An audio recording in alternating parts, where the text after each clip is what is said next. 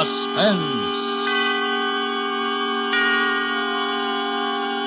Autolite and its 96,000 dealers present transcribed Mr. Alan Ladd in Motive for Murder, a suspense play produced and edited by William Spear.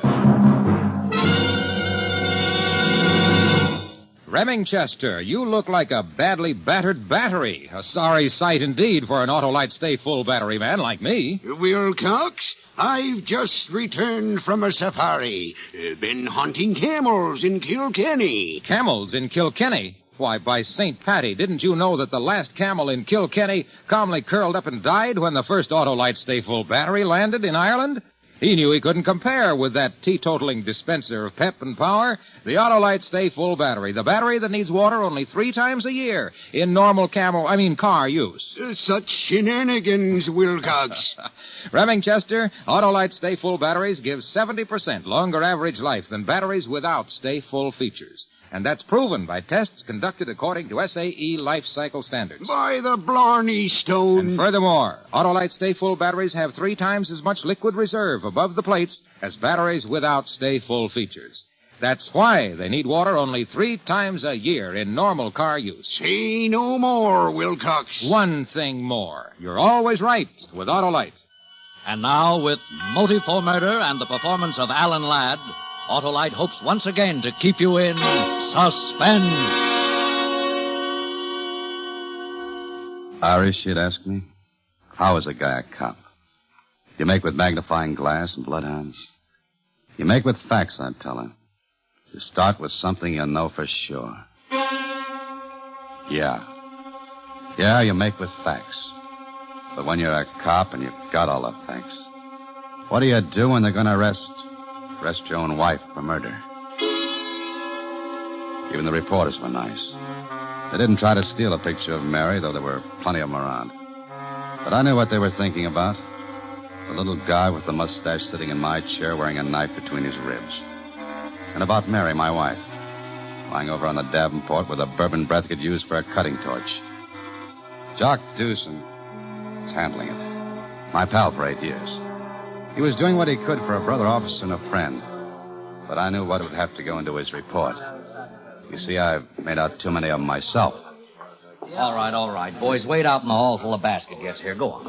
Yeah, but, Lieutenant, I ain't finished dusting the place Go yet. on. Get out in the hall, please. Yeah, all right, sure. Smoke, Dave? No, thanks, Jock. Well, she doesn't feel good. I'm going to ask you, Dave. You know who he is? No, I never saw him before in my life. His name's Hamilton. Victor Hamilton. How'd you find that out? Well, you sat there and watched me frisk him. Huh? Yeah. I guess I got some sawdust in my head. Seen a lot of dead guys, but not in my own place. Well, I just thought you might have known him, Dave, that's all. Funny you don't know the guy. Oh, look, Dave, I'm sorry it's your wife. Yeah, everybody's sorry. I can foul up the routine for an hour or two, maybe, but those guys from the DA's I know. You're thinking of Second Avenue stuff. Spilled whiskey, broken glass, smear lipstick on dead man's cheek. She didn't kill him, Jock. Irish. I feel funny. She's awake now. Oh. Hello, Angel. Oh, hi, Irish. You're home early. Give me a kiss. Hello, Mary. Jock. Irish.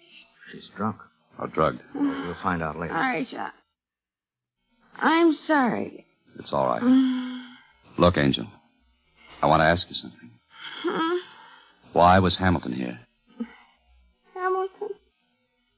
We don't know anybody named Hamilton, Irish. A little guy with a gray mustache. Oh, you mean the salesman.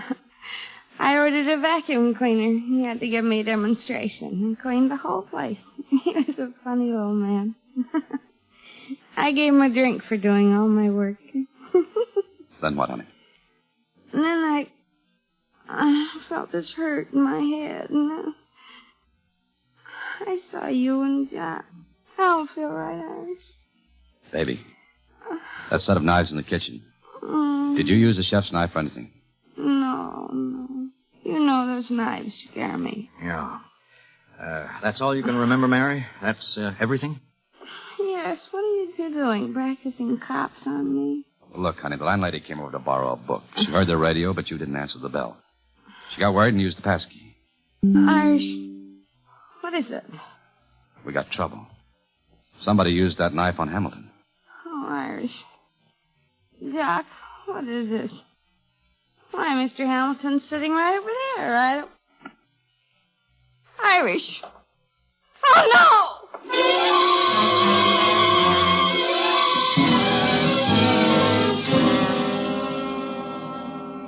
Well, Dave, the medic says that bruise on Mary's head is something she could have done on a chair arm or a door. Skin isn't broken. The swelling doesn't amount to much.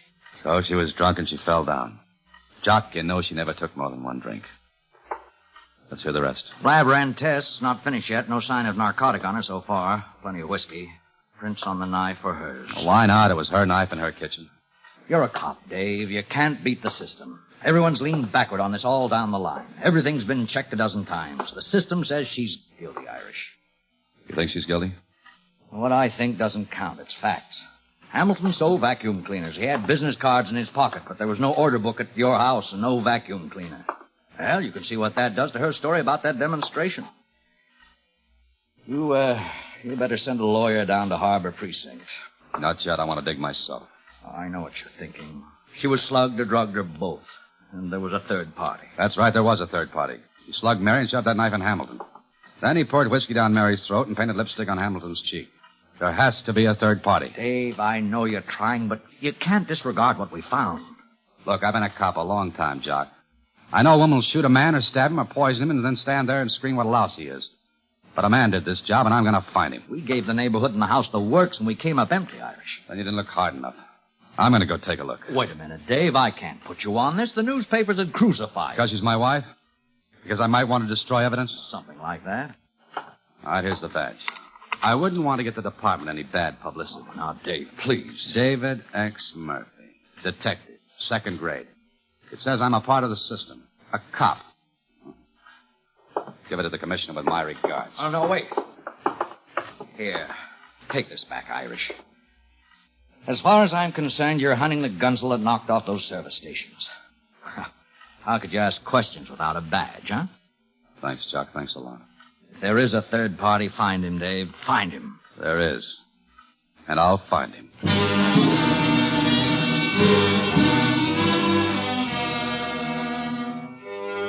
You make with facts, I told you. You start with something you know for sure. I knew Mary hadn't killed Hamilton. For sure. Fact. Strangers seldom kill each other. 99 times out of 100, the killer knows the victim. Fact. Hamilton had been stabbed at my house where he came to demonstrate a vacuum cleaner. The vacuum cleaner wasn't in my house. Hamilton had been killed for that vacuum cleaner. Fact. A vacuum cleaner? Is that a motive for a murder?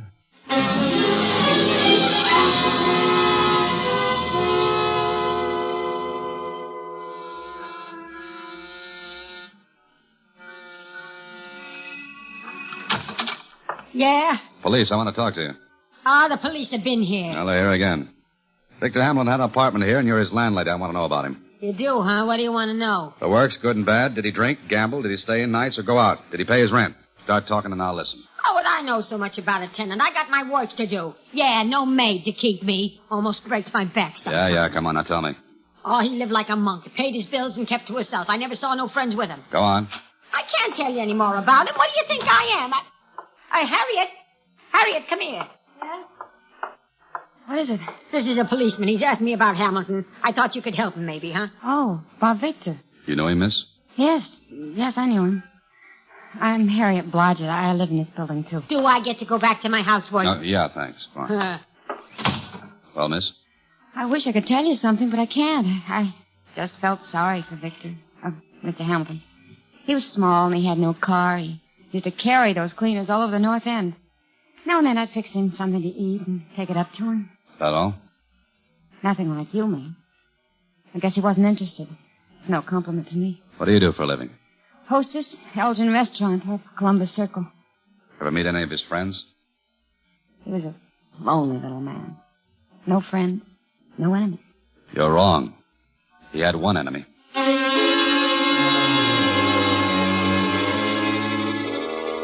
next morning, I was on the third floor of the Morgan building listening to a man named Richards, the sales manager of the vacuum cleaner company. Not house to house. Indeed, no. I'd like to have that absolutely clear. Our people work from lists supplied by us. We give them names of prospects, and they close the sale. And make a fortune. Well, not exactly. Take Hamilton. A bad back. Got pretty tired. Didn't have the old bounce, the old steam. A lot of sales got away. Bad back? War wound, maybe. I don't know. He didn't talk much. He got his demonstrator here every morning, huh? We assign cleaners to each salesman. Whenever they make a sale, they bring a deposit in and get another new machine. Do they make reports? Absolutely. Every call. Give me what Hamilton turned in yesterday. Oh, yes, correct. Here you are. Hamilton's last report. 4502 Van Buren. 4510 Van Buren. 4515 Van Buren. No house to house, huh? Who are you kidding? No friends, only one enemy. On Van Buren Street. That's where my killer had to be. Somewhere on a street that had its feet in the bay and its head in the clouds. From pawn shops to snob apartments, the 4500 block was middle ground. Somewhere in that block, Hamilton had put his thumb on one doorbell too many. I started to the top of the list. Police. Oh, no, my Herman's a good boy. He took that bicycle back. He is a good boy. Yes, Mr. Hamilton was here demonstrating a vacuum cleaner. He cleaned all my rugs. I promised to keep him in mind. No, never let no strangers sell nothing inside of my place. No, never listen to what they got to say at all. Never. I went through 25 like that. 26 was bigger than the others. A half block of lawn, stained windows, and brick. Built by one of yesterday's fortunes when Van Buren Street was young. There'll be money in it somewhere. Somehow, I said to myself. This was money. He was tall, slender, and pretty. The mustache moved first. Please. My aunt's desperately ill. Police. But why? What do you want? We're checking. A little guy named Hamilton came by here yesterday selling vacuum cleaners. He rang your doorbell with a lot of others. But he got himself killed. We look into things like that. Oh. Whose house is this? My aunt, Cecilia Breckenbridge. That chap was here. Hamilton, was it? An impertinent little fellow. He rang the bell several times, woke my aunt. I sent him away. He didn't get inside? Oh, no, not past the door. That's funny. The salesmen make reports. They list every house where they make a demonstration. Your house is on that list. Oh, it's a mistake. I sent him away. Mm-hmm. He didn't make any mistakes about his other demonstrations. He didn't lie. A mistake? But if you want it that way, I'll check the neighborhood. People see things. I'll find someone who saw him in here. All right. He was here inside. Then why the runaround? Well, my aunt, she's very old. It's my duty to spare her any unnecessary excitement. That's why I lied. And anyway, there's nothing she could tell you. He was here. He made his little speech. He went away. Mm-hmm. But I've got a report to make out. I know, but couldn't you make an exception? An imposition calling on people, bothering them. But it's better than having a murderer walk the streets. My aunt is really quite ill. I can be very gentle. Oh, it's embarrassing. Do you know what a persecution complex is? I read about them. Well, that's her trouble. She's old. Well, you know, senile. She thinks she's being kept a prisoner here. Oh? She's right, of course. If she weren't confined here, she'd be confined to an institution. She doesn't understand why. She's outlived all her close friends, and she wonders why no one comes to see her. And that's why you let Hamilton and his vacuum cleaner in. Well, I thought it would help. Instead, he made it worse. I see. Are you Breckenbridge? Well, my name is Dolph. Harold Dolph, her sister's son. I'm her only relative. I keep the place going. You know how old people are about family homes. Yeah. Yeah, I know. Let's go and see her. All right. This way. Cecilia Breckenbridge was sitting in a rocking chair beside a window that looked out over the backyard. She was thin and small. And she looked up at me out of blue, tormented eyes. Don't tell her that he was killed. It'll upset her. Aunt Cecilia. Aunt Cecilia. It's a beautiful day, Harold. A lovely day. Aunt Cecilia, this man is here to ask a few questions about that vacuum cleaner salesman you saw the other day. Oh. Now be a good girl and answer him. It's it's a lovely day, Harold. Mrs. Breckenbridge, I'd like to know what time he came in to see you. Sometimes she'll talk, and sometimes she won't. Mrs. Breckenbridge, do you remember how long he stayed? The way her mind is, it's hard to tell what to expect. Do you remember what he did while he was here? Oh, it's a lovely day, Harold. A lovely day.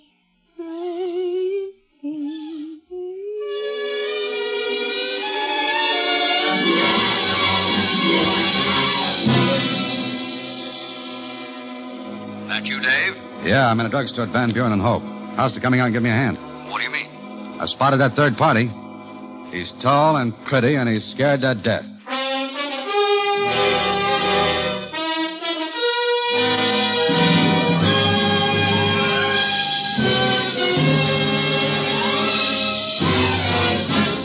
Autolite is bringing you Alan Ladd in Motive for Murder. Tonight's production in radio's outstanding theater of thrills, Suspense.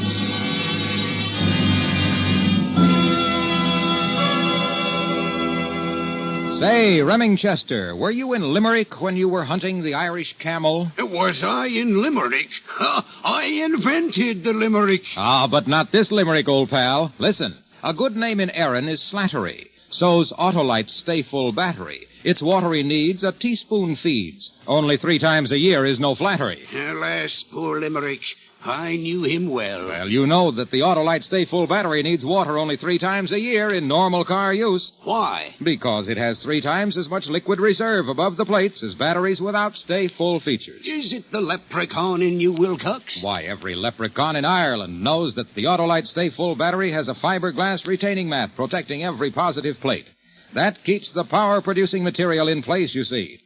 In recent tests based on SAE life cycle standards, the Autolite Stay Full batteries gave 70% longer average life than batteries without Stay Full features.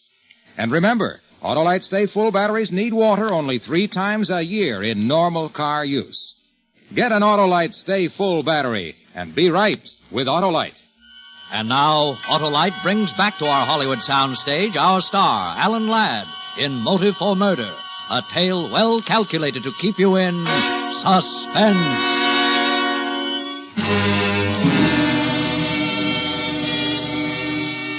You start with something you know for sure, like the fact that Mary couldn't kill anyone. Then you go to people and you ask questions. You look for somebody who'll talk too much or not enough. Somebody like Harold Dolph in a big old-fashioned house in Van Buren Street. You meet his invalid aunt who only sits and dreams of 50 years ago. And you look at tall and pretty in his $30 shirt standing there. And you find out why he'd go out and kill a man named Hamilton and steal his vacuum cleaner.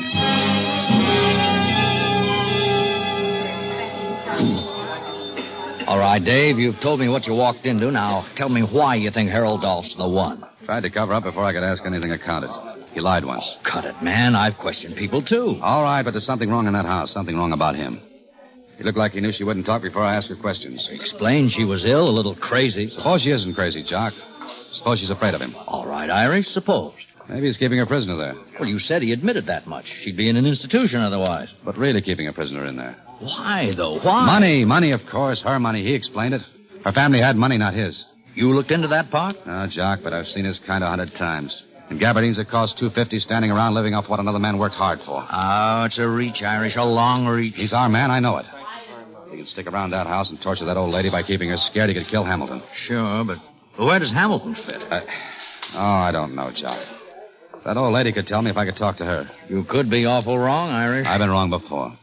All I want is a chance to talk to her without Dolph breathing down my neck. Yeah. If I'm wrong, okay. If I'm right, I want Dolph where we can make the pinch. He'll come out of there sometime. When he does, you trail the guy. I'll talk to the old lady. All right, Irish. Hey, that him backing the roadster out of the carriage house? Hey, you're right.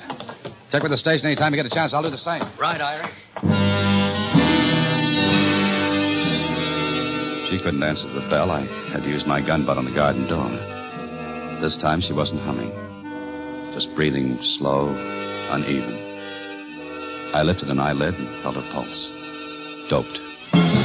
Then I noticed her hands. Fine, long, delicately formed hands. But no rings. Yet marks that showed she'd worn rings most of her life. The pictures of her all over the place showed her wearing rings. Rings with big stones and old-fashioned settings. Money. I went from top to bottom then. Attic to basement, every room. No rings and no vacuum cleaner. Harbor Precinct. Eddie speaking. Doc Dewson checked in yet? Who's this? It's Dave. Oh, Irish. Yeah, Jock checked in. Well, give it to me. I followed your man downtown to the Morgan building on 5th. Morgan building? Yeah. Morgan building? No house-to-house canvassing, only from lists. Hey, Irish, you all right? Yeah, thanks, Eddie. I'll call you back. Right. Oh, Eddie. Yeah, Dave. Send a car to 4698 Van Buren. There's an old lady down there, doped.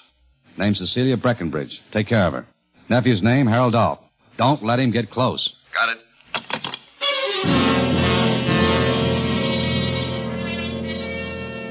Mr. Richards left strict orders that he wasn't to be disturbed. All the salesmen were in for a big meeting today. Come on, and skip the act. Now, you can't go in there. I don't care if you are the police. You can't go. What is this, Elsie? I told him, Mr. Richards, but he wouldn't listen. I left strict orders that... Oh, it's you. Mr. Richards. Beat it, sister. Now, see here. Such high-handed methods of entering a man's office. I'm a citizen of the city. And you're violating City Ordinance 116, Paragraph 5, Code 2. You haven't got a peddler's license, and your boys are doing house-to-house. I distinctly told you we work from clients. That's not what I'm here. Tell me what the tall and pretty and the brown gabardines who came to see you a little while ago. Huh? Within the last hour, an officer from my division followed him this far. A tall man, brown gabardines, but I... What do you want? Well, he just wanted to ask me about his vacuum cleaner. What about his vacuum cleaner? Well, I had to tell him the same thing I explained to you this morning about how we handle our sales. What thing? Come on. But about a sale. When they make one, they bring the deposit money in and get a new machine to deliver to the customer. They can't sell a demonstrator. It's used and worn. Is that all? Well, you see, he ordered a cleaner yesterday, and he said the salesman promised to deliver it, but he never got it. What salesman? He didn't know the salesman's name. He described him as a small man. Yes, a small man. All the man wanted really was a vacuum cleaner. My goodness, but he wanted something else. What? Well, he asked me for the address of that salesman. He said he wanted to talk to him about his vacuum cleaner that wasn't delivered. You gave the address to him? But I told you I don't know what salesman it is. Was. Just a little man, he said. So I remembered poor Hamilton. And I thought it might be... You told him where Hamilton lived? Oh, yes. Yes, I did. Did I do something wrong?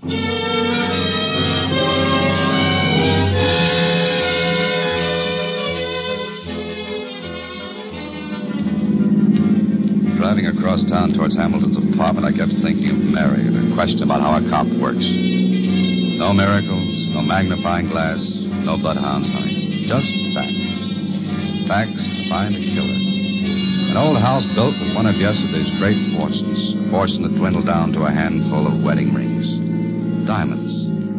$20,000 or $30,000 worth of motive. Facts. A tall and pretty who was money hungry and liked expensive clothes and cars. Facts. A vacuum cleaner salesman apartment without a vacuum cleaner. Hey. You held out on me. What do you mean? What do you mean? This is a respectable apartment. You know how to throw the book at you? When I was here before, I went through Hamilton's apartment and there wasn't a vacuum cleaner there. But I never... Hamilton kept at least 2 cleaners here all the time. You kept still, hoping to grab one for free. But I never saw any... He didn't keep them in his place. He didn't want to lug them up 3 flights. He kept them somewhere on this floor. I didn't think you'd care. Where was it? The hall closet in back. He had a key. You'll give me yours now.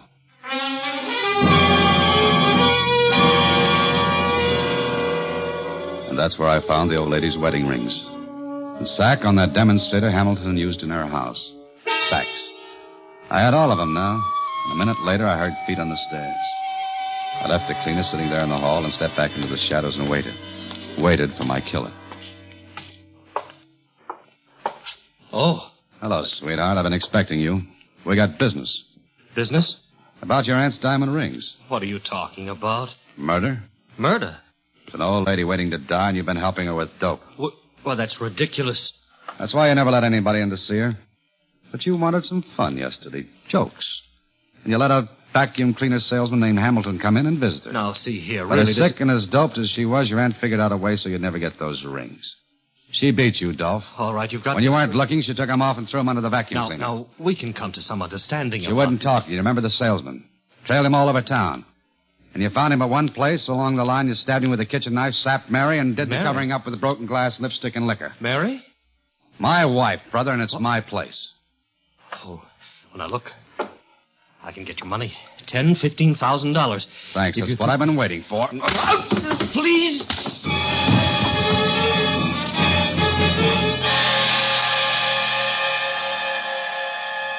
He talked. Fact. Harold Dolph killed the salesman when he opened the cleaner and didn't find the rings. He didn't know that Hamilton had stopped off at his own place, where he left the demonstrator with the rings in the sack and picked up the new one he was delivering to Mary. Irish, how did you do it? With a magnifying glass and bloodhounds? You know, honey, you make with facts. You start with something you know for sure. The fact that my wife can't be a killer. You see, I love her too much.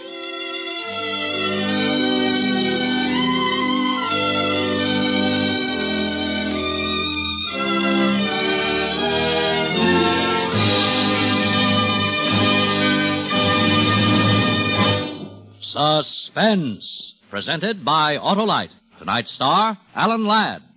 Say, Wilcox, I've decided never to hunt Irish camels again, Biggory. Let me give you a tip, Remingchester. You'll do better going for those Autolite Stay Full batteries and the more than 400 other products made by Autolite for cars, trucks, planes, and boats in 28 plants coast to coast. These include complete electrical systems used as original equipment on many makes of America's finest cars. Spark plugs, batteries, generators, coils, distributors, starting motors, bullseye sealed beam headlights. All engineered to fit together perfectly, work together perfectly because they're a perfect team. So, friends, don't accept electrical parts supposed to be as good. Ask for and insist on Autolite, original factory parts, at your neighborhood service station, car dealer, garage, or repair shop. Remember, you're always right with Autolite.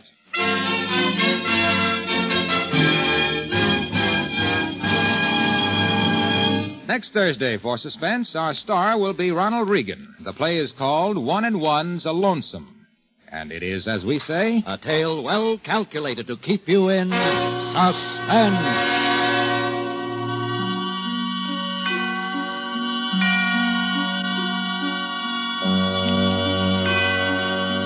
Tonight's suspense play was produced and edited by William Spear and directed and transcribed by Norman MacDonald.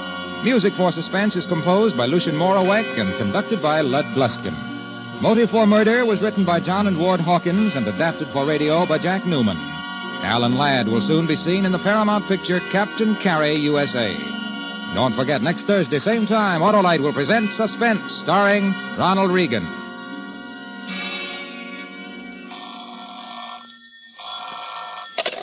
You can buy Autolite Stay Full batteries, Autolite resistor or regular spark plugs, Autolite electrical parts at your neighborhood Autolite dealers. Switch to Autolite. Good night. This week marks the 38th birthday of the Girl Scouts. Autolite joins that celebration and sends its warmest greetings to more than 1 million Girl Scouts of the USA who today are learning to become the better citizens of tomorrow. This is CBS, the Columbia Broadcasting System.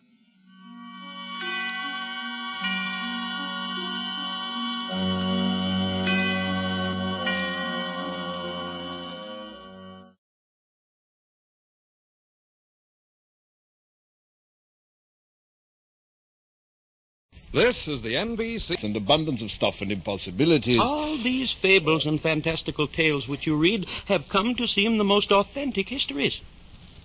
And so they are, curate. So they are. My poor old friend. What's more, I intend to engage in such undertakings myself. What say you? It is necessary for the increase of my honor and the service of the public for me to turn knight-errant. My friend, you are mad. I shall roam through the whole world, armed, head to foot, and mounted on my steed in quest of adventures. Your brain is addled. I shall redress every manner of grievance and expose myself to danger on all occasions. And at last, after a happy conclusion of my enterprises, I shall purchase everlasting honor and renown. The first thing he did was to scour a suit of armor that had belonged to his great-grandfather and had lain, time out of mind, carelessly rusting in a corner. Next, he went to view his horse, whose bones stuck out like the ribs of a burst wine cask. Oh, what a fine beast he is. But somewhat thin. Thin? Neither Alexander's Bucephalus nor the Cid's Babietha could be compared to him. But he must have a new name. A new name, master? I have been 4 days considering what name to give him. There is no reason why a horse owned by so famous a knight as myself, and withal so excellent in himself, should not be distinguished by a particular name. True. It should be a good big name, such a one as should fill the mouth. What name have you found? I have devised many names. I have rejected, changed, liked, and disliked, and I have concluded to call him Rocinante. Rocinante? A name, in my opinion, both lofty-sounding and significant. Rocinante. Rocinante.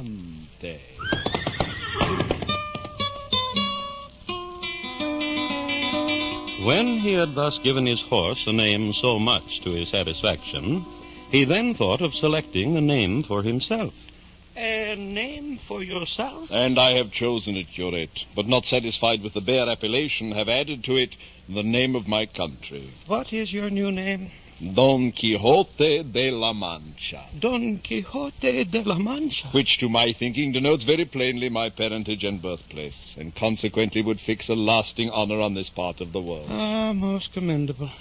And now I want nothing but a lady. Yes, a lady? A lady on whom I might bestow the empire of my heart. But my friend... I am sensible that a knight-errant without a lady is a tree without fruit or leaves. Yes, but you... Should I, by good or ill fortune, chance to encounter some giant, as 'tis common in knight-errantry, and happen to lay him prostrate on the ground, transfixed with my lance, would it not be proper to have some lady to whom I may send him as a trophy of my valor? And have you selected this fortunate lady? Near here dwells a likely country lass, for whom I have had formerly a sort of inclination. Oh, she's never heard of my inclination or regarded it in the least. Her name? Aldonza Lorenza. Oh, I know the girl. Yes, I have studied to find her out a new name, one which might have some affinity with her old name, and yet at the same time sound somewhat like that of a lady of quality or a princess. And you have found such a name? Aye, 'tis Dulcinea del Toboso. Dulcinea? With the addition of del Toboso from the place where she was born. It is a name, in my opinion, both sweet, harmonious, and extraordinary. Dulcinea del Toboso.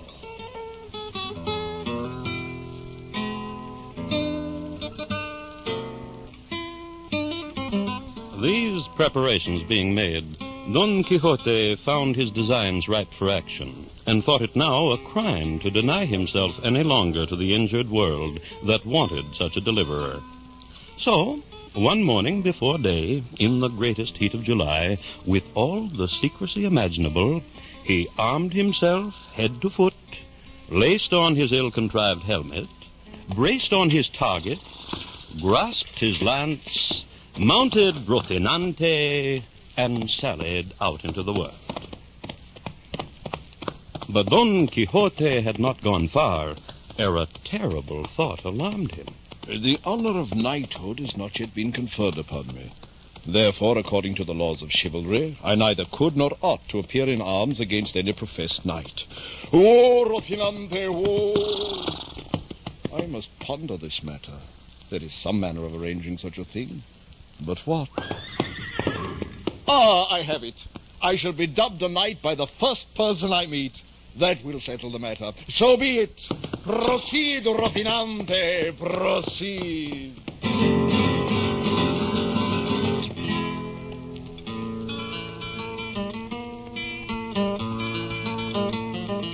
Don Quixote de la Mancha traveled almost all that day without meeting any adventure worth the trouble of relating. which put him into a kind of despair, for he desired nothing more than to encounter immediately some person on whom he might try the vigor of his arm.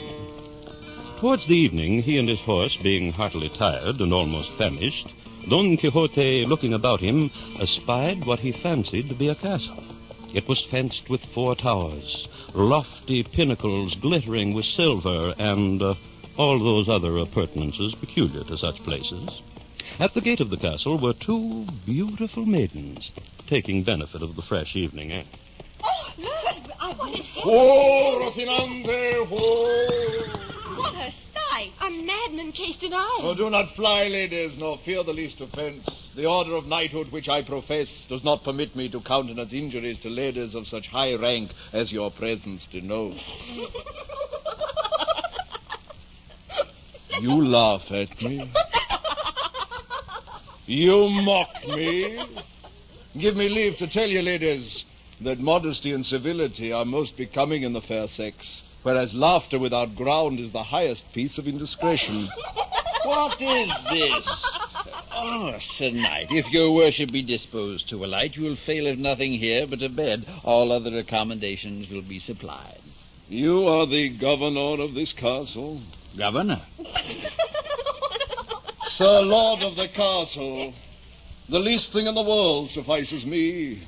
For arms are the only things I value, and combat is my bed of repose. Then you may safely alight. I dare assure you, you can hardly miss being kept awake all the year long in this house, much less one single night.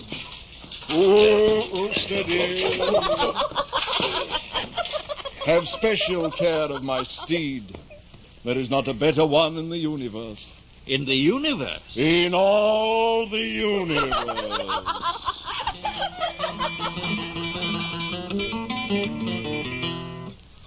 While Don Quixote was at supper, he was vexed by the thought that he was not yet dubbed a knight, for he fancied he could not lawfully undertake any adventure till he had received the order of knighthood.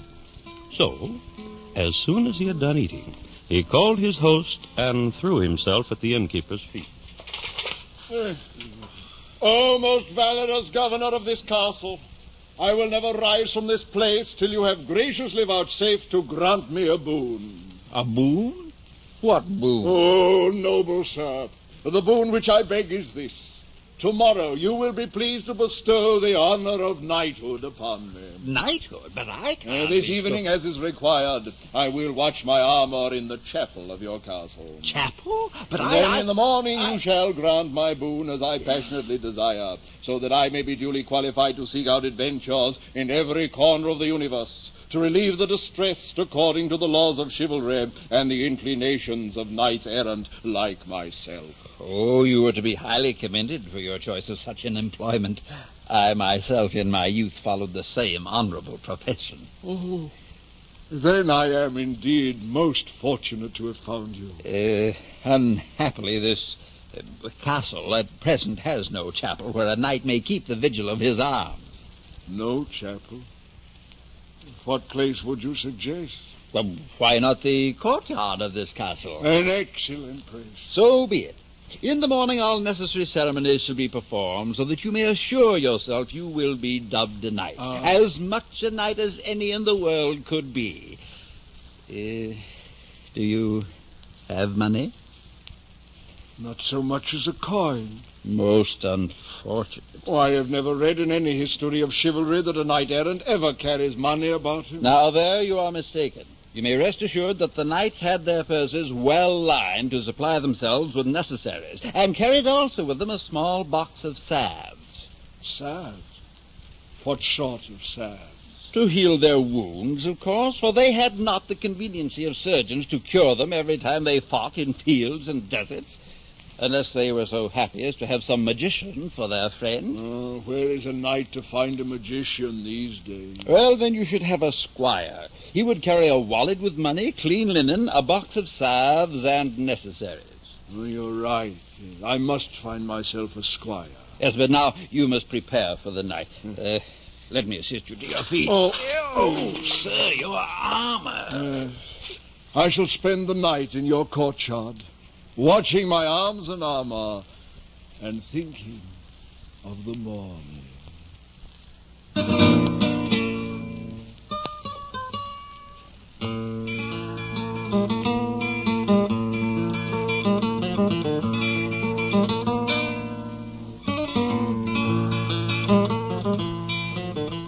To which purpose, having got them all together, his arms and armor, Don Quixote laid them against a horse trough which stood in the center of the yard.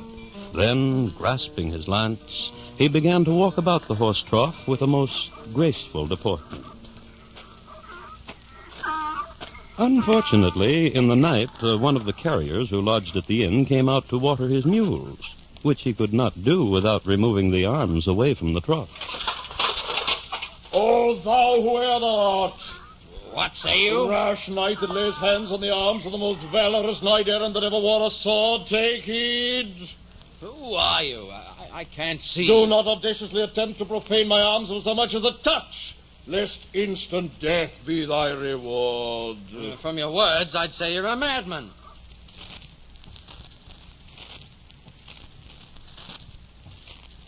But mad or not, your arms are in my way. There. Now I can water my mules. Assist me, Lady Dulcinea. Assist me in this, the first opportunity that offers itself to your faithful slave. This, my first trial of valor. Soul! Thy queen of beauty, now is the time when thou must enliven thy adventurous slave with the beams of thy greatness, while this moment he is engaging in so terrible an adventure. Soul! I have defeated the villain. I have won my first encounter. But other carriers, seeing their comrade thus used, though they were afraid to come near, gave the knight such a volley of stones that he was forced to shelter himself as well as he could under the covert of his tarp. False and treacherous villains, rabble, fling on, do your work. Let him alone. I have told you he is mad. The law will acquit him if he kills you. Oh, there you are, Lord of the Castle. Oh, you are base and unhospitable for suffering a knight-errant to be so abused. Leave off. Do not attack him further, I pray you. Draw near if you dare, knaves, and receive the reward of your insolence. You do not come near. Then pick up your wounded and carry them off. Oh, you must excuse the insolence of these base scoundrels. They have abused you without my privity or consent. Say no more. I was thinking. Yes? I have already told you that there is no chapel in my castle. So you have? But there is no need of one. What say you? The ceremony of knighthood consists only in the application of the sword to your neck and shoulders. This might be performed here where we stand as well as anywhere else. Is such a thing possible? Bring me my book. What say you? Quickly, my book and a candle. Must I kneel? That is customary. So be it. This time of night. Here is your book. All the accounts for selling straw and barley. Hold your tongue, wench. Here is the candle. Give me the book and raise the candle so that I may read. Silence! Now I will read the order of the ceremony. Whereas the end, therefore, and as it says, proper authority, that is to say, at this point you give me your sword. My sword? With this sword, I strike your shoulder. Here, wench, take this sword and buckle it about the knight's waist. Yes, master. You are kind, my lady. Heaven make your worship a lucky knight and prosper you wherever you go. Aye, Sir Knight, and you must go quickly. Assist me to my feet. I will take the field in quest of adventure. Bring me my lance, my helmet, my horse.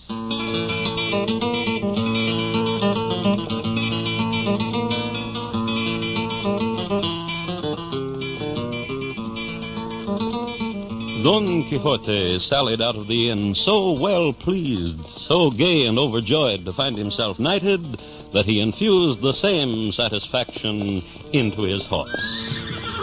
But calling to mind the admonitions which the innkeeper had given him concerning the provision of money and clean shirts, he resolved to return home to furnish himself with them and likewise get himself a squire, designing to draft as such a neighbor who was poor but very fit for the office. With this resolution, he took the road which led to his own village. He had not gone 2 miles when he discovered a company of people riding towards him. Hold! And Don Quixote, with a dreadful assurance, fixed himself in his stirrups and posted himself in the middle of the road. Hold! Let all mankind confess that there is not in all the universe a more beautiful damsel than the Empress of La Mancha, the peerless Dulcinea del Toboso. Senor Cavalier, we do not know this worthy lady you speak of, but be pleased to let us see her, and then if we find her possessed of those matchless charms of which you assert her to be the mistress, we will freely and without the least compulsion own the truth which you would extort from us. No! The importance of the thing lies in obliging you to believe it, confess it, affirm it, swear it, and maintain it without seeing her. Therefore, make this acknowledgment at this very moment, or with me you must join in battle, one, by the laws of chivalry. Knight, I beseech you, in the name of all the princes here present, to let us see some portraiture of the lady. And though her picture should represent her to be blind of one eye, we shall be ready to say in her favor whatever your worship desires. Blind of one eye, you infamous scoundrel! We are peaceful merchants from Toledo. Merchants? Oh, you shall severely pay for the horrid blasphemy which thou hast uttered against the beauty of my lady. Draw your swords, villains, and prepare to fight. Forward, Rocinante! Forward!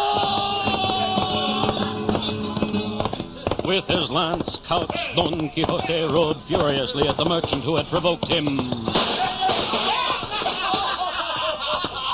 But Rocinante stumbled and fell in the midst of his career, threw down his master, who rolled and tumbled on the ground. Don Quixote was so encumbered with his lance, target, spurs, helmet, and armor that he could not rise from the ground. However, even in this helpless condition, he played the hero with his tongue. It's not through my fault that I lie here, but through that of my horse. Come back! Come back! I'm unable to stir. My ribs. Why, what's this? My back, my head. Who are you? Huh? What's that voice? Why do you make such a sad complaint? Oh, I am a knight-errant, fallen in battle. But, you have the voice of my neighbor, Master Quijada. I am Don Quixote de la Mancha. Oh, Master, how did you come to such a predicament? I have had an encounter with scoundrels, villains who worked magic to place me in this condition. Come, Master, I will set you on your feet. My horse. Where is my good Rocinante? He nibbles grass at your feet. I will place you on his back and guide you home. That will be good. To go home.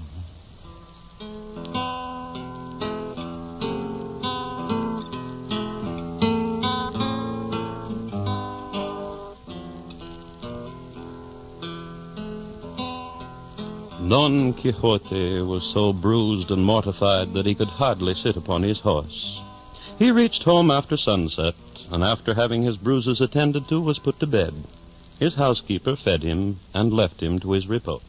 Oh, wise curate, 'tis those cursed books of errantry which the master used to be always poring upon.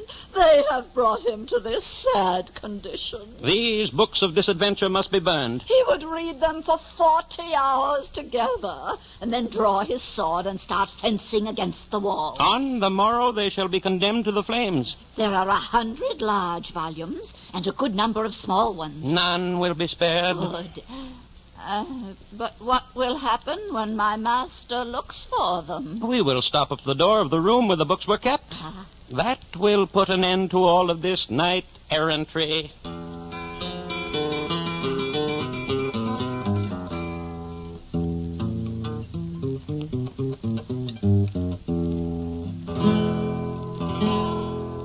Two days afterward, Don Quixote got up from his bed, and the first thing he did was to go in search of his darling books. Housekeeper! Yes, master? Oh, I'm quite lost. Oh, which is the way to my study? Study? What is it you look for? Oh, my books. My precious books. There is no study in this house. No books. Where have they gone? The devil's run away with them. Or some conjurer. A conjurer? An enchanter who, since you left, came hither one night riding on a dragon. Oh. He went into your study and after a while flew out of the roof, leaving the house all full of smoke. Oh. And when I went to see what he had done, I could find nothing of your study, nor the books. Oh. Did he happen to give you his name? It was something like, Freston or, Friston. 'Tis he, my mortal enemy. He bears me great malice and endeavors to do me all manner of mischief. Oh, master, promise in the future you will stay at home and live in peace and quietness. Good housekeeper, how ill thou understandest these matters. I will remain quietly at home, only until my bruises are healed. Oh. Meanwhile, I must find myself a squire. A squire? And then, my squire at my side, I will renew my rambling.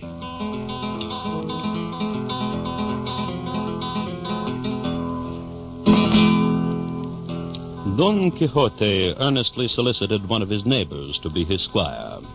Sancho Panza was his name. A good, honest fellow, but poor in purse and poor in brains. 'Tis likely such an adventure will present itself as might secure for us the conquest of some island. What island? I cannot in advance tell you its name, good Sancho Panza, but I promise that you shall be made governor of this island. Governor me? With the governor's palace and all necessities. I will come with you, master. I will forsake my wife and all my children to be your squire. Before we set off, I must furnish myself with money. I shall sell one house and mortgage another until I get a good sum together. Yes, master. Furnish yourself with what is needed. Above all, provide yourself with a wallet. What? A wallet? Along with shirts and as many other necessaries as you can conveniently carry. Yes, master. And bring your donkey along, for you are not used to traveling afoot. I have never read of a knight-errant whose squire rode upon a donkey, but I cannot remember any precedent which forbids it. 'Tis a good beast. Yes, I will mount you more honorably with the first opportunity. I shall unhorse the next discourteous knight I meet, and you shall have his animal. When do we depart, master? I will give you notice of the day and the hour when I have decided upon it. It will be within the week. Aye, within the week, we set out on the noble road of knight-errantry.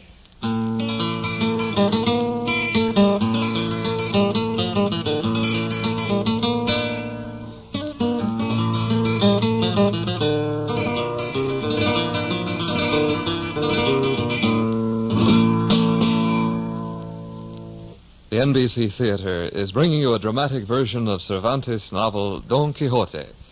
Now, to comment on this work, here is the noted Broadway producer-director, Miss Margaret Webster, speaking from New York.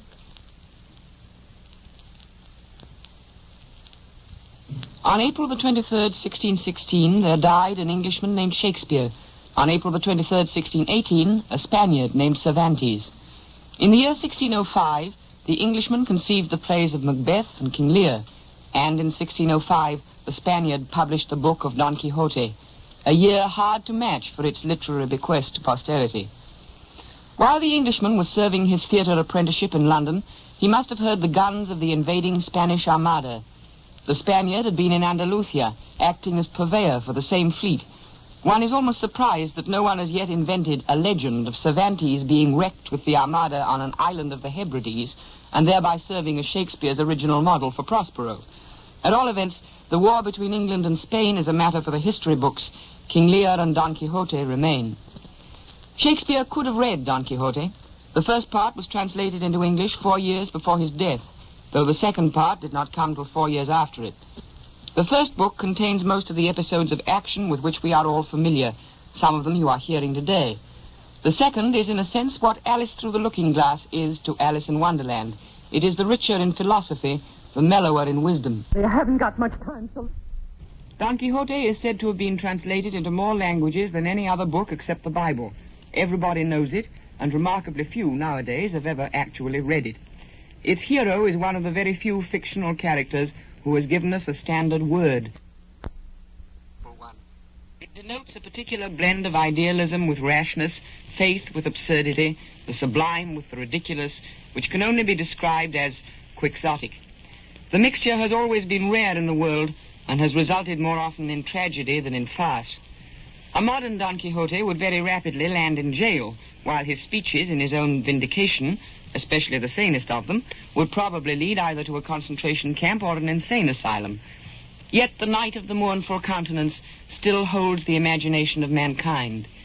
Is it because of the interweaving of pathos and slapstick, the heroic intention and the ridiculous execution, the undying qualities of clownship which Charlie Chaplin, for instance, exemplifies in our own time? Is it the earthy, realistic wisdom of Sancho Panza, his roguery, loyalty, and simplicity?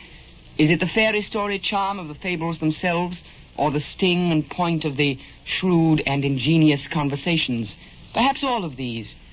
The romances of chivalry, whose pernicious influence Cervantes set out to satirize, are today completely unknown. We have comic strips instead.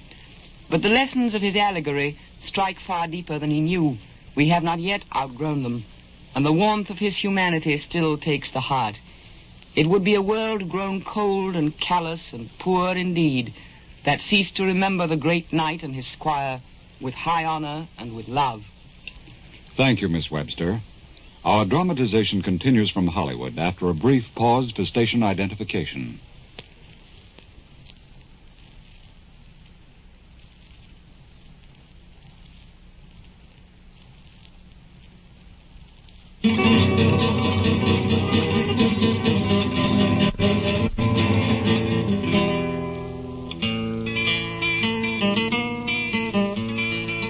Late that same week, Don Quixote one night not so much as suspected by anybody.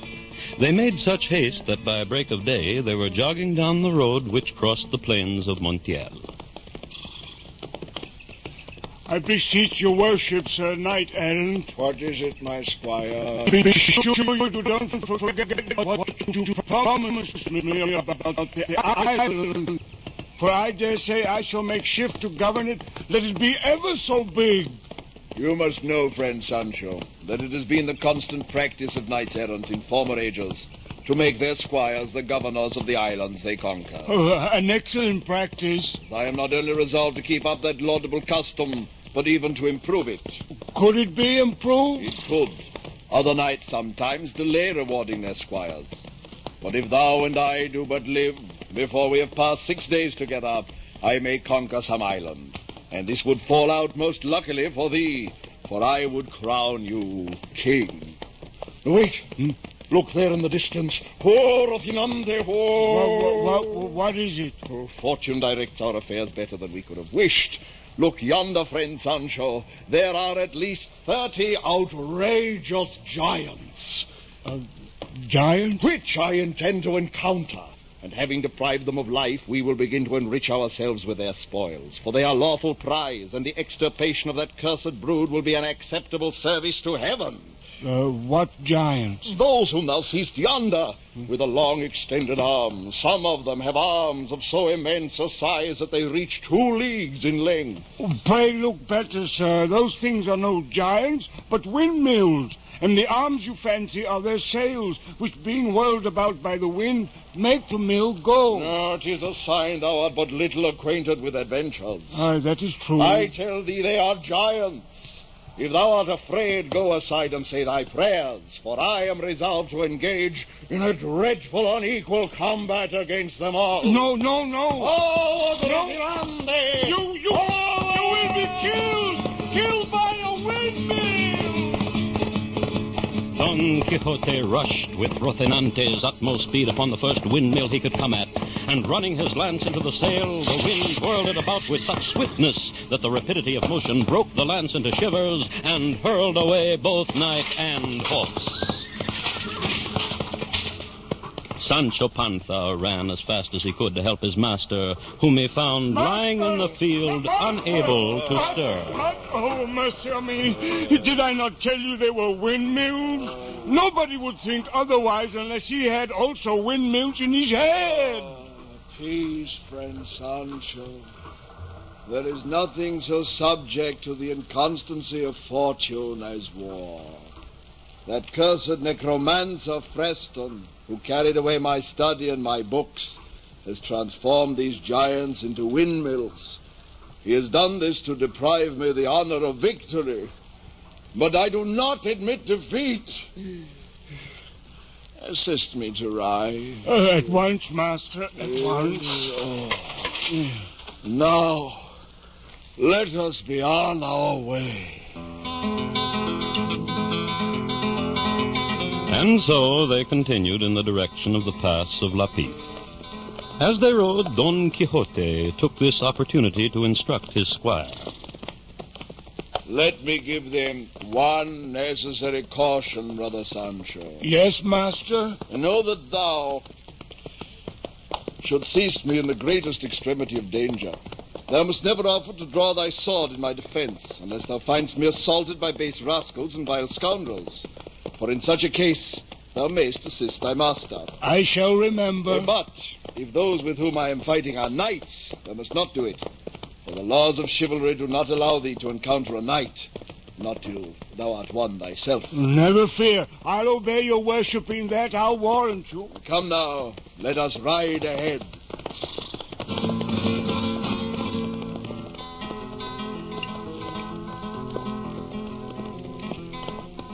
Halt, Rocinante, halt! What is it now, master? Oh, the day has come, Sancho, that shall usher in the happiness which fortune has reserved for me. This day shall the strength of my arm be signalized by such exploits as shall be transmitted even to the latest posterity. I do not understand a word of this. Seest thou that cloud of dust before us in the road? Aye. 'Tis raised by a prodigious army marching this way, an army composed of an infinite number of nations. At this rate, there are 2 armies. 2 armies? Yonder on the other side is another great cloud of dust. Oh, so there is 2 vast armies ready to engage each other in bloody battle. No. 'Tis but 2 flocks of sheep. Sheep? Where are your eyes? They are 2 mighty armies. The one which moves toward us is commanded by the great Alifanfaron, emperor of the vast island of Taprobania. An island? The other army is commanded by his enemy, Rentapolin, king of the Garamantians. And why, good master, are they going to do battle? Oh, the occasion of their quarrel is this. Alifanfaron is in love with Pentapolin's daughter, but the father refuses to give her in marriage. Good for him. I will stand by him and help him all I may. I commend thy resolution. Listen.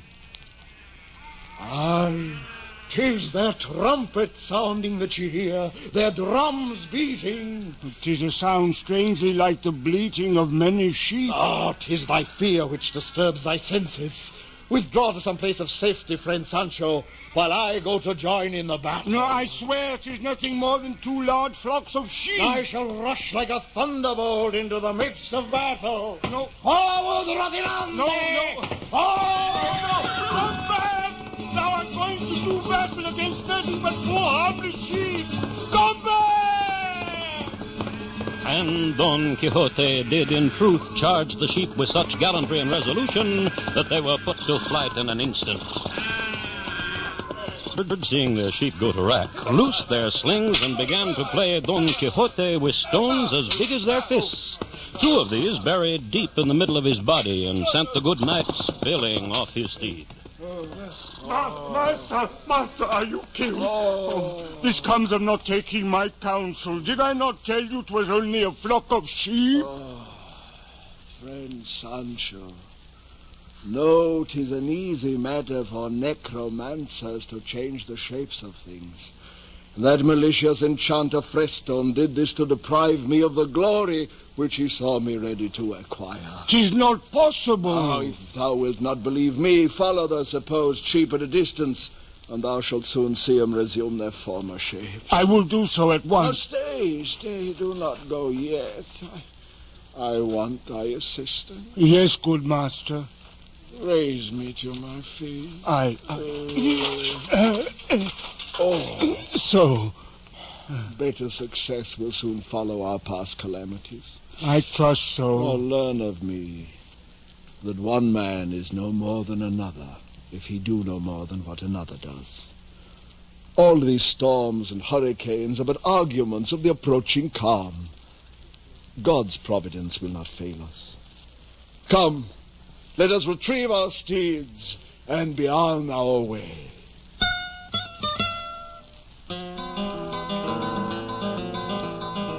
They spent that night under some chestnut trees, but early the following morning again set out across the broad plain. Master Knight. What is it, friend Sancho? I have been staring upon you, and never have I set eyes upon a more dismal figure. 'Tis because we have ridden more than 2 hours without meeting with any adventure. Should a stranger ask your title, I will tell him you are called Don Quixote de la Mancha, otherwise the Knight of the Woeful Figure. Knight of the Woeful Figure? Aye. In olden times, one knight was called the Knight of the Burning Sword. Another was the Knight of the Unicorn. You now are inspired to give me the sad appellation of the Woeful Figure. So be it. I assume the name, and at the first opportunity I shall have a most woeful face painted upon my shield. Oh, my word, you may save the money. You need no more but show your own face. Show my... Halt, Rocinante, halt. Look there, good Sancho. I fear to ask, master, what is it that you see this time? Yonder is a horseman. Oh, yes, I see him now. On his head he wears something which glitters like precious gold. It glistens in the morning sunlight. 'Tis Mambrino's helmet, a great and ancient prize. Oh, I see only a fellow on horseback with something shiny on top of his head. I tell thee 'tis Mambrino's golden helmet, and I intend to possess myself of it. Forward, Rocinante! Forward! Come back, master! Come back! Now, the truth of the matter was that this was only a barber riding from village to village with his brass basin on top of his head. But Don Quixote flew at him as fiercely as Rocinante would gallop. The barber threw himself off his horse and then, as hastily, took to his heels, leaving his basin upon the ground. I am master of the field. The wretch has run off and left behind him the golden helmet of Mambrino. 'Tis more a pot than a helmet. Pick it up and bring it me. Aye, master. If 'tis a helmet, then it has neither beaver nor visor, front nor back, but is the same on all sides. Hand it up to me. Take it, master. The Mambrino for whom this helmet was intended must have had a head of prodigious size. It appears to me very like a barber's basin. Silence! Yes, good squire. I fancy this enchanted helmet fell into the hands of some person who, knowing not the value of it, has taken half of it away, possibly melted it for the gold. But I, who know the value of this precious object, I shall wear it in place of my old helmet. Here, friend Sancho. Put the old one on your head. Oh, thank you, master. I will try it for size. It sits on the top of my head. Even so, it will protect you in battle. Now I shall try this golden helmet upon my own brow. It rests upon your ears. 'Tis tremendous in truth. But at least will protect my skull from all directions at once. Get back on your steed, good Sancho. Let us proceed on our adventure.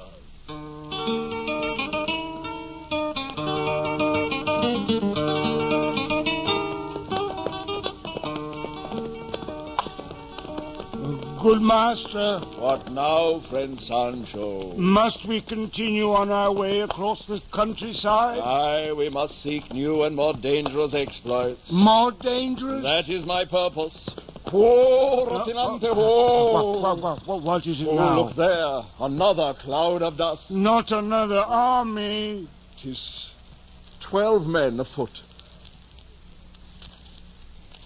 Trudging on the road, all in a row, one behind the other like beads upon a string. They're linked together by the neck to a huge iron chain, and then manacled besides. Guarded by 2 horsemen armed with carbines. And 2 others afoot with swords and javelins. Oh, this is a sorry sight. Methinks they are a gang of wretches hurried away by main force to serve the king in his galleys. If this be so, they come within the verge of my office, which is to hinder violence and oppression and succor all people in misery. Aye, but they are... I must look into this. Forward, Rocinante, no. Forward. Oh, no, good master, do not interfere. Goodbye! Don Quixote galloped across the plain to meet the chain of slaves. He pulled alongside them and addressed himself to the guard. Who is in charge here? I am chief of the guards. What is your business? Why are these poor men led along in chains? Sir, they're criminals condemned to serve the king in his galleys. Which king is this? That is all I have to say to you, and you need inquire no further. Nevertheless, sir, I have a great desire to know in a few words the cause of their misfortune. I will esteem it an extraordinary favor if you will let me have that satisfaction. Halt! Stop here for a time. These men are weary and in need of rest. Sir, you may draw near if you wish and examine the men yourself. I suppose they will tell you why they're condemned. They're such honest men, they're not ashamed to boast of their rogueries. With your permission, I will do exactly that. You there. Yes, sire? For what crimes are you brought to this miserable circumstance? I am brought here because of love. Only because of love?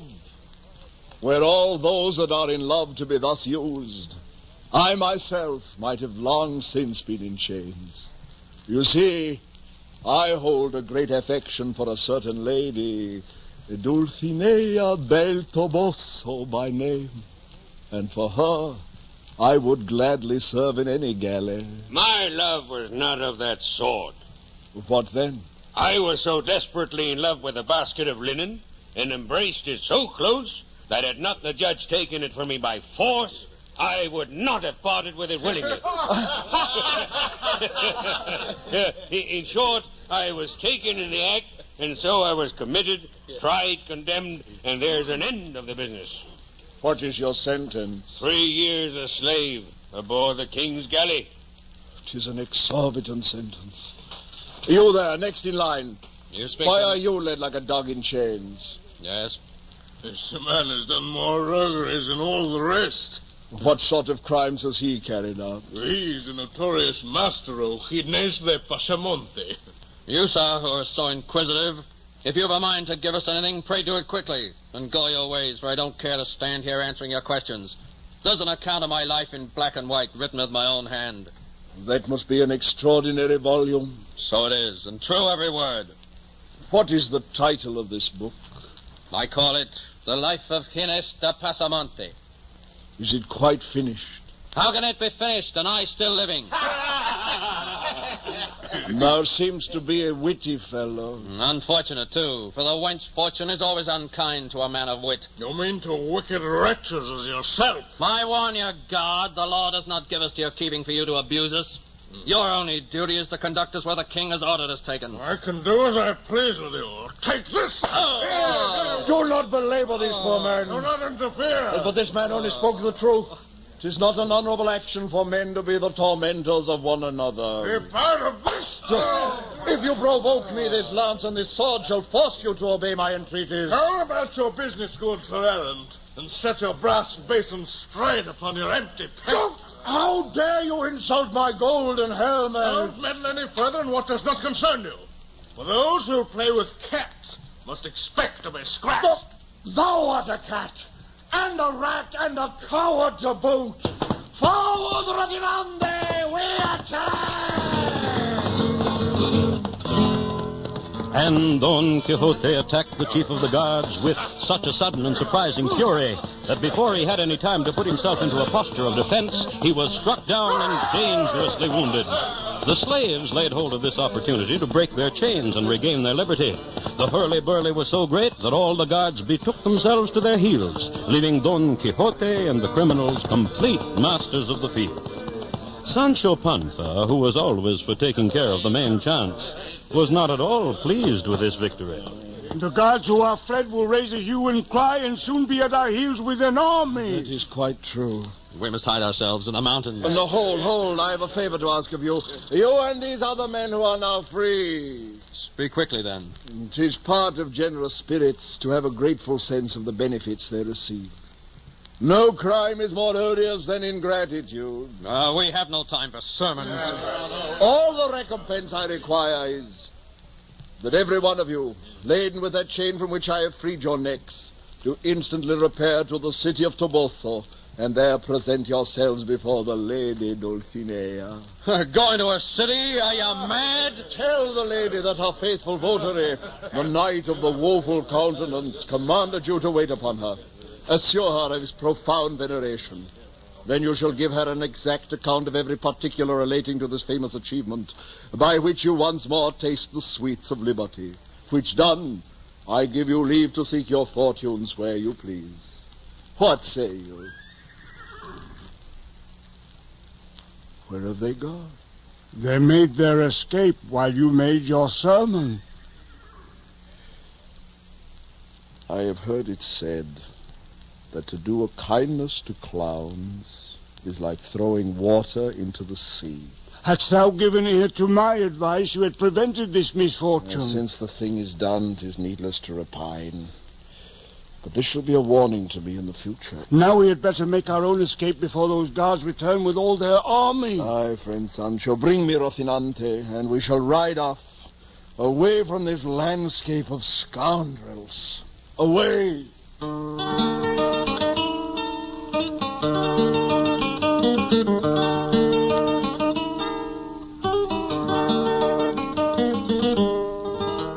'Twas night before our two heroes got to the middle and most desert part of the landscape.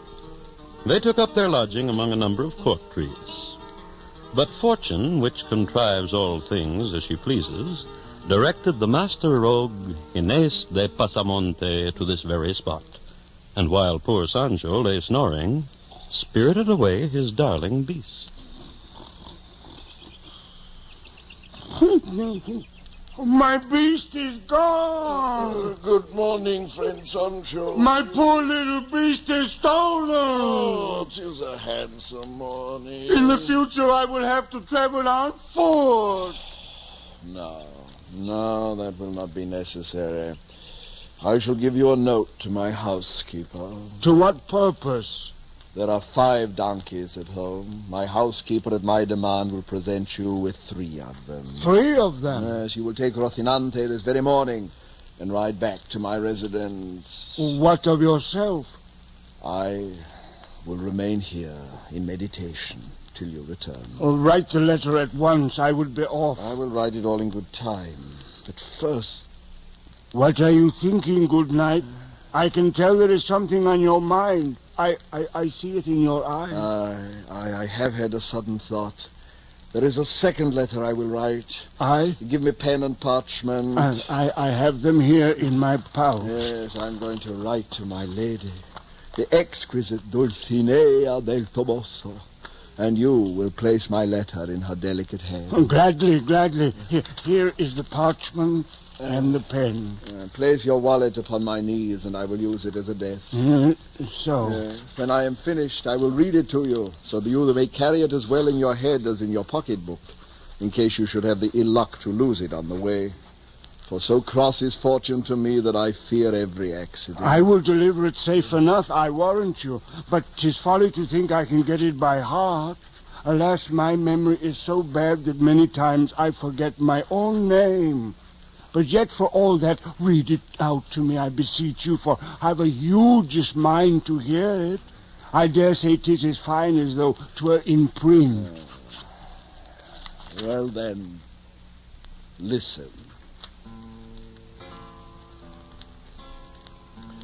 Don Quixote de la Mancha to Dulcinea del Toboso, high and sovereign lady. He that is stabbed to the quick with the poniard of absence, and wounded to the heart with love's most piercing darts, sends you that health which he wants himself.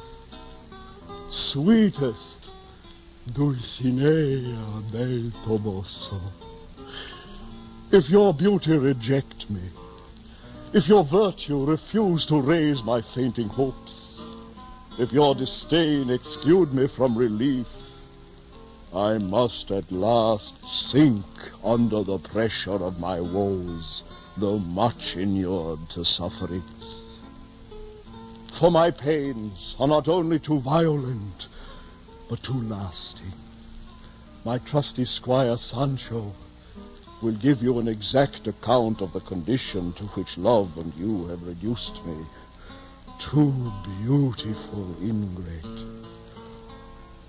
If you relent at last and pity my distress, then I may say I live and you preserve what's yours. But if you abandon me to despair, I must patiently submit, and by ceasing to breathe, satisfy your cruelty and my passion. Yours till death, the Knight of the Woeful Figure. I never heard finer words in my born days. There is no kind of thing in the world but what you can turn your hand to it. If a man would be qualified for the life of knight-errantry, he should have some knowledge of everything. Aye, some knowledge of everything.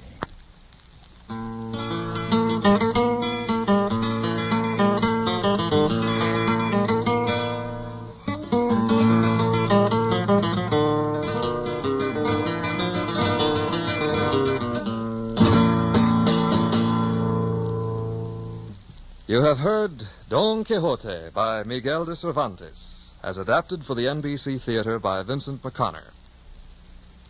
Be with us next week at the NBC Theater, 1 hour later over most of these stations, for a first radio dramatization of Henry Fielding's rousing novel, Jonathan Wild, and the following week for Voltaire's Candide.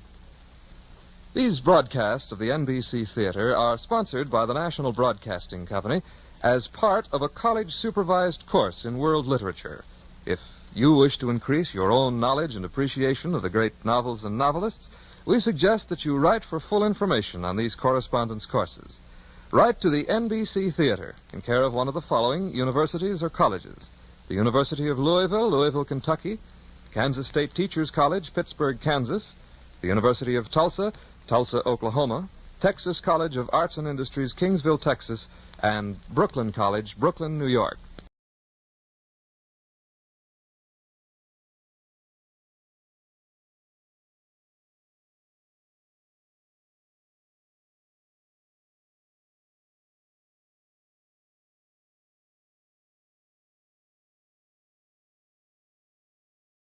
Lux presents Hollywood.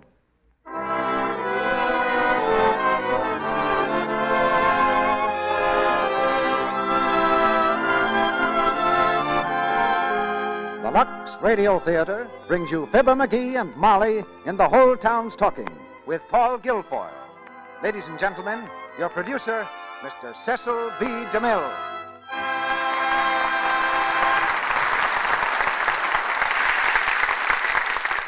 Greetings from Hollywood, ladies and gentlemen. One of the miraculous things about radio is the feeling of intimacy between the people on your side of the microphone and the people on this side. Long before I ever met tonight's stars, I considered them as old friends because, like millions of other radio listeners on Tuesday nights, my ears belong to Fibber McGee and Molly. We introduced them to you as legitimate actors about a year ago, and by return mail you asked for more. Finding the right kind of more took a little time, but I think we've got it here in a play called The Whole Town's Talking, which is a good bet to keep the whole country listening to the return engagement of Fibber McGee and Molly in the Lux Radio Theater. This return engagement will be good news to every member of our audience from Mississippi to Manitoba. And we've just received a letter from Manitoba that I'm sure will interest you. It's from a woman in the town of Portage La Prairie, who writes, "Thank you from the bottom of my heart for your splendid plays. They make Monday the highlight of our week. As you probably know, we on the prairies are going through rather hard times. Grasshopper plagues, drought, hail, and wind have all taken their toll, and we don't have a lot of money for entertainment. So your plays fill a big want in our lives. And thank goodness, Lux soap is not a luxury. Not in price at any rate, even though it is a luxury in quality. We never use anything else." That's a letter of character from a woman of character. And all over this continent, other women agree with her appraisal of Lux toilet soap as luxurious, but not a luxury. And now get ready for The Whole Town's Talking, adapted from the Columbia screen hit. It's a gangster story, but don't be alarmed, because it's like no other gangster story you ever heard of. It presents Fibber McGee as a mild-mannered clerk who has the colossal bad luck to look exactly like public enemy number one. And, well, that leads to so much trouble that even Molly can't square it. Now the curtain goes up on Act One of The Whole Town's Talking, starring Fibber McGee as Wilbur and Molly as Jessie, with Paul Guilfoyle as Killer Mannion. Killer Mannion, escape. Public enemy number one in jailbreak. $5,000 reward. Killer Mannion, dead or alive. Killer Mannion, dead or alive. Killer Mannion. This is the big news of the day. In New York, 7 million tongues waggle furiously over the latest hijinks of the nation's most desperate desperado. But J.G. Carpenter is not interested. J.G. Carpenter, president of Carpenter Plumbing Supplies, is concerned only with plumbing. In his magnificent office, J.G. has the head auditing clerk on the carpet. Now, look here, Seaver. You know how I feel about punctuality? Oh, yes, sir. Well, why don't you do something about it? I've just checked the time record. The people in the auditing department are always walking in late. Yes, J.G., but you see... Now, get this, Seaver. The next one that comes in late is to be fired. You understand? That's an order. Yes, sir. These time records show only one employee without any marks against him. Number 48. How long has he been with us? Number 48? Why, that's Wilbur Jones. He's been here almost 15 years. 15 years and never late? That's the sort of people we want. How much is 48 getting? $27 a week. 15 years and only $27 a week? Raise him at once. Give him 28. Hold on, wait a minute. What day is this? The 16th. Well, make it retroactive to yesterday. Yes, sir. I'll tell him, J.G. Well, go ahead. And remember, the next employee who comes in late is fired. Now, get out. Miss Baedecker, tell Wilbur Jones I want to see him at once. He's not here, Mr. Seaver. Miss Baedecker, I said Wilbur Jones. But I'm telling you, he's not here. He's late. Late? Jones is late? Yes, sir. Wilbur Jones? Of all people, I can't believe it. Wilbur Jones. Dad Reddit, can't this bus go any faster? Here it is 5 minutes after 9, and we're creeping along like a mouse after a cat. Mice don't creep after cats, Wilbur. They would if they were as mad as I am. I'll sue the bus company. Hey, Bud, conductor. Now, Wilbur, keep your shirt on. keep my shirt on. Don't you realize what's happening, Jesse? I'm going to be late. For the first time in 15 years, I'm going to be late. Make it 30 years. I'm late, too. Yeah, but what'll Mr. Seaver say to us? You know Mr. Seaver. Heavenly days, Wilbur. Forget Mr. Seaver. Sit back and relax and enjoy the sunlight. Ah, Wilbur, it's spring. Take a deep breath. Isn't that a wonderful smell, Wilbur? Confidentially. Wilbur? Isn't there any romance in your soul? Spring is in the air. Spring and love. Oh, sure. Now look at that couple up on the front seat. He's had his arm around her ever since we passed Grant's tomb. Yeah, and I'll bet he has a swell Charlie horse in that arm by the time we get to Columbus Circle. And I'll bet he'll be as proud of it as if it were Seabiscuit. Come on, Wilbur. You put your arm around me. Go ahead. Now, Jesse, for goodness sakes. Gee whiz. Ah, go on, Wilbur, go on. Oh, no. Not in public, Jesse. Shucks, you know how I feel about such things like that. Oh, you make me tired. Anyone would think we weren't engaged. We are engaged, aren't we? Sure we are. Well, then. Hey, that reminds me. I hope you never mention anything about our engagement around the office. Seaver hates to think of anybody marching up the aisle unless there's a filing cabinet at the end of it. Oh, the office again. Forget the office. I can't. You know how they feel about their employees getting engaged and married and all stuff like that there. We've got to keep it a secret. Now, listen here, Wilbur. I've been keeping this secret since 1929, and I'm getting a little tired of it. Jesse, not so loud. 1929 to 1941. That's 12 years by dead reckoning. I've used up a dozen diaries and not an orange blossom pressed in any of them. Now, what are we waiting for? You know what we're waiting for. Someday my ship is going to come in, and then we'll be all set. Your ship. Have you sent the divers down yet? You'll see, Jesse. It won't be long now. Something's going to happen. I got a feeling. Ah, all right, Wilbur. Come on, let's get off here. We can make better time walking. We're getting off. Extra, read all about it. Killer Man breaks jail. Killer Man in large. Paper? Paper, mister? No time, son. It's all about Killer Man. Holy gee. I didn't say nothing, mister. I didn't say a word. Holy gee. What's the matter with him? Don't ask me. Come on, Wilbur.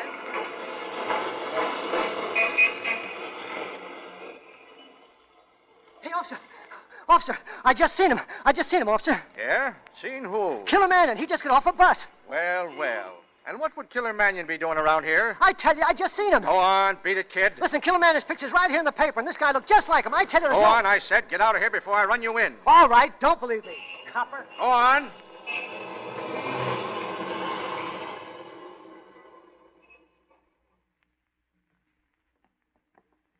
You better go on in first, Wilbur. I'll sneak in while you distract his attention. Okay.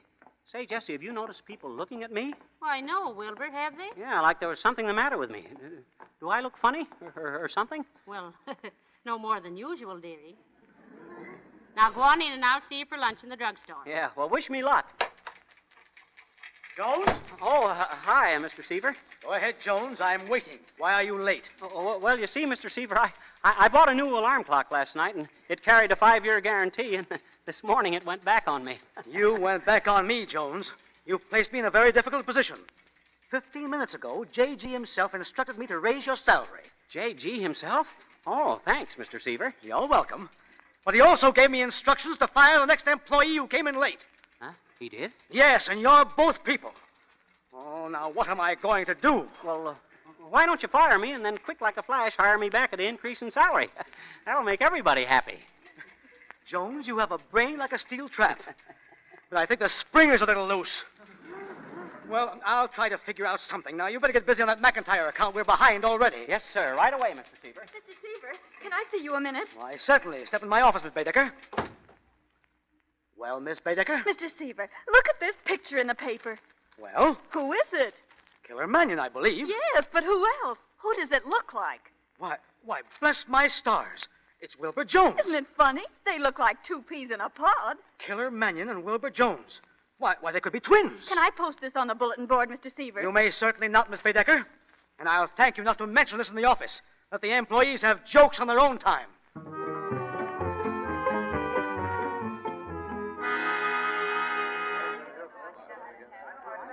here, one right, coming up.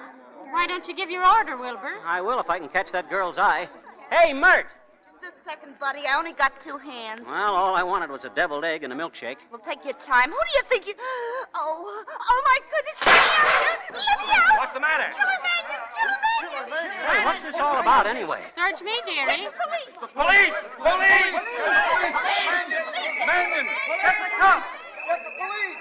Police! Seems to be some excitement about something. Well, they're all yelling for the police. Maybe we better help. Come on, Jesse. Police! Police! Did you hear that girl? She said something about Killer Mannion. Killer Mannion? Who's he? Well, he's a gangster. Wanted for bank robbery and murder. A gangster? Oh, let's get out of here, Jesse. Help! Police! Police! There he is. He's there. All right, men. Surround the place. Police! Police! Oh, stop yelling, Wilbur. There's the police now. One move and we'll drop you, Mannion. You hear that, Wilbur? They act as if Mannion was right here. I don't see him any place. Maybe he's the little Mannion who wasn't there. Oh.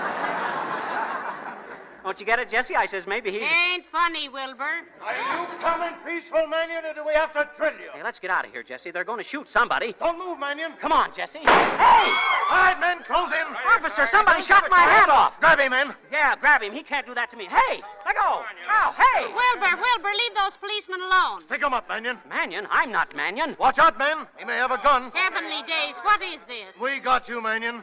Cassidy, grab the dame. Let go of me. Hey! Listen, wait. You're making a mistake. My name is Jones. Call the station, Brian. Tell them we just captured Killer Mannion and his gun mob. You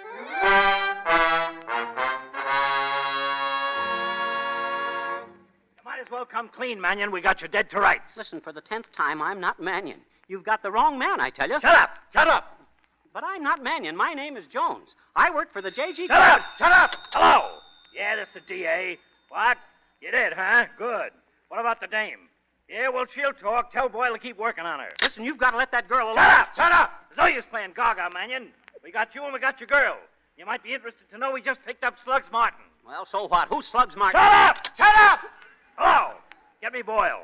You better come clean, Mannion. Who pulled that Bloomingdale bank job? Why ask me? My job is with the J.G. And the Warren City Trust in Harrisburg. I suppose you're going to deny that. I haven't denied anything. Oh, so you confess, eh? Why, certainly. I do not, and if you don't quit picking on me... Shut up! Hello, Boyle. That dame talking yet? We'll put the screws on her. We got to get some action on this thing.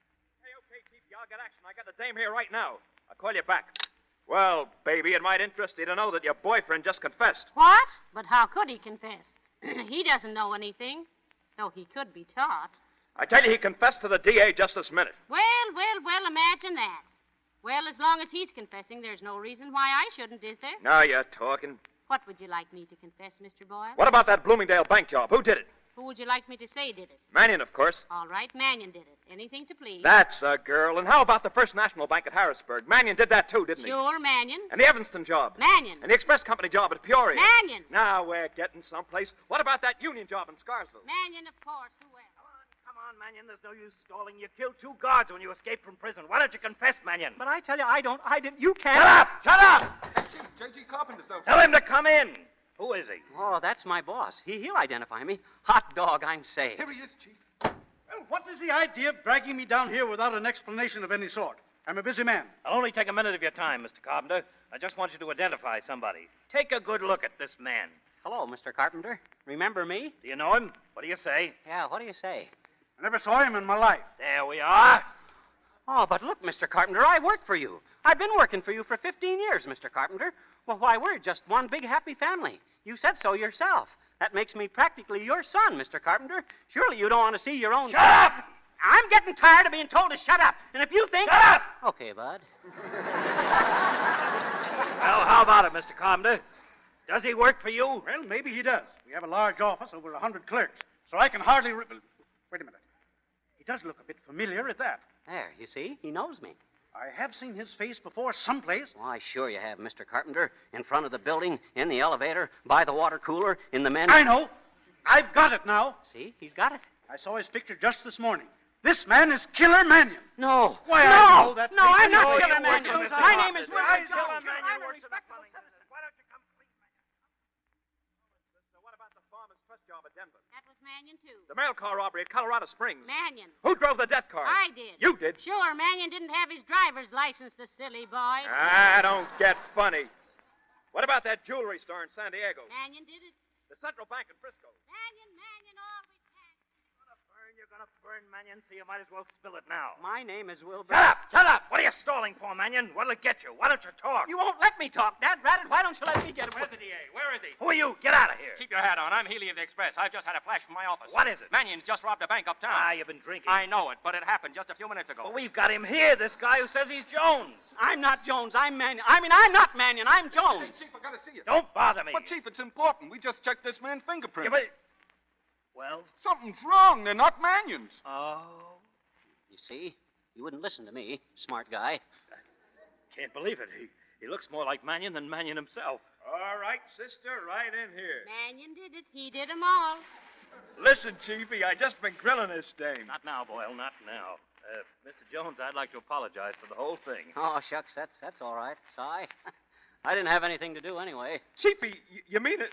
This guy isn't... What's the matter with you, Boyle? I'm okay, Chiefy. I just swallowed something, that's all. Excuse me, lady. Oh, Mr. Boyle, I forgot to tell you. You know the burning of Rome? That wasn't Nero at all. It was Mannion. Surprise!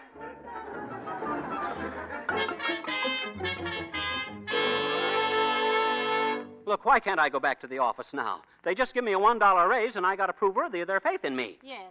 Can't we leave now, Mr. D.A.? You see, I... Shut up! Shut up! That's little Sir Echo in the brass buttons there, Jesse. Press the third one on the left, and he says, shut up!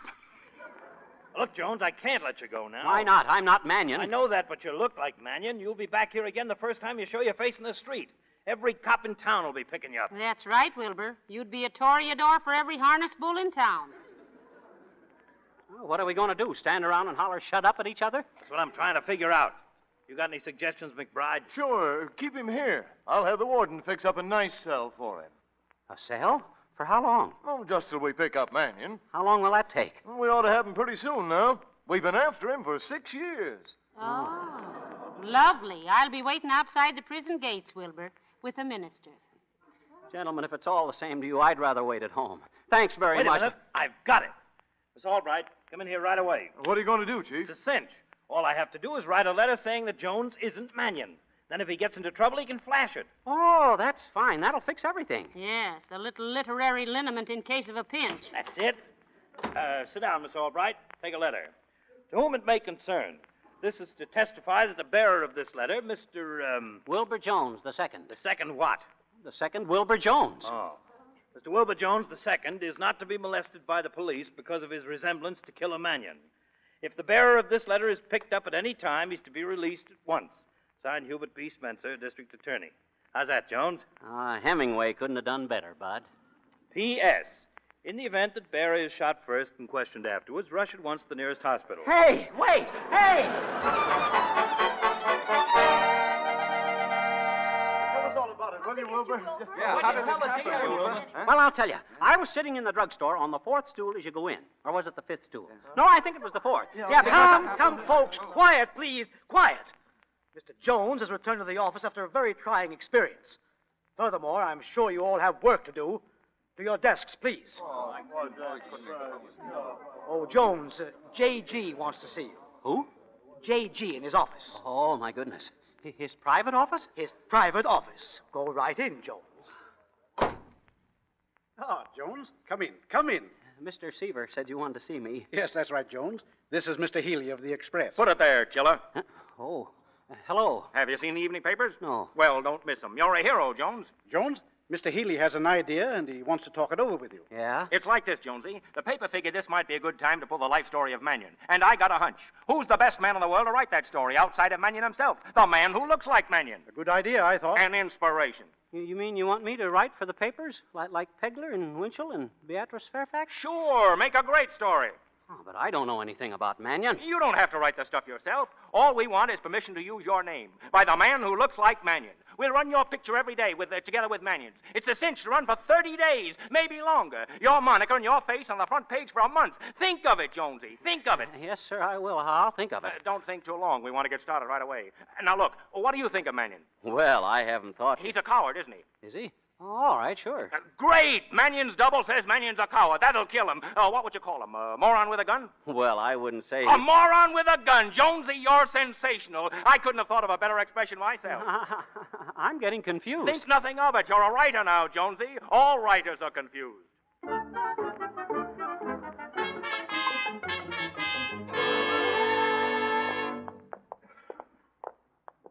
Oh, it's been a wonderful day, Wilbur. Yeah, did you see the late edition? Mannion's double says Mannion is a moron with a gun. Did you really say that, Wilbur? Oh, that was nothing. I kind of got a gift for whipping out stuff like that, I guess. Oh, Wilbur, you're wonderful. Now, you know, Jesse, in a way, I'm sorry it's all over. Things are going to seem pretty dull from now on. Well, here's my place. You better get home and get some sleep. Good night, Wilbur. Good night, Jesse. I'm tired out. Mannion's double says Mannion is a moron with a gun. A yellow rat.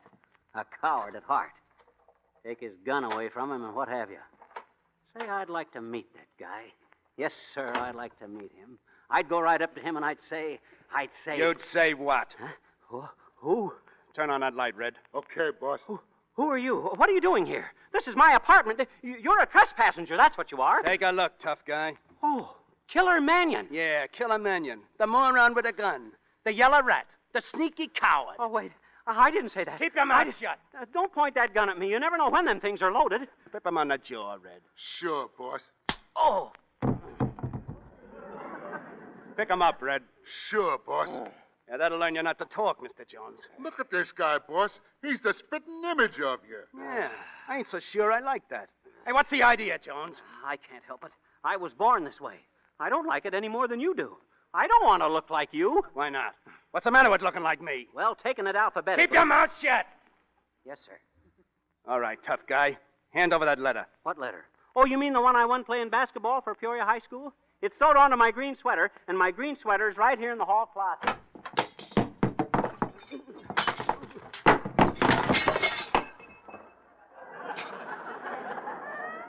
Got to straighten out that closet one of these days. You get away from there. I'm talking about the letter the DA gave you. I read all about it in the paper. Hand it over. Oh, you mean this letter? Yeah, give me it. I'm taking care of this for a while. Now listen, buddy. We're going to go 50-50 on this pass. You're going to use it in the daytime and me at night. It's going to come in mighty handy. That's why I dropped in to see you. But if you know what's good to you, you won't open your trap about my being here, see? To nobody, understand? And don't get careless after I leave. Because if something happens to me, one of my boys will take care of you. Gee, thanks. It's about time somebody took care of me. Because... All right. Now you just go to bed for the night, see? I got some work to do. I'll be back in the morning. Come on, Red. Oh, wait. Listen. Go to bed. But I can't. I won't sleep. I'll be restless all night. Yeah, we'll fix that. Hey, Red, give him a pill. Sure, boss. Good night, Mr. Jones. Good night. All right, Red. Set the alarm for 7 o'clock.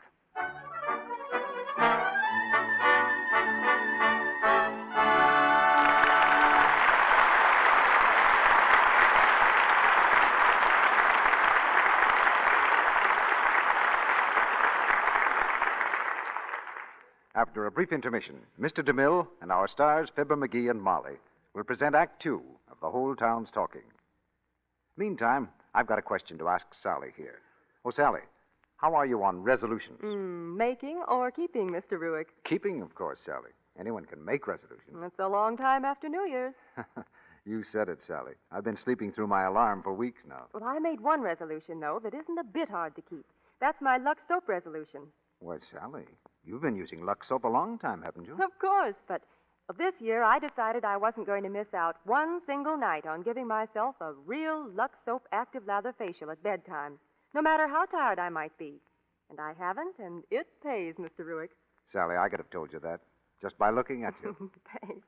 I wasn't fishing, but, well, honestly, compliments have been coming my way lately. That Lux soap active lather care really works. Well, Sally, I think you owe it to our audience to tell just what this Lux soap care is. All right. Here's exactly what I do. I smooth the rich Lux soap lather lightly into my skin. Next, I rinse with warm water, and then a dash of cool. Then I pat my face gently to dry. Sounds easy, Sally. It is, Mr. Ruick. A Lux soap facial takes just a minute. It removes dust and stale cosmetics thoroughly, and it leaves skin feeling so soft and smooth. You just ask the screen stars what they think of these facials, Mr. Ruick. I can guess pretty accurately, Sally. For after all, 9 out of 10 screen stars use Lux toilet soap. As a matter of fact, lovely women everywhere are depending on these Lux soap beauty facials to give their skin the protection it needs to stay soft and smooth. Why don't you start your daily beauty routine with gentle Lux toilet soap tomorrow. We pause now for station identification. This is the Columbia Broadcasting System.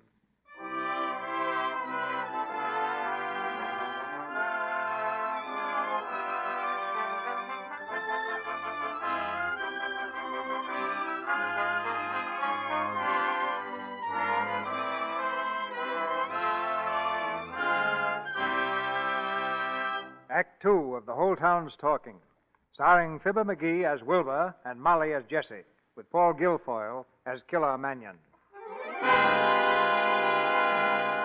Read all about it. The story of Killer Mannion by Killer Mannion's double.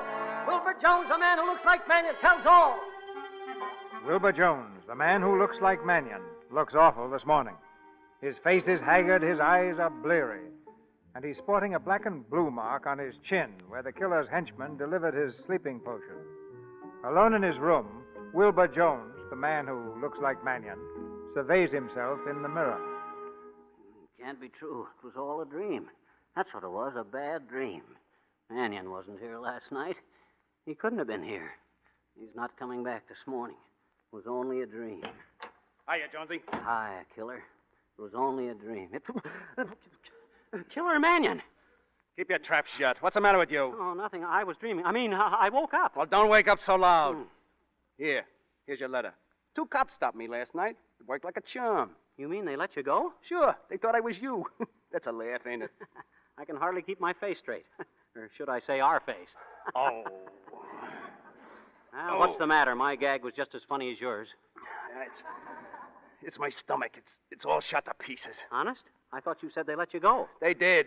It's that hamburger I had for breakfast. It ain't setting right again. Oh, well, is there anything I can do for you?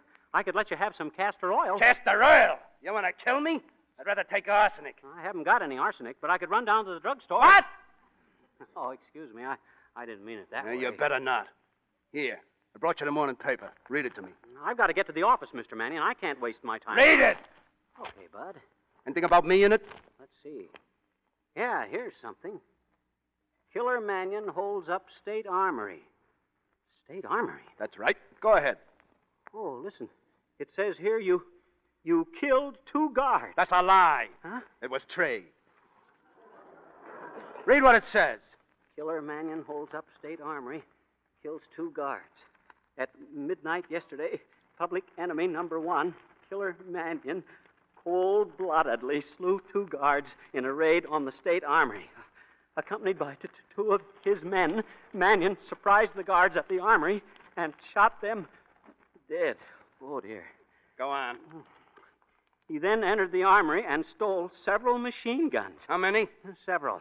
How many is that? Well, I don't know. It was 6. Oh. Why can't these guys get things straight? Go on, you better beat it now. I don't feel so good. Me either. And remember, 1 word out of you and you're out like a light. Yes, sir. Hey, what time do you get off? 5 o'clock. Well, you'll be back here at 6 prompt. Yes, sir. And bring the afternoon papers. Yes, sir. Anything else? Yeah, you know those things you're writing about me? Oh, yes.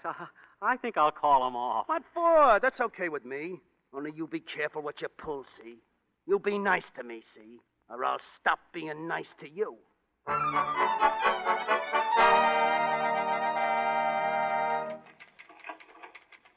Hello? Hello, this is Mr. Jones speaking. Wilbur Jones II. Can I speak to Mr. Healy, please?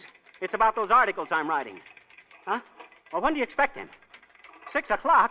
Oh, I can't see him at 6 o'clock. I've got to be home at 6 o'clock. All right, I'll try to make it. Goodbye. Good morning, Wilbur. You didn't meet me on the corner this morning. Oh, hello, Jessie. I'm sorry about that, but I couldn't make it. Were you held up, dearie? Well, in a manner of speaking, yeah. Ah, well, famous people are always late. What's all those letters on your desk? Fan mail? I guess that's what you call it. 6 ladies want my picture. Your picture? Oh, Wilbur, isn't it wonderful? Yesterday you were nobody, and today you're a public figure. Look, did you see the morning paper? Mannion killed 2 guards last night. Yeah, I read it to him. What? I read about him. Say, what's the matter with you? Nothing. Why? Well, you look funny. And where'd you get that mark on your chin? Huh? What chin? That chin right there. On the bottom of your face. Oh, that I hurt myself shaving. I'm a little nervous today. And what were you shaving with, a baseball bat? Oh, Jessie, I've got to speak to you. It's about those articles I'm writing. I'm all upset. Well, come on out in the hall. We can't talk here. What do you mean you want to stop writing about Mannion? They're paying you, aren't they? Yeah, but all those things they're saying, like about Mannion being a coward. Jesse, I don't know if those things are true. Well, what difference does it make? He's a gangster, isn't he? Yeah, that's just it, Jesse. Suppose he reads those articles and gets mad. Why, he might shoot me or something. Now, listen here, Wilbur. Are you a man or a mouse? Well, I never saw a day when a piece of cheese looked so appealing.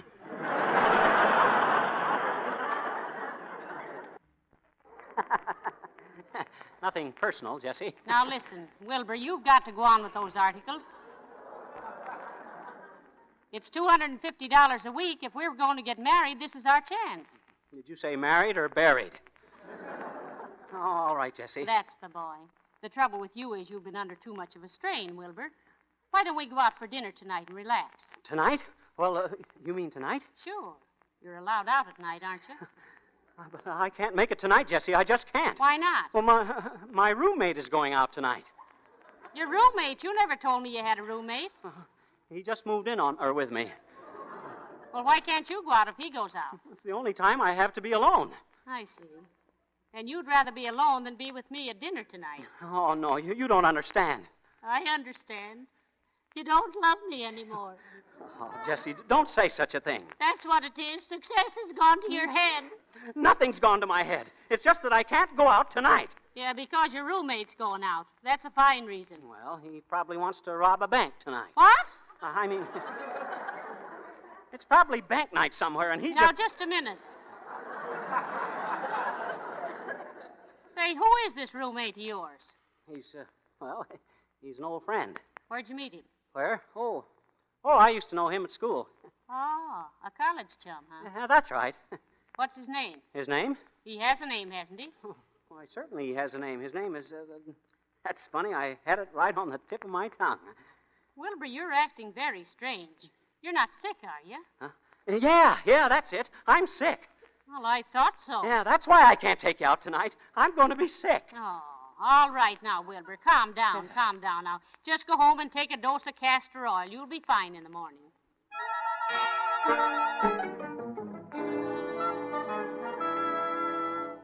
What time is it, Red? 10 minutes after 6. 10 after 6? I told that guy to be here at 6 sharp with that letter.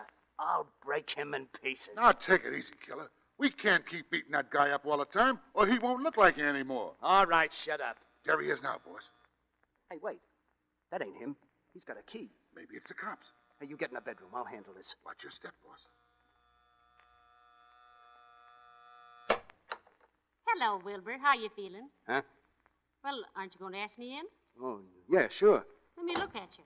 Heavenly days, Wilbur, you look awful. Oh, yeah? And just listen to your voice. What's happened to it, Wilbur? You weren't hoarse this morning. I caught a cold. You've got the flu. That's what you've got. I'll call the doctor. Wait a minute. Put that phone down. Wilbur, I don't like the tone of your voice. Please put the phone down. All right, please. But put it down. I don't need it, Dr. C. I'll be all right. All I need is to be left alone, see? You're talking awful funny, Wilbur. Are you sure you haven't got a fever? I'm all right, I tell you. Get going. Scram. Now, listen, dearie, I don't mind you looking like Killer Mannion, but when you start talking like him, that's going too far. Now, stop this nonsense at once. All right. Where's your roommate? Huh? Your roommate, the fellow you said was living with you. Oh, did I tell you someone was living with me? Now, don't tell me you don't remember. Your old college chum? Oh, yeah, sure. My old college chum. Hey, Red. Come here, Red. Oh, how do you do, Mr. Red? I'm Wilbur's fiancée, Jessie Clark. Yeah? I'm pleased to meet up with you. What's that you said? I'm very pleased to meet up with you. Where did you go to school, Wilbur? Barber College? The lady just dropped in to say hello, Red. She's leaving right away. Oh, no, I'm not. There's one little thing I've got to do, Wilbur. Tell me, Mr. Red, did Wilbur take his castor oil? Huh? What do you mean, castor oil? There, I knew you wouldn't take it, you big baby, so I brought some along with me. Now, wait a second. Mr. Red, will you get me a spoon, please? Certainly, lady. Tea, soup, or dessert? Listen, that's out, see? I don't like that stuff. It makes me sick. Ah, don't be such a ninny. I won't do it, see? Now you cut it out. Wilbur, I'm losing patience with you. Now stop playing gangster and take your medicine like a man. Here's the spoon, lady. I'll get you for this, Red. Boss, I didn't do nothing. Don't pay any attention to him, Mr. Red. All this talk about Killer Manion is getting him. He wouldn't hurt a fly, would you, Wilbur? Now open your mouth. No, I won't. Open your mouth, I said. You let me alone. All right, then. I'll have to hold your nose. Door. Let go. Let go, back door. Open wide. That's the boy. You cut it out now. Door. Door. Ah, there we are. Fine. Now. There. Now, that wasn't so bad, was it, Wilbur? I'm dying. I can't stand it. Don't be silly. You'll feel fine in the morning. Good night, Wilbur. Good night, Mr. Red. Good night, lady. Pleased to have met up with you. Pleased to meet up with you, too. Good night.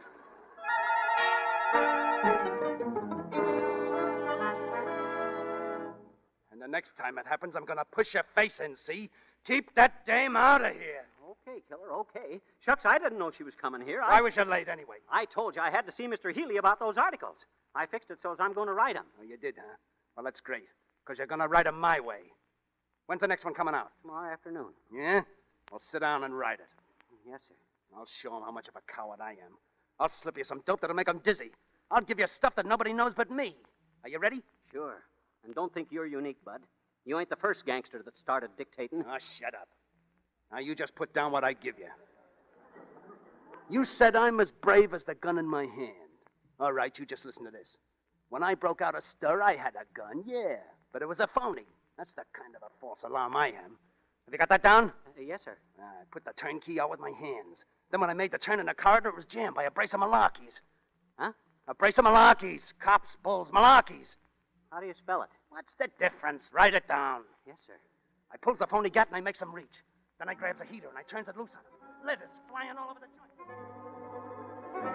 Paper, paper, the story of Kill Man and face a brace of malarkeys. Paper.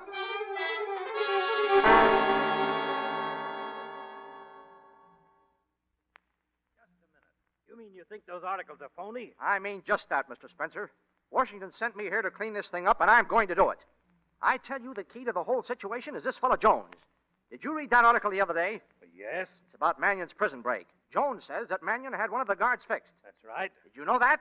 No. No one knew it except me and a couple of the men in my department, and we kept it a secret. Now, how did Jones know it? Well, it might have been a stab in the dark. Oh, is that so? Read the article.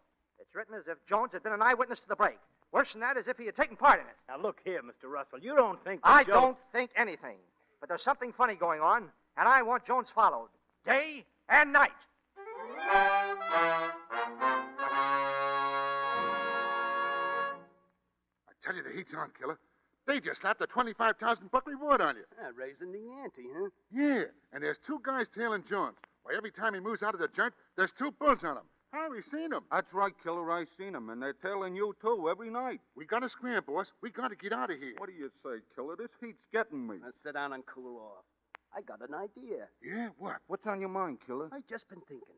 Supposing Killer Mannion happened to get shot. Huh? The heat'd be off, wouldn't it? If Mannion was croaked, the cops would all settle down to sleep again. Oh, boss, we wouldn't want you to do nothing like that. What are you talking about? Bumping yourself off just for us. It ain't worth the sacrifice. Oh, shut up, you dope. I ain't cooling myself off on nobody. But you said... Hey, boss, I think I'm getting it. You mean we croak this guy Jones and the coppers will think it's you? That's it. What do you think, Red? Great idea, boss. When do I plug him? Now, take it easy. We gotta make this thing look good. You see, we ain't gonna plug Jones at all. We're gonna let the cops do it. How you gonna fix it, boss? Leave it to me. By tomorrow morning, Jones will be as cold as a cucumber. I don't get it, boss. You're not supposed to get it. I don't expect you to get anything. All the brains you got are in your trigger finger.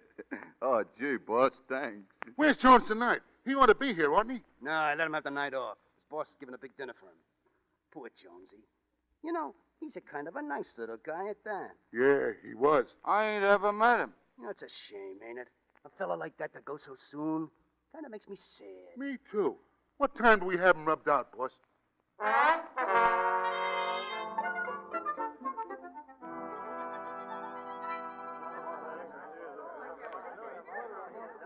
And now, ladies and gentlemen, I give you our guest of honor, the man who looks like Mannion, Mr. Wilbur Jones. Ladies and gentlemen, it's a great pleasure to be with you this evening because I know you're all interested in the articles I'm writing about Killer Mannion. To write those articles, folks, a writer really has to live with the character he's writing about. Why, when I sit down to my typewriter, I always have the feeling that Mannion himself is right there with me. Yes, sir. But then it's always been natural for me to write such about crimes and criminals. Why, when I was a journalism student years ago, my articles about the local jug put me at the head of the class. Jughead Jones, I was known as in them days.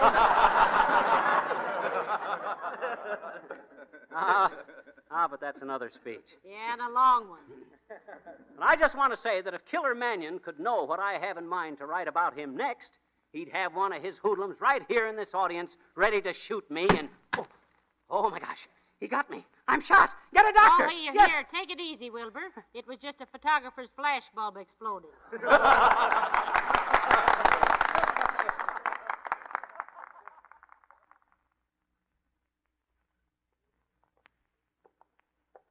Sure, I'm glad you told me that was just a photographer's bulb exploding there tonight. Jessie, how'd you catch on so quick? I guess I know a flash in the pan when I see one. Anyway, Wilbur, that was a wonderful speech tonight. Oh, I guess it was all right. All that about feeling like Killer Mannion. Now I know what was the matter with you that time. What time? The time I came up and gave you the castor oil. You remember? Oh, that time. Oh. Sure. Oh. Why, you were living the character, weren't you? You were Killer Mannion that night. I certainly was. You know, I sort of liked you that night. Huh? You did? Why, sure. You were so masterful. I was, huh? Sure. That's what a woman likes, Wilbur. A masterful man. I had all I could do to hold your nose when I gave you the castor oil. Well, good night, Wilbur. I'll see you on the corner in the morning. Sure, I'll be there. It's a beautiful night, isn't it? Look at that moon up there. Yeah, it's wonderful. Look, Jessie, you say you like masterful men. Well... Well, Wilbur? Well, I was thinking, we've been engaged now for 12 years, and, well... Yes, Wilbur. Jessie, do you suppose it'd be all right if I kissed you goodnight? Oh, Wilbur!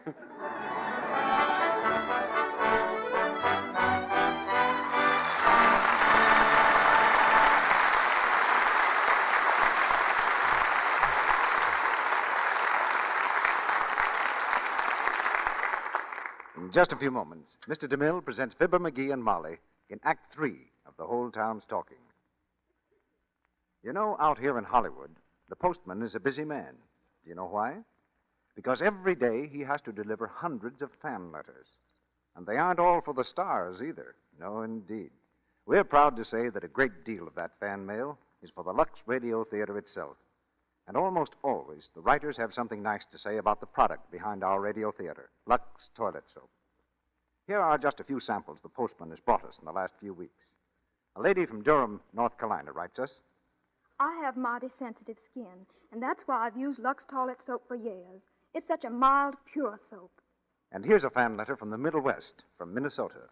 I don't know what I'd do without Lux Soap. Where we live is a hard water region, but Lux Toilet Soap always gives such wonderful, quick lather.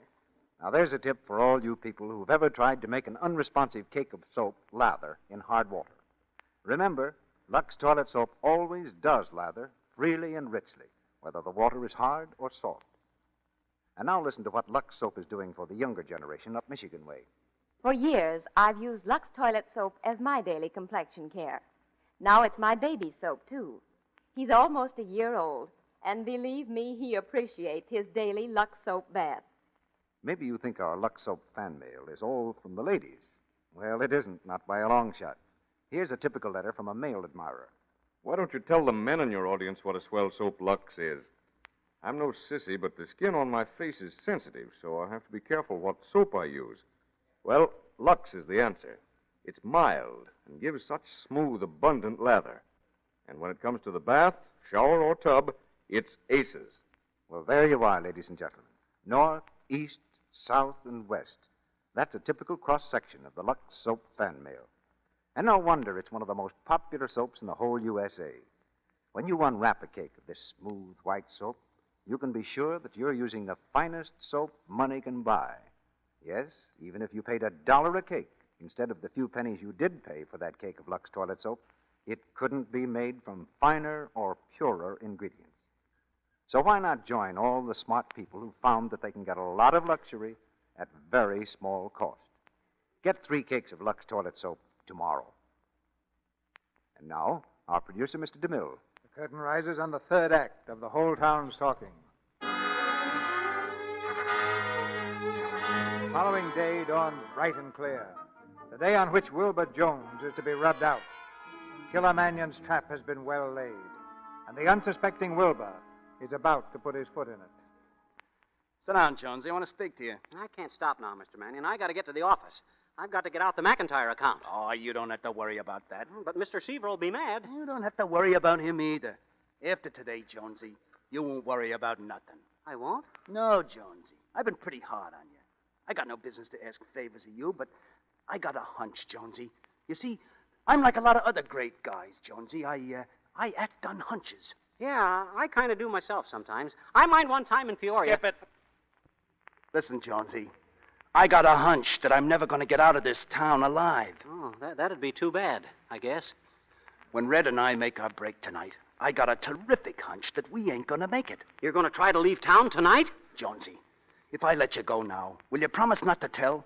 If I let you walk out of here right now, can I depend on your sportsmanship? Not to tell the cops or anybody about our trying a getaway tonight? Well, if it's a matter of honor, Mr. Mannion, you can trust me. Gee, that's swell.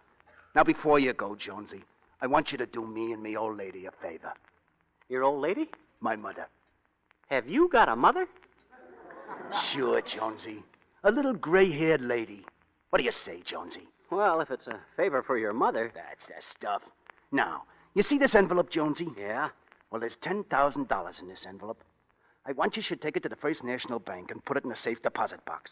Then, when they croak me, I want you should take it out and send it to my mother. Her name and address is inside the envelope with the money. Will you do this one last thing for me? Will you? Well, I'll do it for your mother. Gee, that's swell. Thanks, Jonesy. Now you better get going.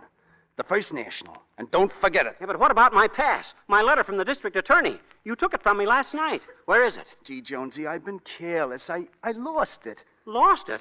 But how will I get to the First National Bank without being stopped? Who do you think I am, the invisible man? Yeah, I thought of that. You can stick on a disguise. I've done it myself lots of times. Here, look. You see? What is it? It's a mustache. Here, I put it on you. How's it feel? It tickles. Look at yourself in the glass, Jonesy. Would you know yourself? Say, it does make a difference, doesn't it? Huh, I don't look like the same man. I look kind of like Ronald Coleman. They wouldn't know you in a million years. Now get going. As soon as you planted the dough for me, you're a free man. Okay, I'll do it. Stick the dough in your poke. Where? Your poke, your pocketbook, wallet. Oh, okay. So long, Mr. Mannion. So long, Jonesy, and good luck. Hello. Give me the police department. That was nice work, Killer. I'd have fallen for it myself. Shut up. Hello, police department? I got a tip for you. Mannion's on his way to the First National Bank. He's going to pull a job single-handed. He's wearing a black hat and a phony mustache. Yeah, and you better shoot on sight, because he's got a gun. Hello, Boyle. Boyle, this is Spencer. We've just had a hot tip. Mannion's going to stick up the First National. Put 20 men with machine guns just inside the door. When he walks into the bank, let him have it.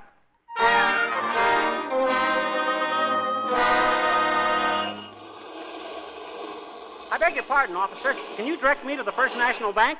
Right over there, buddy. Thank you very much. Boy, what a disguise. Never even recognized me. Hello, Wilbur. What are you doing with that mustache on? Jessie. Where'd you get it, Wilbur? You didn't grow it overnight, did you? Jessie, keep quiet. Don't say a word. What are we being so quiet about? Shh. Listen, I've got to get to the First National Bank. What's that got to do with you wearing a mustache? Nothing. I'm in disguise. Not as far as I'm concerned, you're not. Oh, look, Jessie, let me alone, will you? I've got an errand to do for a little old lady. How old? I don't know, but I've got to get to that bank. Well, come on, I'll go in with you. All right, but don't speak to me. Here's the door here. Go ahead, Wilbur. Yeah. Oh, wait.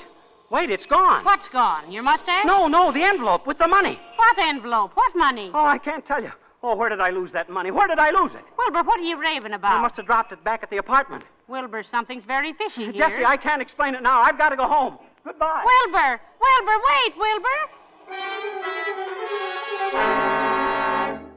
What do you mean he got away? Hello? Hello? I told you to get him when he walked into the bank. All right, never mind the excuses. I want Killer Mannion, and I want him today.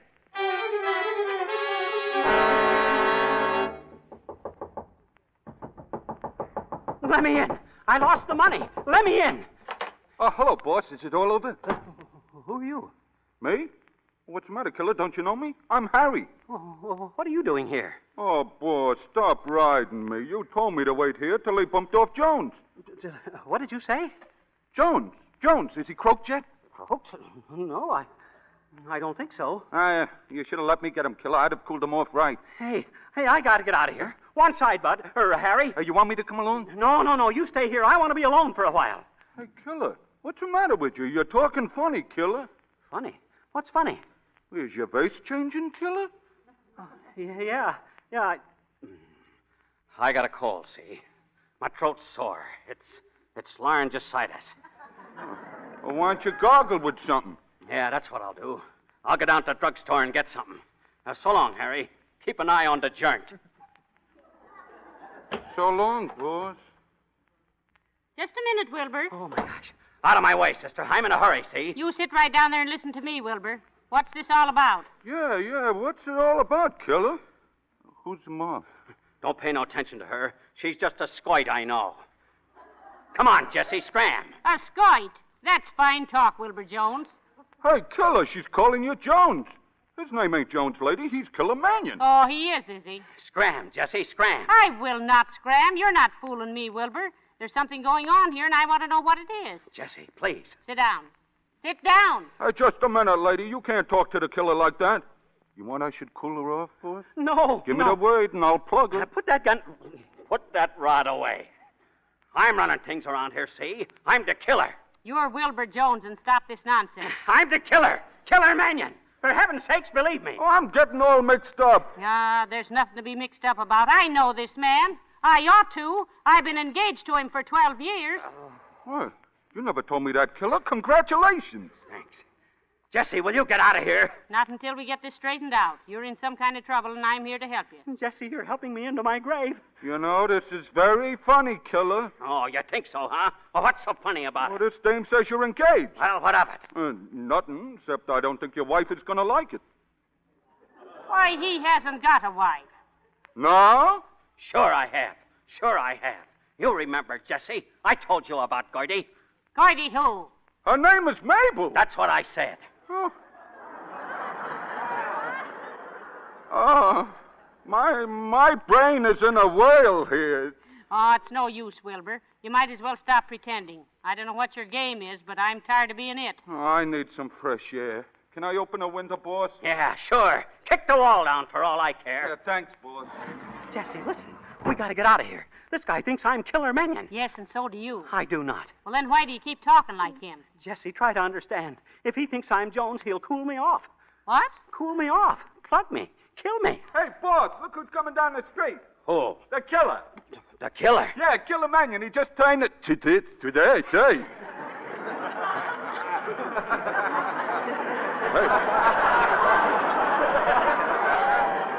Hey, wait. Something just come to me. Now, listen, let me explain. I got it. The killer's coming here now, and you say you're the killer. Yeah, one of you is lying. One of who? Now I see it. You're Jones, ain't you? You're Wilbur Jones. Certainly not. That must be Wilbur Jones coming up here now. Don't tell me it's a killer. How can he be the killer? There can't be two killers, can there? No. Well, then he must be Jones. Because if he ain't Jones, then I'm Jones, and I can't be Jones because I'm the killer. Talk slow. I'm getting rattled. It's simple, Harry. Jones must have busted away from the molecules at the bank. Huh? They turned a typewriter on him, and he took it on the lamb back here. Yeah. The heat is on, and the bulls are on his tail. The joint will be swarming with dicks, and we'll all be sent to the jug. Now you're talking like the killer. I am the killer. Are you sure? We can't make no mistakes now. I'm the killer. This guy coming up is Jones. Okay, that's all I want to know. When he comes in, I'll let him have it, huh? Wait, no, don't shoot him. Huh? Just bop him on the head with your gat. Oh, I get it. Humane, huh? There he is. Okay, I'll open the door. Hiya, Harry. Hiya, Jones.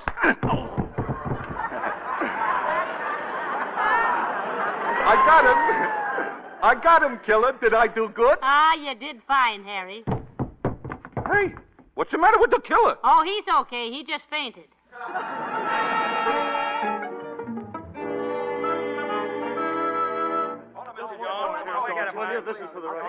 Just a minute, boys. You can all get your pictures of Mr. Jones if you just take your time. Boys, you can quote me as saying that we've rounded up Mannion's whole gang thanks to Mr. Jones here. And I take great pleasure in announcing that Mr. Jones is therefore entitled to the full reward of $25,000.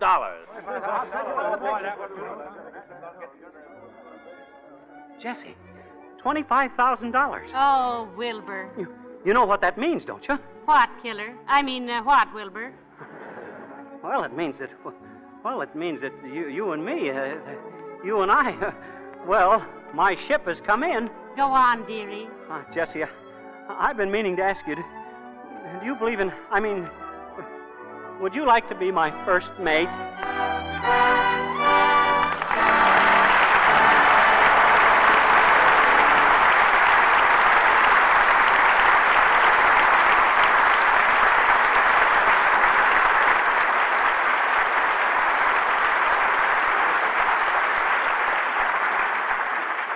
Ladies and gentlemen, this has been a brilliant evening in the Lux Radio Theater, and here are the stars who made it brilliant.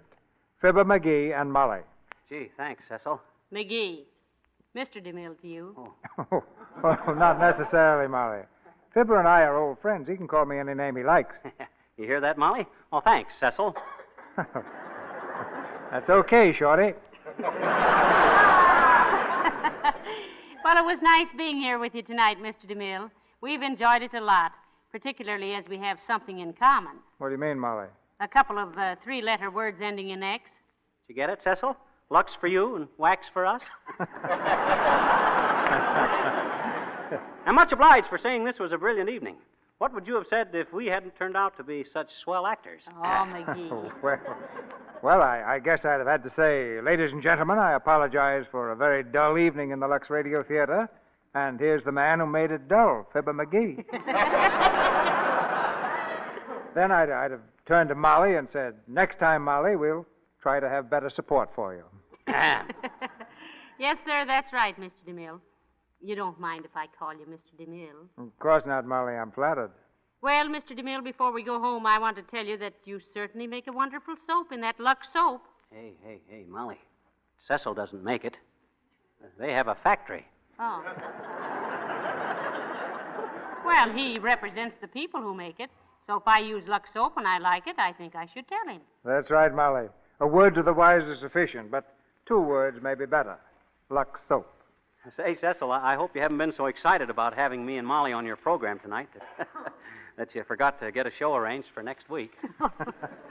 No, Fibber. No, you know, the play must go on. So next Monday night, our stars will be Kay Francis and Warren William. And our play is My Bill, based on the drama Courage, which ran 280 performances on Broadway.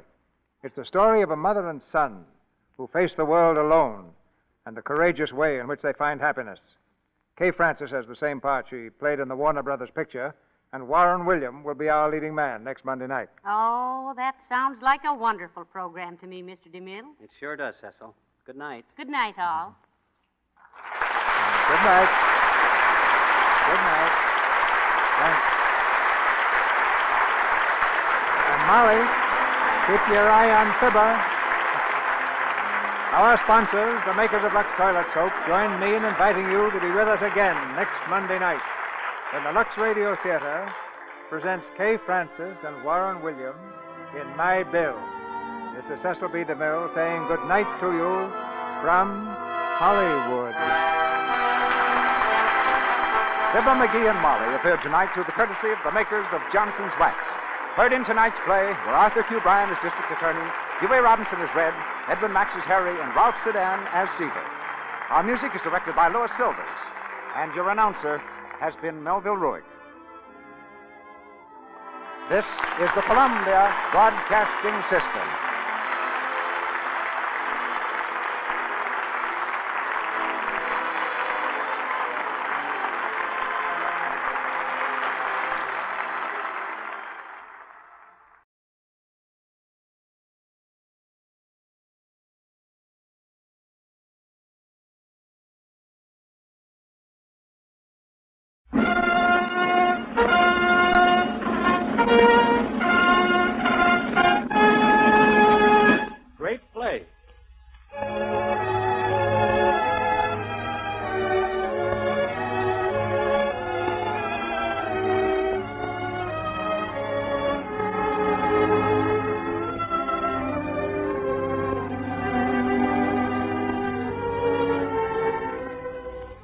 a drama guide giving important factual and background material relating to each of the 28 great plays on this series, is available as a listener's aid at the cost price of 25 cents. Coin or money order to be sent in care of Great Plays, Columbia University Press, New York City.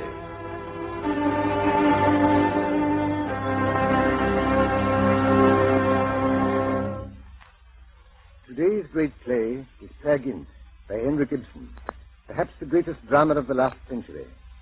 It is a story of the conflict of the human soul with the dark forces within itself and the outside world. The great Norwegian poet Ibsen has symbolized these forces by the terrible shapes of beings from the underworld which keep man from himself, his loved ones, and follow him throughout his days. It was from this theme that a fellow Norwegian, Edward Grieg, found inspiration for the music of his Peer Gynt suite.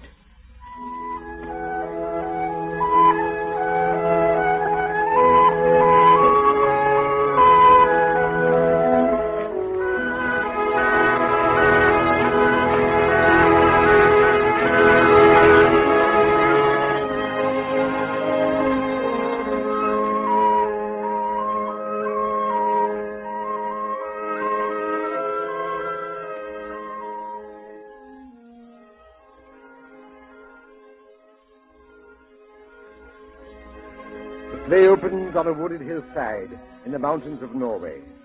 An old mill shed stands close by Peer Gynt's home, towards which Peer, the strong-willed youth, is approaching. He is followed by his mother, Uza, who is scolding him angrily.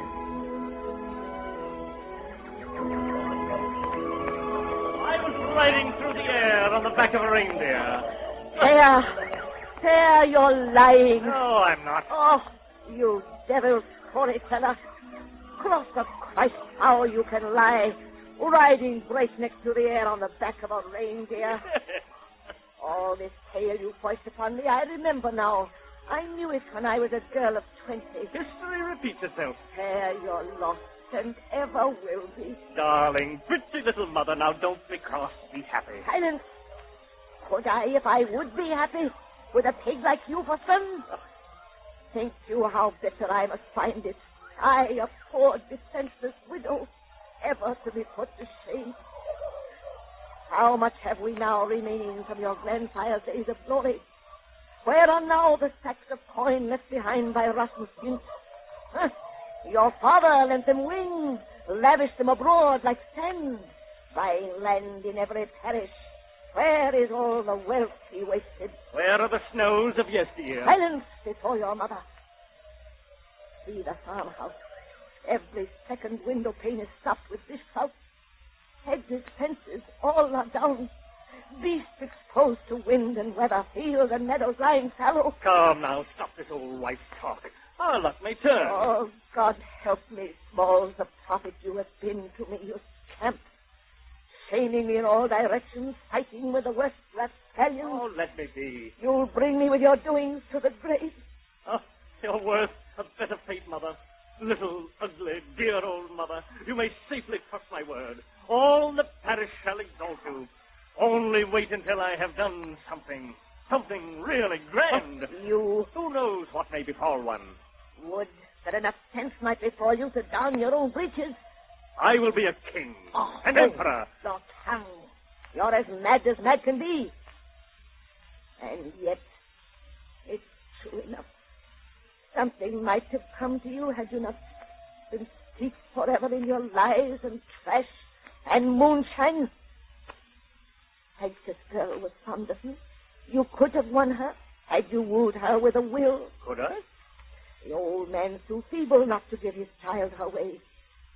Ah, Peer, a golden girl with a farm, everything. Just think, had you set your mind upon it, you'd be a bridegroom now, instead of standing here so grimed and tattered. Oh, come, we'll go a-wooing then. Where? At Hegstad. Hegstad's way is barred to wooers. How's that? While in the Western Hills, you and Eyre were riding reindeer. Here, Moen's won the girl. Oh, that's good for nothing. Aye, she's taking him for husband. Wait here until I've harnessed horse and wagon. There are your pains. They are to be wed tomorrow. Sure, I'll be there tonight. Come, Mother, jump. I'll carry you there in my arms. Put me down. Be my spokesman. Tell them Matt Moran's good for nothing. Put me down. And tell them what a rare lad is Peer Gynt. Find the character I'll give you. I'll tell them straight and plain. Will you? I won't stay my tongue till the old man sets his dog at you as though you were a tramp. And I must go alone. I'll come after you. Mother dear, you haven't strength. Strength? When I'm in such a rage, I could crush the rocks to powder. You go. Put me down. You'll promise then? Nothing. I'll go to Hexted with you. They shall know you what you are. And you'll even have to stay here where I put you. On our roof. Get me down. Dearest mother, pray. Get me down this moment, Peer. If I dared, be sure I would. Now remember, sit quite still. Don't sprawl and kick about. Down. Don't tug and tear the shingles, else it'll be the worse for you. Why, you might fall off. Beast. Don't kick. Give your blessing on my undertaking, Mother, will you, eh? I'll thrash you soundly. Well, goodbye then, Mother dear. Patience. I'll be back soon. Careful now. Don't kick and sprawl. There. Oh, God help me. Now he's off. Reindeer rider. Don't kick. Liar. Will you listen? No. He's sliding over the meadow. Help! Oh, I'm dizzy. Help!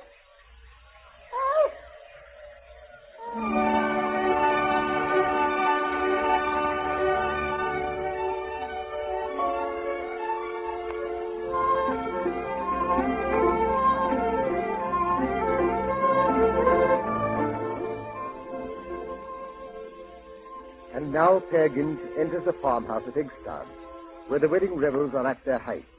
Here he meets Solveig for the first time. In his tattered clothes, he is jeered at by both men and girls.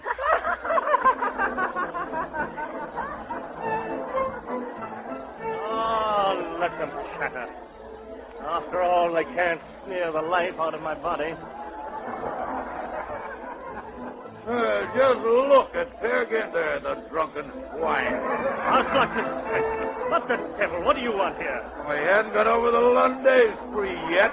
You'd better be off. I'm going, yes, but tell me, where have you dropped from, man?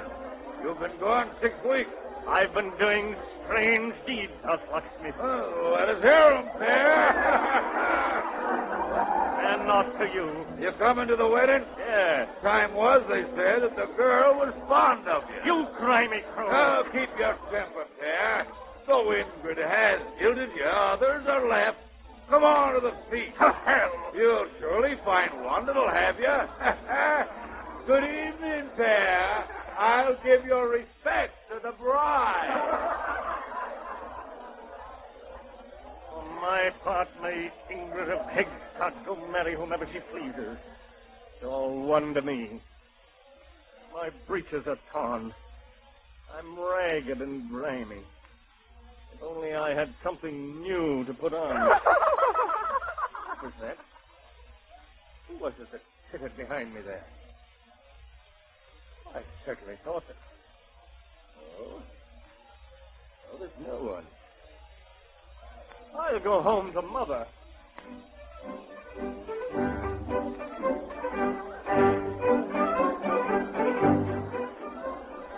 Playing a dance. How the lasses do swarm. 6 or 8 to a man. Oh, galloping death, I must join in the frolic. Who invited him? No one. Hey, listen, girls. If he should speak to you, never take notice. Oh, no, we'll pretend we don't even see him. Which is the liveliest girl of the lot of you? I am not. I am not. You come along, then, for want of a better. Haven't got time. Well, then you. I'm going home. So early? Are you utterly out of your senses? Look, here are some new folk coming. The ones from the west? Aye, the people from Haydow. Aye, so they are. That fine old man and his daughter? Yeah, they're from the west and new here. How fair she is. Did ever you see the like? Look down at her shoes and her snow-white apron. And when she held on to her mother's skirt folds, she carried a psalm book wrapped up in a kerchief. I must speak to that girl.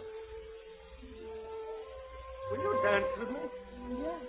Come then. Give me your hand. We mustn't so far, Mother said. Mother said. Were you born yesterday? And now you're laughing. Well, sure, you're almost a child. Are you grown up? Yes. Tell me your name, and then we'll talk easier. My name is Solveig. And what are you called? Peer Gynt. Oh, heaven. Well, what is it now? Oh, my garter is loose. I was tied up. Here. Have some brandy? Got any? Well, I have a flask. Oh, how it stings your throat. Now you must try mine as well, you know. Oh, nonsense. Now don't be a fool, Pear. Take a pull. Well, then, give me a drop.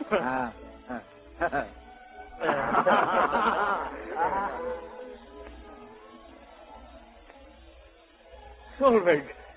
Oh, it's well that you've come. Now will I swing you around fast and fine. Lose hold of me. Why? You're so wild. The reindeer is wild, too, when summer is dawning. Come then, lass. Don't be wayward now. No. Why? You've been drinking. You're ashamed to, because I've the look of a tramp. Oh, no. That's not true at all. Yes, and I've taken a drop as well. But that was to spite you, because you'd hurt me. Come then. Even if I would now, I can't. Who are you frightened of? Father most. Father? Oh, he's one of the quiet ones, eh? Let me go and see. No. I could turn myself into a troll. Oh. If you should hear someone hissing and spitting, you mustn't imagine it's only the cat. It's me, lass. Oh. You must know I'm a werewolf at night.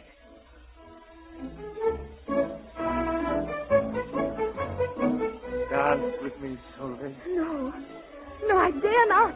Mother! What is it, Pear? No luck with her?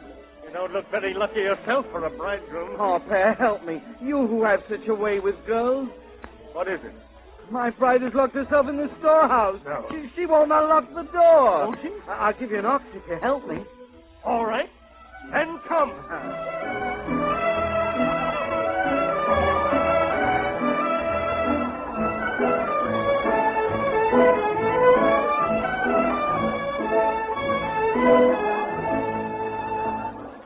Is that son of mine here? Now he's in for a drubbing. How heartily I will gang him. Oh, that switch is too light for a carcass like his. Here, let me help you. Where is he? Here. Oh! God, dead on the cross. Come, Mother. What's the matter? Oh, it's Miss Fancy. Peregrine. Here. Have they taken his life? No, but Peregrine, look. There, on the hillside. With the bride. The thief. Why, he's clambering upwards, by God, like a goat, carrying the bride. He shouldered her as I might a pig. My son. Would God you might fall and break. There, take care of your footing.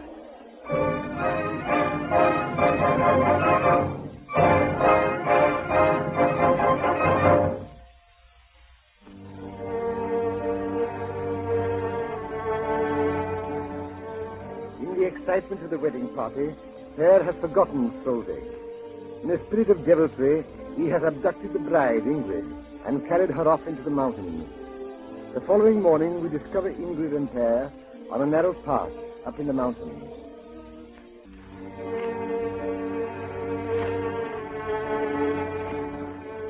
In the excitement of the wedding party, Pear has forgotten Solveig. In a spirit of deviltry, he has abducted the bride, Ingrid, and carried her off into the mountains. The following morning, we discover Ingrid and Pear on a narrow path up in the mountains.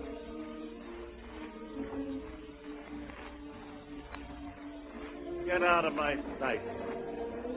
After this, Pear, where can I go? What do I care? Oh, false one. Stop wailing. Each must go his own way.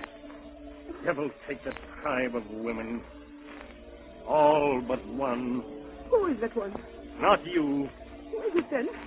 Go whence you came. Off to your father. Dearest, weeping. Please.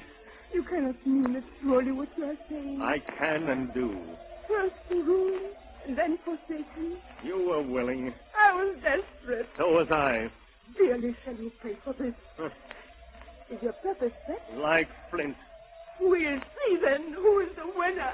Devils take the tribe of women. All but one. Yes, all but one. God. Well, let her go. The parish will be at my heels in a pack. Every man of them armed with gun or with club. Ah, this is right. To be hunted. Every limb grows as strong as a bear. To crush, overturn, to wrench the fir tree right up by the root. This is life. What is it? That far-off chiming. I hear it again and again. Oh, how my forehead throbbing. Tightening red-hot ring. I can't think who the devil is bounded around my head. There's a spot to rest.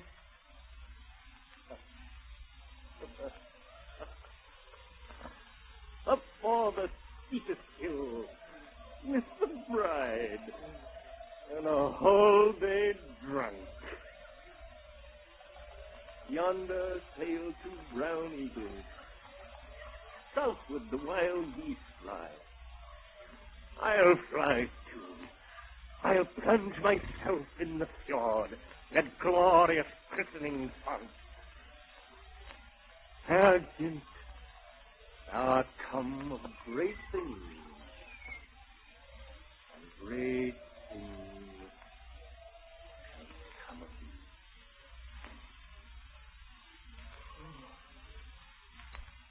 I'm tired.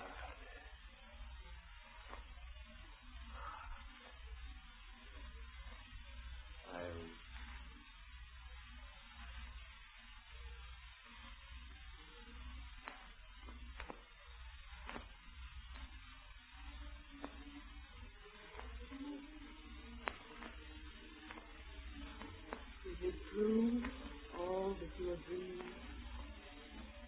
True as my name is fair. True as that you are a lovely woman. Who are you? I am the green clad. Will you have me? You'll see what a fine man I'll be. You shall eat all you want till you're ready to burst. I will never drag you about by the hair. You'll beat me? No. Can you think that I would? We king's sons never beat women. You're a king. Yes, and you? I am the mountain king's daughter. Are you? Well, what a coincidence. Deep in the mountain, my father has his house. My mother's is bigger, or I'm much mistaken. Do you know my father? His name is King Gross. You know my mother? Her name is Queen Oza. Have you other garments besides those rags? Ha! You should just see my Sunday clothes. Oh, I say, now I see that we fit, you and I. Like the leg of the breeches, the hair of the coat. Bridal seed! Bridal seed! Come, bridal seed, burn! There's a wild boar. Who are you that has come so gently? I have told you.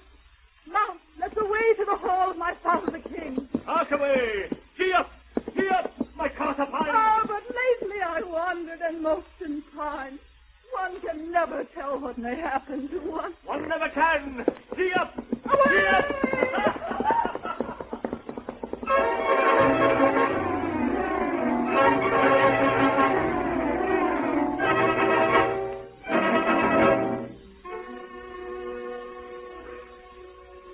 There appears in the hall of the Mountain King, crowded with gnomes and trolls.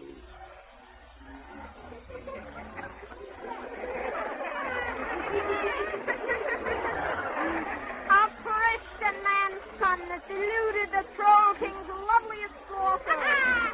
May I hack him on the finger? May I get him by the hair? Let me bite him. Let him be boiled in the broth and frying. Then you roast and spit to be brown in a stew pan. By the skylands, the Troll King's face. It's my daughter, then, you demand of me. Your daughter and the realm to her dowry, yes. Aye, but stop my lad. You also have some undertaking to give.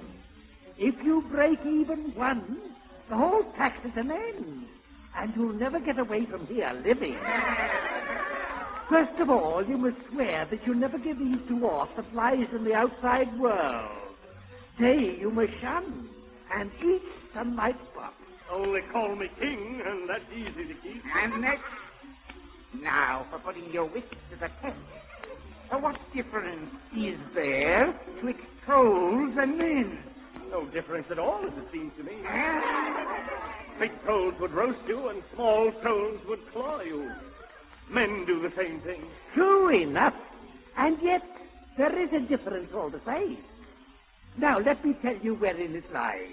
To the shining boss amongst men, the saying goes, man, be thyself. At home here with us, with the tribe of the trolls, the saying goes, troll, to thyself be enough. Can you fathom the depth? It strikes me as misty. And next, you must throw off your Christian and God.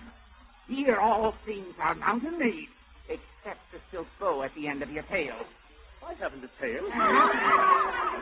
Then, of course, you must get one. I'll be hanged if I do. Would you make me a thief? Nay, my son, you mistake.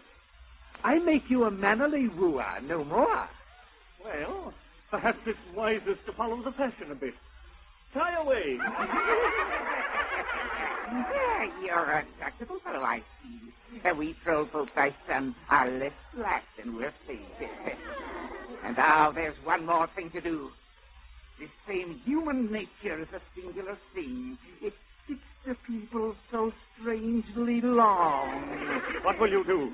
In your eyes first, I'll scratch you a bit till you see your eyes. But all that you see will seem fine and brave. Are you drunk? You must remember, your eyes are the fountains of the bitter and searing lie of tears. But tell me, when will my sight heal up into human sight? Nevermore, my friend. Indeed? In that case, I'll take my leave. What would you outside? I would go my way. Stop. It's easy to slip in here, but the king's gate never opens outward. You wouldn't detain me by force, I hope. Come now, just listen to reason, please, fair. And you'd fain be a troll? Yes, I would for a while, sure enough. And I can put up with losing a good many things. But there is a limit to all things on earth. To live as a hill troll for all one's days, that is a thing I can never agree to. You're making loon? Do you know who I am? First with my daughter, you make you free. There you lie on your You must marry her. Open the doors. Let me go. I'll him to pieces on the rock wall, children. Dad, make me say owl and eagle face. You stay brave, Allison, go I can't. Yes, but please, I am worried and sleepy. Good night. Let me be, devil's instinct.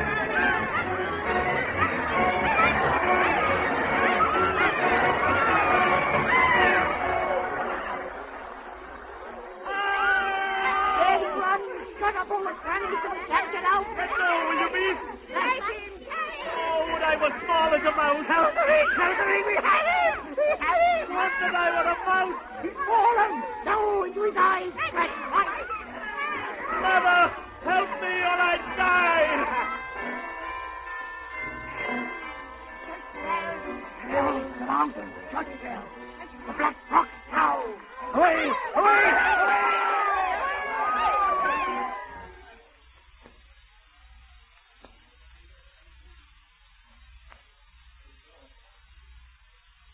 Alice has disappeared.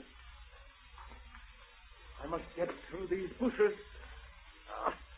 I'll get free. But who laughed? Answer. Who are you? Myself. Clear the way. Go round about there. The hills roomy enough. Who are you? Myself. Can you say the same? I can say what I will, and my sword can smite. Mind yourself. King Saul slew hundreds. Against slew thousands. Who are you? Myself. That stupid reply you may spare. It doesn't clear up the matter. What are you? The great boy. Go round about there. No. Through. There he fell. Ha-ha! Are there more here? The boy, Sergeant. The one, only one. It's the boy that unwounded and the boy that was hurt. The boy that is dead and the boy that's alive. Not dead. Not living. All slimy. Messy. Not so much as a shape. It's as bad as to battle in a cluster of hissing, half-wakened snakes. Oh! Strike back at me, can't you? The boy is not mad. Strike! The boy strike not. Strike! You shall! The great boy conquers but does not fight. Oh, only something to fight with. But here there is nothing. Boy. What is your will? Use strength. The great boy conquers without it. What are those sounds? Like evil birds or witches all about me. Comes he now, boy? Aye, step by step. All our sisters proud us gather here to the tryst. He totters, boy! We have him. Sisters, make haste! Too dear the purchase one pays for life in such a heart-wasting hour. Oh, he's there. He's fallen. Seize him, seize him!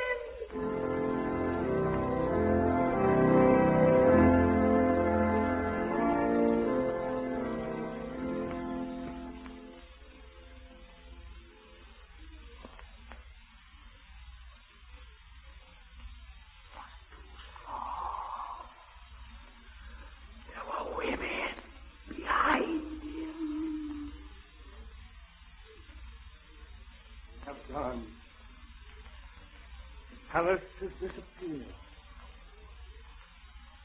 Oh, how weary I am. Have I slept? What wouldn't I give for a pickled herring? I must have been dreaming.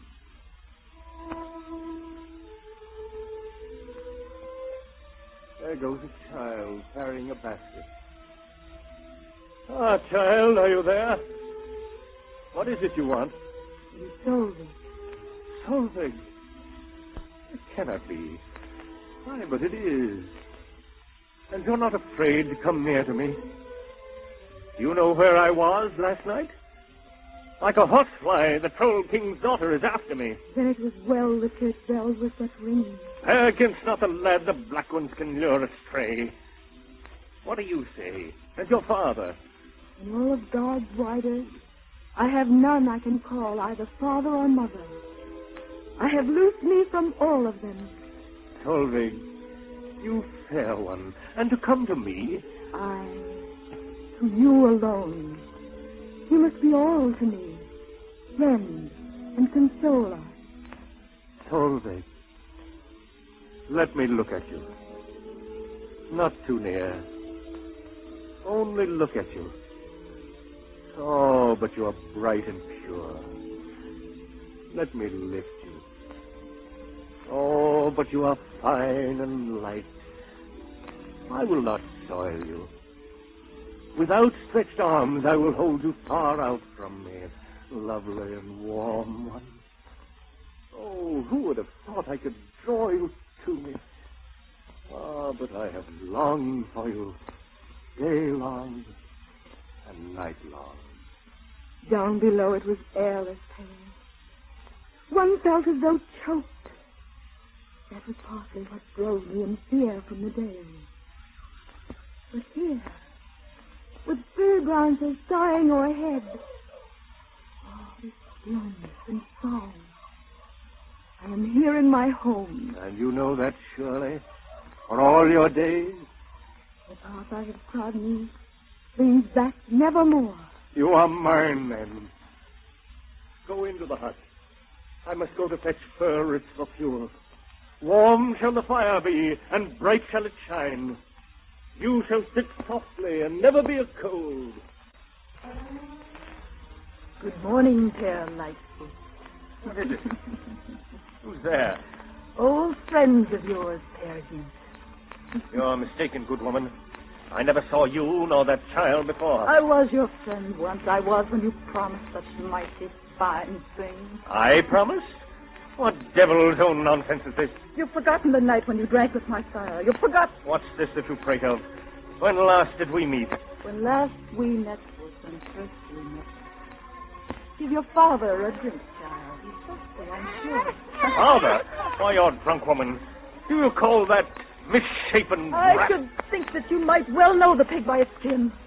But where are your eyes? Can't you see that he's all lame in his shank, just as you, too, are lame in your soul? This long-legged urchin? You forget he's a troll. He shut up a space. Dare you ugly troll snout, father on me? Now, come. Rude as an ox. You troll witch with the snout of a pig. Oh, Père, but if you would see me as fair as before, you have only to turn yonder girl out of doors. Drive her clean out of your sight and your mind. Oh, do but this, dear my love, and I'll soon lose my snout. Be gone from it, troll witch. I see if I do. I'll split your skull Just open. try if you dare. Oh, Père, again, I've no fear of blows. Be sure I'll return every day of the year when you're sitting with your girl on the fireside bench. When you're tender, dear, and you pet and caress her. I'll seat myself by you and ask for my share. She there and I will take you by turns. Farewell, dear my lad. You can marry tomorrow. You nightmare of hell. Would you were as far? And now we are near. And all this. For nothing but thoughts and desires. It is hard on you, Père. It's worse for another. Solveig, my fairest. Oh, I, 'tis the guiltless must not, said the devil. Remember, Père, we'll be with you to share your happiness.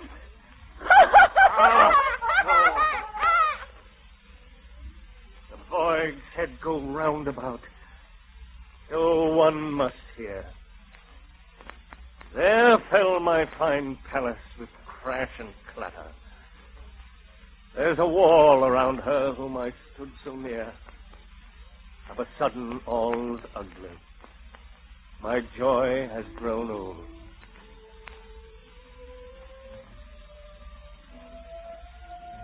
Go to Solveig after this, so befouled and disgraced. Go to her with that troll rabble after me still. It's a holy day evening. For me to keep tryst, such as now I am, would be sacrilege. Are you coming, Père? Round about. What? You must wait, Solveig. It is dark, and I've got something heavy to fetch. Wait. I'll help you. We'll share the burden. No. Stay where you are.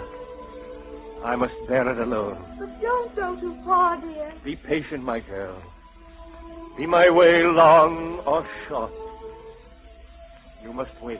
Yes, I'll wait. Round about. Round about.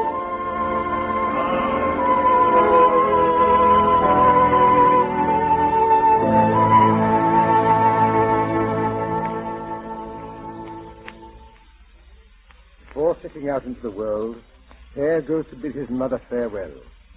Rosa, anxiously awaiting the coming of her boy, lies ill in bed, her fingers nervously playing with the coverlet.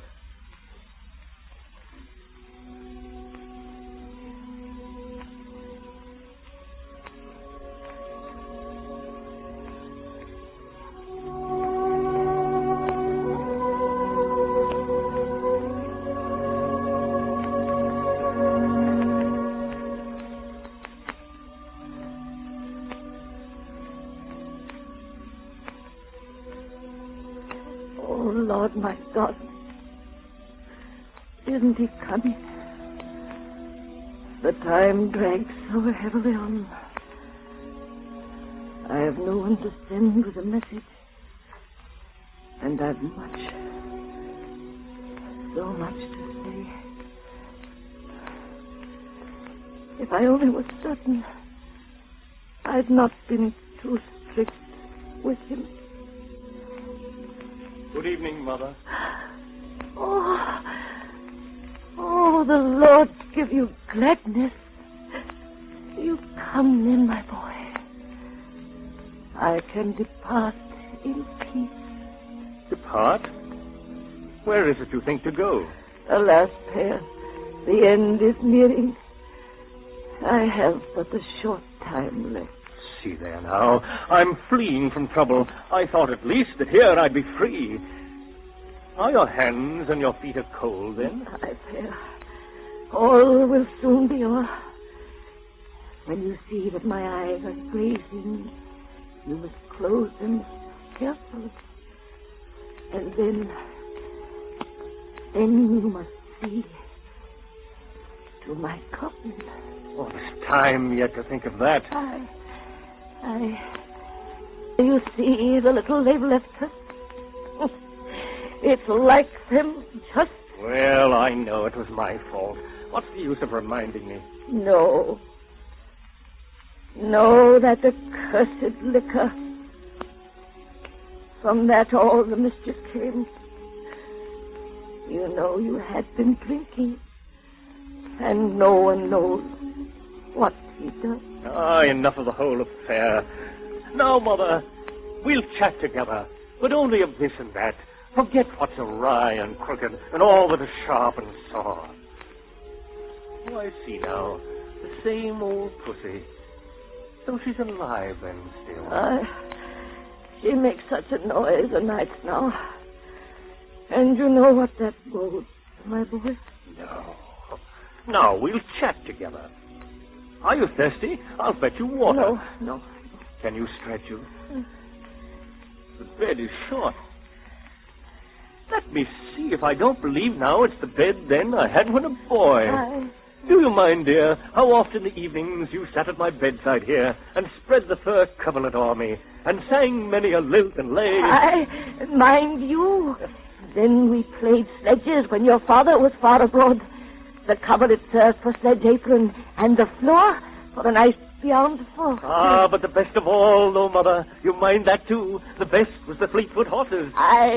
Think you that I forgot? To the castle west of the moon and the castle east of the sun, the Soria Moria castle, the road ran both high and low. A stick that we found in the closet, or a whip shaft you made it serve. Right proudly, I perched on the box seat. You threw loose the reins and kept turning round as we traveled and asked me if I was cold. God bless you, ugly old mother. You were ever a kindly soul. Oh. What's hurting you now? My back aches because of hard, bare board. I'll support you. There now, you're lying soft. Spread o'er you the bed fur. Let me sit at your bedside here. There. Now we'll shorten the evening with many a lilt and lay. There's spring from the closet the prayer book. I feel so uneasy and cold. In Soria Moria Castle, the king and the prince give a feast. On the sledge cushions lie and rest you. I'll drive you there over the heath. But, Père, am I invited? Aye, that we are, both of us. Gee up! Will you stir yourself, black boy? Mother, you're not a cold. Père,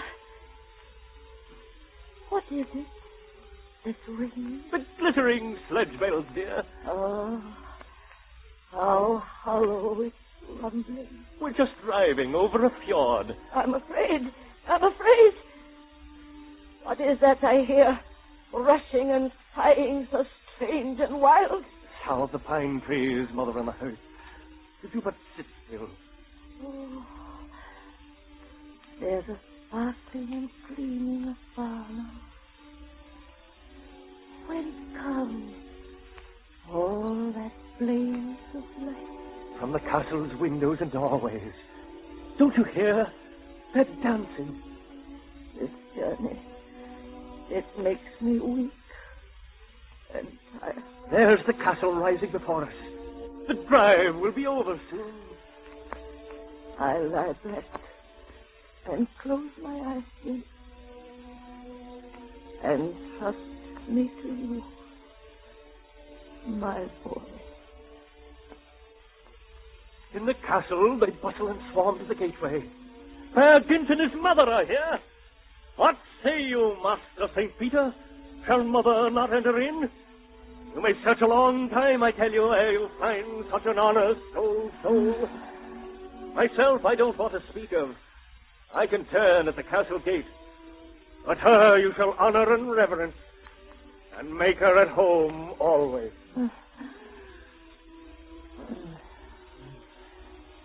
Why, what makes your eyes so glassy? Mother, have you gone out of your wits? You mustn't lie there and stare so. Speak, Mother. It's I, your boy.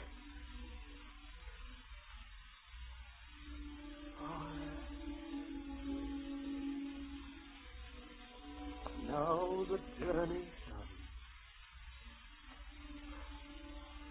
Mother, for all of your days, I thank you. For beating and lullaby.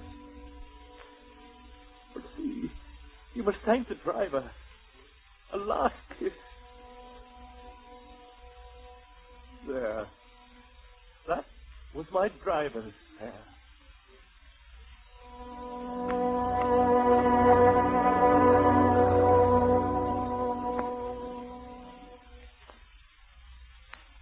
And so Peer Gynt fared forth into the world, poor, young, empty-handed. But the fates were kind. He prospered. By the time he was 50, he bore the name of Croesus amongst the Charleston sippers.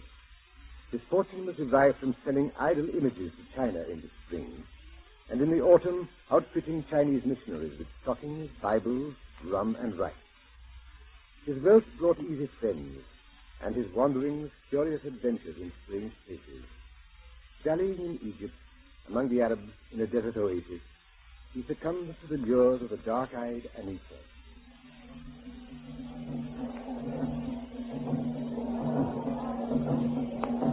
The prophet is come! Make the flute to the drum! The prophet is come! Dance, Anita, dance!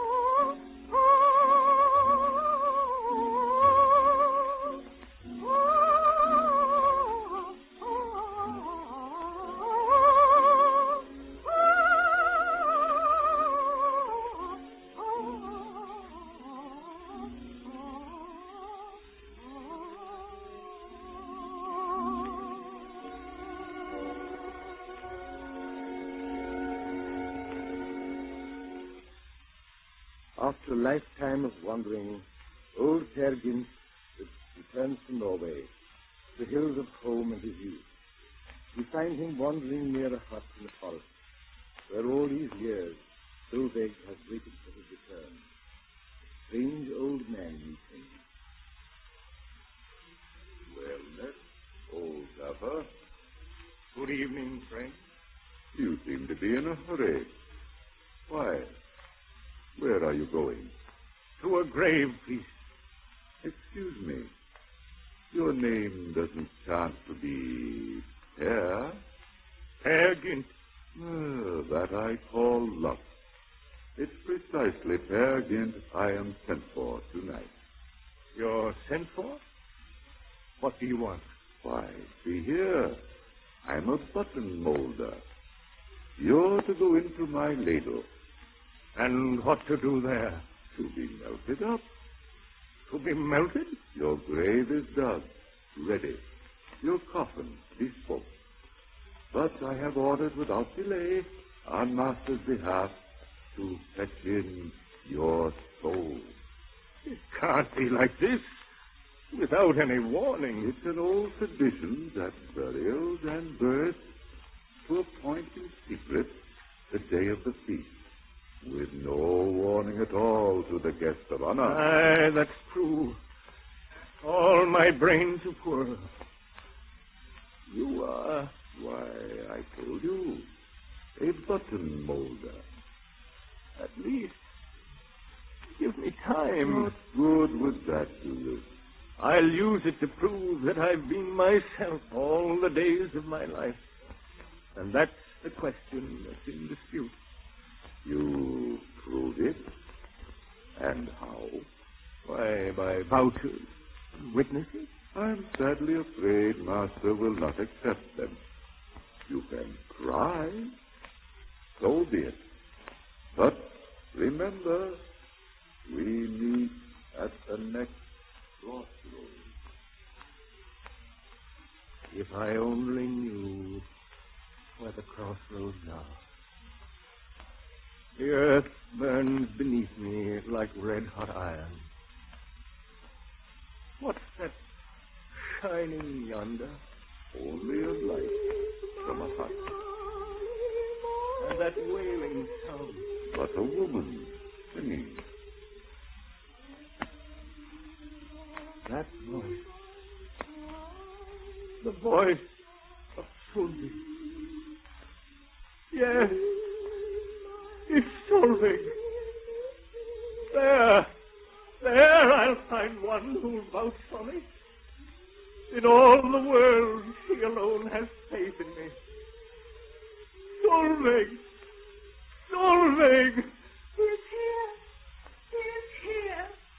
Oh, to God be the praise. Hast thou doom for a sinner? Then speak it forth.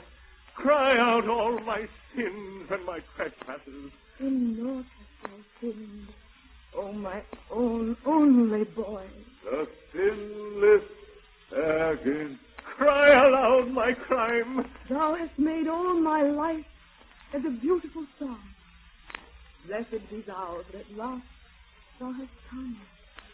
Blessed, thrice blessed hour which can more meeting. I am lost. He is one that rules all things. Lost. Unless thou can answer riddles. Canst thou tell me where Peer Gynt has been since we parted? Has been? With his destiny seal on his brow. Canst thou tell me? If not, I must go down to the mist-shrouded region. Oh, that riddle is easy. Then tell me what thou knowest. Where was I? As myself, as the whole man, the true man. Where was I? With God's seal upon my brow. In my faith, in my hope, and in my love. Oh, seest thou? Peace. These are juggling words. Thou art mother thyself to the boy in thy heart. Aye, that I am. But who is his father? Surely he that forgives at the mother's prayer. My mother. My wife. Oh, thou innocent woman. In thy love. Oh, there, hide me. Hide me. Hide me.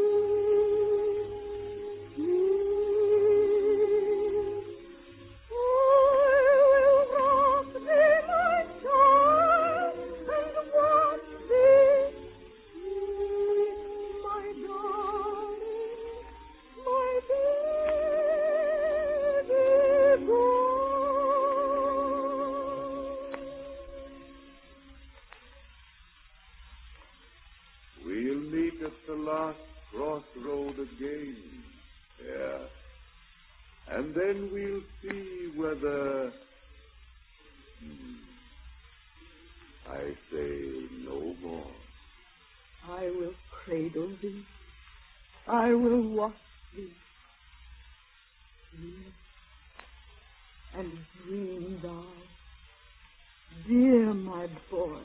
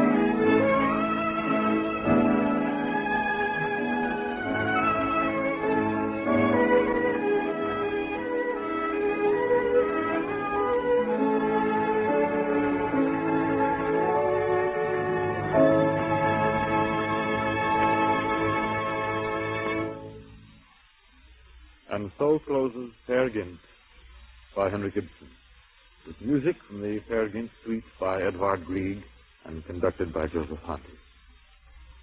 The Great Plays series is a public service feature of the National Broadcasting Company.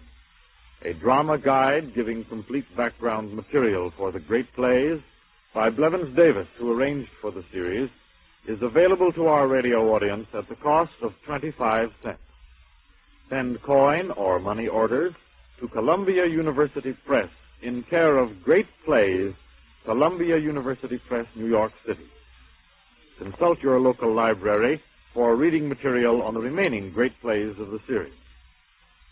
Now, ladies and gentlemen, a change in the order of the plays is to be noted. Sunday, February 18th, The Playboy of the Western World by Synge. Sunday, February 25th, The Pirates of Penzance by Gilbert and Sullivan. Sunday, April the 7th, Célias and Mélisande by Maurice Metter. Now, except for the above alterations, the order of plays remains unchanged. The cast of today's play was as follows. Peer Gynt, William S. Rainey. Oza, Florence Malone. Solveig, Irene Wicker. Oslach the Smith, Richard Gordon. Bridegroom, Burford Hamden. The Mountain King, William Shelley. The green-clad one, Barbara Lee. Ingrid, Lily Valenti. The Troll, Junius Massey. The Button Molder, Richard Gordon. The Boig, Horace Braham. An old man, Harry Neville. A lad, Peter Donner. The narrator was Alfred Sherman. And Peer Gynt was adapted for radio by Charles Warburton.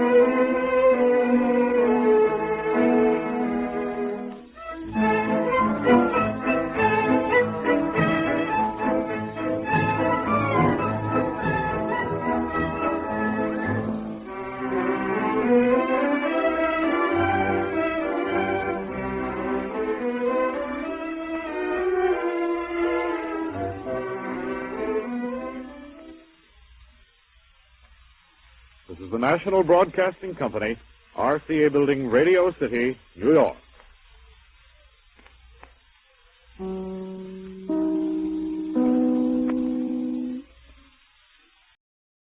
Lux presents Hollywood.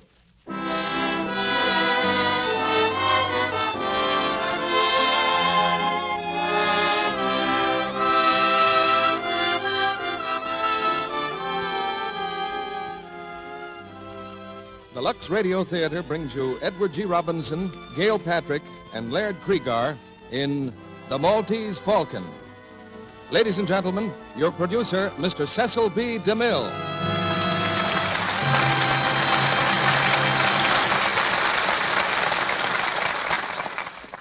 Greetings from Hollywood, ladies and gentlemen. Some people like mystery stories because of the intellectual challenge they present. Personally, I'm seldom able to figure out who done it without skipping to the back of the book. But give me a good detective story, and like presidents, bankers, housewives, and chorus girls the country over, I find that my own troubles fold up their tents like the Arabs and silently steal away. Tonight we point with pride to a triumph of the art, the Dashiell Hammett classic, The Maltese Falcon, brought to us by three of our favorite stars, Edward G. Robinson, Gail Patrick, and Laird Cregar. The Warner Brothers screenplay was masterfully written and directed by John Huston, who comes by his talent naturally because he's Walter Huston's son. For the next hour, we'll follow the eerie trail of this fabulous falcon, which is coveted by many people to their great ill fortune and to the great ill health of a few. I think most of us have a secret desire to be detectives. At least that seems to be very true of this audience, because you've done some good practical detective work by discovering dozens of different ways to use Lux Flakes. And that doesn't make any of us unhappy. Nowadays, many familiar materials are doing a wartime job. Nylon and silk are going into parachutes, cotton, rayon, and wool into uniforms, and many other wartime uses. That means that we on the home front must make the things we have last longer so that our boys on the fighting fronts will have what they need. You're all trying to track down ways and means to make washable fabrics last. And the clue that's giving you domestic detectives the solution is Lux Flakes. But now let's track down the Maltese Falcon, because here's the first act, starring Edward G. Robinson as Sam Spade, Gail Patrick as Bridget, and Laird Krieger as Gutman.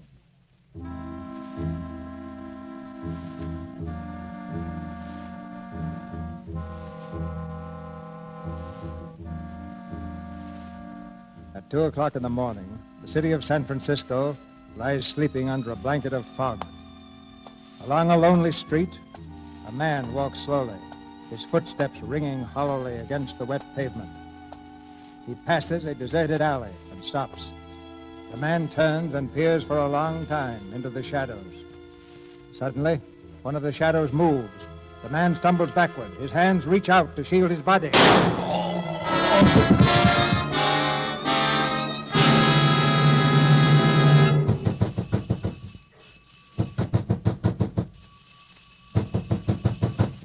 All right, Spade, open up. We know you're in there, Spade. Come on. Who is it? It's Dundee and Pole House. We want to speak to you. Come in, Lieutenant. Nice time to make a call. Yeah. 4 in the morning. When did your watch stop? We don't have any hours on the force, Spade. Got a couple of questions to ask you. Sure. Hi, Tom. Hello, Sam. What do you know about this killing, Spade? Very little. Archie was your partner, wasn't he? That's right. Spade and Archer, private detective. Well, I guess you'll have to change that name. Yeah. From now on, it's just Sam Spade. Yeah. You don't seem very broken up over this, Spade. Miles Archer gets shot dead 2 hours ago, and you toss it off like a scotch and soda. Oh, excuse me. Will you have one, Lieutenant? No, I won't. Okay. Mind if I have one, Lieutenant? No. You don't like me, do you, Dundee? I don't like any cops who aren't on the force. I asked you what you knew about Miles Archer getting killed. Well, once again, very little. Your boys called me at 10 after 2. I understand they found a Webley automatic in the alley with one bullet out of it. Yeah. Was Archer out on a job last night? Well, sure. He was supposed to be tailing a fellow named Floyd Thursby. Thursby? What for? Come on, Spade. What for? We were trying to find out where he lived. Spade, suppose you answer once without thinking so hard. I don't like this, Dundee. What are you sucking around for? Tell me or get out. I asked you why you were tailing Thursby. I wasn't. Miles was. For the swell reason that we had a client who was paying good United States money to have him tailed. Who's the client? Well, I'm sorry. I can't tell you that. Be reasonable, Sam. Give us a chance. How can we turn up anything on Miles' killing if you won't tell us what you've got? Okay. It was a girl who wanted us to tail Thursby. What girl? She came into the office yesterday afternoon. I didn't know who she was. Effie announced her about 3 o'clock. Said there was a girl to see me, a girl named Wanda.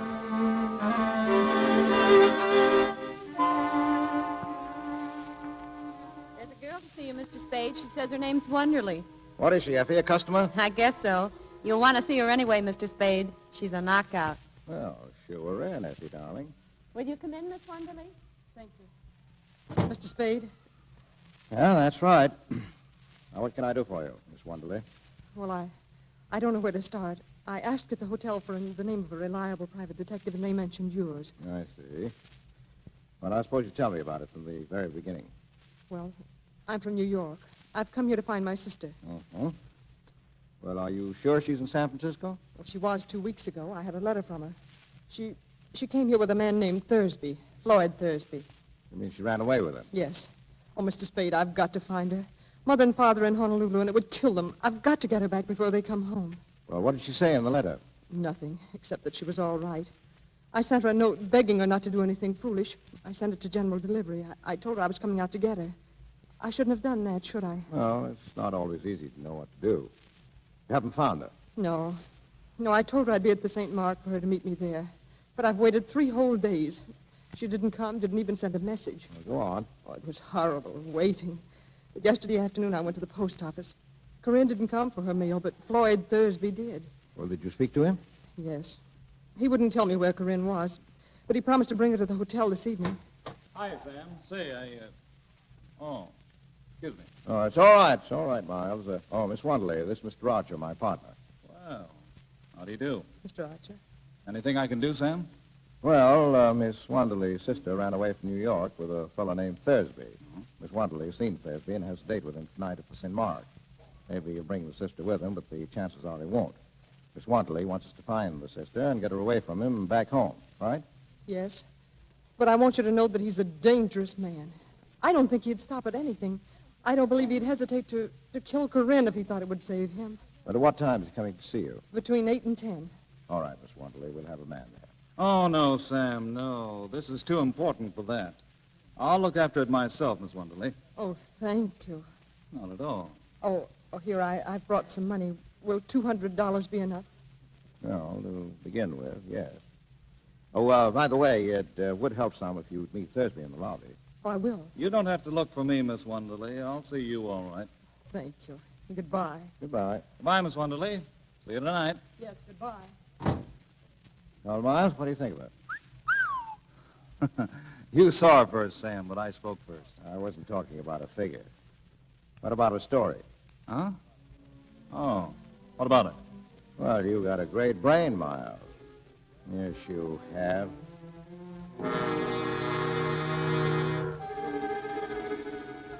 So Miles went out to tail Thursby last night, Yeah. And Thursby shot him. Is that what you think? Well, that's what you think, Dundee. I don't know. Tom, get on the phone. Call the St. Mark and ask for a girl named Wonderly. I thought of that myself, Lieutenant. She was never registered. The whole story was probably a fake. Oh, was it?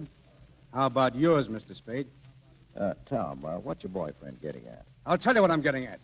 Floyd Thursby was shot down in front of his hotel an hour ago. Take your paws off me. Easy, boss. Rough him up. Where were you tonight, Spade? I was right here all night long. You got any proof? No. So you think I shot Thursby, huh? Yeah, I think you did. Yeah, I know where I stand now. Did Thursby die? Yes. How did I kill him? I forget. He was shot 3 times in the back with a .44. Hotel people know anything about him? Nothing except he'd been there a week. Alone? Alone. Well, did you find out who he was, what his game was? Nope. We thought you could tell us that. I've never seen Thursby, dead or alive. Now, look, Spade. If you did get Thursby, you'll get a square deal out of me and most of the breaks. I don't know that I blame you a lot, the man who killed your partner, but that wouldn't keep me from nailing you. Well, fair enough. But I'd feel better about it if you'd have a drink with me. No? No. Well, good night, gentlemen. I'm tired.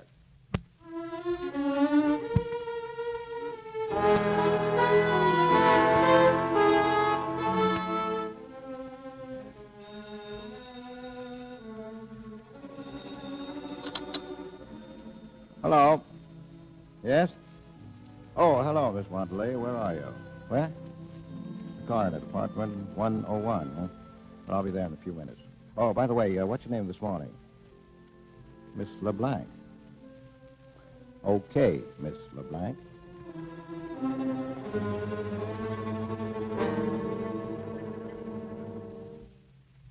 Spade, I have a terrible confession to make. Yeah?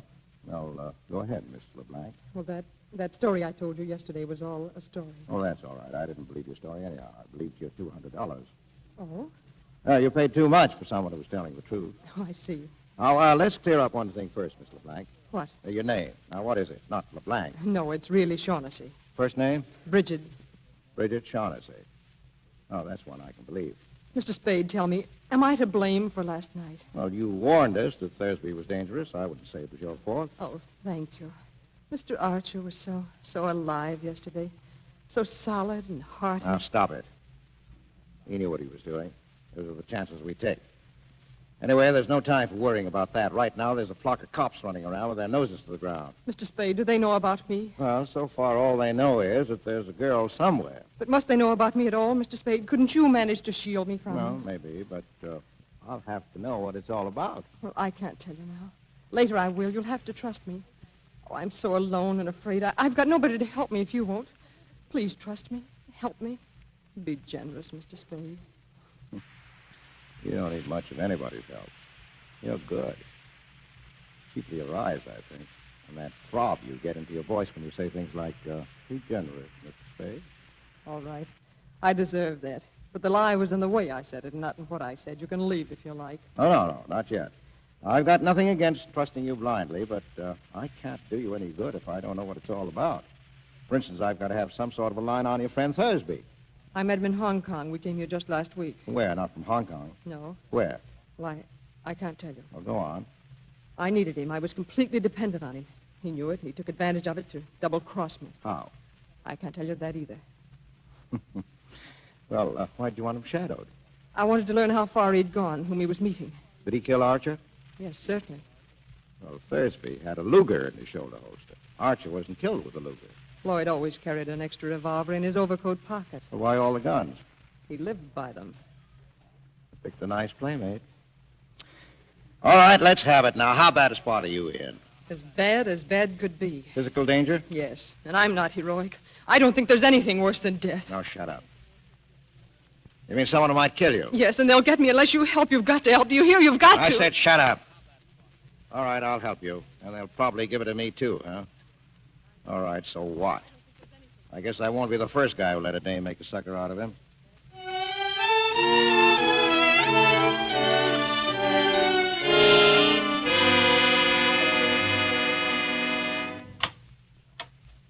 He's back again, Mr. Spade. Who, Effie? The fellow was here this morning. Here's his card.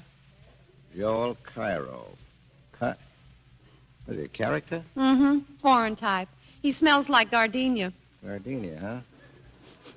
Well, shoot him in, Effie. Right. Will you come in, Mr. Cairo? You're very kind. Thank you. No, sit down now, Mr. Cairo. Thank you. I'm Sam Spade. Something I can do for you, Mr. Cairo? Yes, thank you. But first, may a stranger offer condolences for your partner's unfortunate death. Thank you. And may I ask, Mr. Spade, if there is a certain relationship between that and the death of the man Thursby? May I ask that? No. I beg your pardon. Mr. Spade, I'm trying to recover an ornament that has been, shall we say, mislaid. I thought and hoped you could assist me. Yeah? The ornament is a statuette, a black figure of a bird. Yeah? And I'm prepared to pay on behalf of the figure's rightful owner the sum of $5,000 for its recovery and, what is the phrase? No questions will be asked. Well, $5,000 is a lot of money. Come in. Is there anything else for me, Mr. Spade? Oh, no. Good night, Effie. And lock the door when you go, will you? Good night. Yes, Mr. Cairo. $5,000 is a very... What do you think you're doing? I'm pointing a revolver at a spot directly between your eyes. You will please clasp your hands together at the back of your neck and do not move. I intend to search your office, and if you attempt to prevent me, I shall certainly shoot you. All right, go ahead. You will please stand. I shall make sure you are not armed. Certainly. All right, Mr. Cairo. Drop the gun, please. Drop it. Drop it, or do I twist your arm off at the elbow? You, here. Take it. Yeah. Thanks. Now sit down over there and behave yourself. You have bruised me, Mr. Spade. Well, I'm sorry. I guess I got a little annoyed. I don't like guys who make a phony offer of $5,000. You are mistaken, Mr. Spade. That was and is a genuine offer. Yeah? And I am prepared to pay $5,000 for the figure's return. You have the figure? No. Then why did you risk serious injury to prevent my searching for it? Well, I should sit around, let people come in and stick me up. So the offer still goes, huh? Most certainly. All right. Now, let's put the cards on the table. Your first guess was that I had the bird. Now, there's nothing to that. Now, what's your second guess? That you know where it is, or at least that you know it is where you can get it. Well, you're not hiring me to do any murders or burglaries for you, but simply to get it back, if possible, in an honest, lawful way. If possible, and in any event with discretion. I'm at the Hotel Belvedere when you wish to communicate with me. Good evening, Mr. Spade. So long. Oh, wait. You know a girl named Wanderley? No, I do not. LeBlanc? No. Well, how about Bridget Shaughnessy? The Hotel Belvedere, Mr. Spade, room 655. Okay. Oh, by the way, may I have my revolver back, please? Oh, yeah, sure. I'd forgotten it. Yeah, here you are. Thank you. Now, you will please keep your hands behind your head. I still intend to search your office. Well, I'll be... All right, go ahead. Thank you.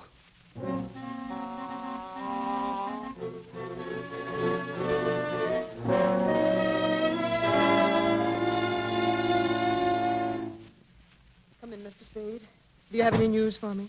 Yeah, a little. I mean, Did you manage it so that the police won't have to know about me? No, they won't. For a while, anyway. Oh, and you won't get into any trouble. You won't, Mr. Spade. Oh, I don't mind a reasonable amount of trouble. Do sit down, please. Do sit down, please. Now, look, you aren't exactly the sort of person you pretend to be, are you? I'm not sure I know what you mean. Oh, schoolgirl manner, stammering, blushing, and all that. Because if you are, honey, we'll never get anyplace. Now, stop acting. All right, I'm sorry. Good. I saw Joel Kyra tonight. You know him? Only slightly. What did he say? About what? About me. Nothing. Well, what did he talk about? Well, he offered me $5,000 for the Black Bird. Oh, did he? And what did you say? Well, I said $5,000 is a lot of money. It is. It's a lot more than I could ever offer you if I must bid for your loyalty. Oh, that's good. Coming from you. Now, what have you given me besides $200? Have you given me any of your confidence, any of the truth? Can't you trust me a little longer? Well, how much is a little? What are you waiting for? Well, I must talk to Joel Cairo. Well, you can see him tonight. He can't come here. I can't let him know where I am. I'm afraid. Well, my place, then. What about it? All right. Your place. Good. But wait. You'll have to let me go about this in my own way. You mustn't interfere. Well, I'll just sit and listen while you talk over old times. You're a strange person. I like you. Yeah? Well, don't overdo it.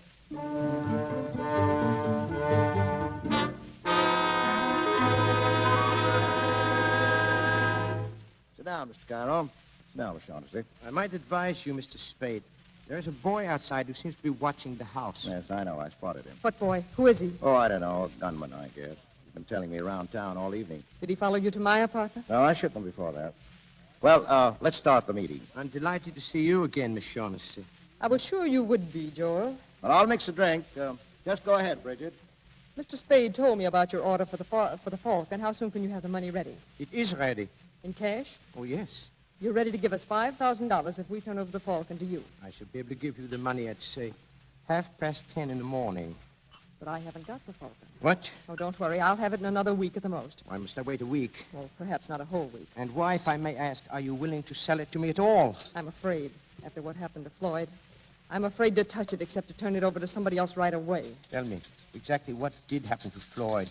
He was murdered by the fat man. Fat man? Is he here? I don't know. I suppose so. What difference does it make? It might make a world of difference. Yes, you might be able to get around the fat man, Joel, as you did that one in Istanbul. What was his name? The one you did away with. That is a lie, you dirty little... Get away, fella. Get away, do you hear? Oh! Now, cool down. This is the second time you've put your hands on me, Mr. Spade. I'll try and make it the last. Now, you better get out, Cairo. I'll call you tomorrow. You're working for her now, is that it? I'm working for myself. If you want to withdraw your offer, just say so. The offer still stands. Well, all right, get out. Very well. Good night, Mr. Spade. Well, you've got some fine friends, Miss Shaughnessy. Do they always try to throttle you? I suppose I ought to thank you. Well, you've had your talk with Cairo, and I can talk to me.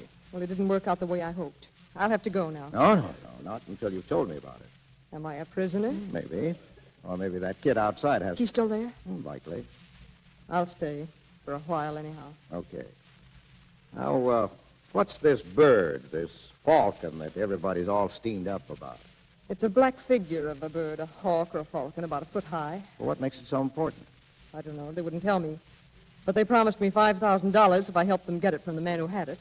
That was in Istanbul. Yes. Well, go ahead. That's all. They promised me the money to help them, and I did.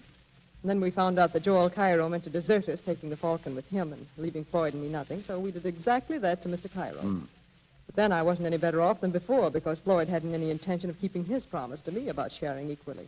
I learned that by the time we got here. What's the bird made of? Porcelain or black stone, I don't know. You're a liar. What? A liar. Yes, I am. I've always been a liar. Now, don't brag about it. Is there any truth at all in that yarn? Some. Not very much. All right. We've got all night before us. I'll put some coffee on and we'll try again. Oh, I'm so tired. I'm so tired of lying and thinking up lies and not knowing what is the lie and what's the truth. Don't ask me. Please don't. If there's any kindness in you at all. Now, what are you trying now?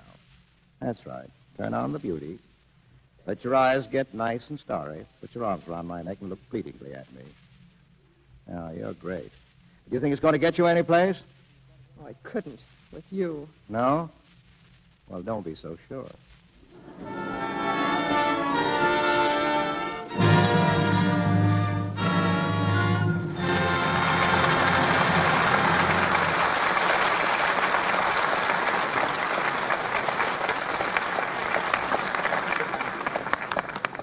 We'll hear Act Two of The Maltese Falcon, starring Edward G. Robinson, Gail Patrick, and Laird Kriegar, in just a moment. Meantime, I have exciting news for you. The package of Lux you have in your home now looks just like the package you've always bought. But the flakes inside have been improved so that they can help you more than ever to save washables in wartime. Washables that may be irreplaceable. Remember, the Lux your dealer has now in the same familiar package is new improved Lux. Improved 3 ways. The first way, Mrs. Burton, how would you like to have a Lux that's even milder and safer than ever? Why, that would be wonderful.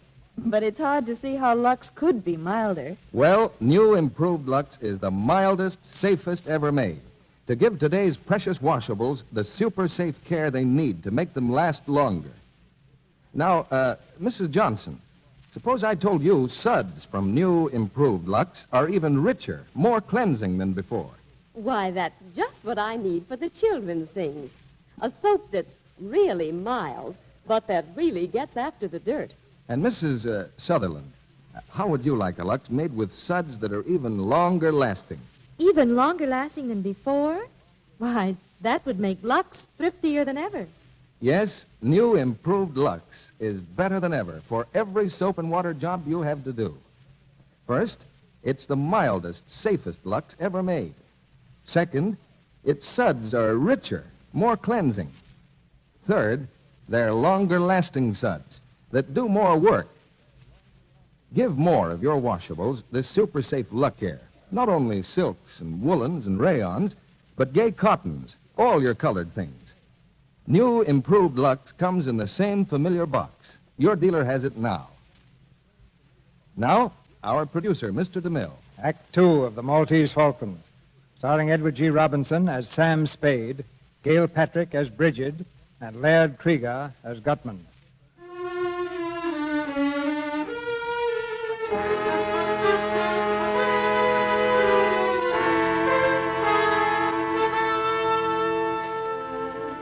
On the trail of the Black Falcon, Sam Spade has followed nothing but blind alleys. But now a call comes from his secretary.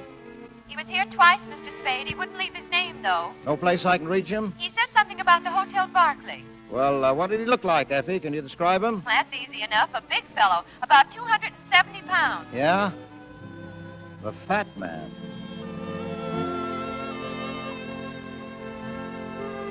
In the lobby of the Hotel Barclay, Sam Spade watches for the fat man, but he sees only the boy who has followed him for the last 3 days.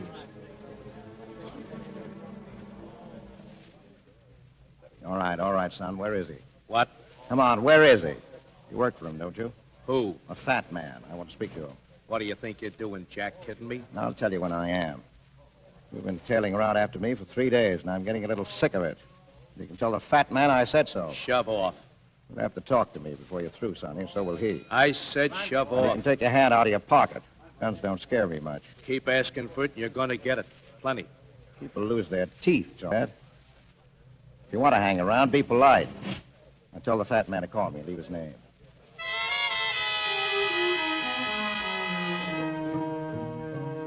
Hello, Mr. Spade.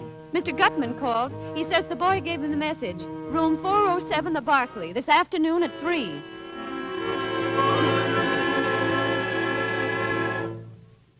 Ah, Mr. Spade. Delighted to see you, delighted. How do you do, Mr. Gutman? Sit down, my friend. We'll have a little drink. Well, I can't stay long. Sorry, I've got an appointment at the district attorney's office. So? It's interesting. Say when, Mr. Spade? I'll leave it to you. Excellent, excellent. I distrust a man who says when. If he's got to be careful not to drink too much, it's because he's not to be trusted when he does. You're a close-mouthed man, Mr. Spade. No, I like the talk. I enjoy it. Better and better. I distrust a close-mouthed man. He generally picks the wrong time to talk and says the wrong things. Well, sir, we'll talk. That's swell. Well, we talk about the black bird. You're the man for me, sir. No beating about the bush, but right to the point. But first, sir, answer me a question. Are you here as Miss Shaughnessy's representative or Mr. Cairo's? No, there's nothing certain about it either way yet. It depends. But which will you represent? It will be one or the other. Not necessarily. Who else is there? Well, there's me. Ah, that's wonderful, sir. Wonderful. I do like a man who tells you right off that he's looking out for himself. Let's talk about the black bird. Let's. Mr. Spade, have you any conception of how much money can be got for that black bird? No. Well, sir, if I told you half, you'd call me a liar. No, not even if I thought so. You know what the bird is, of course. No, I don't. You don't? They didn't tell you that? Well, I know what it's supposed to look like, and I know the value in human life you people put on it. But Miss Shaughnessy didn't tell you what it is. And Cairo didn't either? Uh-uh. They must know what it is. What do they? What is your impression, sir? Well, there isn't much to go by. Cairo wouldn't talk. The girl said she didn't know, but I took it for granted she was lying. Then they don't know. I am the only one in this whole wide, wonderful world who does. Oh, that's great. When you've told me, that'll make two of us. Mathematically, correct, sir. But I don't know for certain that I'm going to tell you. Now, don't be foolish. You know what it is. I know where it is. That's why I'm here. Well, sir, where is it? There, you see? I must tell things, but you refuse. That is hardly equitable, sir. No. I don't think we can do business along these lines. You don't, huh? Well, think again and think fast. I told that gunman of yours that you'd have to talk to me before you finish. Now, I'll tell you now that you'll do your talking today or you're through. Now, what are you wasting my time for? I can get along without you. Now, talk! Is anything wrong, boss? Come in, Wilmer. Oh, yeah. Yeah, come in, Sonny. Keep your hand off your gun or I'll knock your ears down. Listen, you... Wilmer. Just stand over there, Wilmer. Excitable young man, Mr. Spade. Well, make up your mind, Gutman. While you're doing it, keep that gunsel away from me. I'll kill him. Mr. Spade, I must say you've a most violent temper. I'll think it over. You've got till 5:30. Then you're either in or out for keeps. Now,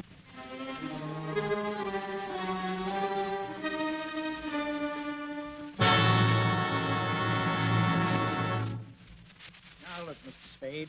Well, my guess might be excellent or it might be crummy, but Mrs. Spade didn't raise any children dippy enough to make guesses in front of a district attorney and a stenographer. Mr. Spade, I wish you wouldn't regard this as a formal inquiry. And please don't think I have any belief in those theories that police seem to form. You see, they think you killed Thursby. Yeah? Well, what's your theory? Simple.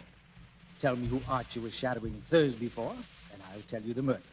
Yeah, that's where you're wrong. Whether or not I'm wrong isn't for you to judge. I'm a sworn officer of the law, Mr. Spade. My duty I is... thought this was an informal talk. It is, Well, then but listen. The police think I'm mixed up in those killings. Well, my best chance of clearing myself is to bring in the murderers all tied up. My only chance of ever tying them up is by keeping away from you and the cops, because you'd only gum up the works. Now, just a minute, And Mr. I don't Spade, want any more of these informal talks.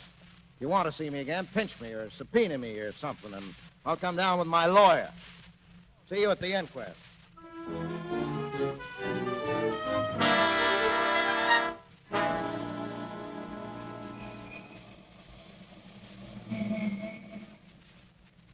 Hey. You. Well, hiya, son.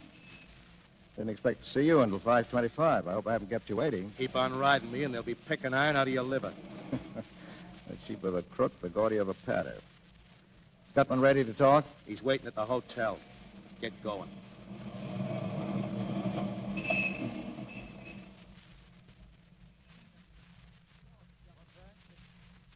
Oh, they're on their way up now? Thank you. Oh, hello, operator. I don't want to receive any calls for about an hour. Yes, thank you. Come on, get in, Sonny. Mr. Spade. Here, Gutman. Here's your gunman's six-shooter. Well, what's this? I took it away from him. I was afraid he might hurt himself. I'll get you, Spade. Someday I'll let you have it right in the face. Get out of here. Wait outside, Wilmer. By gad, sir, you're a chap worth knowing. An amazing character. Here, I've mixed a drink for you. Thanks. Oh, by the way, I owe you an apology. Never mind that. Never mind. Let's talk about the bird. All right, sir, let's. Mr. Spade, this is going to be the most astounding thing you ever heard. Yeah? What do you know, sir, about the Knights of Rhodes? Nothing. Well, they were crusaders, Mr. Spade. In 1539, these crusading knights persuaded the Emperor Charles V to give them the island of Malta. Yeah? He made but one condition. They were to pay him each year the tribute of a falcon in acknowledgement that Malta was still under Spain. You follow me? Yeah, so far. Good. Well, sir, the knights were profoundly grateful to the Emperor for his generosity toward them. Mm-hmm. The very first year, they sent him not an insignificant live bird, but a glorious golden falcon, encrusted from head to foot with the finest jewels in their coffers. Well, sir, what do you think of that? I don't know. These are facts, historical facts. They sent this jeweled bird to Charles, who was then in Spain, but it never reached Spain. The famous admiral of buccaneers took the knight's galley and the bird. Mm-hmm. In 1713, it turned up in Sicily. In 1840, it appeared in Paris. Oh. It had, by that time, acquired a coat of black enamel so that it looked like nothing more than a fairly interesting black statuette. Then in 1922, a Greek dealer named Charaleos found it in an obscure shop. No thickness of enamel could conceal value from his eyes. Drink up, sir. Yeah, well, go on. Well, sir, to hold it safe, Charaleos re-enameled the bird. Okay. I got wind of his find, but when I arrived in Athens, I discovered that the bird was gone, and Charaleos murdered. That was over 20 years ago. Well, sir, it took me 20 years to locate that bird, but I did. I traced it to the home of a Russian general, one Kemidov, in Istanbul. I sent some agents to get it. Well, sir, they got it, and I haven't got it. Where's Kemidov? Oh, Kemidov? He died. Very suddenly. Yes. His heart. And was there a knife in it or a bullet? Your glass, sir? Thank you.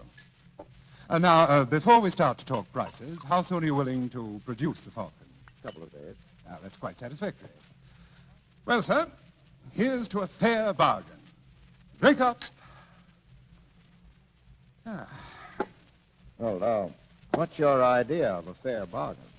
$25,000 when you deliver the falcon to me, and another $25,000 later on, or I'll give you 1/4 of what I realize on the falcon. That would amount to a vastly greater sum. Well, how much greater? Who knows? Shall I say 100,000? That would be the minimum. And what's the maximum? What would you say to $250,000?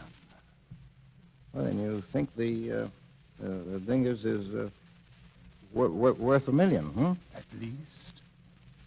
Well, that's a lot of dough. A lot of dough. Minimum, huh? And the maximum? And What's the matter, Mr. Spade? Are you feeling ill? I feel, what was in that drink? The drink? Oh, I drugged it. Yeah? You'll be unconscious very shortly, Mr. Spade. You'd better lie down. I wouldn't want you to fall. Well, that's very good. That's very... Oh, dear. Oh, Joel! Joel, come in. It's he. unconscious? Yes. You know, he's a very interesting person, George. The kind of a man I enjoy dealing with.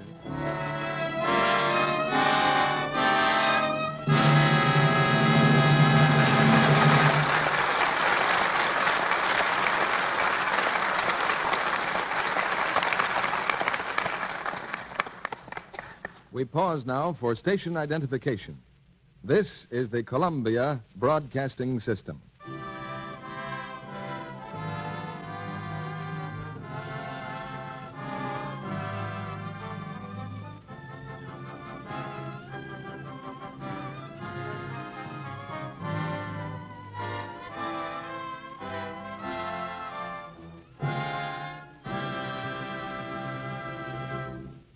After a brief intermission, Edward G. Robinson, Gail Patrick, and Laird Kriegar will return in the third act of The Maltese Falcon. Now, here's a question for the women in our audience. If you could make your stockings last far longer just by doing one very easy thing, would you do it? Of course you would. Then listen to this. Recent tests show how to cut down stocking runs over 50%. Yes, a famous laboratory, the United States Testing Company, Incorporated, repeatedly washed rayon stockings different ways, then tested them on an almost human machine, a sort of mechanical leg that strains stockings the way you do in actual wear.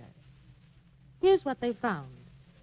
Washing with new, improved Lux cut down runs over 50%. Yes, the Lux stockings tested on the machine didn't go into runs nearly as easily as stockings washed with a strong soap or rubbed with cake soap. They lasted ever so much longer. You see, new improved Lux saves elasticity, so stockings can take extra strain without breaking into runs so easily. And here's what girls find in actual experience. Why, I got over twice the wear from my Lux stockings. Lux cut my runs almost in half. That means a lot now that stockings are so precious. Better stick to Lux and avoid those enemies of stockings, cake soap rubbing and strong soaps. One special hint about rayons.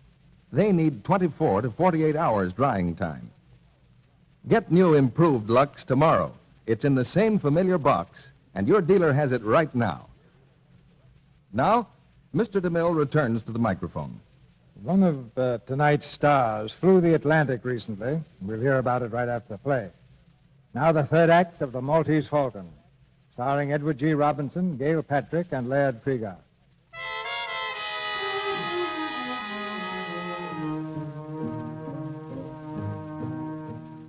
When Sam Spade woke up, he was alone in the hotel room. Pale and still shaking from the effects of the drug, he's gone to his office, where Effie stares at him in alarm. Mr. Spade, what happened to you? I wouldn't know. I went visiting this afternoon with red knockout drops and came to just a little while ago, all spread out on a man's floor. Who did it? A fat man. But why? Didn't have a chance to ask. Evidently he wanted to get me out of the way for something. But I don't get it. You... Hello? Yes? What? I can't hear you. Who is it? Give it to me again. Yes, I've got that. Captain who? Jacoby? Yes, Hello? Hello? She's gone. Who's gone? Who? It was the Shaughnessy girl. She wants you. Here's the address. 36 Ancho Street. She's in some kind of trouble, Mr. Spade. She was telling me something about a captain, a ship captain named Jacoby. And then something happened to her. What happened? I don't know. Like she was being choked. Listen, is that the outside door? I'll see. Yes? What do you... Oh! Mr. Spade? Who is it, Effie? I don't know. It's... Mr. Spade? Yes? This package. For you. She told me. For you. What's the matter with you? For you. Mr. Spade! Mr. Spade! Shut up. Lock the door. Yes. Yeah. Give me the scissors from the desk, will you? I want to see what's in this package. Here. Is he dead? Got about 4 slugs in him, that's all. Oh. Come on, pull yourself together. Oh, I'm all right.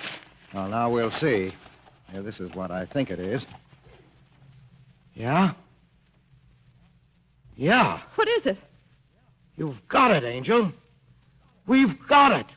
The Maltese falcon. The falcon? Look at it. The blackbird. $1 million under a coat of enamel. She sent him with it. That's what he tried to tell us. He must be Captain Jacoby. Now, listen, I've got to get to her. As soon as I've done, phone the police. Tell them how it happened. Don't forget he brought a bundle. Here, get it straight now. Yes. I'll leave the bird in the safe. When I call you, bring it to that Ancho Street address. Got it? Yeah. And after you bring it to me, go out and call Dundee. Tell him to come on the run with about 6 cops. No mistakes, Effie. I may need them.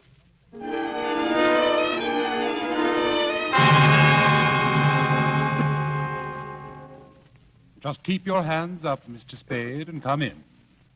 Wilma, shut the door. Well, sir, we're all here, waiting for you. Now, let's sit down, Mr. Spade, and be comfortable. Sure. Sam, I tried to call you. I wanted to tell you. Oh, it's all right, honey. Take it easy. But they've been holding me here all last night and today. But you've come to no harm, Miss Shaughnessy, as yet. Oh, Mr. Spade, I believe you know Mr. Cairo. Yeah. How do you do? And Wilma, of course. You carrying a rod? Let me see. Now, get away. You're not going to frisk me. Stand still. Put your paw on me, and I'm going to make you use that gun. Ask your boss if he wants me shut up before we talk. Sit down, Wilma. Mr. Spade, you're certainly a most headstrong individual. Well, let's talk. Yeah. You ready to make the first payment and take the falcon off my hands? You're sure you have it? Sam, have you? I didn't this afternoon, but I have now. Then I am willing to pay. Joel, the money, please. Yeah, wait. There's another thing to be taken care of first. We've got to have a fall guy. I beg your pardon? Well, the police have got to have a victim. Somebody they can stick for those 3 murders. 2? Only 2 murders, Mr. Spade. Thursby undoubtedly killed your partner. All right, 2. The point is, I've got to come through with somebody, a victim, when the time comes. If I don't, I'll be it. And whom do you recommend as this victim? Oh, well, I'm not fussy. How about giving them Wilma here? He'll do. Why, you... Get away, punk. By gad, Mr. Spade, you are a character. Well, it's our best bet. If we turn him over, the cops will be happy. We'll be free as the air. Well, what do you think of this, Wilma? Mighty funny, huh? Yeah, mighty funny. Well, anyway, he killed Thursby, didn't he? He's made to order for the part. Get up on your feet. Go away, punk. I've taken all the riding for you. I'm going to take it up and shoot it out. Calm yourself, Wilma. Mr. Spade, your plan is not at all practical. Let's not say anything more about it. All right, I've got another suggestion. Want to hear it? Most assuredly. I'll give them Joel Cairo. Suppose we give them you, Mr. Spade, or Miss Shaughnessy. How about that? Now, look, you people want the falcon. I've got it, and the fall guy is part of the prize. As for Miss Shaughnessy, well, if you think she can be rigged for the part, I'm perfectly willing to discuss it with you. Sam, What's the matter? you don't mean that you couldn't. No, because I don't think the cops would be happy, Angel. Well, personally, I see only one guy who's really right. That's Wilma. I'll kill him. I'll kill him. Stop it! Stop it, do you hear? Oh, let him go. I told him to lay off me. I warned him. I hated to do that, but the punk had it coming to him. There's your fall guy, Mr. Gutman. What do you say? I don't like it, sir. Well, either you'll say yes right now, or I'll turn the falcon and the whole lot of you in. All right. You can have Wilma. Carry him inside, Joe.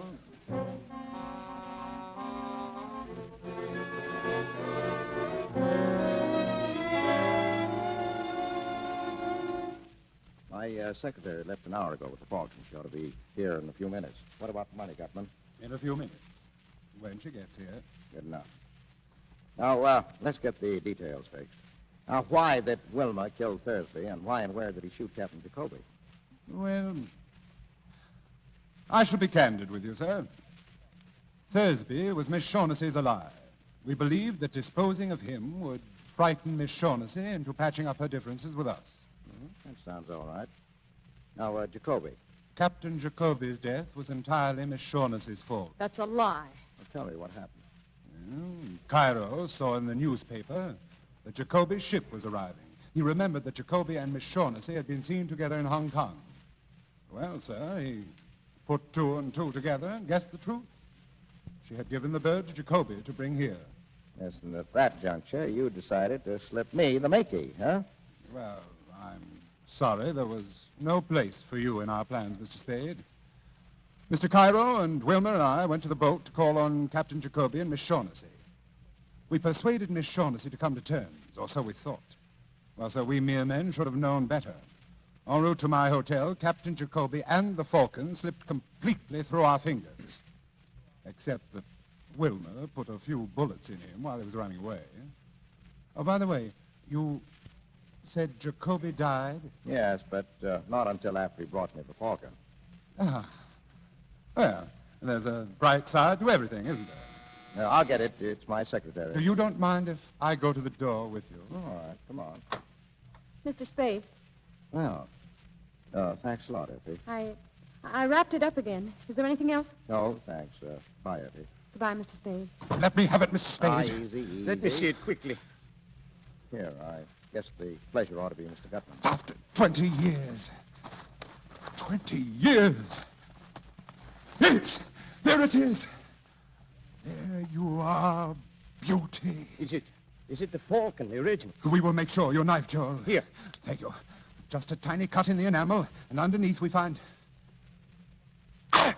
Gutman, what's the matter? It's a fake! It's lead! It's a fake! But it can't be. All right, Shaughnessy, you've had your little joke. Now tell us about it. But no, Sam, no. That's the one I got from Kemidorf, I swear. You bungled it, Gutman. You and your stupid attempt to buy it. Kemidorf caught on how valuable it was. He put a fake in its place. Yes, that is Kemidorf's hand. There's no doubt of it. Well, Joel, what do you suggest? Shall we stand here and shed tears and call each other names? Or shall we go to Istanbul? Istanbul? You are still going to look for the Falcon? For 20 years I have wanted that little item and have been trying to get it. I'll go on trying. Very well. I'll go with you. Get Wilmer. We'll start tomorrow. Yes, tomorrow. Wilmer, why, he's gone. What? The window is open. He's gone. Well, swell lot of thieves. We have little enough to boast about, sir. But the world hasn't come to an end just because we've run into a little setback. I'm sorry about your money, Mr. Spade, but of course you didn't earn it. Well, I held up my end. You got your Falcon. Your hard luck, not mine, that it wasn't what you wanted. My hat, Joe. Now, wait a minute. Mr. Spade, it will do you no good to argue. I haven't the money with me anyhow. Well, I had an idea that was it. Now, sir, we'll say goodbye to you. And since the shortest farewells are the best, adieu. And to you, Miss Shaughnessy, I leave the lead Falcon as a little memento. Adieu. Sam, what are you going to do? Nothing. But those murders, you're mixed up in them. You said yourself the police needed a victim. Call them now. Tell them about Gutman. I don't have to call him. Gutman will be nailed before he goes a block. But when he's nailed, he'll talk about you. Now, we're sitting on dynamite, and we've only got a couple of minutes to get all set for the cops. Now, give me all of it fast. Talk. Well, where shall I begin? Well, the day you first came to my office, why did you want Thursby shadowed? I told you, Sam. I suspected him of betraying me, and I wanted to find out. Now, that's a lie. You had Thursby hooked, and you knew it. You wanted to get him out of the way before Jacoby came with the bird. Isn't that so? Yes. What was your scheme? Well, I thought that if he saw someone following him, he might be frightened into going away. Well, then you must have told Thursby that Archer was following him. Yes, I told him. But please believe me, Sam. I wouldn't have told him if I'd thought Thursby would kill him. Well, if you thought he wouldn't kill Archer, you were right, Angel. Didn't he? No. Archer had been a cop too long to be caught like that, up a blind alley with his gun tucked away in his hip and his overcoat buttoned. But he would have gone up there with you, Angel. He was just dumb enough for that. Sam! And then you could have stood as close to him as you liked in the dark and put a hole through him with a gun you'd gotten from Thursby that night. Don't talk to me like that, Sam. You know I didn't. Oh, shut up. This isn't the spot for the schoolgirl act. Why did you shoot him? No, I didn't mean to at first.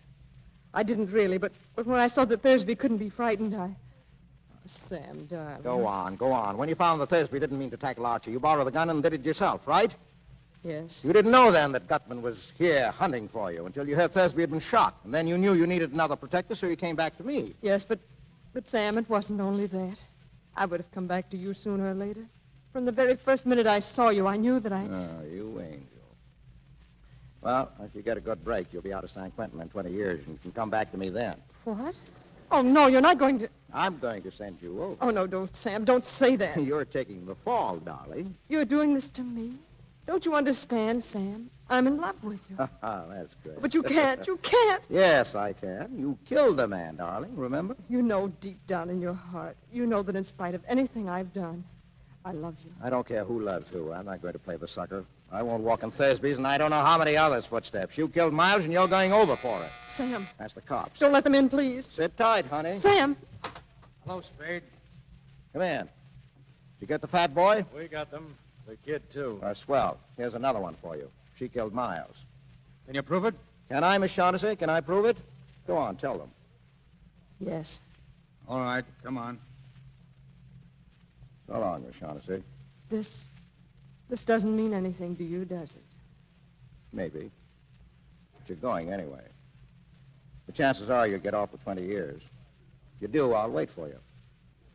And if they hang you, Angel, I'll always remember you.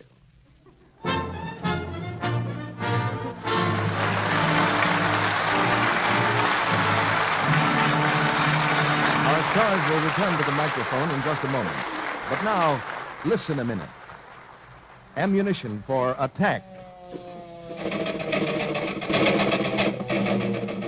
Shells for defense against the enemy. Our boys must have these things to win the war, and you may be unknowingly throwing away material needed to help them win. Waste fats and greases from your kitchen contain glycerin, one of the things that goes into the making of explosives. No amount is too small to save. Think of it this way. One man doesn't make an army, yet together, millions of individual Americans make up the finest army in the world. If every American housewife turns in 1 pound of waste household fats a month, together, that will make 540 million pounds of smokeless powder a year. Now, here's what our government asks us to do. Strain waste fats and greases into a can, any clean, smooth-edged can. Don't use glass or paper containers because they break or leak. The cans you use will be salvaged later. Keep the can in a cool place, and when it's full, take it to your local meat dealer. He'll pay you cash for each pound of fat. Try to do this early in the week when he's not so busy as weekends. Remember, only waste fats and oils are wanted, not anything you can use or reuse yourself. Every bit is precious. Save it carefully. Within 21 days of the time you turn it in to your butcher, it will be on its way to send your message to the Axis. Now, here's Mr. DeMille. Next week's play asks a very vital question. So vital, I'm taking it to the man on the street for an answer before I introduce our stars. The question, are husbands necessary? Now, here's a man who's just come in from the street. What do you think, sir? Are husbands necessary? My wife says yes. My draft board says no. Me, I just do what they tell me. Now let's see what this young lady has to say. In your opinion, miss, are husbands necessary? Are you kidding? Well, that's the way it goes. Nobody agrees. But we'll go into that matter later, because the big news has to do with George Burns and Gracie Allen.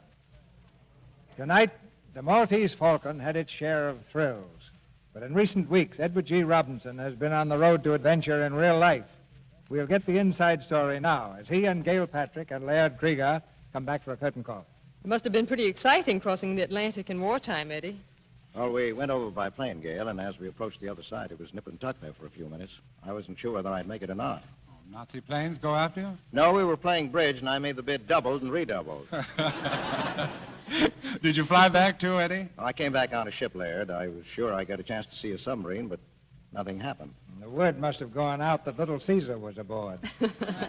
Now, don't kid about that, CB. Purely because of Little Caesar, I received a great distinction.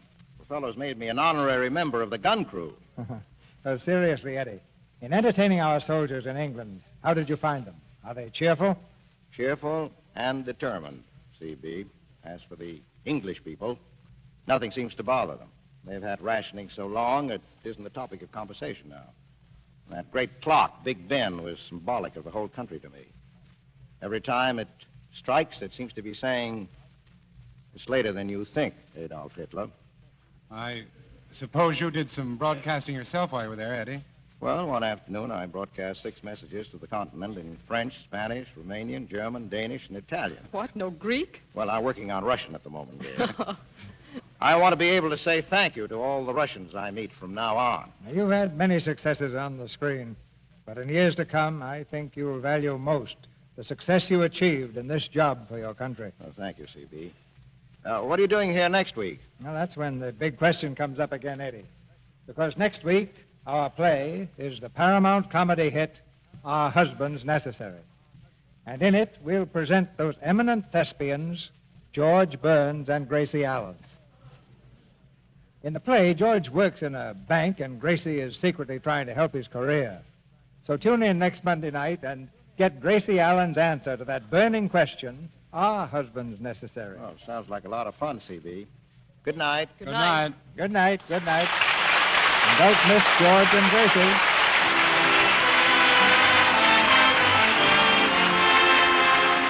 Our sponsors, the makers of Lux Flakes, join me in inviting you to be with us again next Monday night when the Lux Radio Theater presents George Burns and Gracie Allen in Are Husbands Necessary? This is Cecil B. DeMille saying good night to you from Hollywood. Edward G. Robinson will soon be seen in the Columbia picture Destroyer. Gail Patrick has starred in the Republic production Hit Parade of 1943. And Laird Kriegar's next picture is the 20th Century Fox Technicolor production Hello, Frisco, Hello. Heard in tonight's play were Charlie Lung as Cairo, Bea Benaderet as Effie, Eddie Marr as Wilmer, and Warren Ash, Charles Seal, Leo Cleary, Fred Mackay, and Norman Field. Our music was directed by Louis Silvers. And this is your announcer, John M. Kennedy, reminding you to tune in next Monday night to hear George Burns and Gracie Allen in Our Husbands Necessary. Here's what Betty said. Hasn't Jane got a lot of pep and charm? But here's what Betty thought. That woman gets in my hair. Where does she get all that energy? Do you envy others because they have more pep than you? Maybe your trouble is plain vitamin deficiency. Vims may help you feel better than you ever thought you could. Vims have the 6-vitamin formula doctors endorse. 3 vital minerals also. Get that Vims feeling. It's VI for vitamins, double MS for minerals. Vims. This is the Columbia Broadcasting System. Petri Wine brings you Basil Rathbone and Nigel Bruce in the new adventures of Sherlock Holmes.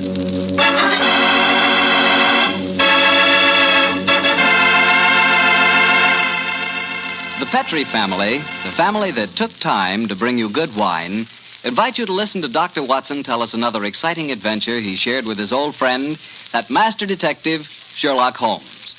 And I know that Dr. Watson will agree with me when I tell you that the best way to begin a good meal is with a glass of Petri California sherry. Before you sit down at the table, pour yourself and your family a glass of Petri sherry. Try it. There are many ways to tell a good wine, by its color, its aroma, and its flavor. On every count, Petri sherry is outstanding. The color of Petri sherry is a clear, deep amber. Perfect. The aroma? Well, Petri sherry is as fragrant as a bunch of dew-covered grapes picked in the early morning. But most important to you, and to me, is the flavor of Petri sherry. We want a wine that tastes good. And believe me, you couldn't ask for a more delicious wine than Petri sherry. And just to make sure you get a wine that's exactly the way you want it, Petri makes 2 kinds of sherry, the regular and Petri Pale Dry. If you're not sure which you like better, why not try them both? Don't buy one, buy 2. Just be sure you always buy Petri Sherry.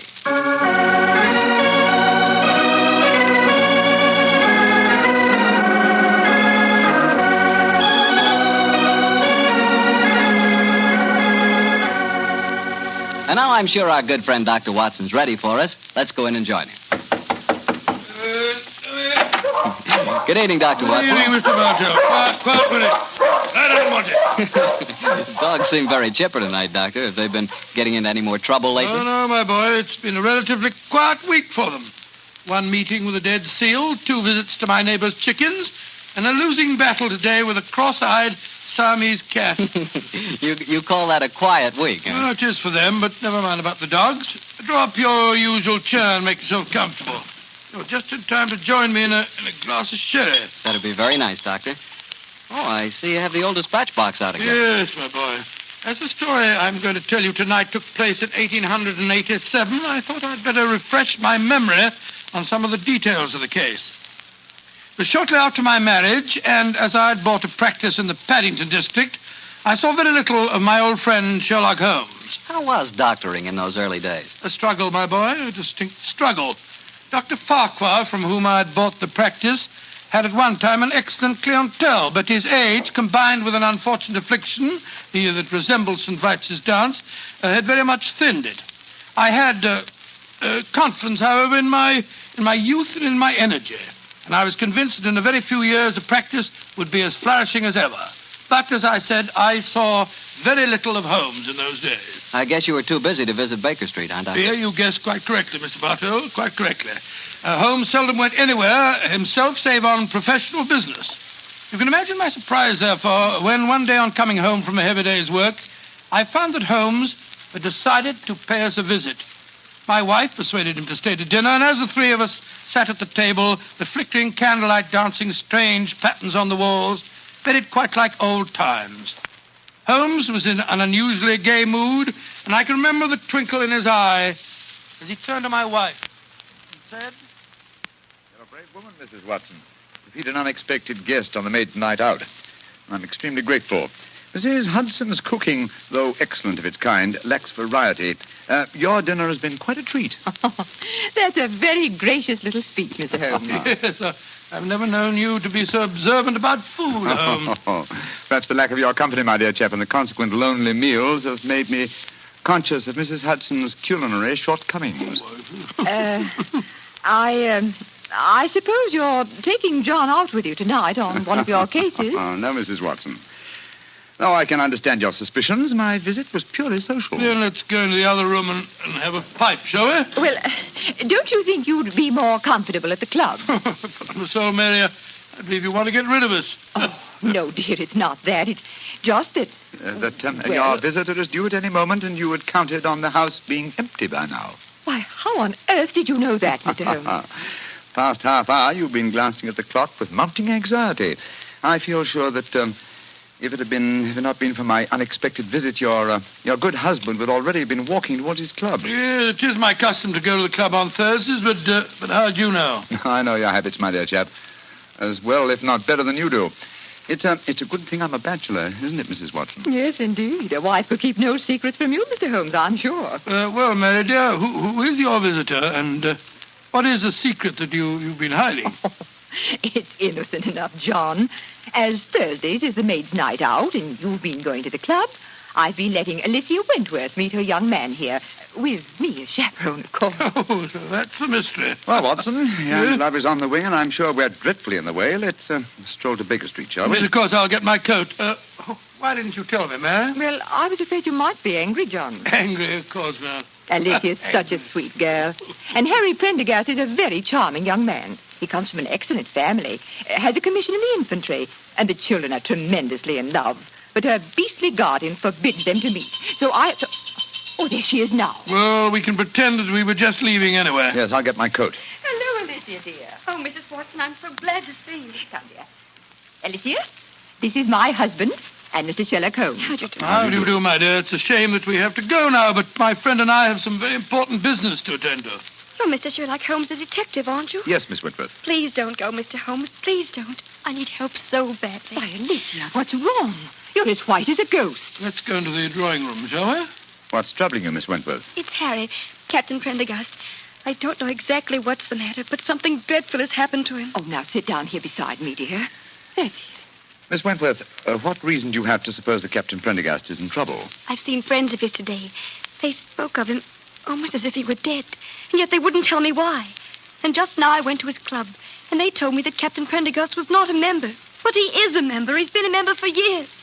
Oh, what's happened to him? What has happened to him? There, dear. Mr. Holmes will help you. Now, don't you cry. Have you been to the police, Miss Wentworth? No, Doctor.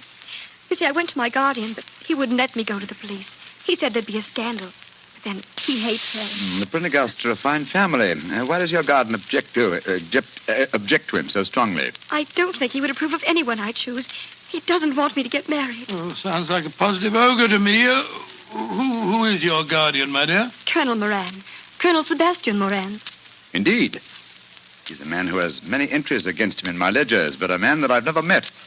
I have long hoped to cross swords with him directly. But how could Uncle Sebastian have anything to do with the criminal profession, Mr. Holmes?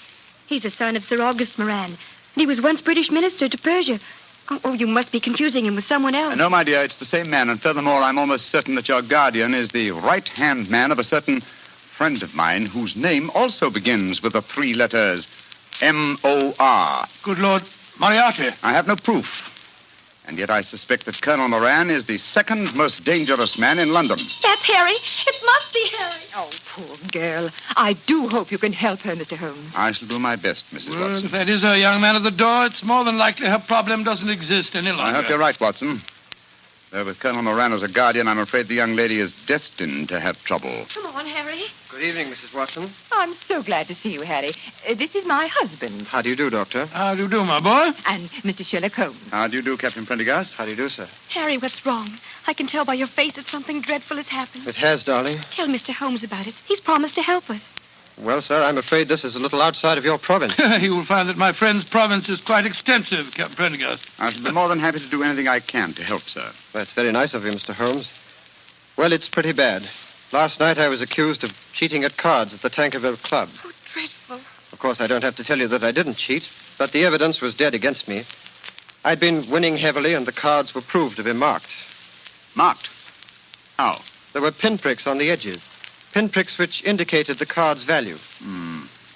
How did the pack of cards come into play? That's the devil of it. I myself broke open a sealed pack given to me by the club porter. And I swear that was the pack that was later found to be marked. Was everyone searched? Yes. But they found a new, unopened pack in my pocket. The obvious implication being that you had substituted the marked cards, of course. I can see what happened. Somebody deliberately tried to incriminate you by dropping the new pack in your pocket. Of course, darling. But what I can't understand is how the marked pack was introduced into the game. Were there any other cards found in the room? None, Doctor. The Tankerville, eh? Colonel Moran is a member of the club, isn't he? Yes, he is. Uncle Sebastian uses it all the time. He was present at the game last night, Alicia. Oh, Harry, now we're worse off than ever. If he thinks you cheated at cards, he'll never let us get married. Now, don't worry, Alicia. I'm sure that Mr. Holmes can find a way out of this. I'm afraid it'll be too late. I couldn't marry you now, Alicia. What do you mean, Harry? They forced me to resign from the club. That's a bad enough disgrace. But I know there's worse to come. You see, I was expecting my promotion to major any day. Now it'll be a miracle if I'm not cashiered from the regiment. What kind of a life can I offer you? Harry, you're talking absolute nonsense. I think, Captain Prendergast, that the next step is obvious. We must remove this apparent stain on your character. But how? Miss Wentworth can stay here with Mrs. Watson. The doctor and I will drive over in a cab with you to the club and see what can be done.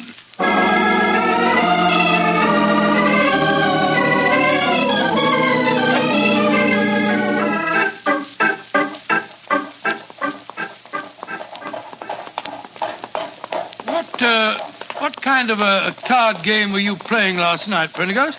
Stud poker. Ever since the American ambassador introduced it at the club, it's been quite a favorite. The perfect game for marked cards. It requires no elaborate dexterity in the dealing, simply the knowledge of your opponent's whole card. How many of you were playing? Half a dozen of us. You were winning heavily, you say? Yes, Doctor. Though one of the others, a fellow named David Harkness, was doing well. Now I come to think of it, Harkness almost seemed to know when I was bluffing, as though he could see the marked card. Well, perhaps he was the one who marked them. It's possible. And yet certainly no one could accuse him of tricky dealing. He was so clumsy with his bandaged finger, eh? How did you know he had a bandaged finger, Mr. I'll Holmes? tell you that, Captain Prendergast, when you tell me what's really on your mind. There's a great deal more at stake than a card scandal, isn't there? Yes, there is. I didn't dare to tell Alicia about it. You see, I'm fighting a duel tomorrow. A duel? Lord, with whom? Colonel Moran. Huh? He insulted me last night. He goaded me beyond a man's patience. He taunted me until I couldn't stand it any longer. And so I challenged him. And in so doing, gave him the choice of weapons. Yes, confound it. Of course, he chose revolvers. Moran is a big game hunter of note. He was reputed to be the best shot in England. And I'm probably the worst in London. If only I could shoot as well as I can box. I'm regimental champion, you know. Revolvers? Good heavens, man, revolvers. A duel with Moran is suicide for you. No, it's not suicide. At the Tankerville Club. Here, cabby. Keep the change, will you? Oh, blimey. Thank you, Governor. Suicide. No, it's not suicide. This is a carefully laid plan for murder. Pray heaven that we are not too late to avert it.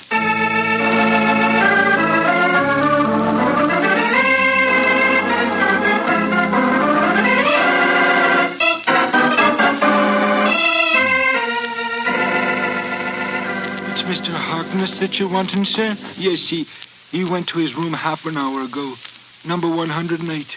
Up the main stairs and down the corridor, sir. Thank you. I want you to follow us in precisely 1 minute and bring a sealed pack of the club's playing cards to Mr. Harkness's room. Do you understand?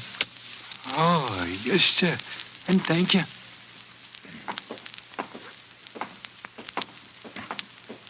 Did you make the arrangement? Yes, come on. Let's go up to Harkness's room. Well, 3 members have cut me dead since I came in here. It's the most humiliating experience. A little patience, Captain Prendergast, and I'm sure your honor will be entirely vindicated. I wish I knew what you were up to, Holmes. I'm going to try and restage the drama that was presented in this club last night. The only difference being that my production will have a cast that's a little different. Now, here we are. Now, let me do the talking. Yes? Did you want something? Prendergast, I don't want you in my rooms. I don't know why they allowed you inside the club. Let us in, Mr. Harkness, please. No, I won't. Take your foot out of the door, confound it. Mr. Harkness, there are 3 of us. I think you'd better let us in. You're going to let us in, Harkness. Oh, all right. Come in. Ah, thank you for your hospitality, sir. Now perhaps you fellows will tell me what the devil you think you're up to. With pleasure. As you very well know, Mr. Harkness, this is probably Captain Prendergast's last day on Earth. He has one request to make of you, that you join him in a farewell game of poker with us, to show you bear no grudges. Oh, it's fantastic. You're all insane. Oh, by the way, Mr. Harkness, I'm delighted to notice that your sore finger seems to have healed with great rapidity. By an odd coincidence, you'll observe that I seem to have injured mine. Mr. Holmes, when did you do that? Oh, in the carriage just now, a mere scratch. Fortunately, I had some first aid materials in my greatcoat. Come in. Yes, Taylor, what is it? Begging your pardon, Mr. Harkness, but the gentleman asked me to bring this sealed pack of cards here. Put them on the table, Taylor. Very good, sir. Well, what's the game? Stud poker, Mr. Harkness. A game with which you're quite familiar, I understand. And the stakes? A man's honor. Possibly another man's freedom. Open the pack, Mr. Harkness, and deal us all a hand. I should think this might be a very unusual game.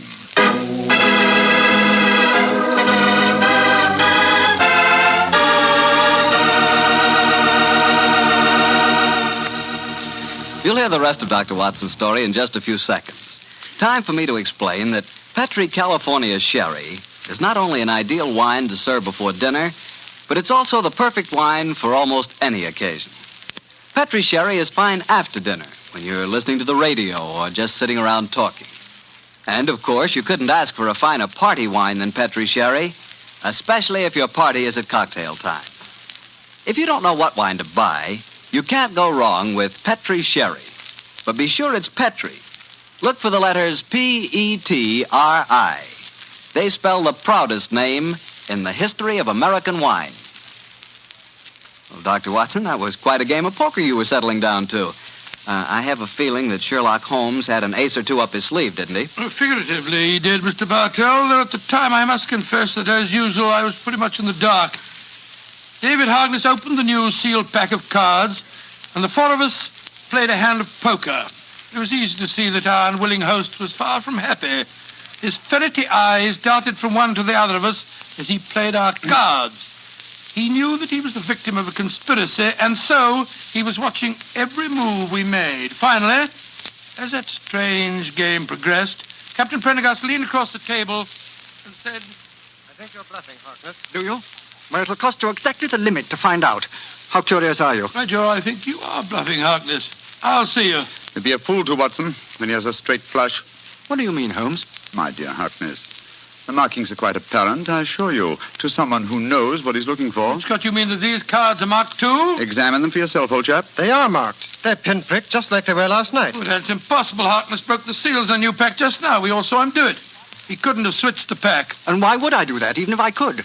I wouldn't try and cheat Mr. Sherlock Holmes, would I? No, Mr. Harkness. I just wanted you to know that I understood the trick. What trick, Mr. Holmes? The same one that was played on you last night, Captain Prendergast.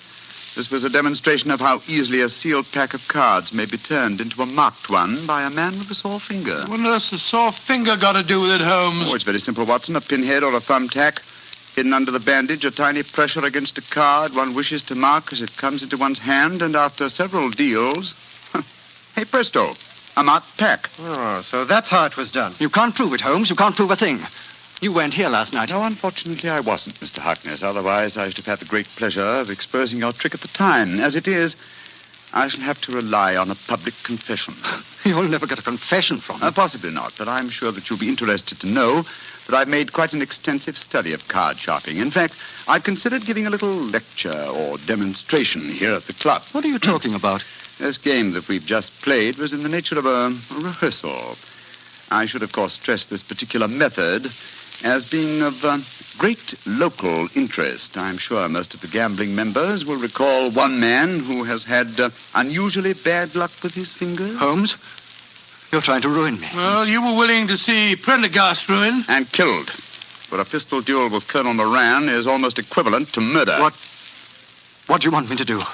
From the direction of your glance, Mr. Harkness, I'm certain that you keep a loaded revolver in your desk drawer. That's a very poor solution, I assure you.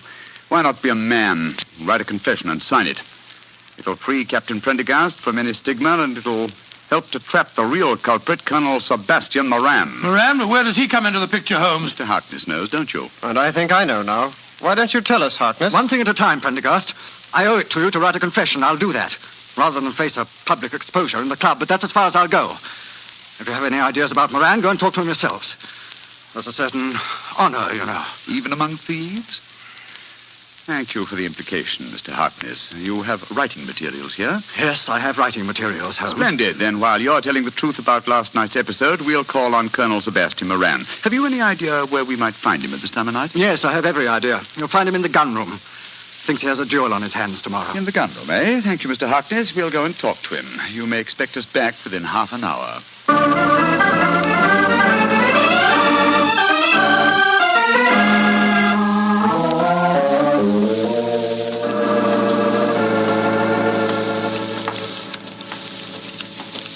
Who are you fellows? Turn the gas up, can't you? Colonel Moran, this is Mr. Sherlock Holmes and Dr. Watson. How do you do? Colonel Moran, I've been wanting to meet you for a very long time. Sherlock Holmes. I've heard a lot about you. And I of you, Colonel. Harry, what are you doing inside the club? Mr. Holmes brought me back. We've just left David Harkness's room. He's writing a confession that he engineered the swindle last night, that he deliberately tried to involve me. So, in that case, I suppose I need oil this revolver no longer. Harkness is a cheat. Dear me, how shocking. Aren't you glad that my name will be cleared in this business? Of course I am. I'm delighted. And you'll apologize for the things that you said last night? Yes, Harry, I'll apologize. But you must realize that this revelation makes no difference to my feelings about your marriage to Alicia. Upon my soul, Colonel Moran, it seems to me that one Dr. Watson, I think the name is. Watson, yes, my name's Watson. Dr. Watson, I would suggest that the happiness of my ward is a matter that cannot possibly concern you. Now, look here, sir, I don't want to go... Will you, old chap? Oh, sorry, Holmes. Colonel Moran, I think I may be able to change your mind on the question of your ward's marriage. How very interesting. And what makes you labor under that delusion? Would you care to have it known at the club that you had deliberately planned Captain Prendergast's murder? What in thunder are you talking about? You know, sir, that a revolver duel with you is no duel. It's a cold-blooded killing. Rubbish. I was challenged. Therefore, I had the choice of weapons. Naturally, I chose the weapon with which I was most familiar. And you had the choice for a very good reason, Colonel Moran. You forced Prendergast into a duel because it was the only way you could be certain that he'd never marry your ward. Alicia? What do you know about her? More than you think, sir. She's at my wife's house this very minute. She suspects you of jealousy. I think it's far more likely that the financial aspect of guardianship is involved here. A financial accounting is due upon her marriage, isn't it? That's none of your business. An accounting is due, Mr. Holmes. Alicia told me that herself. Exactly, and the accounts were in no state to undergo scrutiny. The answer is obvious. David Harkness, a card sharp, was in need of money. You induced him to practice his cheating last night in order that you could trap Captain Prendergast into a duel. Harkness, what the devil do you want? Put that revolver down, you fool. I don't care about my own disgrace, but you're going to pay for your share in it, Moran. Drop that revolver, Harkness. Don't you see that you're... Oh. Moran, you shot him. You saw that it was in self-defense, gentlemen. He was waving a loaded revolver at me. It's most unfortunate, but it was in self-defense. Yes, self-defense that removed the one dangerous witness who could have testified against you. He's dead, Watson, isn't he? Yeah. Shot right through the heart. Moran, you're a cold-blooded, murdering devil. I demand satisfaction for that insult. These gentlemen are my witnesses.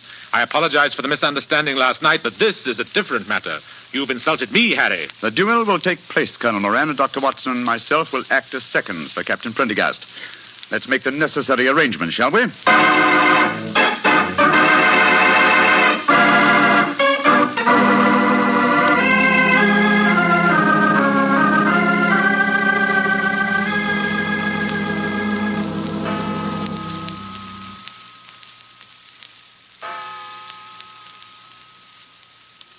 Mrs. Watson?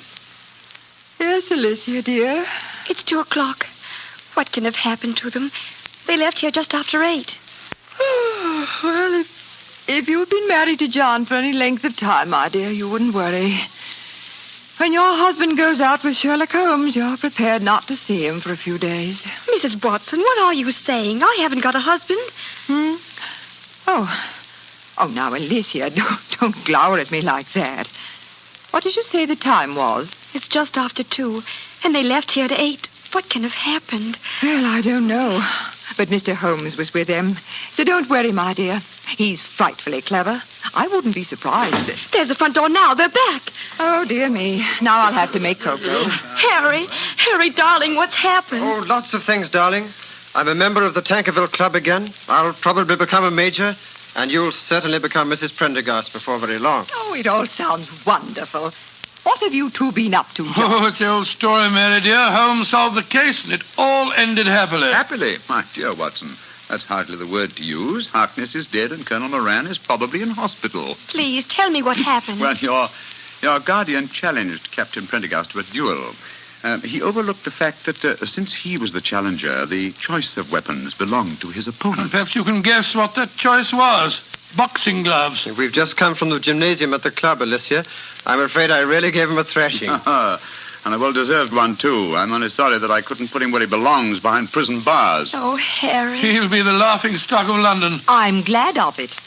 But that means that he'll never consent to our being married. I disagree, Miss Wentworth. If we keep his secret, and we've hinted that we might, I'm quite certain that he'll withdraw his objections to the marriage, and somehow he'll make up his deficiencies in his guardianship account. Probably by borrowing money from Professor Moriarty. Oh, I think it's all wonderful.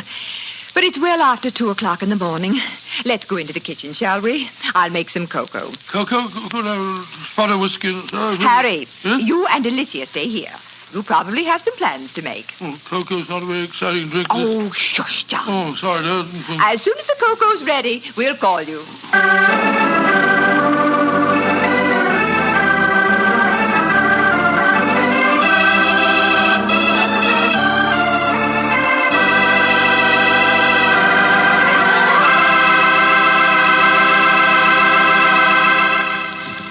Well, Doctor, that was some story. You know, I'm glad the age of dueling is over.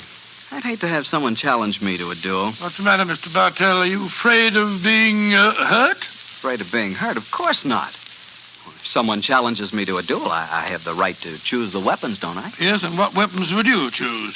Cream puffs at 30 paces. Nobody's going to hurt me. see that. Although, come to think of it, instead of cream puffs, I'd rather have a piece of cake. Oh, why a piece of cake? Because it tastes so good with a glass of Petri sherry. Any questions? No questions. For a while there, I'll bet you thought I'd forgotten all about Petri wine. Forgotten about it. Not you, Mr. Bartell. No, not anybody who's ever tasted it. Petri wine is the kind of wine you'll always remember. That's because the Petri family really knows how to make good wine. They've been making wine for generations. Winemaking is their heritage. It's an art that's been handed on down in the Petri family from father to son, from father to son. Every drop of Petri wine is clear, fragrant, and delicious. As delicious as the luscious sun-ripened California grapes from which it's made. Remember, the name Petri on a bottle of wine is more than a trademark. It's the personal assurance of the Petri family that their wine is the kind of wine you like, for any occasion. You can't miss with Petri wine because Petri took time to bring you good wine. Well, Dr. Watson, what new Sherlock Holmes story are you planning to tell us next week? Well, now, let me see. Next week?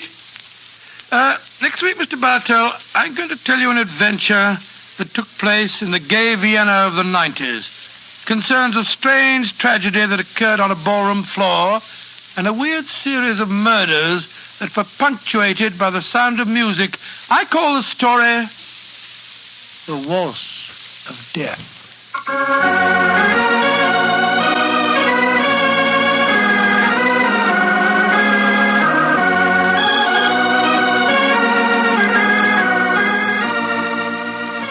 Tonight's Sherlock Holmes adventure was written by Dennis Green and Anthony Boucher and was suggested by an incident in Sir Arthur Conan Doyle's story, The 5 Orange Pips. Music is by Dean Fossler. Mr. Rathbone appears through the courtesy of Metro-Goldwyn-Mayer, and Mr. Bruce through the courtesy of Universal Pictures, where they are now starring in the Sherlock Holmes series.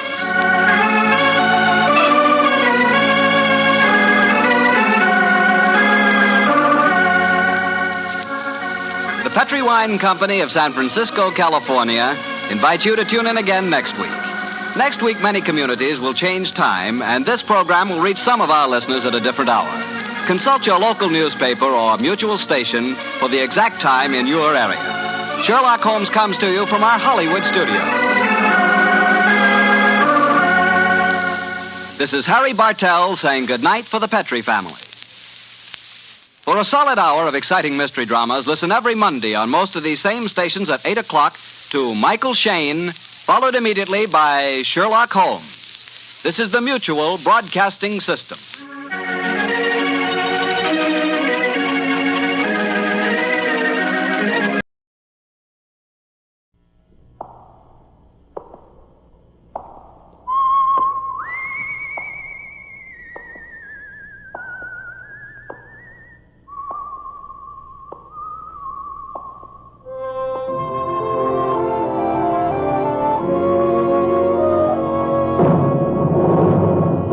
The Adventures of the Saint, starring Vincent Price.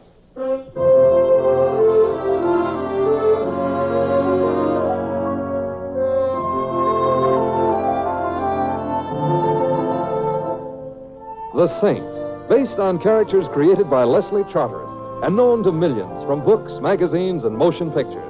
The Robin Hood of modern crime now comes transcribed to radio, starring Hollywood's brilliant and talented actor Vincent Price as The Saint. I'm out of town. I'm curled up in front of the fire with a good book. I haven't got a good book. Do you have a good book? Only the best. Can't wait till I learn how to read. Tonight I am not the illiterate's little friend. Good night. Simon.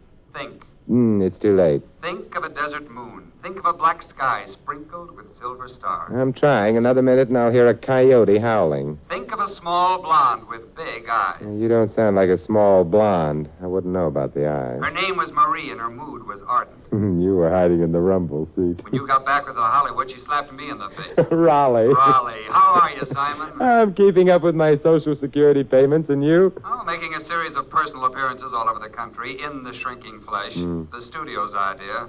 Simon, I know it's late, but I've got to see you right away. Well? The address is 39 Fitch Avenue. If you hurry over, I'll give you a shampoo. I already had a shampoo. Stop boasting and come on over. You sound worried. I'm going out of my mind. It might not be a long trip, but Simon, I'm besieged by a gorilla.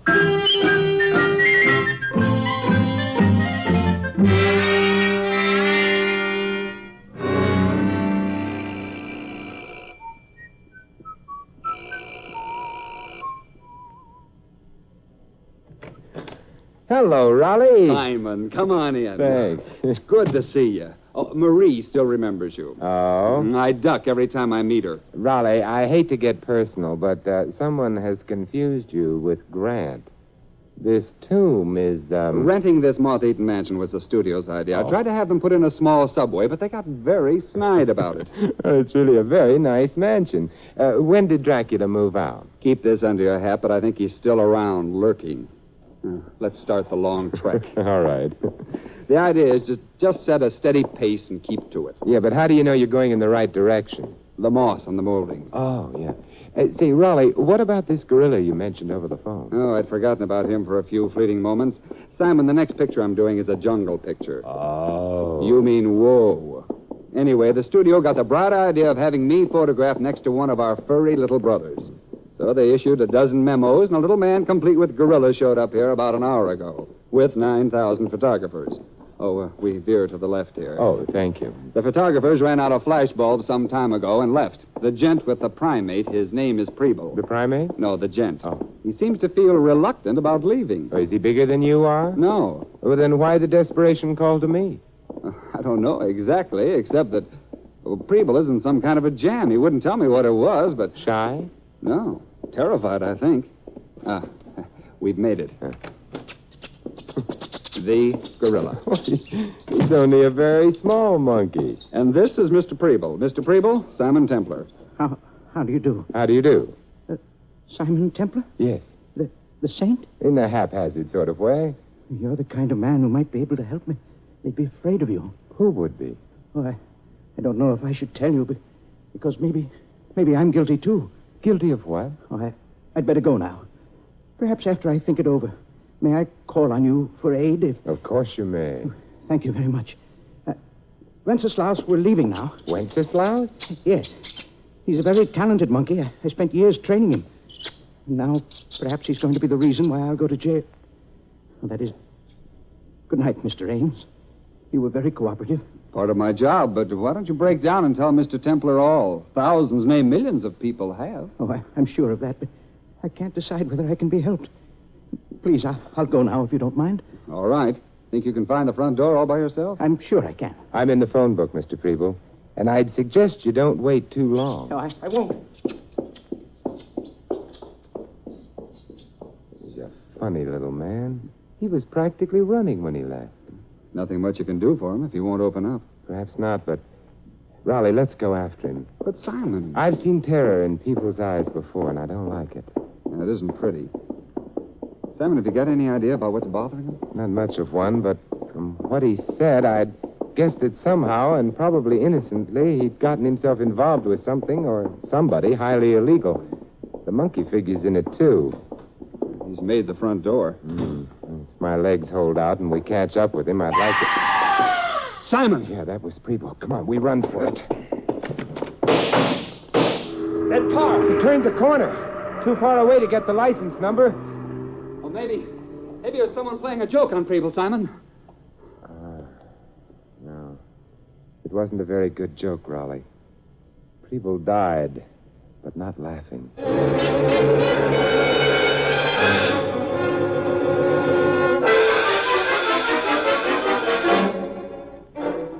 I phoned the police. They'll be here pretty soon. Good. There's not much point in my remaining. It'd only irritate them. All right, but, Simon, take the monkey with you. Huh? What? I'm not the type on which a monkey looks good. Besides, I think Preble would prefer to have you hold onto the monkey rather than the police. Well, maybe you're right. If the monkey was involved in anything and wasn't under police guard, things might happen. All right. I'll take him. I liked Preble. You could be sticking your neck out, asking for the axe, Simon. But you don't mind that, do you? No, as a matter of fact, I like that, too. Monkeying with murder.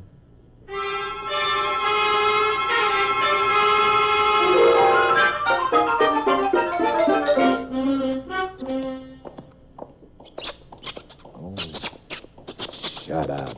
What would the neighbors say? Hello. They'd say hello. Oh, well, that is... I've been waiting for you. You have? Uh-huh. That's why I'm out of breath. Well, it would be fun believing that, but... I meant I ran up the stairs to be here ahead of you. Oh, it was you in that cab that followed mine, huh? Shouldn't we discuss this inside? Oh, perhaps we should. The light switch is to your right. Got it. Oh, nice. Thank you. My name is Simon Templar. I know. I'm Lola. And this is Wenceslaus. He's a monkey. I know that, too. You're very bright. But what's on your mind? I'm afraid to tell you. Well, I wonder if I'm afraid to hear. Look away for a minute and... Well, it can't be that embarrassing. Please. I'm shy. Well, all right. I'm looking away. About having anyone see me take this out of my bag. Take what? Oh, that. This. Lola, you've deceived me. Have I? I thought you were preparing to tell me how smitten you were by my curly locks. They're cute. I didn't expect you to point a revolver at me. But you see, Wenceslaus has even curlier locks. More, too. That's right. So I'll take him. And you can go to sleep. Yeah, but I'm not sleeping. Would you rather be dead? You can't shoot me. Why not? It's not in my lease. Why do you want the monkey? I'm very fond of Wenceslaus. Oh, an old schoolmate? Or did he belong to someone you love? Simon, you're bitter. You're beautiful. Thank you. Liar. Why, Simon. And possibly a murderer. That's the nicest thing anybody has ever said to me. Good night, Simon. Don't look around, Lola, but someone's just opened the door behind you. Oh, such an old trick, Simon. Believe me, this isn't a trick. It isn't going to do me any good either from the looks of things. Hi, Lola. It's your ever-loving Max. Drop the pop. Drop it. All right. Now we're all one happy family. I'm not happy. What do you want? Ha. You want to laugh and be merry. And do you have to do it in my living room? Friends, you are a very lucky guy. I count my blessings every night. Because now you only got half an explanation to make. I was young, foolish. The night was... For example, would I have walked in and found Lola there sitting in your lap, then you would have had to explain that, too. Oh, don't be silly. The explanation would be obvious if... But seeing as how Lola was not being friendly, all that you got to explain, how come you got the monkey? Wenceslaus? Oh, it's love, Max. He loves me for my eyes of blue. He hates me for my money. Oh, I must be giving quite a performance. Yeah. And so far, you're still alive, too. Not like Preble. Suppose we leave personalities out of this. How'd you get the monkey? He followed me home. I'm beginning to stop laughing. Oh, that's a shame. You have such a jolly laugh. I am beginning to get sore. Max, keep out of this. For the time being, you were in the clear. You was removing a monkey from this guy here. What you were going to do once you had the monkey? I was going to bring him to you. Yeah, well, I will decide if I want to believe that in my leisure time. Right now, I'm waiting for Junior there to make with the lips. You mean you want Wenceslaus to chat? I mean you. Oh, all right. Well, there was once a young lady of Siam who remarked, "Oh, what a big girl I am." Cut it out. Oh, you heard that one. Well, how about... Hey, the monkey. I was hoping you wouldn't notice. The little darling picked up Lola's gun. Hey, listen, pal, you oik me. I oik you? Well, on the other hand... Thank you, Wenceslaus. You see, he's fond of my shoulder. Now I've got a gun, too. Well, how do you like that? It's a nice touch. Wenceslaus is very bright. Yeah. Now I got a gun pointing at you, but you got a gun pointing at me. That's beautifully put. And if we was to trade bullets, maybe one of us might get out alive. But which one? Right now I ain't sure. I want to find out. How about us arbitrating? Of course. You drop your gun and get out of here, and I'll go to sleep. I don't have to drop my gun to get out of here. That's true enough. All right, let's observe that happy event. Get out. But I gotta have the monkey. Wenceslaus doesn't like you. I still... Hey, who's playing with the light? Lola! Simon, what? Somebody left. Or perhaps a couple of somebodies. I don't know yet. Simon, don't put the lights on. Why? I'm afraid of what we'll see. The shooting's over. I've got to. I was so frightened. Simon, nobody's been shot. Max is gone. Somebody has been shot, Lola. What? Oh, the monkey. Yeah. He's dead. Oh, I'm sorry about that. I sort of liked Wenceslaus. Wenceslaus isn't interested anymore. I am, though. Am I liking you? Not at the moment. What I meant was Wenceslaus wasn't killed by accident. He was off by himself when he was shot. He was murdered. That's strange. A monkey murdered. Very strange. What could he have known that meant he had to die?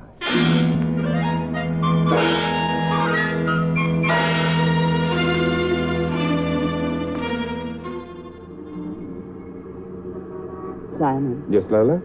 You made me promise to take you to Max, but it's not safe. The taxi? Going after Max. Oh, perhaps not. But I like Wenceslaus. I even like Preble. Still, it's no real concern of yours. Preble was killed shortly after I'd met him. Wenceslaus was murdered in my apartment. Makes it all sort of personal. Besides, I don't admire killers. How about me? You killed anyone? No. In that case, I could very easily What? believe you. And if you did? Then I could very easily... What? Warm night, isn't it? No. Cold. Paper says freezing. Yeah, it's a warm night. You mind? No, but what will the cab driver think? What do you think he'll think? He'll think what I think he'll think. Well, we've arrived. It's not likely to go down in history as a deathless statement, but... Lola? All right. I'll pay the driver. Here's a little something for your income tax return. Oh, thanks, mister. Let's go. Max won't be here. No, we'll wait for him. You see, this isn't Max's house. Oh? Belongs to his boss. Well, it's nice to know Max isn't among the unemployed. Simon, we better be very careful. I always am. I meant... Well, remember what happened to the monkey. Nobody could confuse me with a monkey. I shaved. Good evening. Mr. Hake. Ah, Lola. May we come in? Of course. Come into the parlor, naturally. It's where the villain always leads the fair heroine and handsome hero. Lola, I require an introduction. Mr. Hake, this is Simon Templar. Simon, Mr. Hake. How do you do? Delighted. The parlor. Make yourselves comfortable. I'm doing my best to sound like a spider. Shall I try to look like a fly? It wouldn't work. Rather an odd combination. Lola and the Saint. Both for the Saint. Well, you mustn't take the name literally. And for Lola. Hake, I tried to get the monkey. And Roland Ames's autograph at the same time? No. Simon had him. I'm deeply fascinated. But you must know all about that. How? Well, Max must have told you. We'll bypass that for the moment. Max must have told you he killed a monkey. He told me nothing of the sort. Well, the monkey's dead. So, Max? Yeah, Mr. Hake? Max, I have just been informed that you assassinated Wenceslaus. Huh? Killed him. Who said so? That, for the moment, is irrelevant. Did you or did you not kill the monkey? Well, you think I'm nuts or something when that chimp's the only one who knows where to stone? Shut up. Huh? You blithering idiot. I should send you back to driving a truck. In the name of the American truck driver, I resent that. I beg your pardon. The American truck driver is courteous, considerate, and always helpful to the motorist in time of trouble. Would Max be? Don't pay no attention to him, Mr. Hank. I didn't knock off that chimp. Lola? Of course he did. Simon and I were both there when he did The it. room was dark at the time, Lola. But Max may have shot the monkey by mistake, or he may not have shot the monkey at all. then who did? There were only 3 people in the room, you, Max, and myself. But you wouldn't have shot the monkey, Simon, except by accident. That's out. I didn't fire a gun at all. No, me neither. When the lights went out, I went away fast. This is beginning to look like a job on me. On the other hand, Lola, you did go after the monkey, alone. You tried to get him from Mr. Templar, alone. Is it possible you wanted the monkey dead because he'd already shown you a... Mr. Templar, you're not one of us. Well, I haven't been blackballed yet. You may consider yourself blackballed and leave. I don't think so. Max? No, Max. I still have the gun. The one I didn't fire back at my apartment, remember? Mr. Hake. Exactly what is your interest, Templar? The stones. What? The ones Max mentioned a few minutes ago. I might want to play on your team. Need you be so wholesome about it? There were 3 people involved. You, Lola, Max. Obviously, either Lola or Max have disqualified themselves. I'll take his or her share. But, my dear fellow, if Lola has anticipated this, there'll be nothing to share. But if she hasn't? There's still no reason to include you. Because, you see, the monkey is dead. Preble also is dead. A remark of the utmost irrelevancy. Not precisely. You see, Preble had to die because he was an honest man. Preble was an idiot. Max, how did you know Preble was dead? I heard it on the radio. And you, Mr. Hay? The same source. What did the bulletin say? Nothing beyond the fact that Preble was shot to death. I see. Let's go back a bit. You must have hired the monkey from Preble, but have course, you'd have told him it was for a joke. Preble believed you at first, but when he stopped believing you, when he realized what you'd used the monkey for, you had to kill him. When he realized what, Mr. Templar? Max has mentioned stones, in English, jewels. Obviously, all three of you are thieves, jewel thieves, then. But obsessed with a monkey? Why? We're fond of monkeys. That's a pretty sentiment, but untrue. You must have used the monkey to get at jewels that were inaccessible to any human being. But something went wrong. Hey, Mr. Hay. Shut up. What went wrong, Mr. Templar? The monkey got the jewels, but he must have evaded you and disposed of them someplace. But where? That's your problem, isn't it? What the monkey did with the jewels. But the monkey is dead now. He'll never show you. Mr. Hake, he's too smart. Perhaps. Your suggestion, Lola, is... I think we ought to get rid of him. Oh, Lola, you've wounded me to the quick. Aren't you forgetting, my dear, that he has a gun which he's pointing at us? That's my gun. It's not loaded. You could be lying, Lola. I don't want to find out the hard way. All right, Simon. Shoot me. Oh, no thanks. I never shoot beautiful women. An interesting dilemma. Go ahead, Mr. Templar. Be a sport. Shoot, Lola. No, I have a better idea. Let's find the jewels. How? Well, we'll borrow a monkey from a pet shop. We'll put that monkey in the same circumstances Wenceslaus was in, and maybe he'll do the same thing. An idea, yes. I don't trust him. You don't?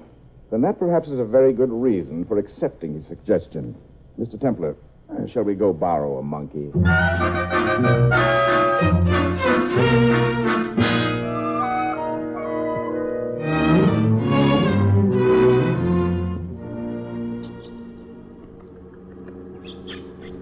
But Wenceslaus was prettier.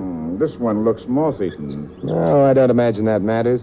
Does it, Lola? I don't care. What do you think, Max? To me, a monkey's a monkey. Max the realist. Well, shall we try Lola's place first? A splendid idea. Might save us a good deal of time. Mr. Hake, don't you think... I think nothing. I know a few things. One, we used the monkey to break into to pick up a few jewels for us. He did so and then disappeared for a while. He could have been at your place, Lola, or at Max's. When we finally located the monkey, the jewels were gone. And perhaps our little substitute will find them, which will be very nice for the, survivors.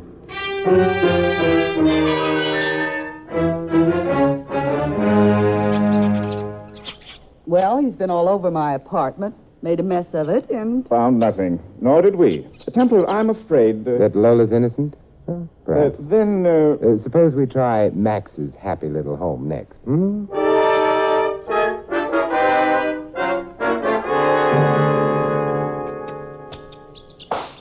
Hey, that monkey just knocked over my last bottle of real lemon juice. Lemon juice? Are you fond of vitamins, Max? Nah, I keep it in memoriam of a girl I used to know who raised lemons. Only on me, all she ever raised was lumps. Well, there's not a corner, nook, or cranny of this place that hasn't been investigated. Templar. I know, but we're not at the end of our search yet. But where do we go next? Mr. Hake mentioned your place and Max's, Lola. He forgot to mention his own house. Or did he forget?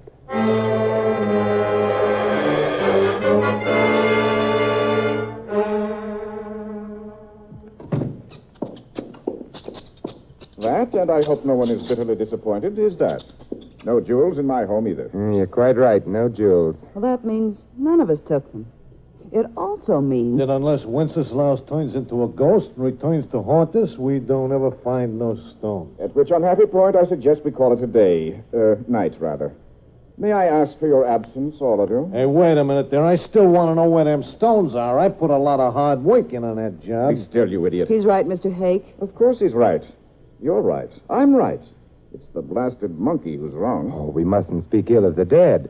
The blasted monkey is dead. So, by the way, is Preble. Incidentally, why was he killed? Merely because he suspected his monkey had been used illegally? That doesn't convince.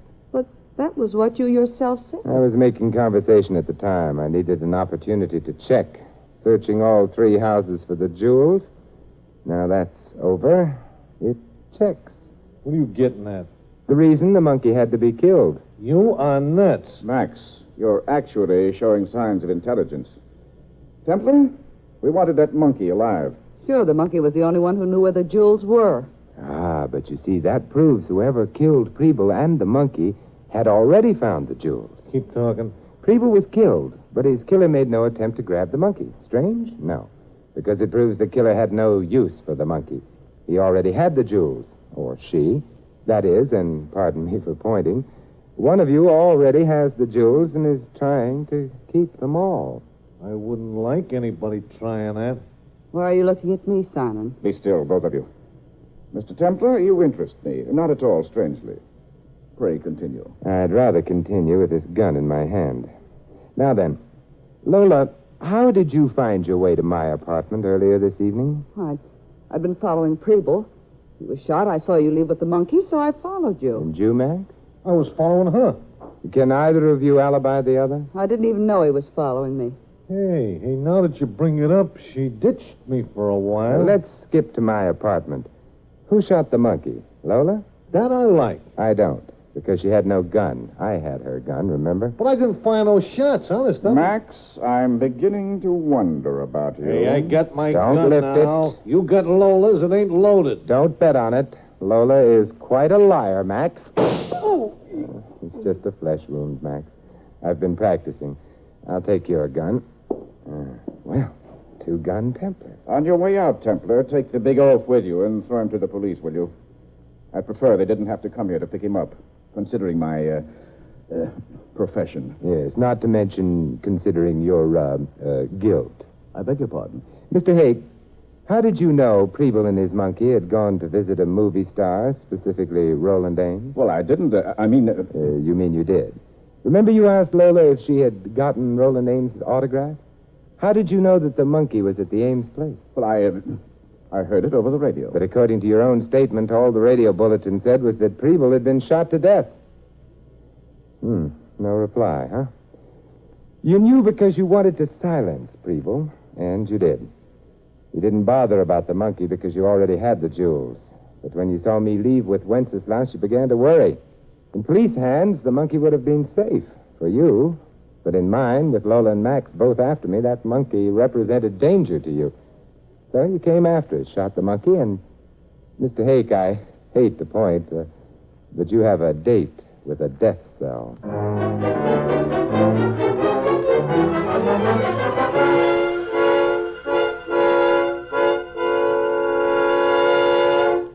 And that, Raleigh, is the story of how I foiled Mr. Hake, jewel thief and murderer. I'm insulted. I was never even a suspect.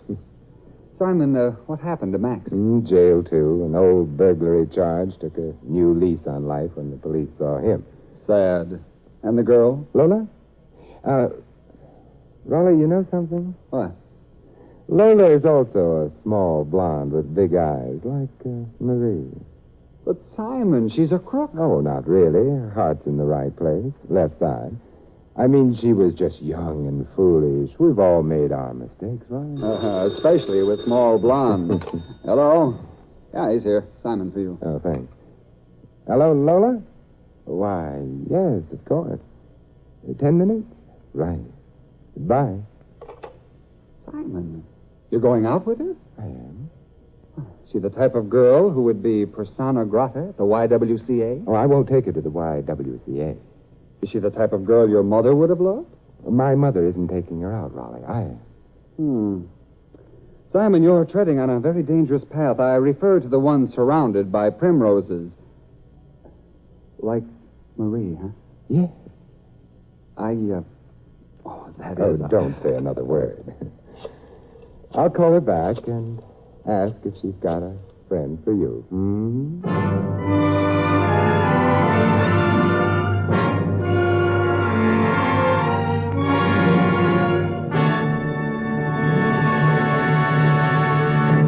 You've been listening to another transcribed adventure of The Saint, the Robin Hood of modern crime.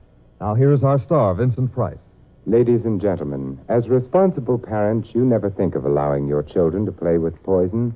And as responsible Americans, it's your duty to protect them from the dangers of the poison we call prejudice. Here in America, racial and religious hatred does exist, sustained by the political adventurers and plain crackpots who are willing to scrap the democratic way of life to attain their own ends. Prejudice in America is centered in their addled philosophy. But unless we guard ourselves and our families, it can find its way into our own lives. Then the poison would do its work, undermining America's unity, sabotaging our prestige abroad, and wrecking our ideal of individual freedom.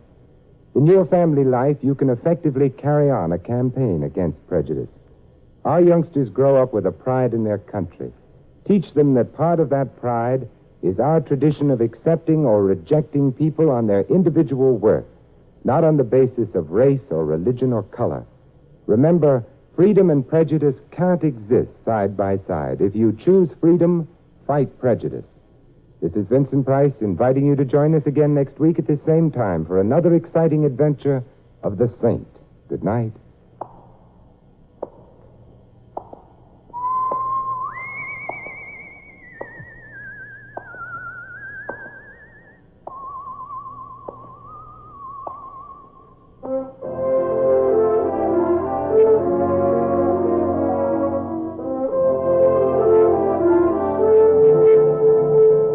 This adventure of the Saint was written by Louis Vittes. In our cast, you heard Maggie Morley as Lola and George Neese as Roland Ames. Max was played by Sheldon Leonard and Hake by Theodore Von Eltz. Jack Moyles was Preble, Jerry Hausner, the monkey.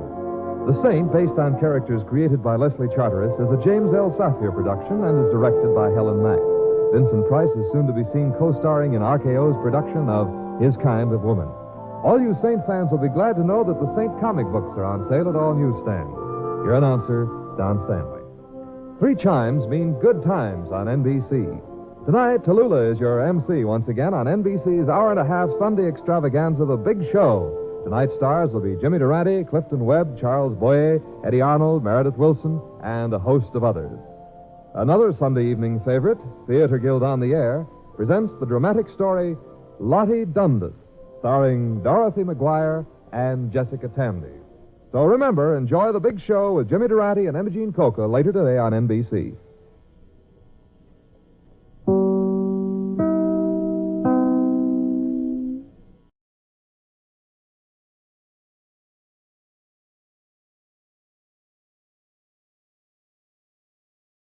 The CBS Radio Mystery Theater presents...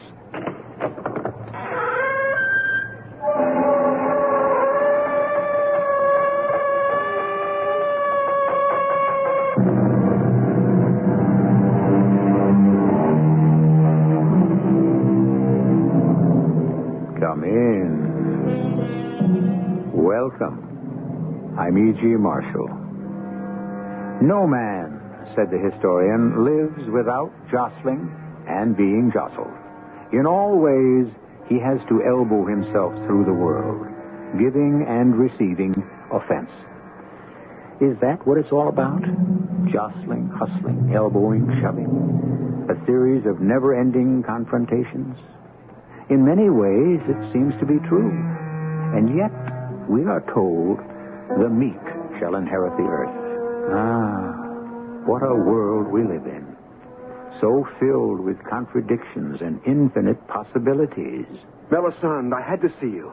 But it's dangerous for us to be seen together. It doesn't matter now. She knows the whole story. Edward, you have to be calm. Calm? I tell you, she's got us. Well, I don't care how bad it looks. There is a way out. No, she's got us. The old lady has got us dead. Oh, you're wrong. She's got us alive. Dead? She hasn't got us at all.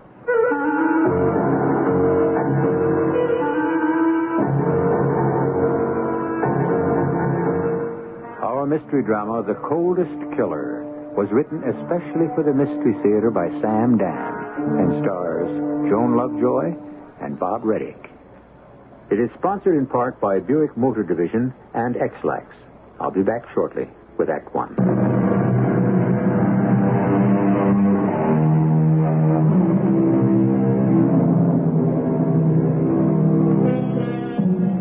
We die only once, and for such a long time. And so you would think that there would be nothing casual about death. Seemingly, we ought to go to any length to avoid it. But we're getting ahead of our story. In the beginning, we have Joseph Napperton and Edward Coffin, lifelong friends. Now in their late 30s, closer than ever. As a matter of fact, partners in business. And they're having dinner together, as usual. A happy party of three. Joe, Edward, and Melisande Nafferton, Joe's wife. No dessert for me. Well, that's the first sensible thing you said all night, Joe. You tried to get Joe to go on a diet again. No, somebody has to do it. Really, that somebody should be you. Oh, I've given up. Oh, but it's your wifely duty, Melisande. I think my wifely duty is to be pleasing and loving to my husband. Which she is. And if you're constantly badgering and nagging at a man to do the right thing, you are well on your way to becoming a shrew. And now, the reason I'm not having dessert tonight is, A, I don't have time, and B, I'll have it later. Later? Oh, I have a boys' club thing tonight. Again? Well, it's a special tonight. They're giving me an award. And you didn't tell me? You didn't ask us to come. Well, how would it sound? Come to the boys' club tonight and watch me get an award. But I'd want to go and see you get a medal. Well, it isn't exactly a medal. More of a citation. Well, why didn't you tell me? I'd have canceled my duplicate bridge session. Well, that's just it. After all, Edward, bridge is like a religion to you. And this is just some little boys' club thing. Joe, you give your time, your energy, and your money to help these kids. Now, when a gesture of appreciation is being made, you call it nothing. Well, I'm going to phone Aunt Emma and tell her I can't stop by and see her tonight. Oh, but she's sick. Aunt Em? Oh, she's always sick. I'll get out of my bridge game. No, please. Listen, there's no need. It'll just be coffee, cake, and ice cream, and some dull speeches. Oh, but Joe... This award business is the least important, and the most important thing is the kids. To light one little candle in the darkness, Mel. It's more important that you visit your Aunt Emma tonight. And, Edward, you really don't want to miss your bridge game.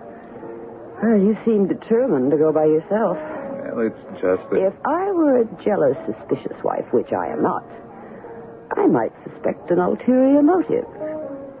What do you mean? Why do you want to be alone? Is there really a boys' club awards meeting tonight? Now, Melisande... A meeting, yes. But with a blonde, brunette, or redhead. Not even in a joke.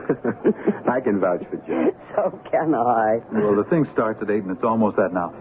It's on the south side. Can you drop Melisande off, Edward? Sure. But will it be in the papers? Well, I don't think so. Why should it be in the papers?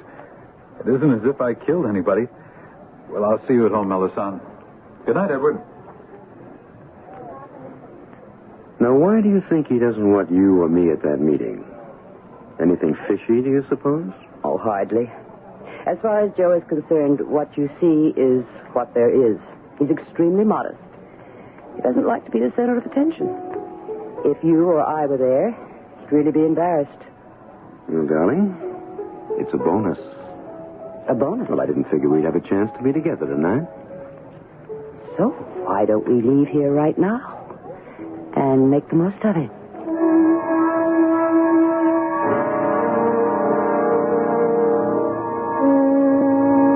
Who? Well, certainly. Have her come right in this night. Ah, Mrs. Nafferton. Won't you sit down? Thank you. Joseph isn't here. He left to attend the Chamber of Commerce luncheon. I am aware of that, Mr. Coffin. I am not here to see my son. Oh? Well, what can I do for you? Shall I come to the point? Well, I can't imagine what point you have in mind, but please do. If I may use current slang, which I detest, but which is nevertheless highly expressive, leave town. I beg your pardon? Why? Because you didn't hear what I said? Or because you do not choose to understand it? Leave town? I find that the most satisfactory solution to the problem. Problem? 2 problems, actually, Mr. Coffin. First, you and Melisande have been, I must use the old-fashioned word, betraying Joe. Oh, Mrs. Nafferton. Don't interrupt. I have a report from private detectives. Private detectives? You keep interrupting, and for no purpose. Is that water in the pitcher on your desk fresh? Well, certainly. May I trouble you for a cupful, please? I find it necessary to make a tea. Of course. Thank you. Well, you become all excited, and with your heart condition, that certainly is unwise. My pills are designed to control my condition. Thank you. Well, still, you should not needlessly... Shall we proceed? Well, you must take care of your heart. Why should you be concerned? After all, to you and to my son's wife, I am a nasty, meddlesome old witch. Oh, now, Mrs. Knapp. Oh, yes. But to return to matters of substance. My detectives can furnish a list of places, times, motels, etc., etc. Proof positive. Proof of your dalliance with your partner's wife. Do you wish to deny it? Where are we headed? Into, I fear, even deeper and more troubled waters, Mr. Coffin. In addition to your many attainments, you are also, I see, a student of history. Oh, you flatter me. You have constructed a Potemkin village. Now you lost me. The Russian Empress, Catherine the Great, had a prime minister named Potemkin. Is he somehow involved in our little problem? Only as he served as your inspiration. It seems that he and his friends were, as you would put it, robbing the Empress blind. Therefore, he decided to convince her that the nation was happy and prosperous. Mrs. Nafferton, I wish you would come to the point. This is the point. And he said to her, Your Majesty, let me show you how wisely your money is being spent, how prosperous your people are. Come, let us tour the realm. Well, surely this can have no bearing on what... He prepared for that trip, Potemkin did. Now I know why Joe's father died. You talked him to death. All along the route, he constructed villages. Prosperous-looking villages, only they weren't really villages. The homes and buildings that lined the road the length of Russia were false fronts, like Hollywood movie sets. But you still haven't told me... And so have you. You have constructed Potemkin villages. What are you talking... You know what I'm talking about, Mr. Coffin. My son cares only about manufacturing, engineering, turning out those stupid plastic containers, the marketing, the distribution, the finances. Bore him. He leaves that all to you. Let any accountant examine the books of our firm. Oh, that is bravado. Why, you have set up 4 warehouses, north, south, east, and west. Each is the Potemkin building. Now, that is... A lie? Well, they're false fronts. They neither receive nor ship merchandise. But you charge rent and salaries and expenses on the books. I notice you don't interrupt me now. And, Mr. Coffin, it all goes into your own pocket. You have been systematically looting this company for years. Fraud, deliberate fraud, embezzlement. Very well. What do you propose to do? And I haven't come to the worst of it. You and Melisande, you have been making plans to murder Joseph. Why would I want to kill Joseph? It doesn't make sense. Unfortunately, it makes a very grim kind of sense. From your point of view, he's the goose that lays the golden egg. Not indefinitely. You see, Mr. Coffin, the money is running out. Strong and profitable as the company was, it could not endure your depredations forever. Joe isn't aware of that. But the day of reckoning must soon be at hand. How would killing Joe help? Insurance. Insurance for both you and Melisande. Melisande, as Joe's grieving widow, would be consoled by $250,000. And you and Joe have key man insurance taken out on each other. Now, look, Mrs. Nafferton, we never could even attempt... Do you think you could ever collect insurance if the facts in my possession were presented to the insurance company? Why, you and Melisande would go to jail for life. All right, Mrs. Nafferton. You have all the cards. What do you propose to deal? I have an airline ticket for you, and some money, and a typewritten note. Read it. But I have no... Read it. I shall turn my findings over to the police. Dear Joe, we stumble in the darkness. Suddenly, we see a ray of light, which reveals our true destiny. I feel I must go off to an undeveloped place and help those less fortunate than myself. Perhaps unconsciously, I absorbed it all from you. Goodbye, Joe, and God bless you. Now sign that, please. But I... You have no choice. But... Your plane leaves at 6 o'clock. But Mrs. Nafferton... We'll put this in the mail. It will be on my son's desk Monday morning. Sign, please, Mr. Coffin. Ah. Thank you. And now, Edward, I bid you not au revoir, but farewell.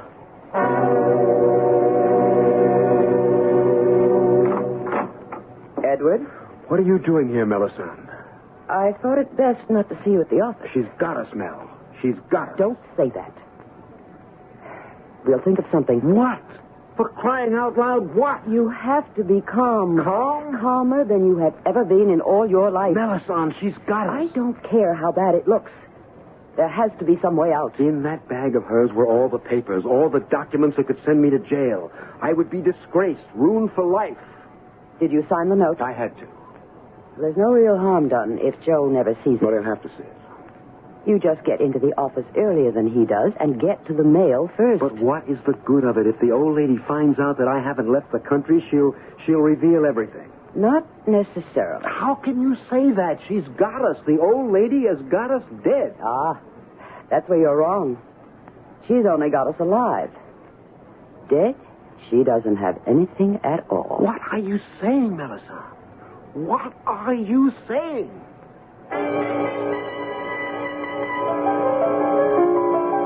Oh, come now, Edward. You know what she's saying.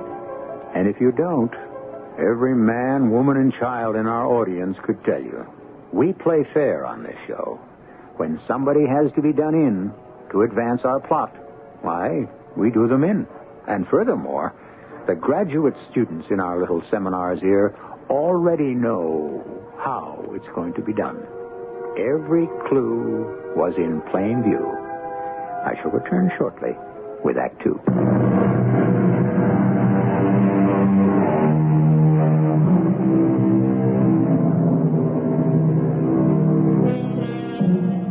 Hatred comes from the heart, contempt from the head. And neither feeling is quite within our control. Well, now, a man who is having an affair with his best friend's wife is surely a man who has plenty of hatred and contempt. And so, for that matter, does the wife. And when you get enough hatred and contempt going for you, the natural result is usually murder, isn't it? What are you saying, Melisande? Mrs. Nafferton has to go. Go? You don't mean murder? Yes.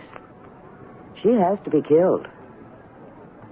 Well, how can you say it so calmly? I'm merely stating a fact. There's no point in getting emotional about it. But to kill somebody? We've already decided we have to kill Joe. Well... We have no choice. If we kill Joe and leave her alive, she'll go to the police. We'll have killed Joe for nothing. Listen to us. This conversation, people like us don't have conversations like this. Conversations about committing murder, not law-abiding people like us. But we're not law-abiding people, Edward. We've already violated a clear majority of the Ten Commandments, not to mention how many man-made statutes. But to kill an old lady... It's easier. I never realized you could talk this way, Melisande. She's old. She's sick. We'd be depriving her of very little. Well, I'm against it. Does that mean you'd rather end everything between you and me? Well, you know I don't want to do that. I know there's only one way for us to continue to be together, and you won't take it. Melisande. Yes. You were about to say. But how? How? How? We haven't even figured a way to kill Joe, and now this. Oh, this. This is going to be very simple. Simple? Absolutely no trouble at all. She has a very severe heart condition. The slightest shock, or stress, or strain could trigger an incident. You know that? Yes, I know that. Well, she's fortunate. She keeps her condition well controlled with her special medication. I don't know exactly what it is, but it's a pill. I still don't understand. She carries a vial of those pills constantly in her handbag. Well? Suppose we could substitute other pills. Poison. Sugar. If there's nonsense about poison, don't be a fool. If there's an autopsy, do you want it to reveal poison? No. Sugar. Instead of the real thing.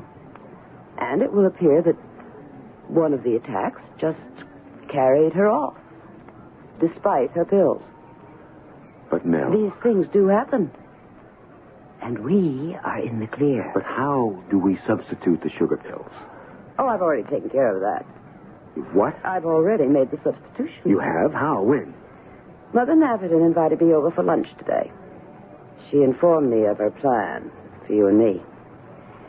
At that split second, I knew it would have to be done. But when?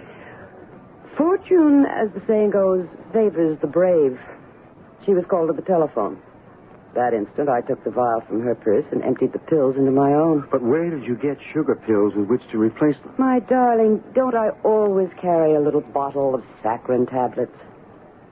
Now, if anything should trigger another attack, and she takes one of what she thinks is her pills, it won't... Precisely. It won't do her a bit of good. But it will do us all the good in the world. Then all we have to do is wait for an attack. No. No, we can't afford to wait.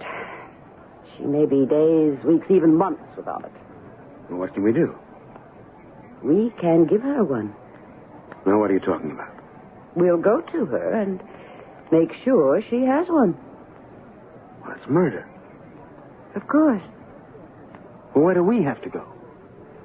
I want you to have your share in this murder. I switched the pills. You will do the rest. But I don't know what to do. I'll spell it out on the way home.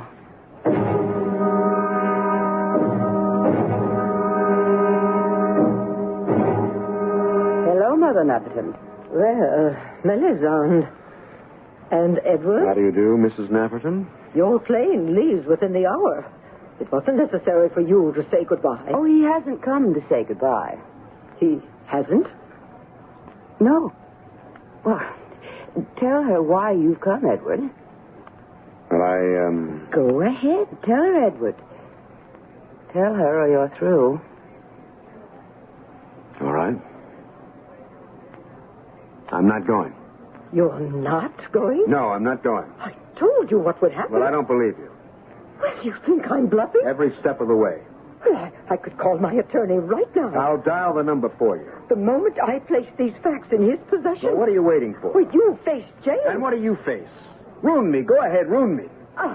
I will. Please, Mother Nafferton. You cannot afford this excitement. You keep out of this. If it weren't for you, you're the Jezebel, the harlot who's ruined both of them. You bewitched one and seduced the other. Expose me. Expose her. Flaunt our sins and my crimes for the world to see. Will your darling Joe thank you for it? Love you for it? Don't you think he knows? No.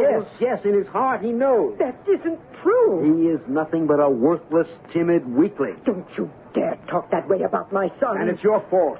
It's how you raised him. Get out. Get out. I dare you. I'm going to call the police. Well, let me do it for you. I will. Water.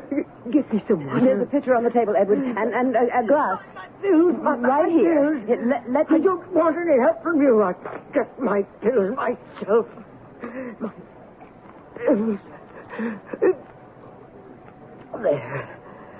Now, I feel better in a minute. Oh, it should stop. The pain should stop immediately. It should stop. Melisande, call Dr. Spurlock. Call Dr. Spurlock.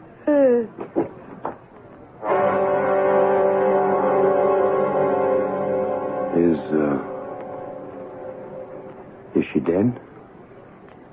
Yes. How can you tell? The old bag, she was dead before she hit the floor. Well, what do we do now? Edward, you are magnificent.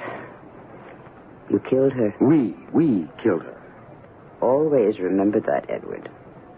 Always remember that. Now, what do we do? Well, my darling mother-in-law has had one of her attacks. I'd better call Dr. Spurlock. Melisande, I happen to remember. Dr. Spurlock is also the coroner for this county. She died of a heart attack. Oh, I'd better take care of the pills. The pills? Well, in the very unlikely event that Dr. Spurlock might look at the bottle, I'd better put the real ones back. You think of everything, Melisande.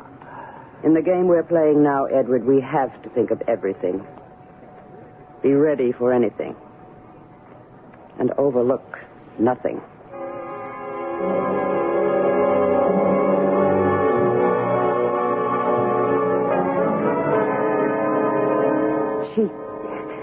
She suddenly started gasping for breath. She was in pain. Was she able to take her pill? Oh, yes, Doctor. Edward got her a glass of water, and she took the pill out of the vial in her bag, and she drank it down. And then what happened? Well, she closed her eyes, and she sighed, the way she usually does. Did. And we thought that would be the end of it, the way it usually was. Yes?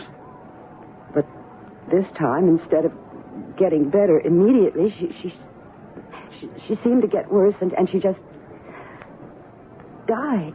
Melisande, are you sure she took her pill? Oh, yes.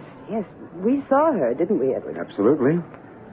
You say she took the pill from this little vial? Yes, Doctor. Why? It's funny. These pills have a slightly bitter odor. You can always smell it on the breath for several minutes after the patient takes them. But I couldn't detect any such odor of it on her. How long after she took a pill was it till you called me? It was almost immediately, Doctor. That's how fast it happened. And you were here less than 10 minutes later. Yes. Well, in that time, the odor could have dissipated. Are you going to perform an autopsy, Doctor? An autopsy? Whatever for? She was a very sick old lady, and she obviously died of a massive heart attack. Autopsy? What do you think this is, a detective story? Shall you need us for anything else, Doctor? No. This must have been a traumatic experience for both of you. Edward, why don't you take her out for a breath of fresh air?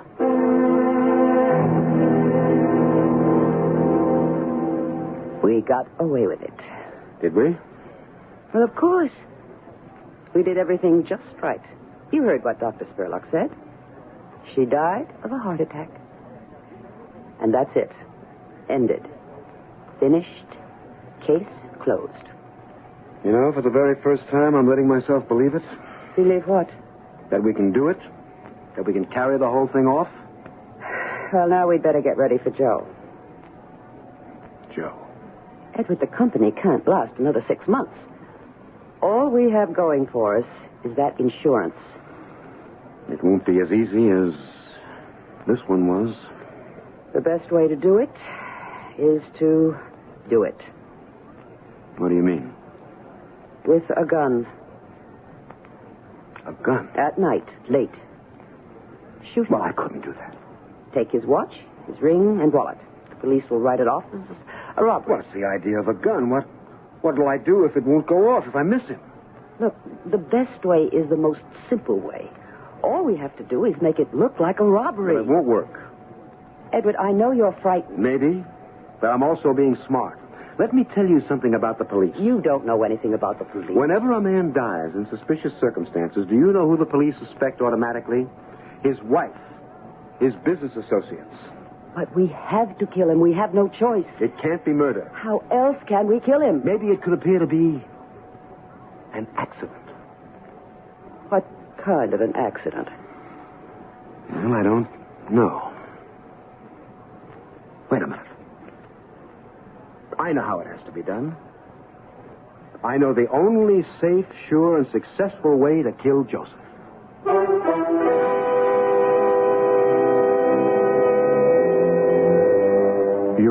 says, of course, he's talking about his best friend and her beloved husband.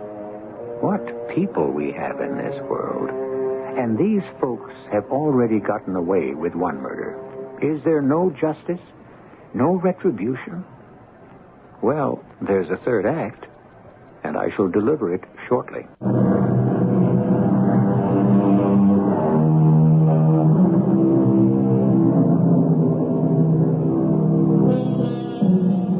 Practice, they say, makes perfect. Or if you want the original quote, practice is the best instructor. Well, obviously, practice improves practically everyone. Tennis players, golfers, piano players, doctors. Oh, yes, doctors. They practice all the time. But what does practice do for murderers? We'll get someone else to do it. Are you talking about a hired killer? That's the way it's usually done, isn't it? By whom? By people who need to have a murder committed. Do you realize that such a man could blackmail us for the rest of our lives? How? It's a job. We pay him, and that's the end of it. How could he blackmail us? He'd have to admit his own guilt. No, I've thought this out very carefully. It's the only way that makes sense. But you yourself said when a man dies in suspicious circumstances, the police are bound to suspect his wife and friends. Ah, but since neither you or I will have to be there to pull the trigger, we can arrange to be somewhere else. You really are quite inventive. All right, let's arrange for this thing immediately. Arrange? Yes, let's hire someone. I'm convinced it's a splendid idea. Yes. Well... What's the matter?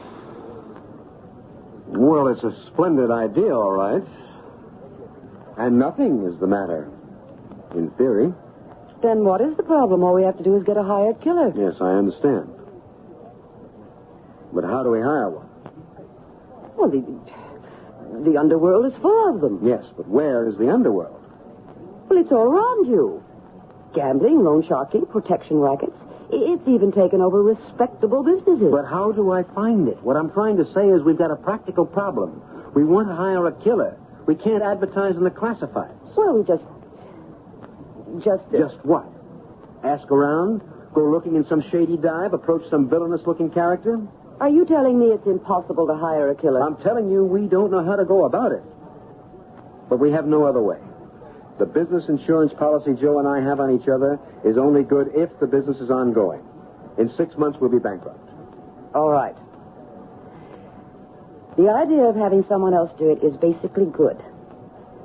Now, if we can't get someone to do it, why can't we get someone to be blamed for doing it? You mean to, frame somebody? That's as good a word as any. Well, once again, who? Doesn't Joe have any enemies? Enemies? I can't think of anyone who doesn't like him. Oh, that's impossible. Somebody has to dislike him. Well, look at you and me. We're going to kill him, but even we like him. Well, we have to kill him somehow. And it has to be done right away.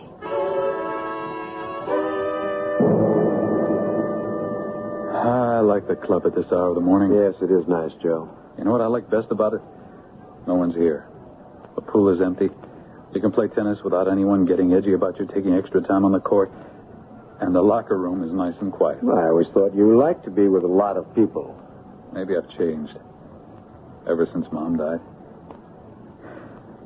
Well, now what do you say we have a drink? Well, let me call Pete. No, he's never around when you need him. Pete? Hey, Pete. He's probably goofing off somewhere. No, he's around somewhere. Joe, what's wrong? I don't know. Losing Mom took something out of me. Like what? Oh, like I used to do a lot of things because I figured Mom would like them. I got all involved with community projects and stuff like that. And you seem to enjoy them. I didn't really. I don't enjoy them now. They all feel like a waste of time. Didn't you say light one little candle in the darkness? You know what happens to that one little candle? The wind blows it out. I understand how you feel. Empty because of your mother. No. No, I'm going back to being me. Thinking about myself, my wife, my business. I've been neglecting them. Shamefully, Eddie. I don't even know what shape we're in. Well, we're in pretty good shape. Oh, it's a disgrace. We've had those new warehouses. I've never even been to see them. We ought to go on a trip next week. Okay. You shouldered too much of the load. From now on, I'm doing my share. Well, you don't really have to You feel... gentlemen called me? Oh, Pete. Yeah, we called you about 5 minutes ago. Well, Mr. Napperton, I was in the kitchen. No, it wasn't 5 minutes ago, Joe. Pete, the usual for Mr. Napperton and me. You can skip me, Pete. Is something wrong, Mr. Napperton? You're going to make drinks? Look at your hands. Those fingernails. Well, Joe, part of Pete's job is to shine everyone's shoes, too. Well, I wash my hands All before I right, make drinks. take off. Please, Mr. Napperton, don't be sore at me. Will you get out of here? If I'm doing something wrong, let me know. The gentlemen are starting to come in. You're bothering me. But if they hear you yelling at me, they'll figure I've done something wrong and I might get fired. Look, I don't want to be annoyed. Something wrong here, Mr. Napperton? But can't you, as the club steward, see to it that we get some intelligent attendance? Well, of course. I'm sorry you're so upset. Pete, you're through here at the end of the week. You mean I'm fired? That's right. Yeah, but I need a job. Well, I'm sorry. Well, sorry, I got a wife and kids to feed. Mr. Napperton, I hope you're satisfied with yourself. That's enough, Pete. You phony, with all your good works. Now, Pete, don't bother to finish the week. Get your money and leave. You don't deserve to live. Why, Look out. That's all right, gentlemen. I've got him. I'd like to kill him. You ain't gonna kill nobody. Let go of my arm. You walk nice and easy and keep your mouth shut, and then I'll let go of your arm. I don't know what got into me. It's just that for so long I've just tolerated all kinds of... Well, I've given so much of myself to others. Well, that's no reason to go to the other extreme. Well, it's just that Pete has always offended me with his dirty hands. I was always afraid to complain because he'd be fired. Well, it's not my problem, it's his. Why don't you forget it? Better still, stretch out, have a nap. This is the best time of day for it. Damn it, if he's so worried about his wife and kids, he should learn to wash his hands.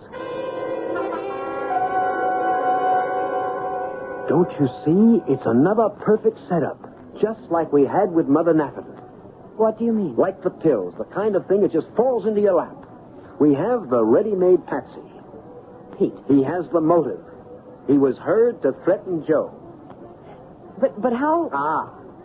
Now you're asking how. First, ask where. I'll answer. In the clubhouse. At 10 in the morning, when the place is practically deserted. But Pete will have to be seen there, and he's being fired. No problem. I'll get him there. How? Leave it to me. Now, for the murder weapon. A gun? Guns scare the daylights out of me. Besides, no one should hear the shot. Well, then what can you use? A weapon that will never be found. That's the beauty of it. What do you mean, it will never be found? I read about this in a couple of stories.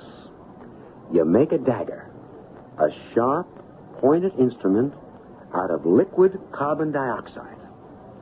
What? Dry ice. Dry ice? I bought a small cylinder of CO2 gas. Okay? When you release it, it forms a solid kind of snow that you can mold into a pointed stick. A sharp, pointed stick. But why? Why not use a knife? Because you stab him with this, it enters the body, and then it melts and disappears. Oh, I see. Oh, will it stay hard enough while you're in the clubhouse? It's warm in the locker room. I'll carry it in my bag, the one I use for my tennis things. Only I'll have the bag packed with more dry ice. Dagger made of dry ice. Can it work? It has to work. No way to ever find what the weapon was. And Pete? The fact that they'll never find the weapon will only make them grill him harder. Make them more positive he's lying when he claims to be innocent. But you still have to get him to the clubhouse. That's no problem at all.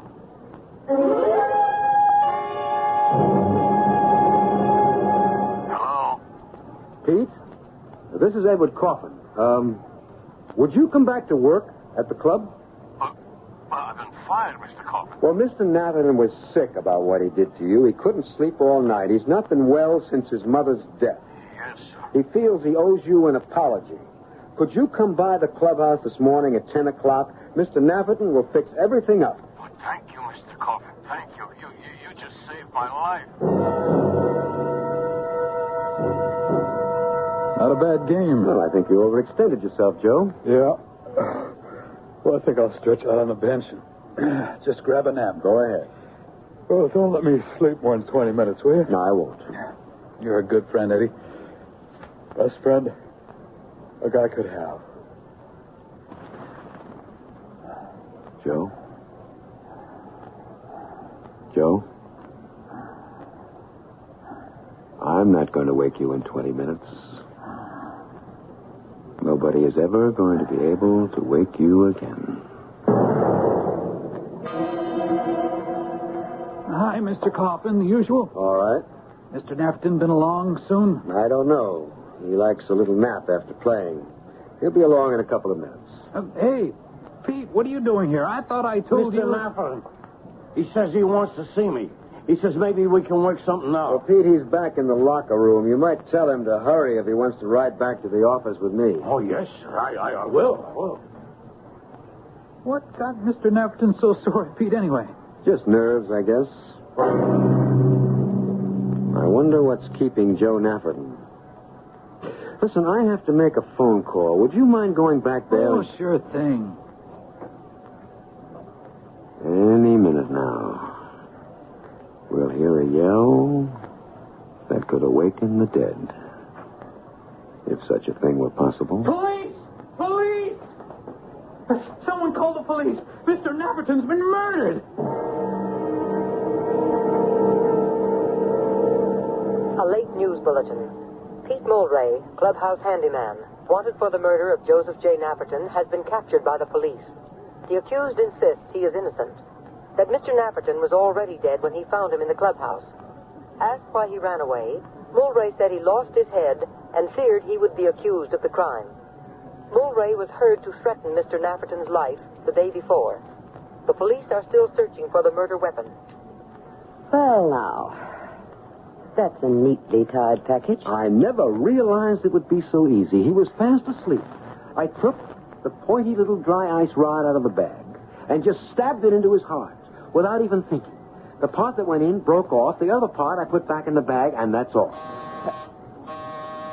You expecting someone? No, I'll see. Dr. Spurlock. May we come in? Edward, Melisande. May I present Police Lieutenant Dreyfus, homicide. Homicide? He's here to arrest you for the murder of Joseph Nafferton. What? A shame.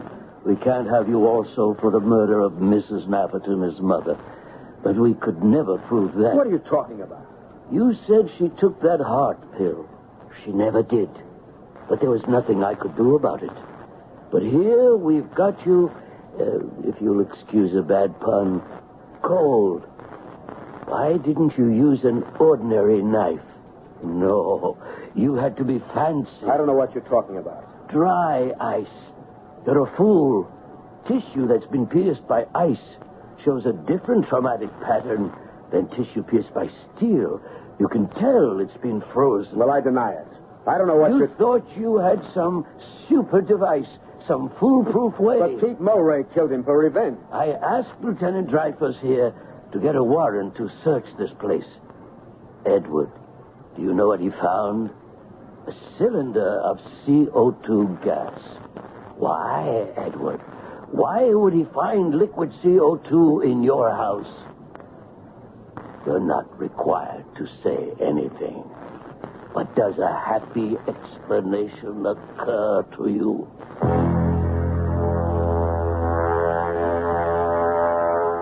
No, sir.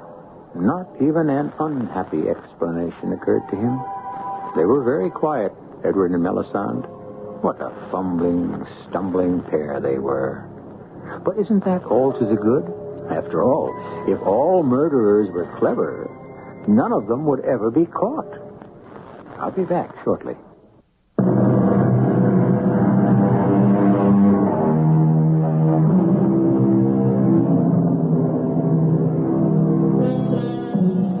So much of what we believe is fashioned by the popular literature of our day.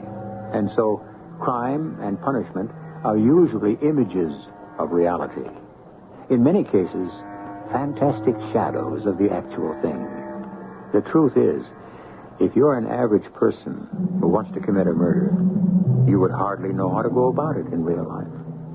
And if you imitated art, well, just remember, the gimmicks you read about in books and see on the screen and hear on this program are parts of crimes that have already been solved. Our cast included Joan Lovejoy, Bob Reddick, Lloyd Batista, Joan Shea, and Gilbert Mack. The entire production was under the direction of Hyman Brown. This is E.G. Marshall inviting you to return to our Mystery Theater for another adventure in the macabre. Until next time, pleasant dreams.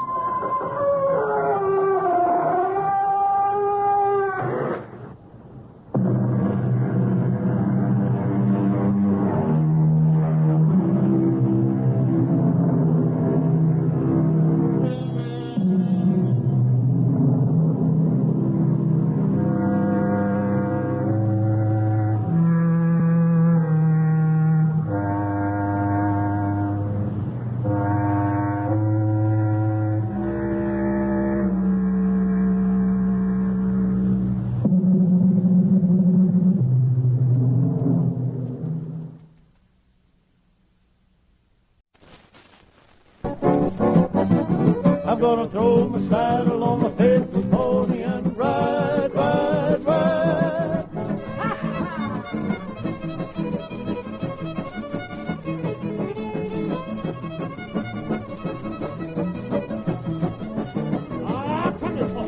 It's the Buckeye Barn Dance and time for fun with your friends, the Georgia Crackers. On the air tonight for the Glick Furniture Company, 65 East Long Street in Columbus.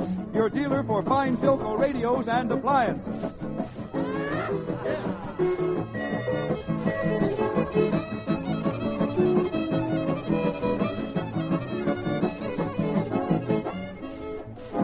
Thank you a whole lot, Paul Frank. Good evening, ladies and gentlemen. Welcome to the Barn Dance. We'd like to start tonight's show off by doing a little tune that we've had an awful lot of requests for this week, with Al Myers doing a little tune on the guitar called the Steel Guitar Rag. Al, come in.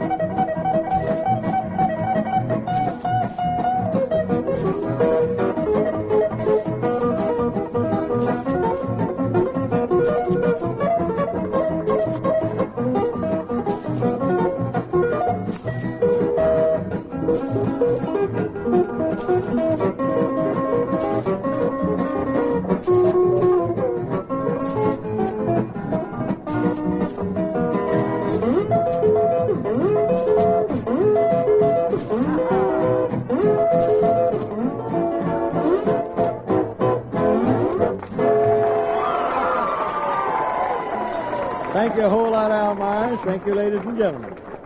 Here's a little tune that we've had an awful lot of requests for, but before I start singing, here is our good friend, Paul. Come in and start talking, you and Eileen, will you? Okay for sound. You hear that around the Hollywood movie lots when the scene's ready for a take. And okay for sound is a smart way to describe the new Philco 1101, too. Why, this magnificent Philco console radio at the Glick Furniture Company in Columbus is really tops for tone. Why, you get all your favorite programs plus sensational new static-free FM. Why, the Philco 1101 at Glick's is all radio. That big, distinctive console cabinet houses a fine Philco receiver that's powered by 7 Philco tubes plus 2 rectifiers. Man, if it's on the air, you can hear it but good with a Philco 1101. Stop in at Glick's and see this great FM, AM console radio. Get an eyeful of that handsome cabinet and an earful of radio listening that's out of this world. If you want a radio that's all radio, get a Philco 1101 now. It's okay for sound and okay for the budget.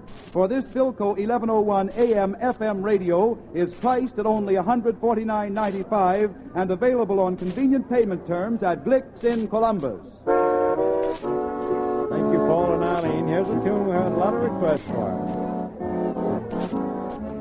I saw you last night again, darling, and you still seemed as lovely to me. I watched as you danced with a stranger, and you smiled just as happy as he. I watched as you smiled at your stranger, and since you seemed happy and gay, I watched through a mist in my eyes, dear. Then I turned and walked slowly away.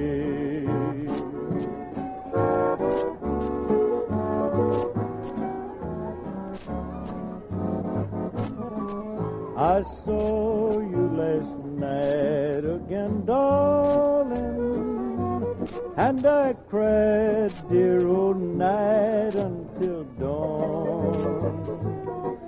A new love has come to your heart, dear, and a new love has faded and gone.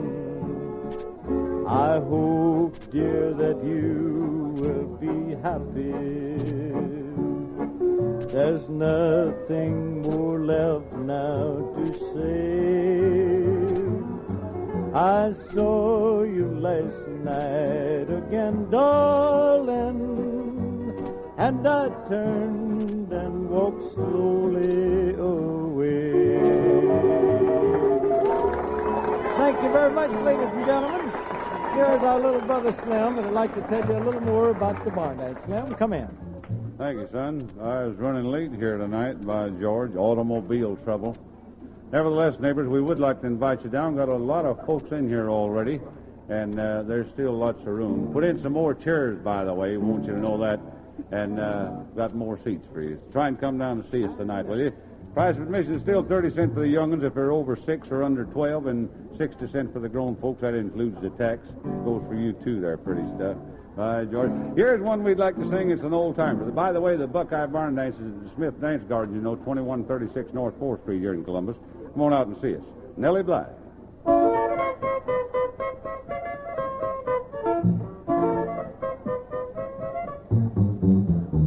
Hi, Nellie, ho, Nellie, listen, love to me. I sing for you, play for you, know some melody. Hi, Nellie, ho, Nellie, listen, love to me. I sing for you, play for you, know some melody. Nellie Bly, won't you bring that broom along? Sweep the kitchen clean, my dear, and have a little song. Poke the wood, my lady love, make that fire burn. While I take the banjo down, just give the mush a turn. Hi, Nellie, ho, Nellie, listen, love to me. I'll sing for you, play for you, and know some melody. Hi, Nellie, ho, Nellie, listen, love to me. I'll sing for you, play for you, and know some melody.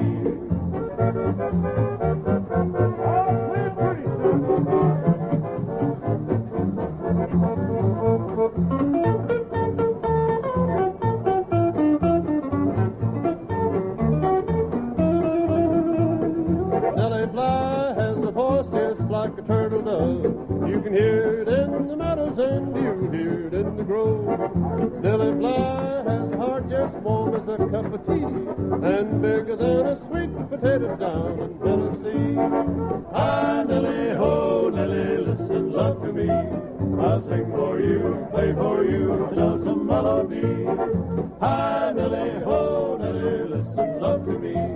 I'll sing for you, play for you, know some melody. Know some melody.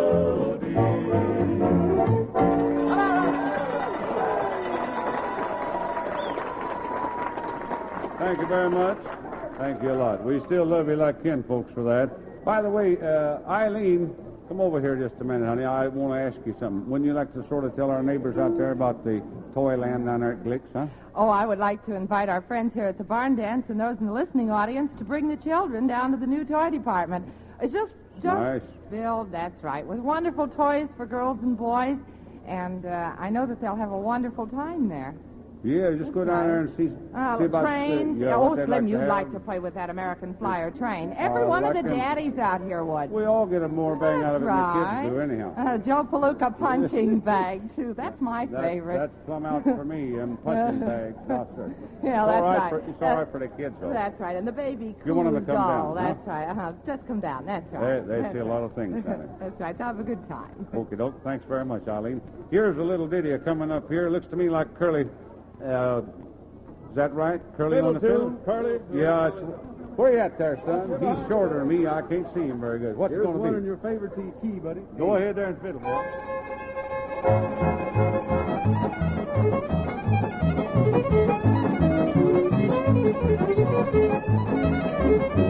Go down, triple creep.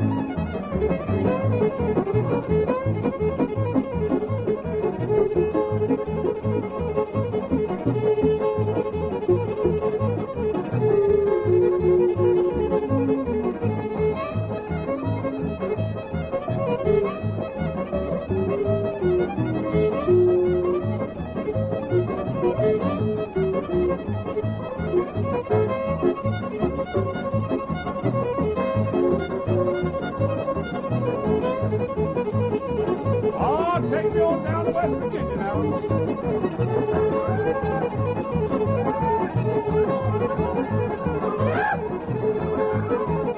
You wearing me out there, son. You better quit.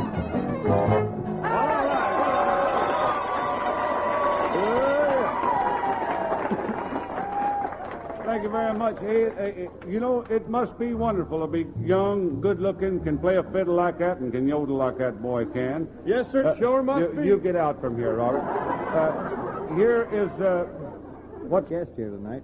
you mean that, Mr. that Harrigan feller over sitting there? back over there?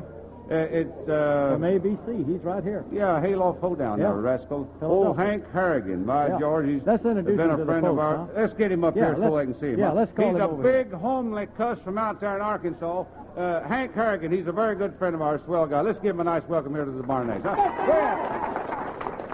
Hank, it's a pleasure to have you, old boy. I'll tell you a little Well, the secret. pleasure's all mine, son. All mine. He sort of got, they sent him the wrong direction. Wasn't that he got sent around by Columbus on his way back to Pennsylvania and stopped off at the airport and gave us a buzz, and I talked him into staying overnight. We're glad to have you. Can you do something for us? Well, I'm afraid I can't sing. Well, I usually do. I usually sing a lot of corn, you know, shuck a little corn. You're on I'm the just- right program. I'm just getting over a little bit of Lauren Jeeper. You know what I mean? Lauren in the, Jeep, in yeah. the throat. You mean sort of like Curly says, your tizic's bad? I think I got a spot on my tizzy. Yeah. Well, Slim, I'm not going to take up good time here. We've got better entertainers than me. I'm going to get back here and listen to some good things. Well, I guarantee you, son, you're going to entertain the folks before the night's over. Well, you're bigger than me, but then there's a lot more of us maybe I around can here. slap the bass. I might be bigger than you, but I ain't any uglier. I know. Didn't say that again. I'm waiting for. Let's give him a nice hand. He's a grand fellow. We're going to hear from him later on. Here is Bob Nolan's fine tune, Cool Water.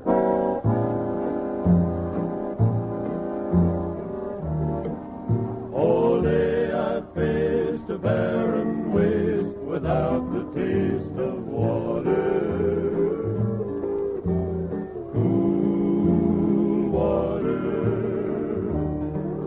Old and I, with throats burned dry and souls that cry for water.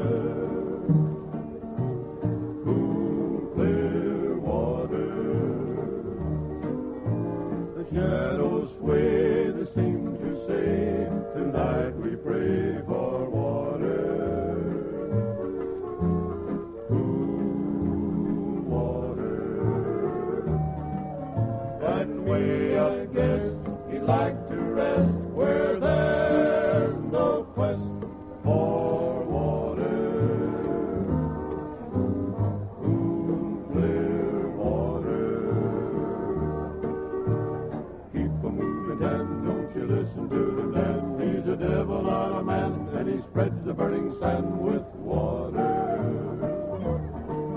Oh, Dan, can you see that big green tree where the water's running free and it's waiting there for you and me? Cool water.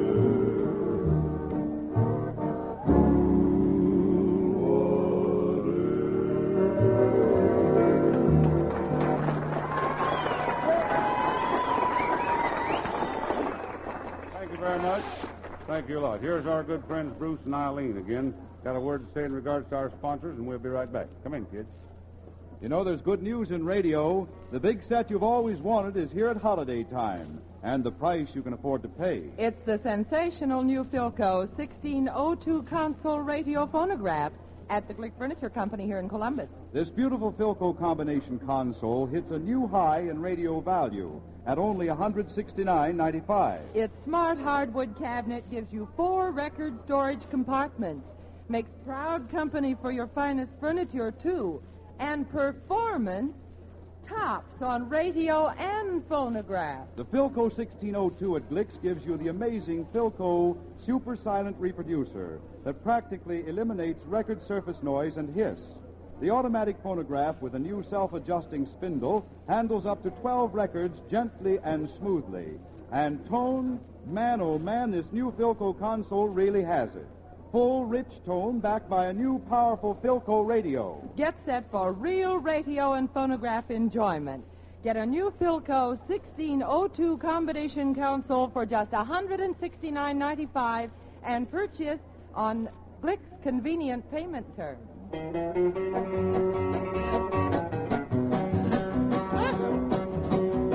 Tell me, little darling, why you look so bad tonight? The bags around your eyeballs are red instead of white. You came and I was alone. Shucks, I should have known that you were temptation. You smiled just to lure me on. My heart's from gone, 'cause you were temptation. It'll be thrilling if you win, but if it never can be, then a pity for me, 'cause you was the more to be kissed I can resist, 'cause you were temptation, and I was yours.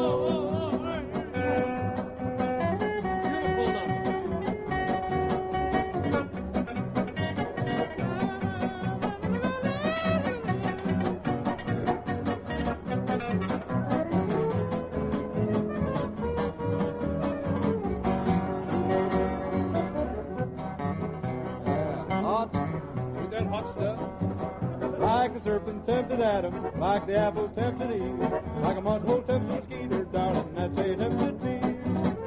Like cold liquor tempts a drunkard, like sorghum tempts a bee, like a willow tree tempts a caterpillar, honey, that's how you tempted me. You came and I was alone, shucks, I should have known that you were temptation. You smiled just to lure me on, my heart has been gone, 'cause you were temptation.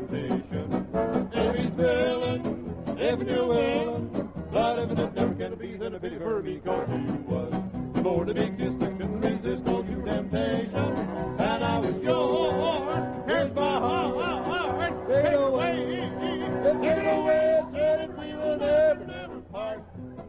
Part. I'm a slave, just a different slave. I'm gonna win you, 'cause you were temptation. I'm a red hot flame. Where you?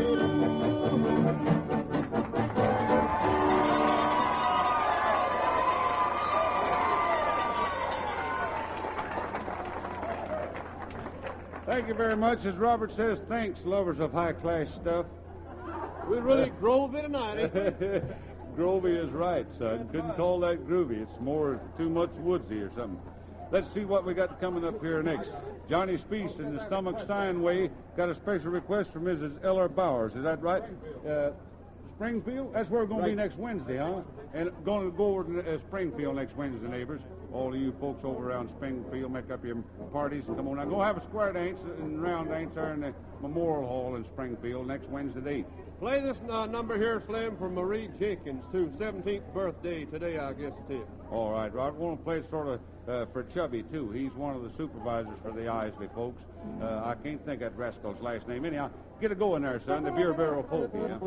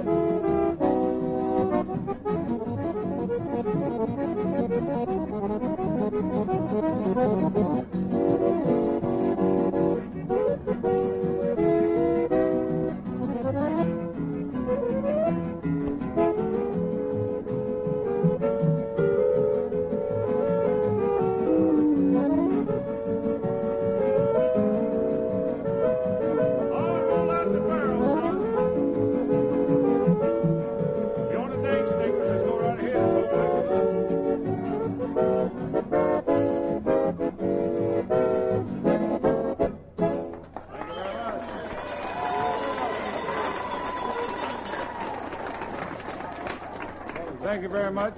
Eileen, come over here once again, honey. There's something else I want to ask you about. You know, tomorrow we move our Buckeye Barn Dance out to what's the name of that place? Valleydale. Yeah, thank you. That's right. Out on Sunbury Road, northeast of Columbus.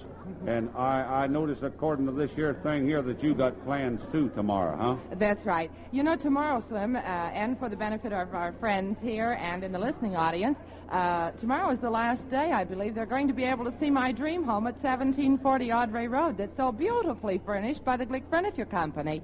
You know, if the girls haven't visited the dream home yet at 1740 Audrey Road, you better go out and take a look around. I think you might pick up some good decorating hints. Tomorrow's the last day, You going to be there tomorrow? I believe I will be. In fact, be a I've bit been there surprised. every Sunday. That's right. Thank you very much. Say, one more question here before you go.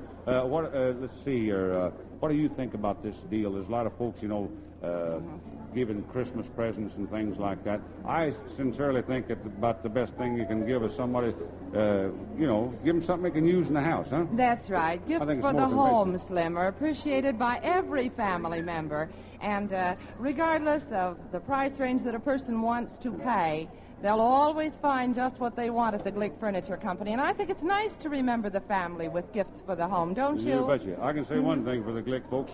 Long before I ever had any idea of working for them on the air, I furnished my whole house with it, their store. That's right. And I'm very well pleased with it. And I went right along with you, didn't I? You doggone right. That's right. Good service. Wonderful folks. We better get going here. Curly, where you at there, son? He not only slays these folks up here with his fiddle, but he's going to yodel and then smile real pretty for them with them big dimples and all. What's it going to be there, son? Riding down the trail or something like that? Tune. Yeah, brand new tune. Gee, huh? Pardon me, Mike. I've rode down the trail 100 miles or more. My pinto pilot's getting lame. With the gal I left behind, she's always on my mind, but I know she's waiting just the same. So, darling, please don't cry, you know it's not goodbye. I still love you just the same. With the tears in my eyes, I realize that I love my darling just the same. Oh, lady, oh, lady.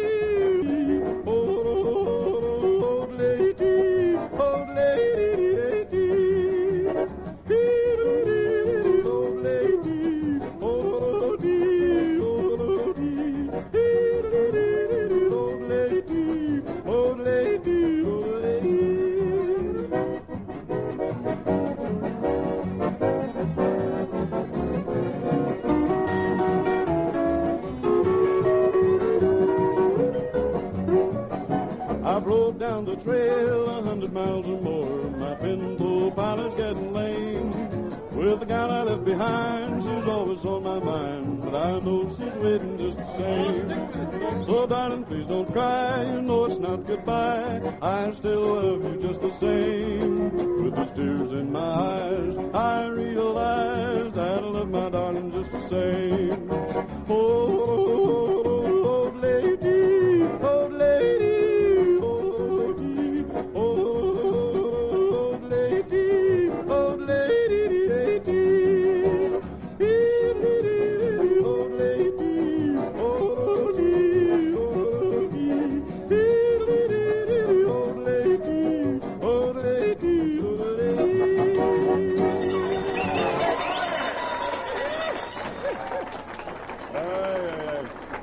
I used to be a yodeler once when I was a young feller like Curly. Thank you very much, Curly. Hey, Curly, don't run away with the fiddle there, son. Tommy Rose here is going to give him a sample of that square dance calling stuff. What's going to fiddle there, huh? Oh, a little tune and eight, buddy. That's my favorite key. Go ahead.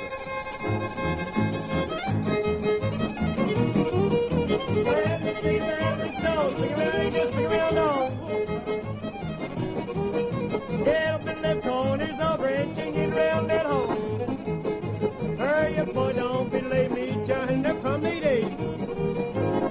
First up at your caprice, so we might now swing your grace, swing mine. And now the swamp, now a tray, my pretty girl for your own maid. Circle forward and left for right, let's go home, we're down everybody, tomorrow, we partner round and round. Yeah, up in the corners, all red changing round at home. Hurry up, boy, don't belay me, that groove.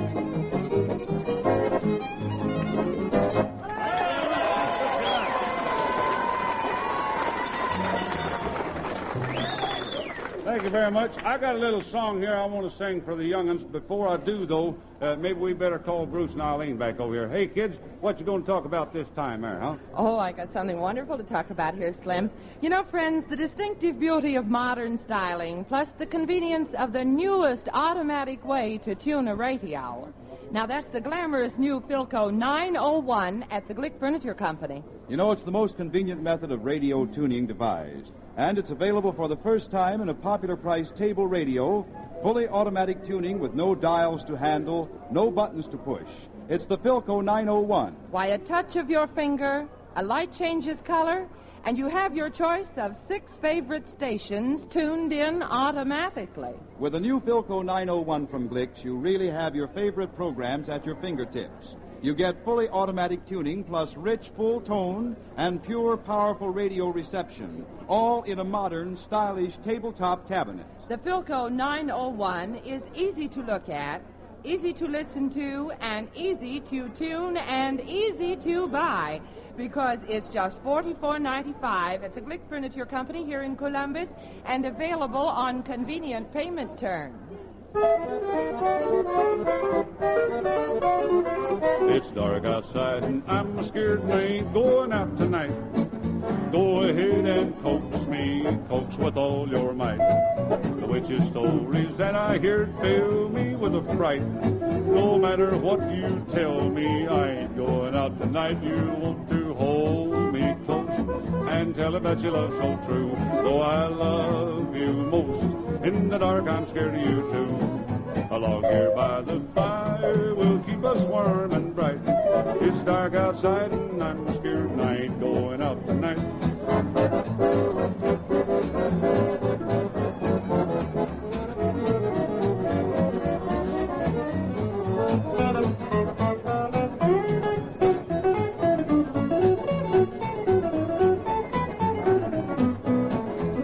It's dark outside and I'm scared and I ain't going out tonight. Go ahead and coax me, coax with all your might. Wish you would. The witches' stories that I hear fill me with a fright. No matter what you tell me, I ain't going out tonight. You want to hold me close and tell about your love so true. Though I love you most, in the dark I'm scared of you too. A log here by the fire will keep us warm and bright. It's dark outside and I'm scared and I ain't going out tonight.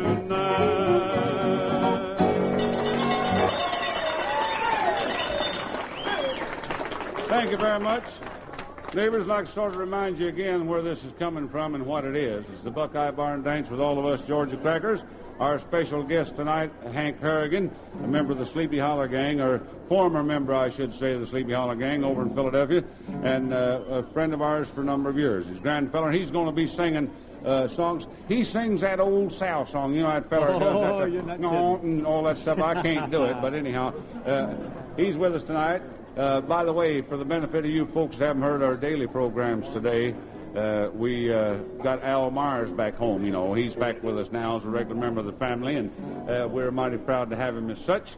And, of course, Curly's are going to stay with us. That makes a whole gang of us up here at the Buckeye Barn Dance, 2136 North 4th Street in the city of Columbus. Try and come and see us sometime, will you? You still got plenty of time tonight, and then tomorrow night we'll be out here at Valledale, you know, east of Columbus, Sunbury Road. Next Wednesday in Springfield in the Memorial Hall. Have I done tough this time to get out of here, fellas? Well, maybe I did, by George. We got to scramble. We'll be here till midnight tonight, or as I say, long about unconscious. So try and come and see us. There's plenty of chairs and tables down here. Going to start a square dancing right after this, so make it snappy and get on down here if you want to get that first one. Thanks a whole lot for being with us. Don't forget we have a program Monday through Friday, 7:15 in the morning and 11:15 on Saturday. Come on in here, Paul.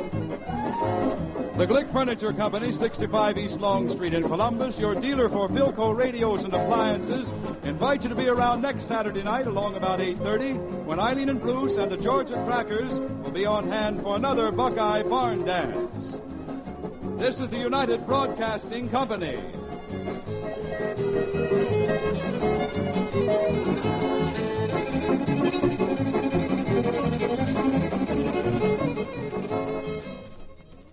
The program previously heard at this time, Life Begins at 80, has been rescheduled. Listen for...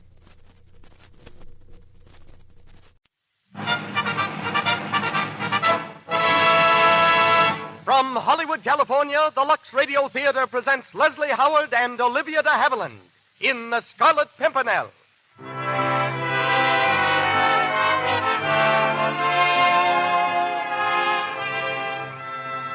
Lux presents Hollywood, the Robin Hood of the Reign of Terror. That was the Scarlet Pimpernel, whose daring defiance, whose colorful romance we bring you tonight with Leslie Howard and Olivia de Havilland. Madame Hilda Grenier, formerly royal dresser to Queen Mary of England, is our special guest, while our music is conducted by Louis Silvers. Before our producer takes over the program, let me remind you that Lux helps you get longer wear out of your stockings. It helps them stay nice and elastic, so they give under strain instead of popping runs. Yes, Lux cuts way down on runs, so give your stockings regular Lux care. Buy Lux Flakes in the large size box for greater economy. Our producer takes over the program. Ladies and gentlemen, Mr. Cecil B. DeMille.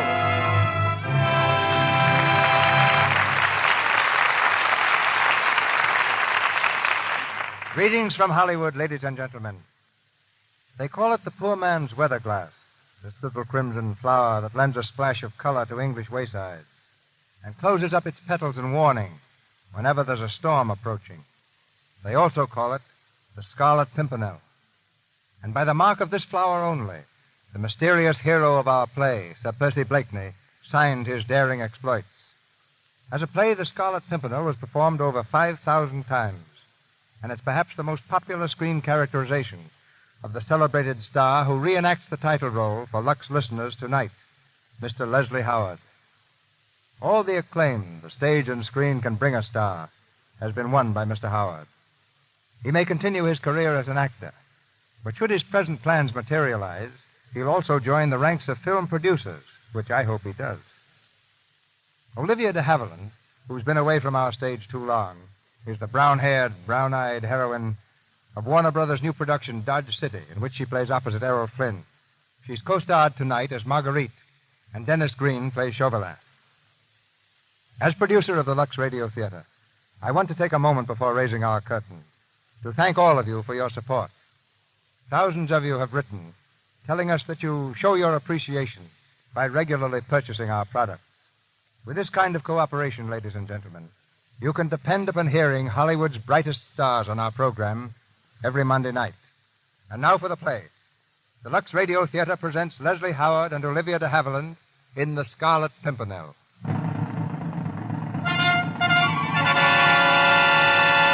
Paris, in the year 1793.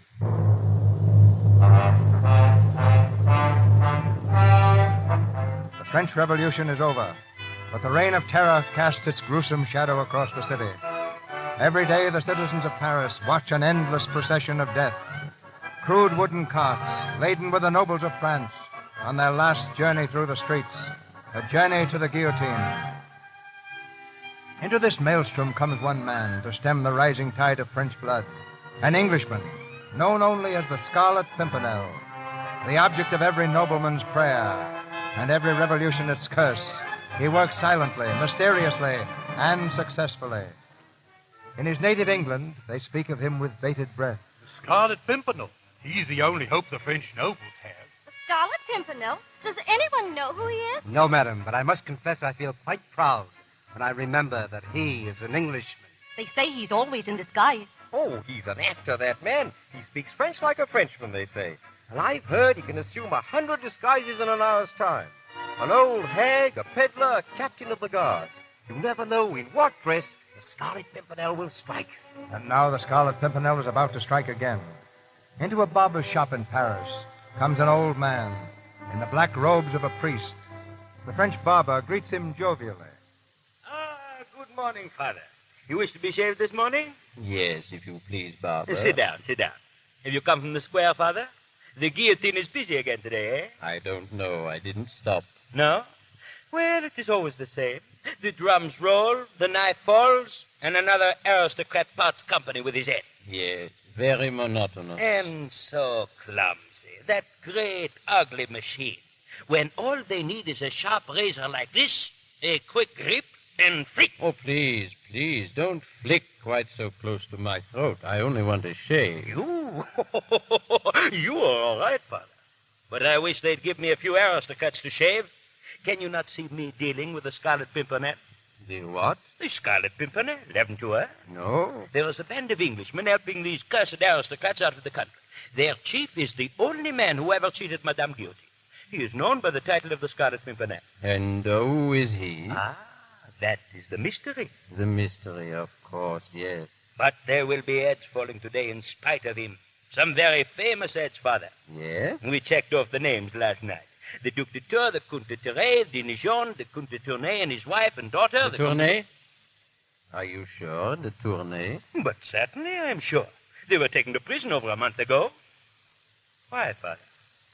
You are not a friend of theirs? A friend? No. No, it isn't safe to know any nobles these days. Oh, good, very good.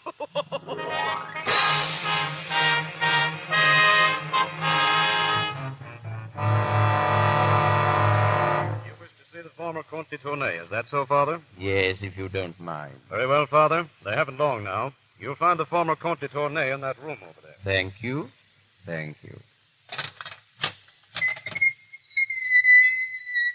Good morning. Are you the Comte de Tournay? Yes. I suppose you have come to offer me the last rites, Father. In a manner of speaking.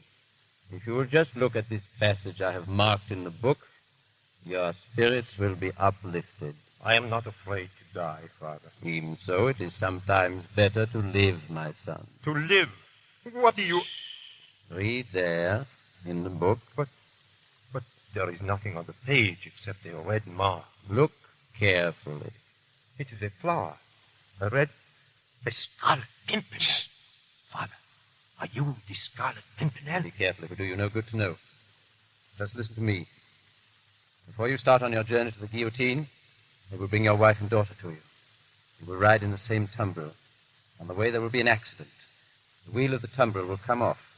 There will be a commotion. The soldiers guarding the cart will be jostled by the crowd, all carefully arranged for. Look sharp, then. An old hag will drive past in a wagon. There will be a place to hide in the back large enough for 3 people. The old hag will drive you through the city gates. If all goes well, you'll be safe in England in 3 days. God bless you, whoever you are. God bless you.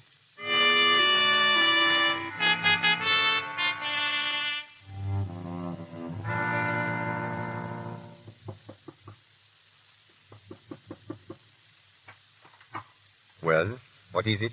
Good evening. Have you a crust of bread for an old lady? No, I'm sorry. Here, take these. Thank you, monsieur. Thank you. Good night. Oh, wait.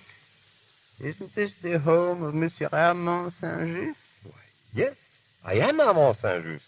What do you want? I want to come in, Armand. Merci. Quickly. Good Lord, merci. How are you, Armand? I'm afraid I will always be startled at these disguises of yours. Last time I saw you, you were a priest. Now I'm an old hag. Here, help me out of these clothes. I feel silly. Did you get to the Tournays out of the city? I got the girl and the countess. What happened to the Tournay? He wasn't in the tumbril. I know. He was remanded the last minute. Why? Because Robespierre wants to see him. And Robespierre wants to see him because the ambassador of the French Republic has come over from London. Chauvelin? Here in Paris? Yes. All in your honor, Percy. Your work is becoming even more dangerous than it was. Our work, Armand. Well, let's hope Chauvelin will go back to England, knowing less than ever. I'll be going back myself for a few days. Then we must lay our plans to free the Tournay. Percy, aren't you risking too much? Why do you persist in this mad sport? Why do you? Why? Because I'm a Frenchman. This is my country. You are English. You are Sir Percy Blakeney, an English baronet with a lovely home and a charming wife. Even if she is your sister. My sister or not, I'd still say Marguerite is charming. Or perhaps you don't think so any longer. Why do you say that? Has she said anything to you? She hinted at it in her last letter. She said you changed, Percy. Did she? Well, I have changed. I'm rarely at home now, and when I am, I play the fop. I'm insipid, vain, silly. I think only of the latest fashions in clothes, the latest court gossip. But all for good reason, Armand. The greater fool I am in England, the safer I'll be in France. But you could tell Marguerite. No. Just so she would understand. I said no, and don't you tell her. Armand, you ask me why I live over here in the shadow of the guillotine while heads fall one after another. I can save only a few, I know that. The rest have to die. People I know and love. Innocent people, kindly people. Herded together like sheep and butchered like cattle. But what has it to do with you? Armand, do you remember the case of the Saint-Cyr family? I think so. You were one of the first families to go to the guillotine. Yes, because they were betrayed, Armand. Before their execution, they told me who it was who had betrayed them. It was Marguerite. My sister. My wife. It was a lie. I wish I could believe that, but I can't. I watched that execution, Armand. The Marquis, his wife, his son. And it was my wife who put them there. So that's when you stopped loving her. What a tragedy. Stopped? I shall love her till I die. That's the tragedy. And it's to make up for what she did to them that you are risk your own life, week after week, to rescue the others. Oh, don't be so heroic, Armand. I got a smack in the eye and took refuge in sport. And what a sport. By gad, I think I shall give up fox hunting this winter. Percy, don't joke about it. I have to. It's the only thing that can save me. Well, I'm off for England in the morning, Armand. My love to Monsieur Chauvelin, if you should see him.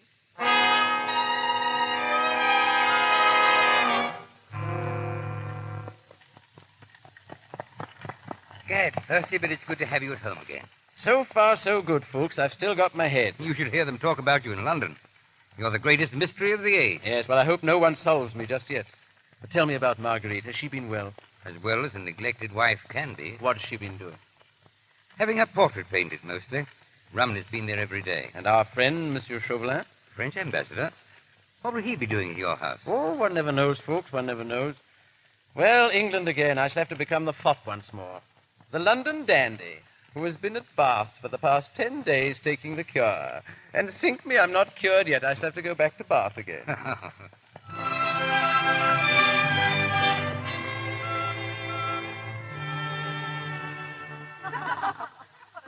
Lady Blakeney. Lady Blakeney, please. I can't paint you unless you sit quite still. I'm sorry, Mr. Rumney, but we were just talking of this man they call the Scarlet Pimpernel. Oh. He must be quite wonderful, Marguerite. So they say. But it's maddening to think that somewhere there is a man as marvelous as that, and we never see him. He's of no use to us whatever. Lady Blakeney. Yes, Sprinkler. Sir Percy, milady. He's just returned. Percy. Good day, ladies. So charmed to see you here. Have you been taking good care of my lovely wife, your servant, ladies? Marguerite, my dear, your slave. Percy, why didn't you tell me you were coming? So few things are surprising in this world, my dear. I should like to be one of them. And how are you, Rumney? And how is the portrait progressing? You may see for yourself, Sir Percy. Yes, the eyes are wrong, aren't they? And is the nose all right? You know, I rather think you've missed the mouth altogether. Yes, you have, Rumney. Otherwise, of course, it's the image of her. I think that will be enough for today. Poor Mr. Romney. You're tired, and so am I. Tired? Zoons, I too. You know, dear ladies, I've just been to Bath to be cured of the fatigue. And now I'm so fatigued by the cure that I really think I shall have to go back to Bath again to be cured of the fatigue. Marguerite, my dear, we must be going. Yes, goodbye, Goodbye, my dear. goodbye. Goodbye. Your servant, ladies, your servant.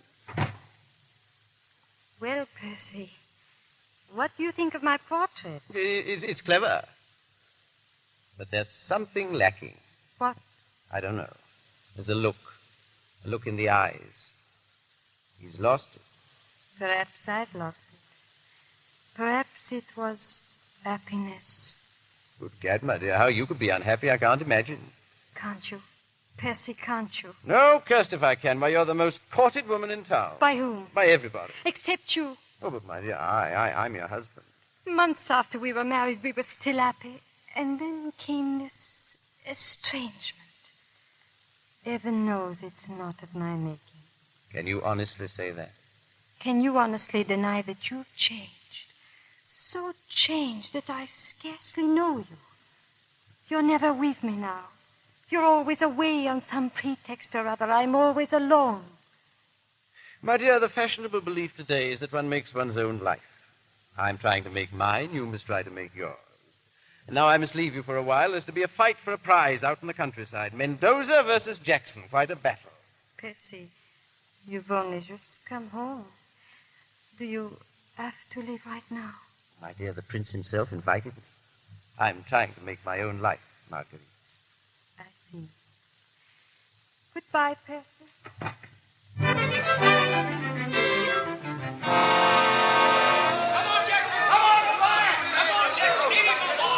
Mendoza's groggy. He's done for. Don't you believe it, Your Highness. He's foxing. You wait until the 30th round. I'll wager 100 guineas he won't last 2 more rounds. Done. Come on, Mendoza. Come on, Jackson.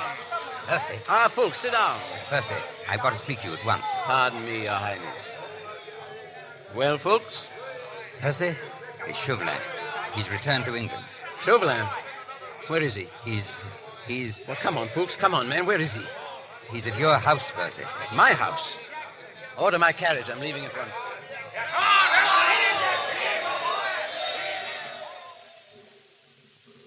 I would advise you to tell me, Lady Blakeney. You are French. You know these nobles who have escaped. You must know who it was who helped them. I'm sorry, Monsieur Chauvelin, but I don't know.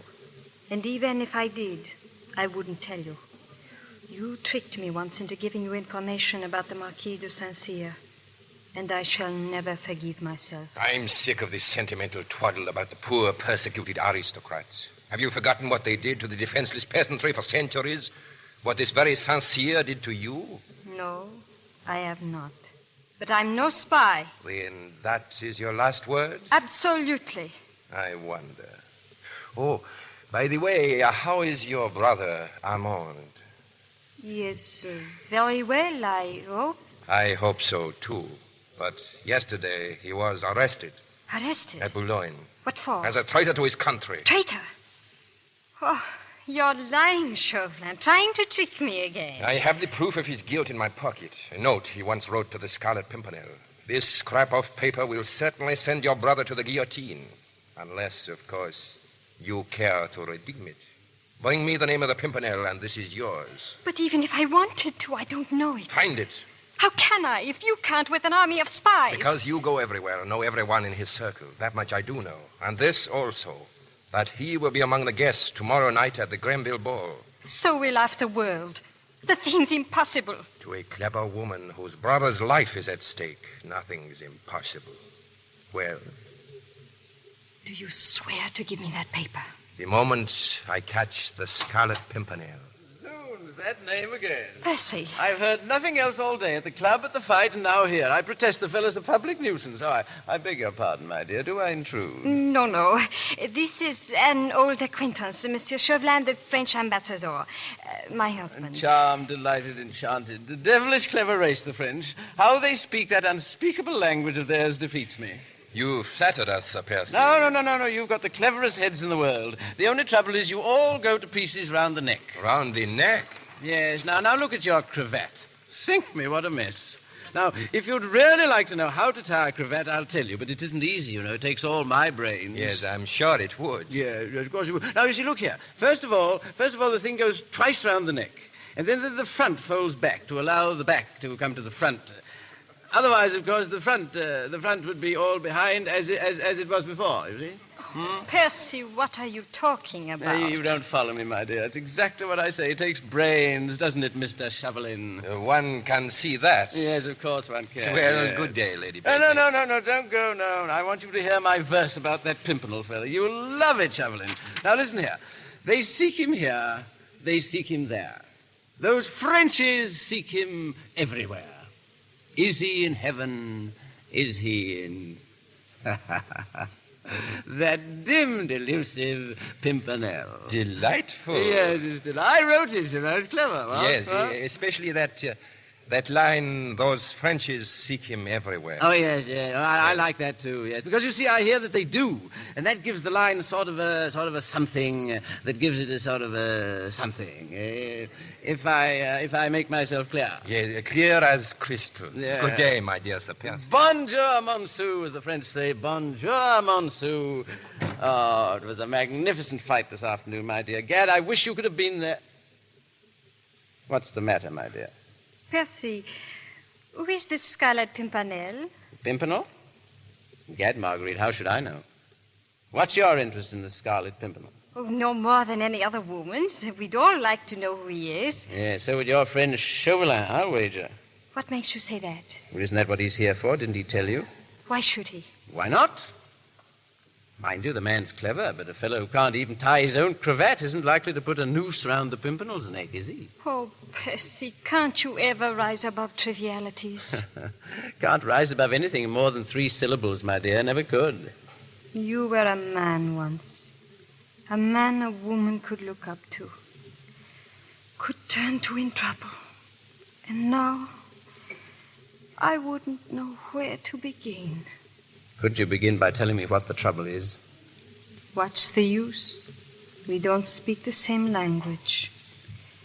We did once, but I don't think we ever will again. Really? Well, perhaps you're right, my dear.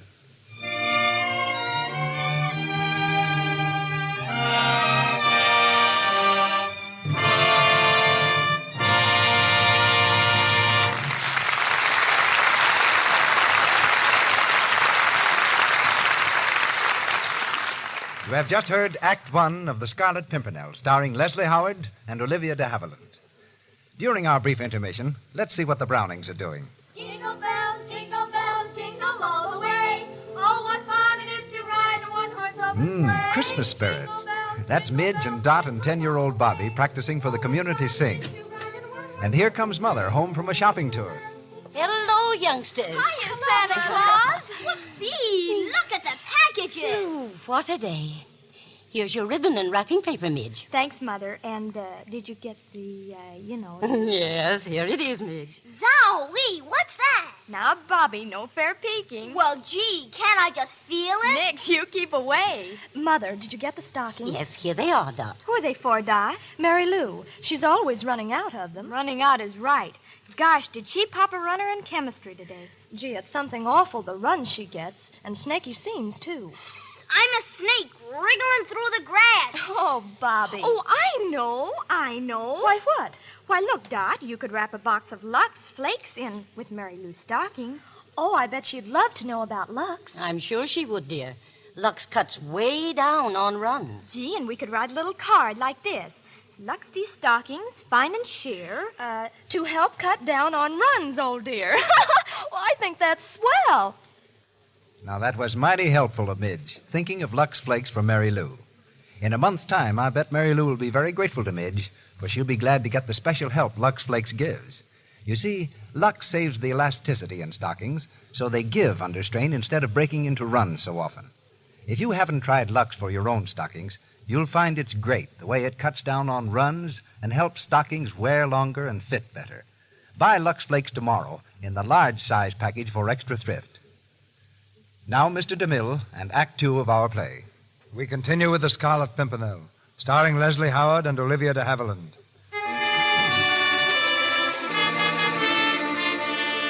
The search continues. The search for the cursed, elusive Pimpernel. Forced by Chauvelin to lend her assistance, Marguerite attends Lord Grenville's ball. As she enters the crystal and marble room, she glances nervously around, wondering which of the guests is the Scarlet Pimpernel, never suspecting her own husband, the vain and foolish Sir Percy Blakeney. Chauvelin appears suddenly at her side. Well, Lady Blakeney? I've learned nothing yet. I only want to know who one person is. If you don't tell me, you know the alternative. The guillotine for your brother. Monsieur Chauvelin, you can't do this. What if I can't find the Scarlet Pimpernel? My dear lady, the Pimpernel is under this roof, at this moment, among your friends. Your move, my lady. And good luck. I beg pardon, Sir Percy. Yes, my man? Sir Andrew Fawkes wishes to speak to you. Of course. Delighted. Good evening, folks. Good evening, sir. Well, what is it? Hastings has just arrived from France. Any news? The very worst. The king is doomed. He'll go to the guillotine any day. Where is Hastings? He's dancing. Shall I get him? No, wait. I'll send him a note. Come over here to the desk. It wouldn't do for me to be seen with Hastings. I want you to give him this. Make certain no one sees you. I'm telling him to come to the library at midnight. You better come, too. Very well. Here, slip this note in the cuff of Hastings' coat. Then don't speak to him for the rest of the evening.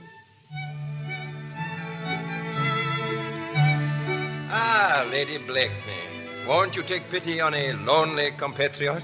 Monsieur Chauvelin, are you asking me to dance with you? Not with me. With Lord Hastings, madame. Why? He has a note in his cuff. It was just put there by Sir Andrew Fawkes. I want you to get it for me. Oh, but listen, Get Chauvelin. it. Hurry, please. It might be important.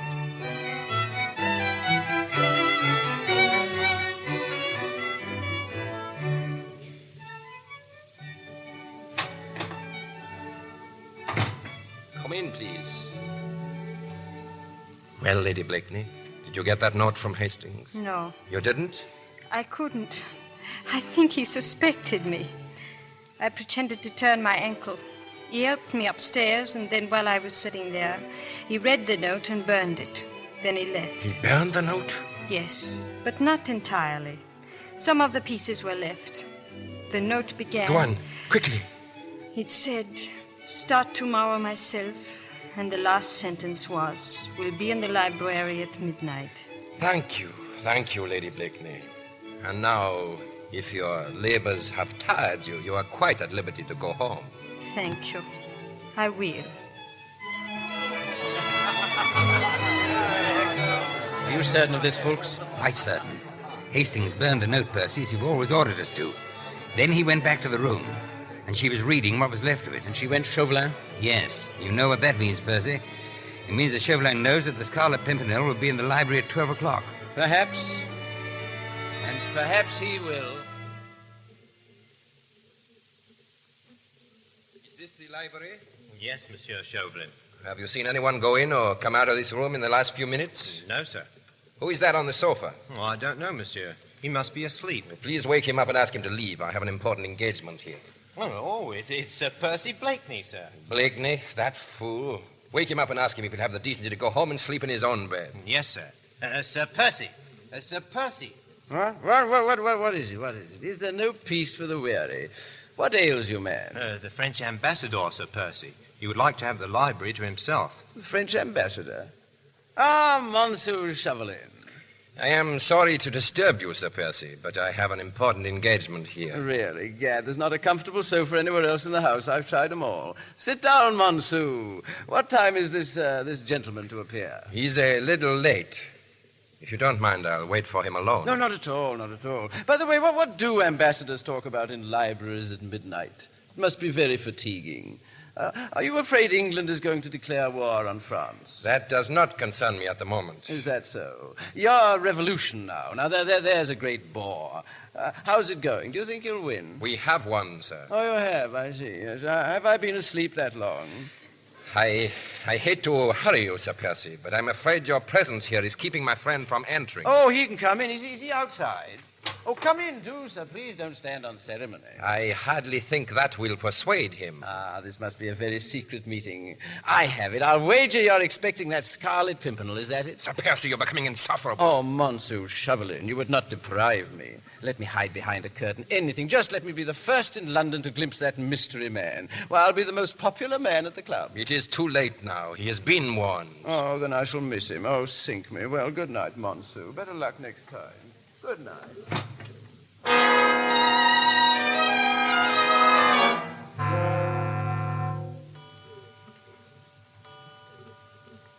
You've packed my things? Yes, Sir Percy. Good. See that Sir Andrew Fawkes receives this note, will you? Yes, Sir Percy.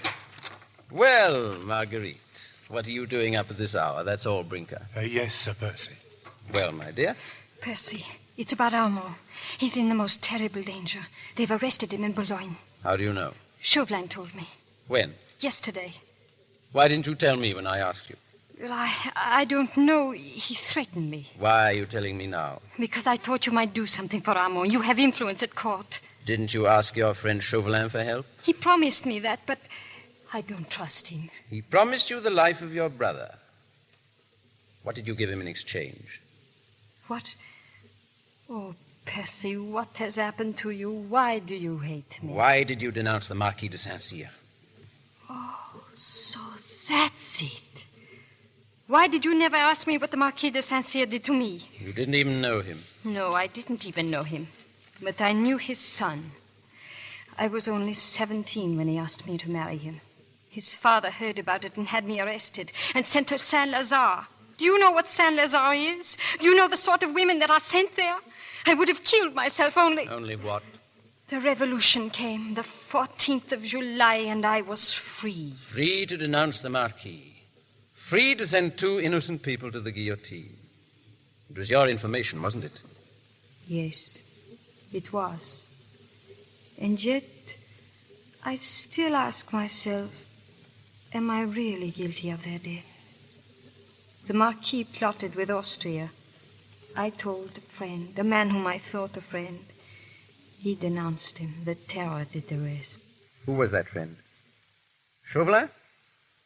Yes. He promised you your brother's life. What price did you pay for it? What price did you pay for it? A horrible one. I betrayed the Scarlet Pimpernel. How? Fuchs gave a scrap of paper to Lord Hastings. I read it and told Chauvelin that the Pimpernel would be in the library at midnight. Oh, what am I to do, Percy? How can I warn him? Warn him? Against what? Against the danger that threatens him if he goes back to France. My dear, if he's the kind of lunatic I take him to be, your warning won't help him. But he might be going to his death. Well, that's all the fellow lives for. Besides, he doesn't know that you're in love with him. In love with him?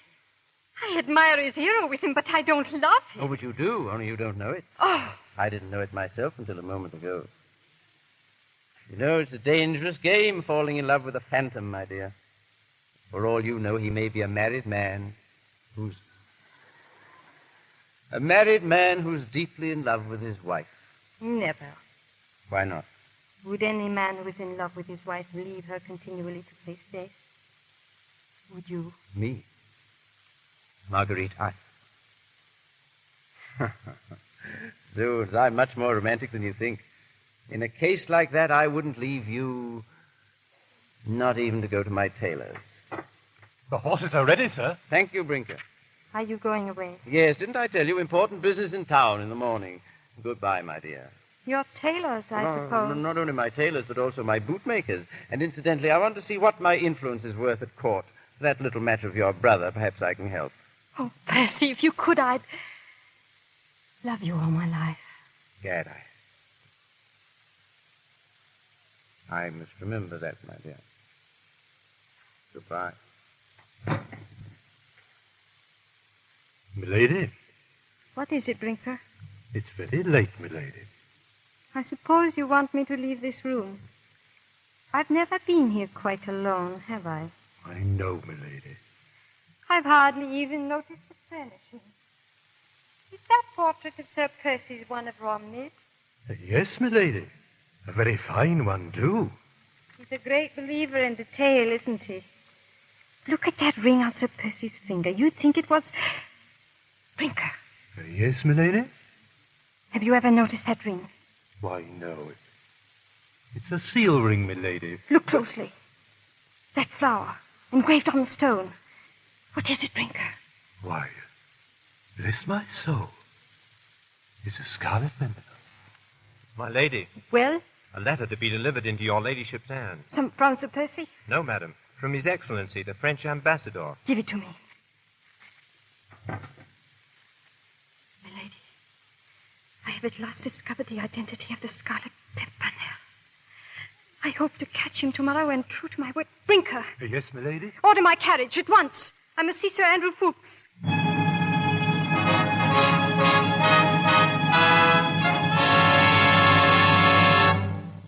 Lady Blakeney. What's happened? Sir Andrew, there's no time to waste in talking. Just listen to me. Your leader and friend, the Scarlet Pimpernel, he's my husband. How do you know that, milady? Don't ask me any questions now. He's in danger. Chauvelin knows that the Scarlet Pimpernel and Percy Blakeney are one and the same. How did Chauvelin come to know?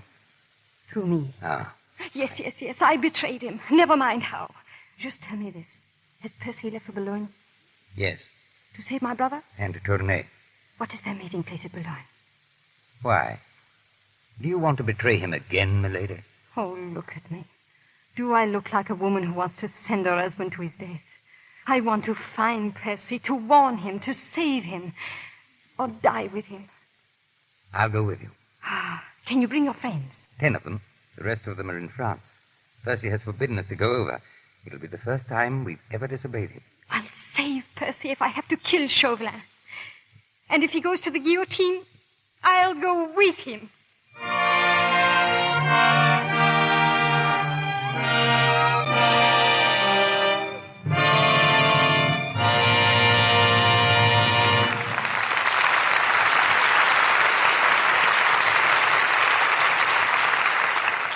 We pause for station identification. This is the Columbia Broadcasting System.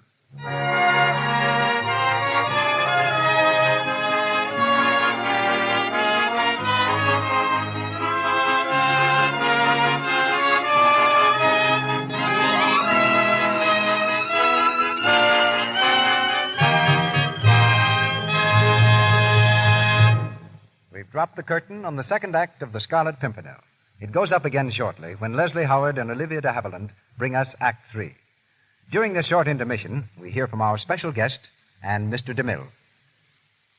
In addition to being foremost authority on the period of tonight's play, Madame Hilda Grenier, like our drama, has been intimately concerned with English nobility all her life. For many years, she had the title of Royal Dresser to Queen Mary and has been on duty at every imaginable royal function from baptisms to coronations. Her background makes her one of Hollywood's most valued technical advisors. If there's a more proper introduction for an ex-royal dresser, Madame Grenier, please enlighten us. It was infinitely better, Mr. DeMille, than my first introduction to royalty. Princess Charlotte of Germany had granted me an interview. Entering her salon, I tripped on a rug and went flying along the highly polished floor like a sailboat in the wind. When I dared to open my eyes, there I was at the feet of the princess. She laughed, picked me up, gave me my first lesson in poise. And now, sir, I can tell you a little about royalty, a little about the Scarlet Pimpernel. Which would you like first? Well, we'd like to know a little more about you. Suppose you tell us what a royal dresser is. In addition to direct supervision over Queen Mary's wardrobe, my duties included the care of her jewels, orders, decorations, messages, and other personal activities. I suppose my greatest responsibility was to see that everything Her Majesty wore was absolutely correct, right down to her umbrellas. Her umbrellas? Indeed. Each one in her tremendous collection was named after the person who gave it to her. She'd simply ask me to bring her Lord Chesterfield, or Papa, or the Emperor, or Dolly.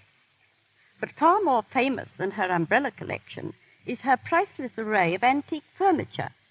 Many of her most treasured pieces originally came to England with aristocrats escaped from France at the time of the Scarlet Pimpernel. What mementos do you have, Madame Grenier, of your days in the palace? Several cherished gifts from both the late King George and Her Majesty. I was also given a pair of silk stockings worn by Marie Antoinette, who was the guillotine's most celebrated victim. Handmade, they have a texture like gossamer. Of course, Mr. DeMille, I wouldn't dream of wearing them, as you can well imagine. But just from showing them to my friends, they became soiled, and I finally had to make a courageous decision. I had to wash them. But I did the job myself, and Lux. With Lux, they came out perfectly. Lux, incidentally, was used in Buckingham Palace during all the years I served Her Majesty. That's a real tribute. Looking back over those years, what stands out most conspicuously in your host of regal recollections? And not the pomp and glory, Mr. DeMille, but the little human traits of Her Majesty. I remember how, as Princess of Wales, she wept because she had to leave her little baby, Prince John, for an official visit to India. How, Coming home from a new musical show, she would whistle tunes from the play, just as you and I. And I well recall how she'd carefully tear off bits of unused papers from letters and save them for memoranda. She was and is a wonderful woman. Now the word I promised about the play. It may be a surprise to most Americans to learn he actually existed, Sir Percy Blakeney, called as Father Scarlet Pimpernel. To this day, his descendants are well known in England. As portrayed so excellently by Mr. Howard, he was vain and foppish, but underneath it all, courageous, almost to the point of being foolhardy. Was the Scarlet Pimpernel ever caught? Well, suppose we all listen to the third act of the play and find out. Okay. You've entertained us royally, Madame Grenier. The Scarlet Pimpernel, starring Leslie Howard in the title role and Olivia de Havilland as Marguerite, with Dennis Green as Chauvelin.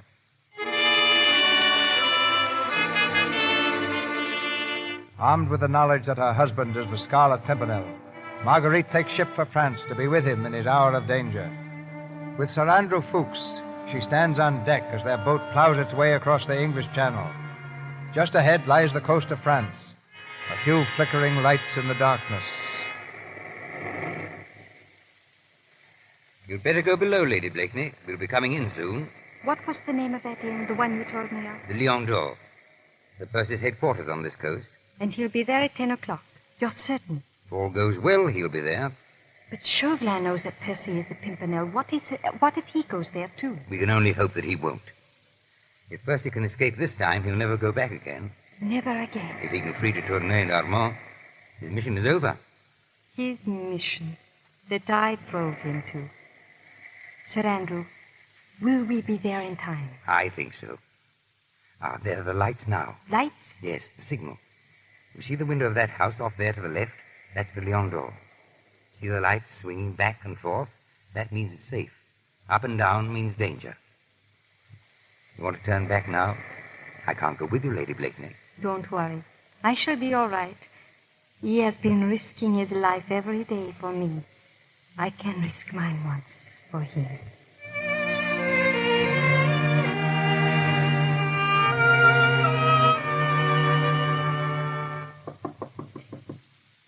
Who's there? A message. Well? Is this the Lion d'Or? Yes, madame, but... Let me in, please. Madame, what do you want here? This is no place for one of your sort. I'm the sort that pays well, Citizen Brogard. For what? For a seat by the fire. I'll wait here for a friend of mine and yours. What should I know of your friend? You signaled to him before. You must be expecting him. What time? What time, please? 10 o'clock. Madame, do you know him? Yes, I know him. Who is that? I do not know at this time. Where can I hide? Up those stairs, to the room on your left. Hurry. Open here. Open. One moment. Citizen Brogard? Yes? Under arrest. Take him, Sergeant. What for? Betraying the Republic, helping the enemies of France, smuggling aristocrats out of the country. That's a lie. You've got one chance. Take it, or I'll hang you now from your own sign. Your leader's coming here tonight, isn't he? Isn't he? Yes. What time? He ordered his boat to be off the point at 10 o'clock. But he'll call here first for his passengers, won't he? He might. Might. You look pretty swinging in the wind. How does he know it's safe? What is the signal? Sergeant, ask him what the signal is. A twist of the arm will help him to remember. Speak up. Don't. I'll tell. A lantern in the attic window, waved up and down for danger. Across the window, when all is clear. Thank you, citizen. Sergeant, you may take Citizen Brogard outside.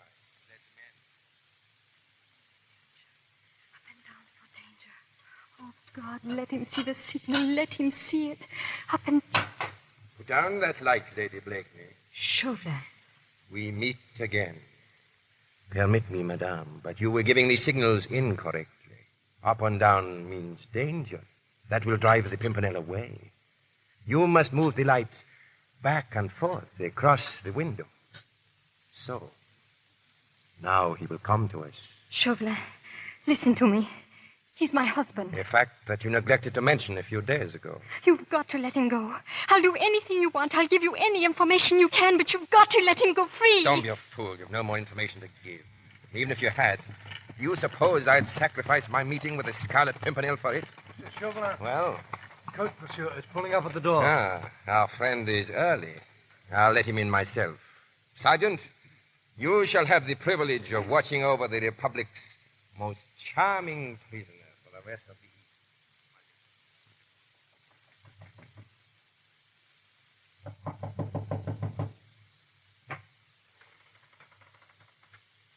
Brogard. Don't move, Sir Percy. Stand where you are. Monsieur Chauvelin. Well, this is a surprise. Yes, I thought it would be. Yes, a very pleasant one, too. How nice of you to wait up for me. The time for laughing is past, Sir Percy. I've followed you for a year. Your energy, your ingenuity, your audacity have been quite admirable. But now, the game is over. Because all the trumps are in your hand, eh? Precisely. This house is surrounded by my soldiers. I have only to raise my voice. Yes, of course, I see your point, yes. But suppose I could reach the door. The night is black. The sea is mine. I make a dash. You won't. Oh, of course I won't. I don't need to, because... You see, one of my friends might shoot you from behind, hidden in that clock. What? Come now, Chauvelin. You know that clock is too small to house a man. But there's still one other avenue of escape, one we could take together. In this pipe there is an ember, and in that cask behind me there is gunpowder. If I drop this ember here, I fly straight to heaven, and of course you know where you fly to. Get away from that barrel. Why, it isn't gunpowder. I merely wanted to see you turn pale. Come in the window, folks. You're a welcome sight. I would raise my hands if I were you, Chauvelin. Another trick. I don't turn this time. I don't think you'd better. Why, you... Now, you see, Fulks tricks us both. He must have sensed that you and I would meet here. Now, Chauvelin, I've had a delightful visit with you. In the meantime, my friends Armand Saint-Just and de Tournay are safely aboard my ship. And in a moment, if you'll excuse us, Fulks and I will join them. You'll never get beyond that door. We'll need the password, Percy. Yes, the password. Yes. Well, Monsieur, do we have to use force? Not at all, Sir Percy. The password is, the channel is free. Thank you. Folks, give me your pistol. You get onto the ship, I'll take care of our friend here and join you in a minute. Very good. You know, that was quite sensible of you, Monsieur Chauvelin, to give us the password. Not at all, Sir Percy. You may go because I know you'll come back of your own free will. You overestimate the charm of your society. I told you once the time for jesting was over. I have all the trumps in my hand. In that room upstairs, there is a woman under arrest who has forfeited her life by aiding the enemies of the Republic. What woman? Your wife, Sir Percy, who loves you very much. Marguerite. Is the game up, Sir Percy? Is this the last adventure? All right, I give up, Chauvelin. What next? There is a firing squad outside. And my wife? The Revolutionary Tribunal. That means death. It would have meant my death if I had not caught you. But don't be alarmed, Sir Percy. I don't want your wife's life. She's free the moment you die. I offer you a pact. If you promise to say nothing to her, if you'll send her onto my ship immediately, I'll walk up in front of your firing squad. I accept. Sergeant? Yes, monsieur? Bring the lady downstairs, please. You must be very fond of your wife, Sir Percy. Yes, I am. Is that so strange? Not at all. A charming woman. Percy. Marguerite. Percy, I came to help you as soon as I knew. I wanted to give my life to save you. And now, forgive me, Percy. You came to help me. Chauvelin didn't bring you? No, I came with Sir Andrew. Oh, Marguerite. What are they going to do to you? Tell me. Well, I'm in no danger, my dear. What? No, you're lying. I know. He's going to kill you. I can see it in his eyes. Oh, Percy, don't leave me. I want to die with you. Marguerite. She's fainted. Some water, perhaps. No. Our parting would be too cruel now, even for you. Take her while she's still unconscious. Goodbye, my sweet. It's good to know that you love me a little. Sergeant, carry her to Sir Percy's boat. The boat is to sail the minute Sir Percy dies. The lady is free when you hear the firing squad. Yes, monsieur. Well, she's gone, monsieur. Now, are you quite ready? Yes. By the way, do you like poetry, Monsieur Chauvelin? That dim, delusive Pimpernel? No. I mean poetry. This other Eden, demi-paradise, this fortress built by nature for herself against infection and the hand of war, this happy breed of men, this little world, this precious stone set in the silver sea, this blessed plot, this earth, this realm, this England. I forget the rest. Firing party. Hope. Round muck. The firing squad. They're waiting. Will you come and see me die, monsieur? No, thank you, no. I shall remain here. I shall picture the scene in my own way. Oh, yes, of course. Yes, make it as horrible as possible. Yes. Good night, monsieur. Good night. Roll. Present. Present. Fire. Fire. That dim, delusive Pimpernel.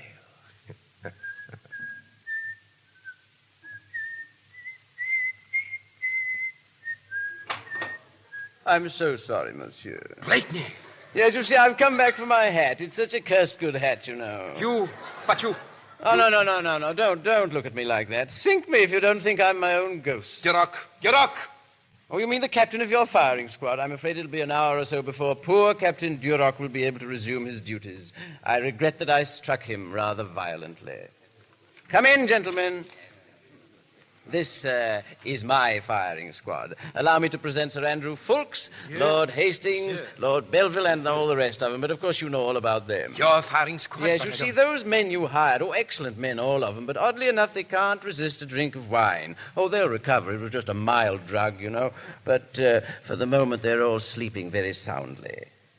And now, since the volley of shots has freed Lady Blakeney, I must make haste to join her. Good night. By heaven, Chauvelin. You know, I think a cooling off is what you need. Fulks, raise that trapdoor there. You'll find it very cool below, Monsieur Chauvelin, and you will have ample time to think things over. Bonsoir, monsieur. Vive la France. Long live the king.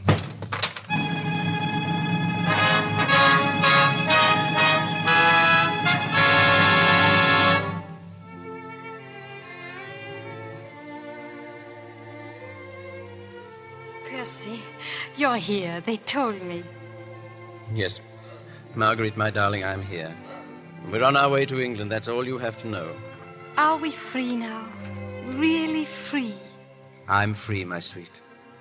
But you know, Chauvelin said that you would not be free until the moment I die. Darling. And I won't let it be a moment sooner.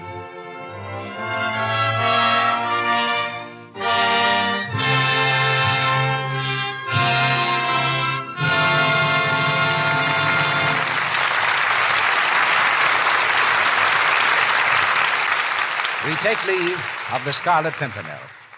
You know, hearing the Brownings get all excited over Christmas reminds me of something, and I'd like to tell you about it before Mr. DeMille comes back with our stars. I want to tell you a very snappy way to trim your Christmas tree. All you need is your old friend Lux Flakes. Now listen, pour a large box of Lux Flakes into a big bowl and add 2 scant cups of lukewarm water. Whip it up with an egg beater. Gosh, it's wonderful the suds you get. A big pan full of fine white suds that look like whipped cream in the bowl and like real snow on the Christmas tree. Now, take handfuls of the suds and spread them with your fingers all along the branches of your Christmas tree. If you want an even more glittering effect, while the suds are still moist, sprinkle the tree with artificial Christmas snow, the kind you get in the stores. Boy, what an effect you get.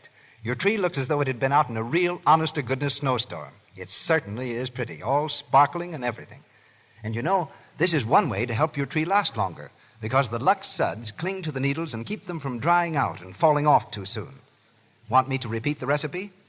A large-sized box of Lux Flakes, 2 scant cups of lukewarm water, whip with an egg beater. That's all. Be sure to get the large-sized box of Lux so you can make plenty of snow. Here's Mr. DeMille. Our stars drop their roles. Lady Marguerite is again Olivia de Havilland, and the Scarlet Pimpernel becomes Leslie Howard. Well, it was every bit as enjoyable bringing this play to the air, Mr. DeMille, as it was bringing it to the screen. As Madame Grenier told us, the Scarlet Pimpernel really actually existed.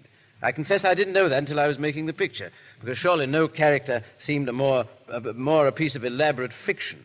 So naturally, when someone sent me a note and said he belonged to Sir Percy's family, I wondered whether one of my friends had thought up the gag, you know. It was slightly embarrassing not long after when a Mr. Blakeney, a descendant of the original Scarlet Pimpernel, introduced himself to me. 2 weeks ago, Mr. Howard, I heard you say something on this program about turning motion picture director.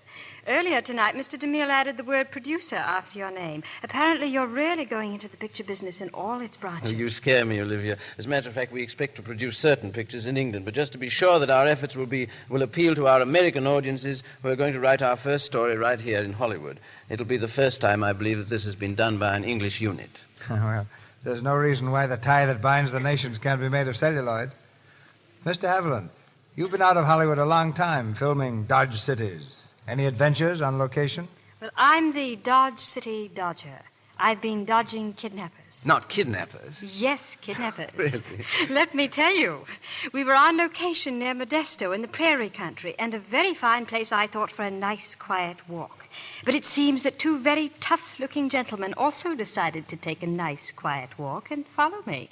And after a couple of miles, they were still right on my heels. There wasn't another soul around, and the only building in sight was a farmhouse. And when I made a dash for that, the 2 men dashed after me. I reached the farmhouse, found it was abandoned, and decided to face it out. I walked right up to the men, demanded what they wanted, and looked them straight in the eye. One of them took something out of his pocket. I didn't dare look. I was too sure it was a 6-shooter. Just as I was about to faint, the man poked it under my nose and said, "We sure would like your autograph, Mr. Haviland." And believe me, gentlemen, I signed. Well, Mr. DeMille, I hate to say goodnight, but I guess it's time to. Thank you for another grand evening. Yes, with an added thank you to all who worked with us in the cast. Good night, C.B. Good night, Mr. Howard. Good night, Olivia. There's a great show awaiting you here next Monday night. Listen for Mr. DeMille's announcement of it shortly. Heard in The Scarlet Pimpernel were Dennis Green as Monsieur Chauvelin, Walter Kingsford as Sir Andrew Ffoulkes, Vernon Steele as Romney, Ramsay Hill as Armand St. Reginald Sheffield as Count de Tournay, Eric Snowden as the Prince of Wales, Gerald Cornell as innkeeper, Keith Kenneth as Brinker, Lou Merrill as a barber, George Pembroke as Lord Hastings, John Toty as a voice, Dave Roberts as a guard, and Geraldine Peck, Ethel Sykes, Coral Colebrook, and Betty Sutter as ladies of the court. Mr. Haviland's current film is the Warner Brothers comedy Hard to Get. Mr. Howard is co-director of the new picture Pygmalion. Our musical director, Louis Silvers, appeared through courtesy of 20th Century Fox Studio, where he was in charge of music for the new picture Kentucky. We want to remind you that this is the time to help the 1938 drive to fight tuberculosis. Help make the world safer. Purchase your supply of anti-tuberculosis Christmas seals now. Use them on all your Christmas mail. Show that you are helping, too, to fight the dread disease. Buy seals for Christmas, and you buy health for the new year. Mr. DeMille. It carries a punch like a prize-fighter's fist, the play you'll hear next Monday night.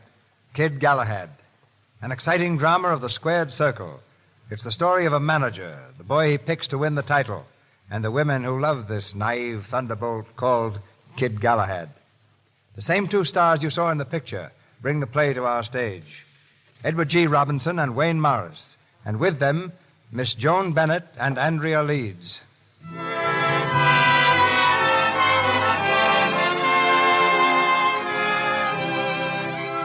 Our sponsors, the makers of Lux Flakes, join me in inviting you to be with us again next Monday night when the Lux Radio Theater presents Kid Galahad, starring Edward G. Robinson and Joan Bennett, with Wayne Morris and Andrea Leeds.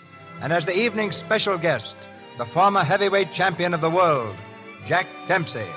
This is Cecil B. DeMille saying good night to you from Hollywood.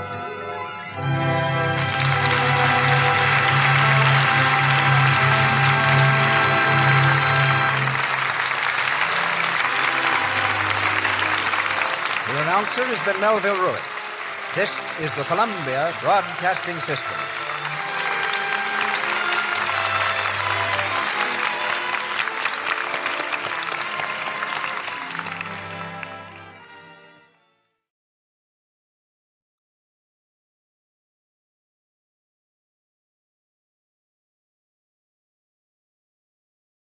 We present Paul Kermack as Chief Inspector Thane and Gerard Slevin as Inspector Moss in Draw Batons, adapted for radio from his book by Bill Knox. Draw Batons.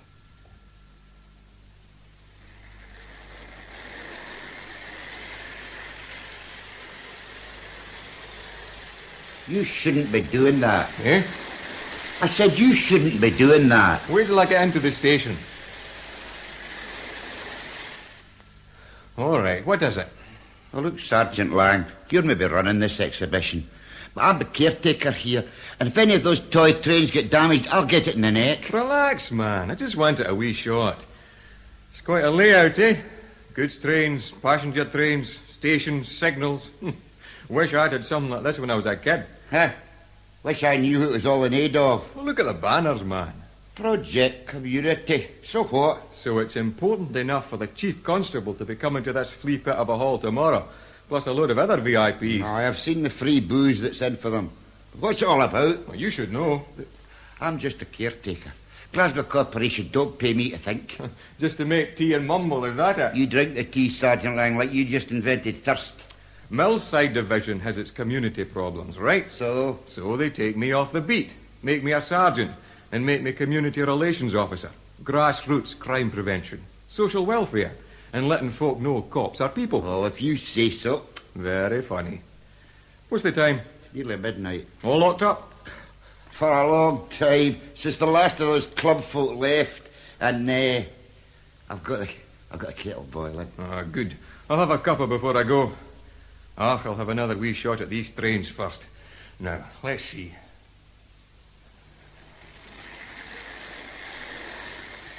Oh, look at her go. 6, 7, 8 carriages in that lot. Oh, look how she took that car, eh? Just be careful. No, she'll go faster than that. Into the tunnel. Behind that big bit of scenery. Oh, hell. That's done it. Oh, shut up. I can't see what happened from here. I warned you. If anything's broken... Stop moaning. Let's go and look. Round this way. Behind this scenery and... What's wrong, huh? Is it broken? Oh, my God. Don't touch him, man. Is he dead? Very. The way he's lying across the track. That's what made the train crash. Right. Where's your phone? In my office. Good morning, sir. Don't make it worse, Mac. It's only 1 a.m. Where's Inspector Moss? He's at the railway layout. That's where it happened. So I heard. And Sergeant Lang? Over there, sir. Fine. Hi, Phil. Oh, so you've arrived at last. Which shows complete confidence in your ability. Never mind the flannel. We've got problems coming. What's the score?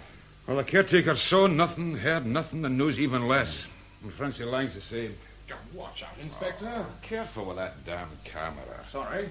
Scientific Bureau. Give them a magnifying glass and they think they rule the world. What about our body, Phil? Oh, you know, it's Harry Durman, the car dealer. Durman? What was he doing here? Playing at trains. Oh, that's how it looks. From the tools lying around, he'd been repairing the model track. Where is he? I'll show you around this way. Behind this cardboard scenery. Mm-hmm. Here. It's a nice layout, eh? Plenty of trains, too. Don't you start. I sent Detective Constable Beeks round to Durman's flat to check it out. Good. Well, there you are. Aye. Well, he looks peaceful. And there's not too much blood, which helps. Weapon? Yes. No fingerprints. Long-bladed electrical screwdriver. Thin as a knitting needle, but sharper. Mm-hmm. Time of death? I don't know. We're still waiting for Doc Williams. It's been a busy night for police surgeons. Somebody gets shot in Northern Division. Well, that's Northern Division's worry. This is ours. Who would want to murder a second-hand car dealer? In Durman's case, just about anyone who bought a car from him. He specialized in tarted-up bangers. Didn't have a record, did he? Nothing ever proved. But he had some shady friends, Phil. Ah, there was something else. Like what? Yeah, I'm trying to remember. There's something wrong. Oh, just the usual. Oh, your stomach ulcer. When did you eat last, Phil? On schedule, but in the canteen. Grease with everything, huh? Damn, man. I've got it. Gerald Walsh. Hmm? The gambling club king? Yes. He was Derwent's partner in that bingo hall deal. What bingo hall? About 6 months back. Burned down one night. Oh. Looked like arson, but the insurance paid out. And there's no proof. Not enough. You're Gerald Walsh's big time, Colin. I know. But damn it, wasn't it? Sir. What is it, Mac? It's a telephone message from Constable Beecher. He's at Dunman's flat, Chief Inspector. He says, he says he'd like some help, sir. What the hell's he going on about? Well, there's been a break-in at the place, sir. I'll go, Phil. Take over again here, will you? And try and squeeze some sense out of the caretaker. I'll be back later, but if you need me, I'll be at Dermot's flat. Well, Beach? Inspector Moss sent me out with Derman's keys, sir. But the house door was locked. Once I got in. Well, this room, sir. See for yourself. Aye. Somebody's been here, all right. Cupboards emptied, drawers ransacked. They got in through that window, sir. Aye. Snip forced by Jimmy. What's outside? Oh, just the backyard, sir. You talked to the neighbors yet? No, sir. No, they can wait. Now, this room looks like a workshop. Aye, well, there's plenty of tools lying around. Oh, these model planes and things, sir. You think he made them all? Probably. He was a hobby fanatic. Ah, well, this one's a beauty. This plane, sir. See, that's a 2.5cc diesel engine. Well, it would be radio-controlled in flight. When I was a kid, I always wanted one like that. With me, it was model boats. Huh? Still, my kids would like to see this. Aye, they're up in the Highlands just now with their wife, aren't they, sir? Aye, a friend loaned her a cottage for a week. Sounds nicer. Well, right now, I wish I was there, too, still. I wonder. Whoever broke in here came looking for something. The question is, did he find it? Well, who'll that be? Oh, it'll be my driver. You better let him in. Right, sir.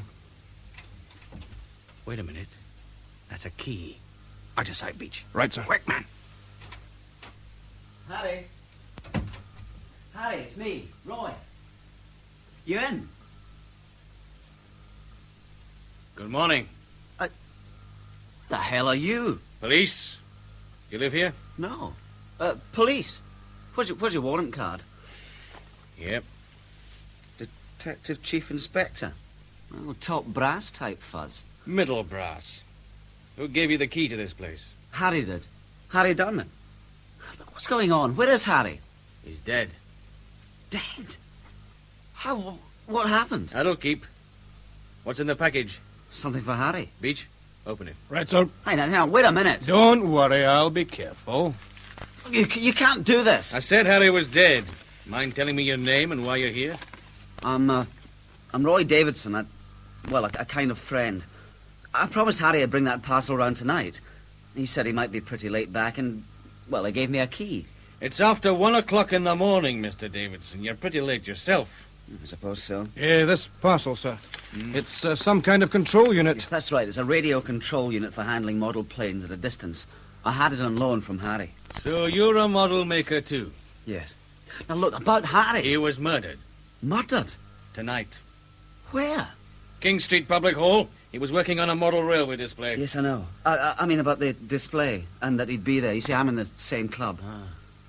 How old are you, Mr. Davidson? 20. I'm a second-year university student taking a science degree. But look, about Harry.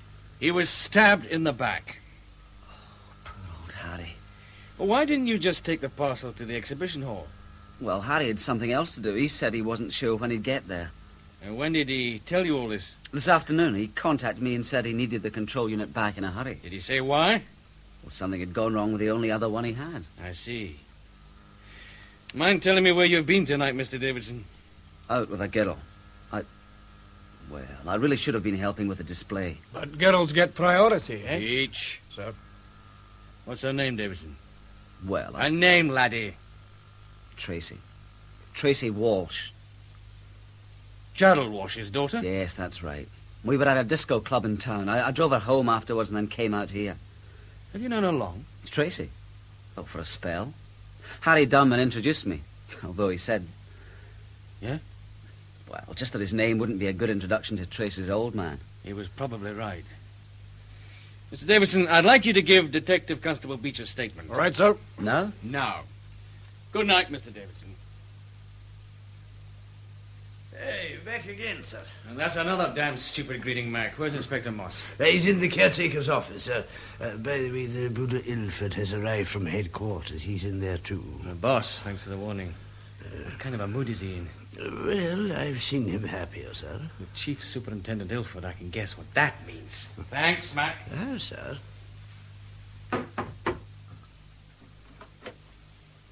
Yes, I agree, sir.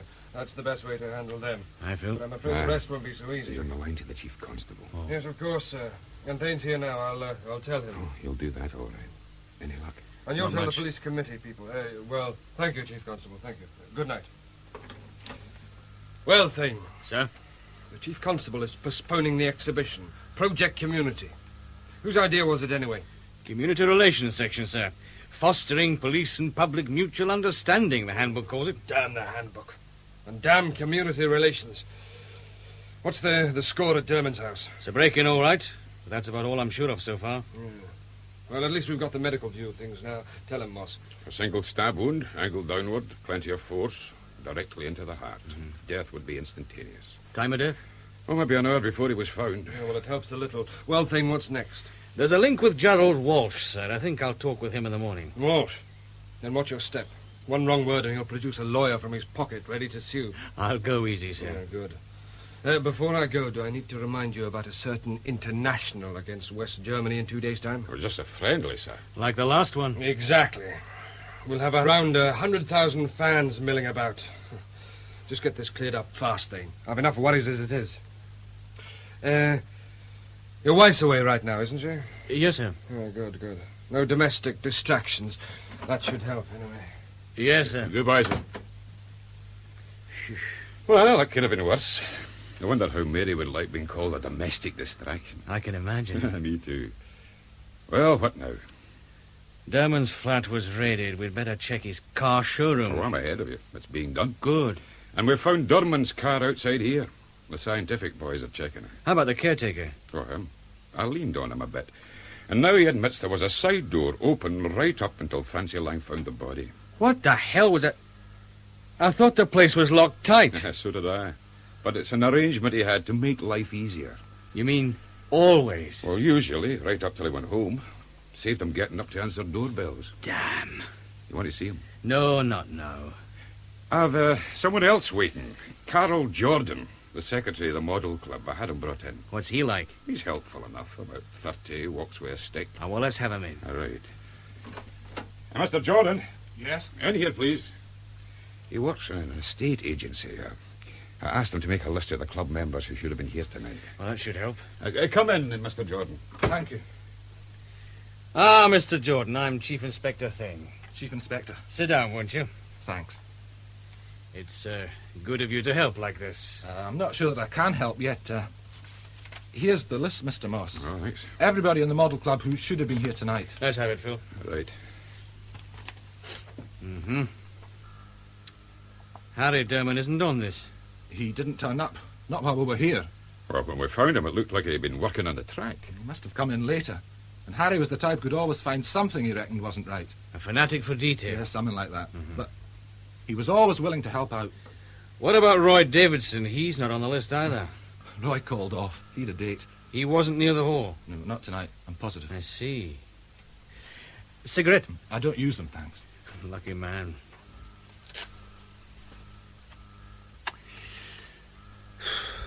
Mr. Jordan, we're looking for help. Any kind of help, including gossip. About Derman? That's right. No, there's nothing. Think about it. No, there's nothing. Mr. Jordan, we're talking about murder. And something is worrying you, isn't it? Maybe you're right. Well, let's have it. About a month ago, Harry asked me to buy some electronic hardware for him. Like what? Transistor circuits, that kind of thing. He gave me the cash and I was to shop around, buy a few things in each place. Never a load at once. Then I was to forget about it. And you did it for him? Yes. Did you ask him why? Yes. Told me to mind my own damn business. But you did it. So it couldn't be traced back to him. Why did he want it? I don't know. Oh, you just did what he told you, eh? He said Harry was always willing to help out. Did he ever help you out? Yes. I was in a car crash, and afterwards I was stuck in hospital. I came out nearly broke. I'm married. I was tight for cash. Dubman agreed to help me. How much? £500 interest-free. Then, later, when he asked me to get the electronic stuff, he said that if I did it, I could forget about the loan. We'll want a statement, Mr. Jordan. And a list of what you bought. That's all for now. Right. I couldn't afford to turn him down, Chief Inspector. We understand, Mr. Jordan. Thanks. For that much. Poor basket. You think it matters? Your guess is as good as mine. Oh, there's not much else we can do for now, Phil. I'm going to grab a few hours' sleep. And then? Gerald Walsh. We'll try him at home. I heard something about him. He's marrying again, and the woman used to be a TV actress or something. Then I'll tie a ribbon round your neck and pretend you're a wedding present.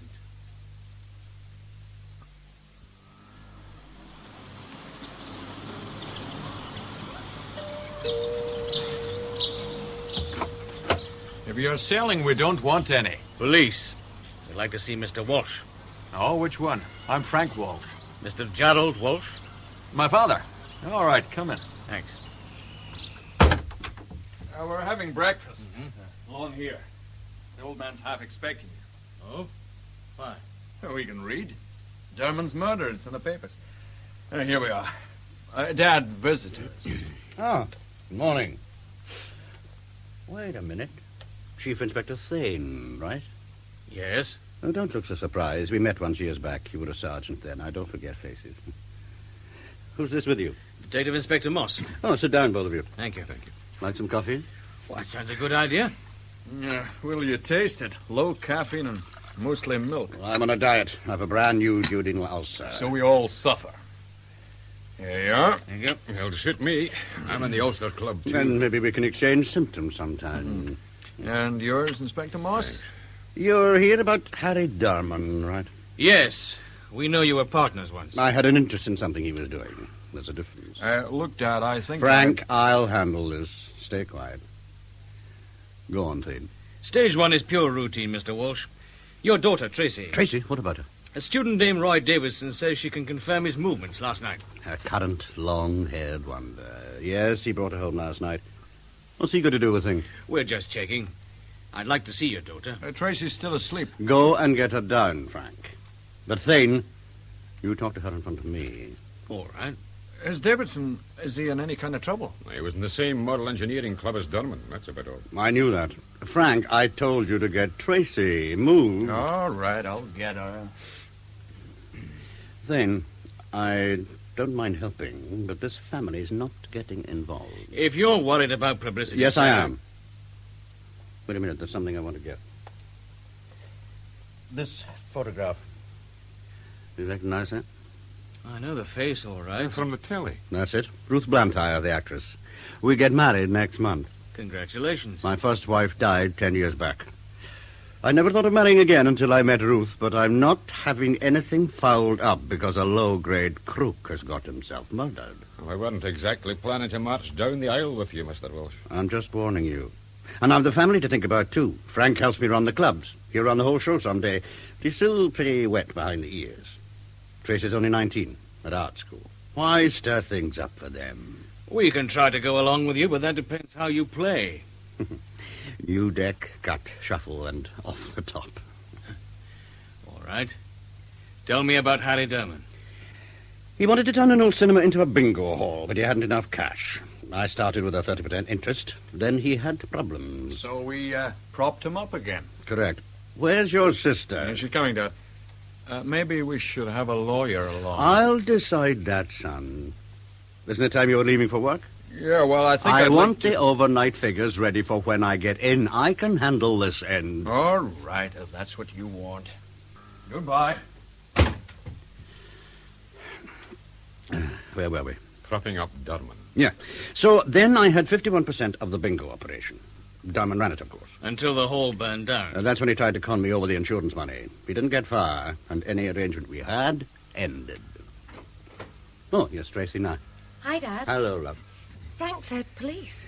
Chief Inspector Thane and Inspector Moss. Hi. How do you do? Morning. Have I done something? No. But we think you can help us. Take a look at the morning paper, Tracy. This story. All right. Harry Durman. Dead. Oh, Dad. Nice. It's all right. Tell her, Thane. Roy Davidson says he was with you most of the evening. Not most, all of it. Then he delivered a package to Durman's flat. Yes, I knew about that. What time did you two get out here? Oh, about midnight. Then Roy stayed for about an hour. With Ruth and I. We'd spent the evening here. Miss Walsh, did you see Durman at any time last night? No, and Roy didn't leave me. Then that's it. I'll see you out. Same. Thanks, Miss Walsh. You're welcome. Any time. Well, I won't say I'm sorry to see you go. Most people feel that way. Oh, one thing I forgot to ask. How did the fire at the bingo hall start? It's in the insurance report. There was an electrical fault. Did that surprise you? I don't think I know what you mean, Thane.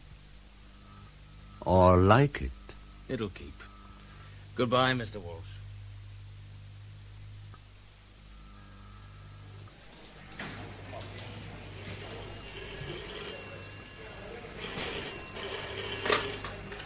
Hello, Millside CID. Can I help you? Good morning again, sir. Hello, Mac. Much happening?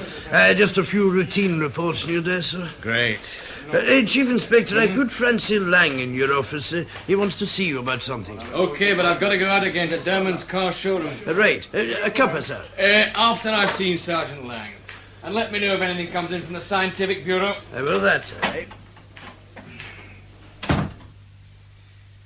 Well, Francie, looking for me? Yes, sir. How was, sir? Relax, man. What's the problem? If it's another community relations notion, look... It's not that, sir. Well? Look, sir, before I got this job, I spent a long time on the beat around here. I know people. Well, I thought maybe Let me guess. You thought you'd maybe start a one-man murder inquiry. Don't be a damn fool, Francie. I could ask around.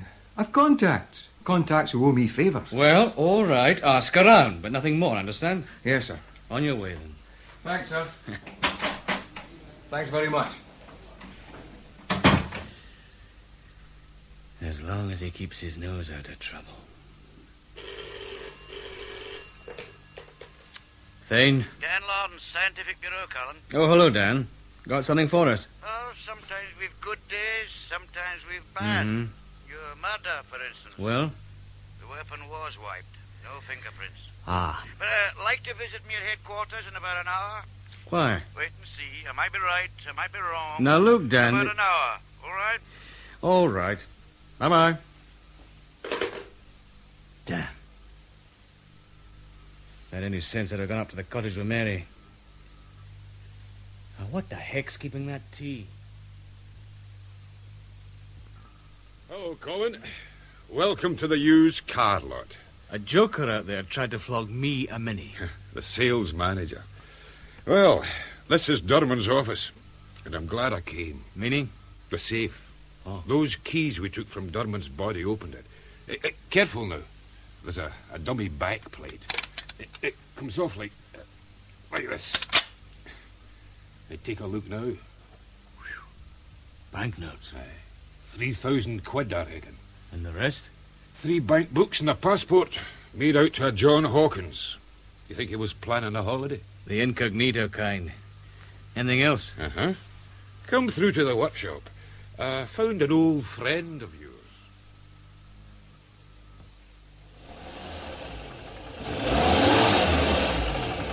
Hey! Shut that thing down! Oh, hello, Mr. Thane. I had a feeling you'd show up. Hello, Bootsy. How long since you got out this time? About 6 months. I could get 2 years for the last army and then time off for good behaviour. Good behaviour? Well, that must have made a change. And when did you start work here? A couple of months back. Bootsy Malloy and work don't exactly mix in my book. Well, I'm a mechanic by trade. And there's this bird I've got now. Well, she wants a ring in her finger and me in a job, you know. It happens to the best of us. Did Dermond know you had a record? Ah, sure, but he needed a mechanic. No other reason. Hey, was he working a racket? Because if he was, I didn't get cut in it. Where were you last night, Bootsy? With my bird and her folks. And I slept there too. Would you believe, on my own on a flaming couch? Well, it has changed, hasn't it? Bootsy, how much do you know about Dermond? Nothing. But your memory might improve. If it did, what is it worth? Bootsy, if it does, you'll just tell me, because if you don't, and I ever find out, your bird's going to be left chirping alone for a long time. I was only joking. Well, I wasn't. Phil, take care of things here. Then meet me in the canteen at headquarters. I've got to see Dan Lawrence. Oh, best of luck. You know what I think of his mob. Give them a magnifying glass and they... And they think they own the world, I know. The Darman case, Colin. Mm-hmm. We drew a blank at the murder location. But Darman's apartment was different. Fingerprints? Oh, who the hell leaves fingerprints anymore? No. A sergeant of mine sniffed around that workshop. Wait now. Yeah. This box. He found these bits and pieces. Mm-hmm. Electronic stuff. Uh-huh. Miniaturized components. Then, well, you sent me a list of parts Darman had someone buy for him. They add up. With half that list of components you produced, an expert could build a gadget that would go through the average electronic security system like a dozen salts. Banks, high-class jewelry stores, safe deposits, take your pick. You're sure, Dan? Sure. That is possible. You mean there's maybe a big-time robbery schedule? Somewhere, sometime. Great. And I have something else. Tommy's car. And we need that microscope. And this slide. Take a look. Yeah, all right. So, eh? What do you see? A hair of some kind? Human, maybe. Uh-huh. That's top-quality mink. Probably from a woman's coat. Narrow, irregular medulla, broad, well-defined cortex, and a trace of cosmetic powder clinging to the fibers. We found several of them in Darman's car. He kept expensive company. Electronics, a mink coat. And maybe a robbery coming up. Now, who breaks the glad news to Buddha Ilford? You're the one who found out. All right. I'm elected. It'll cost you a drink, and it's cheap at the price.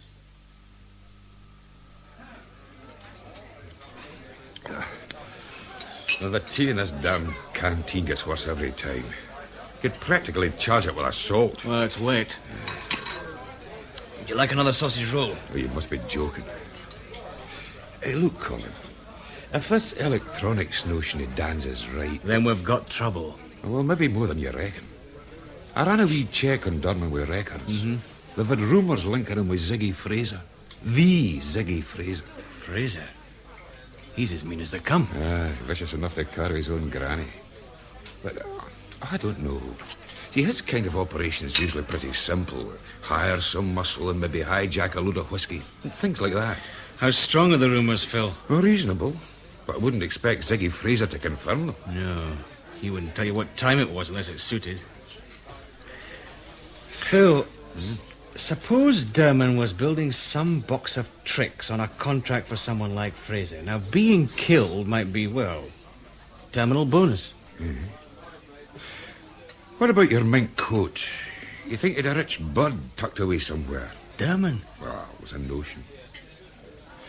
Well, you're a character in the arson squad. Offered me a couple of tickets for the Scotland-West Germany game just before you got in. We should be so lucky. Yeah, that's what I told them. Why were you fraternizing with the arson squad? I was asking about that bingo hall fire.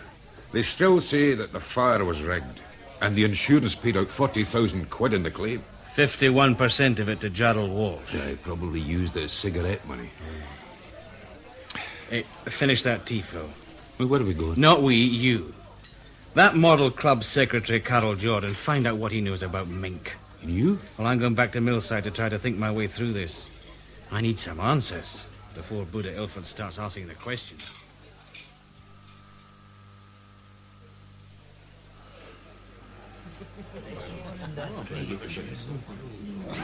Hello, Mac. Oh, hello, sir. What's going on here, a union meeting?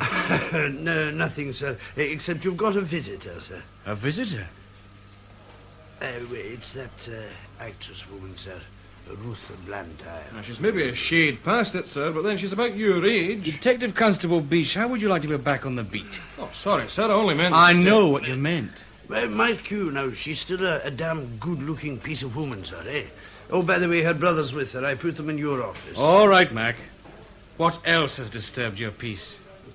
Chief Superintendent Ilford phones her. Oh. And Francie Lang is coming to see you. Right. Get the shot of lectures back to work. Put some of them on trying to locate Ziggy Fraser. Right, sir. Right, come on now, lads. You have. Move. Beach, you for a start. All right, Sarge. Straight away, Sarge. Miss Blantyre. Your sergeant said it would be all right if you waited in here. You don't mind? No. Oh, this is my brother, Don. Hello. Mr. Blantyre. This is totally Ruth's idea, not mine. But I won't take more than a couple of minutes, I promise. That's all right. Cigarette. Thanks. Not for me. A light, Miss Blantyre. Oh, thank you. That's a handsome engagement ring. Genuine diamond solitaire, like a rock. Like to guess its value. Oh, Don, shut up. Sorry. Still, Chief Inspector, you know I'm engaged to Gerald Walsh. Oh, yes. And I know you've been to see him. Did he tell you to come? No. And I'd rather he didn't find out. He needn't. Well, thanks, Chief Inspector. Well, I was at Gerald's place last night when Tracy got back with the Davidson boy, and I can confirm that. The other thing is... Look, Gerald is worried sick about all that's happening. He didn't seem that way to me. Gerald matters a lot, as far as I'm concerned. Ruthie, for God's sake, get on with it. If you're worried about publicity... I'm not. Only about Gerald. Well, there's something Gerald won't tell you. But I'd rather you found out now than later. Go ahead. About a week ago, Gerald arrived at his club. You know, the Silk Slipper? Mm-hmm. Well, Harry Derman was waiting and tried to put the bite on Gerald for money. Gerald knocked him down and then threw him out. Telling the world around, I'll murder that basket if he shows his face here again. Could he have meant it? No, he couldn't have been involved. You say Derman tried to squeeze money out of Gerald Walsh. How? I don't know. But I do know what Derman tried to do once before. Well, you know about the bingo club fire? Yes. Well, Gerald swears Derman must have started that fire. He'd been trying to get Gerald to either buy him out or sell the hall and take a loss. The place wasn't making money and Derman was in trouble. Well, Gerald wouldn't sell. That's how I've heard it, too. Mm-hmm. Excuse me. Thing? It's Bootsy Malloy here, Mr. Thane. Mm-hmm. I've remembered a couple of things. Good. No promises, but if they matter, you won't lose on it. Well, just remember I'm doing this because of that bird of mine. And anything I did for Derman was straight, ordinary work, right? If you say so. Let's have it. Not over the phone. Then where? Right. Outside Kelvin Grove Art Galleries in 10 minutes. I'll be near the bus stop. Why there? For a damn good reason. The Art Galleries, Mr. Thane, in 10 minutes. Right, I'll be there. You're busy, Chief Inspector. Yes, I'm afraid so. Well, we'll go then. But, yes, I think I'll tell Gerald I was here. He's a lucky man, Miss Blantyre. Luckier than he knows. Thank you. Goodbye, then. Goodbye.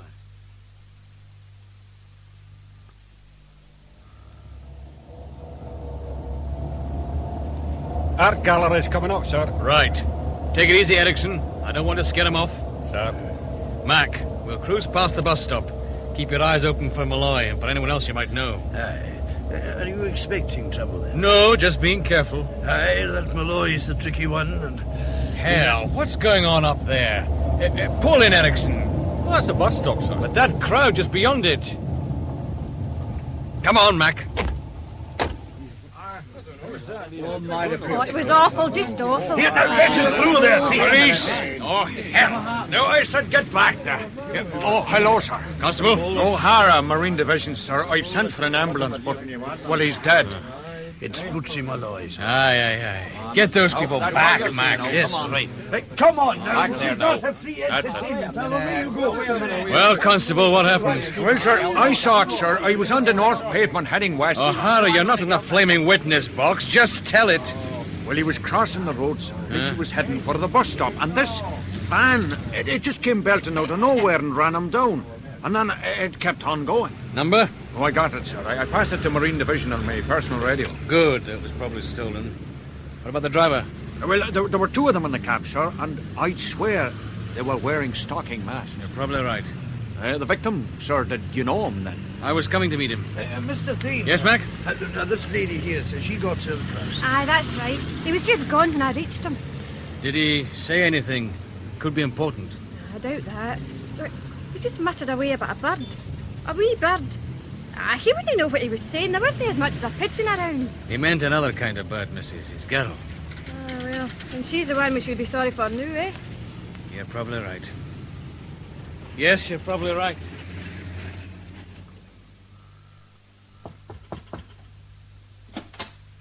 Oh, Thane, come in. Sir? Hey, Colin.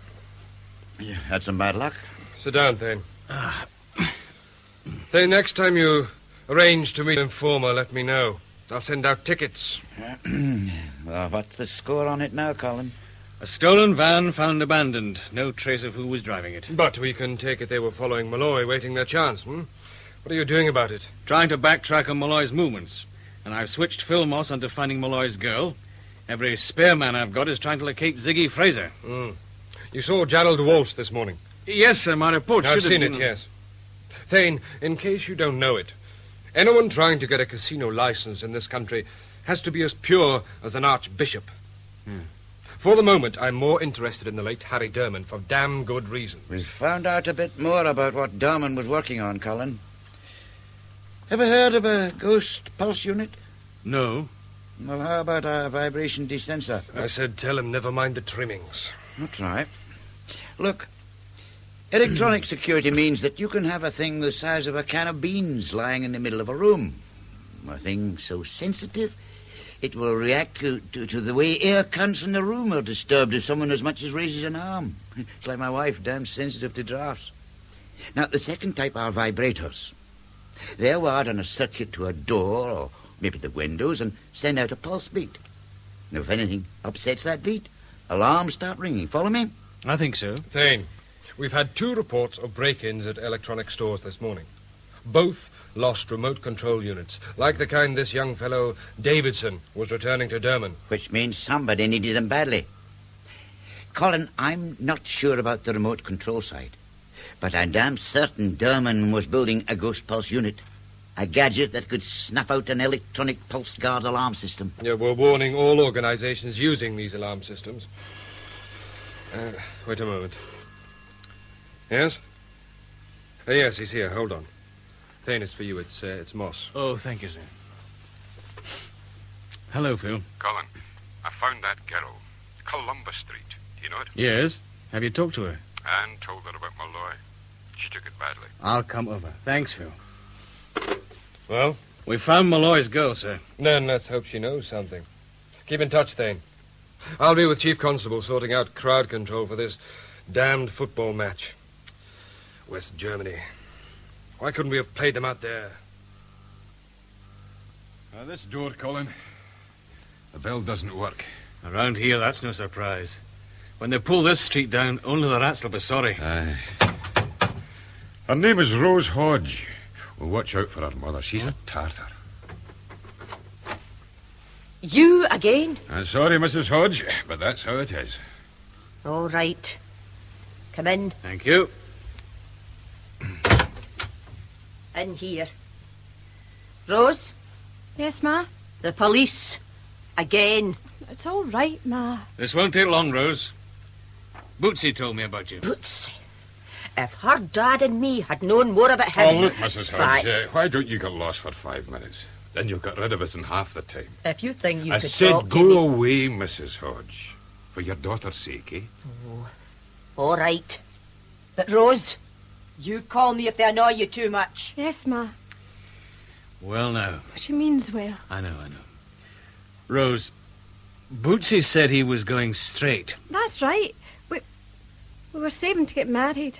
How did he get that job at Durman Motors? A friend told him about it. Now, what was his name, eh? Oh, somebody called Fraser. Iggy or Ziggy Fraser, something like that. Ziggy Fraser, I see.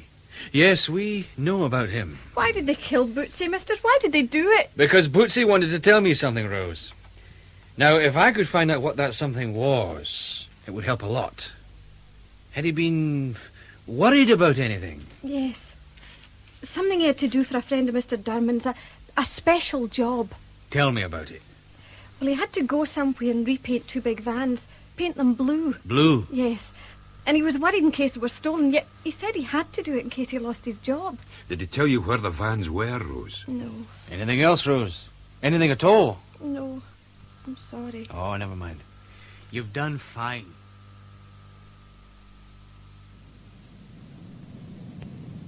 Well, that's that.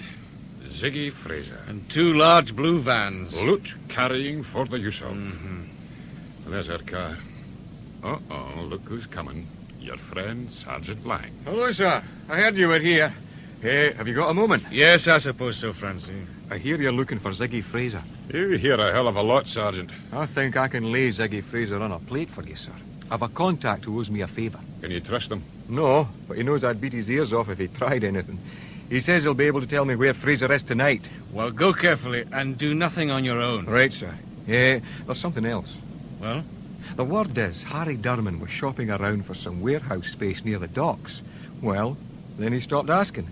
It looks like he got fixed up. How the hell are we supposed to compete? Thanks, Francie. But go carefully. I mean it. Ah, well, I know what Ziggy Fraser's like. Goodbye, sir. Bye, Francie. See you. Into the car, Phil. Right. Where to, sir? Oh, just give me a minute. Oh, Francie Lang, wandering around on his own, in a uniform. And he comes up with almost as much as us. Phil, how did you get on when you saw Carol Jordan? Oh, our model club secretary. Well, I asked him about Durman like you wanted, and he laughed at the notion of Durman having any kind of woman friend, let alone one with a mink coat. Why? Durman was more the other way inclined. Oh, Jordan had company when I found him. Tracy Walsh and her hairy boyfriend. Davidson? Why? Don't ask me. But they looked worried. They took off quickly enough when I arrived. The girl made some excuse about... Hey. What? She said she had to get to Kelvin Grove Art Galleries, Colin. Some student assignment she had there. And Bootsy said... You were to meet him at Kelvin Grove Art Galleries, for a reason. Driver? Yes, sir. Go to the Silk Slipper, Gerald Walsh's club. I know it, sir. Do we have a reason? Well, that depends on Walsh, Phil. Let's find out.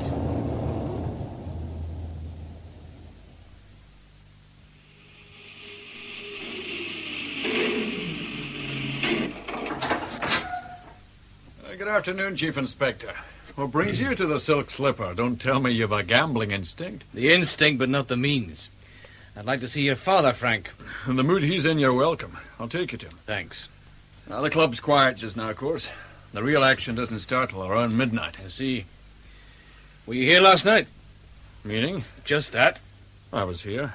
Till around 1 a.m., either in the office with Don Blantyre or out front giving the punters the happy smile bit. And they'd remember. Don will, anyway. Mm-hmm. In here. Oh, Dad,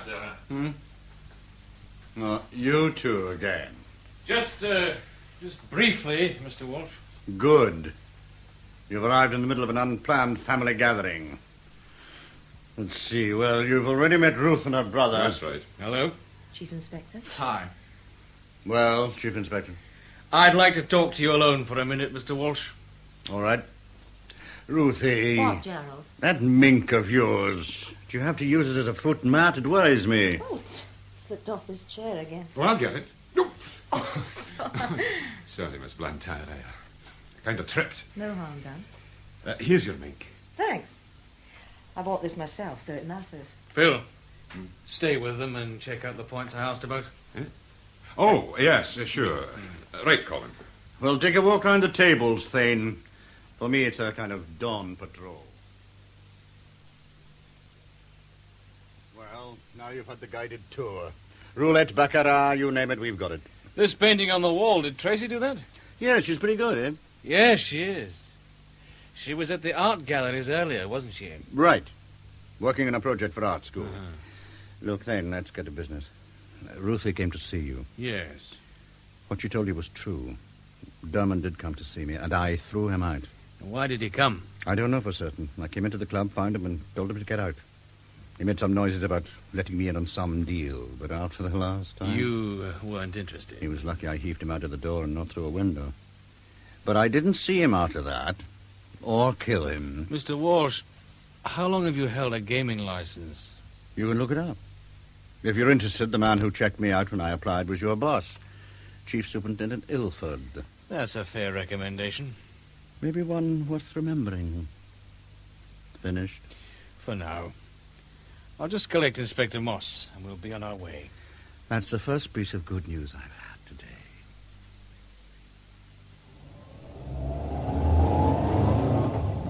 Anything on the radio while we were gone, Erickson? Nothing for us, sir. Right. Back to Millside.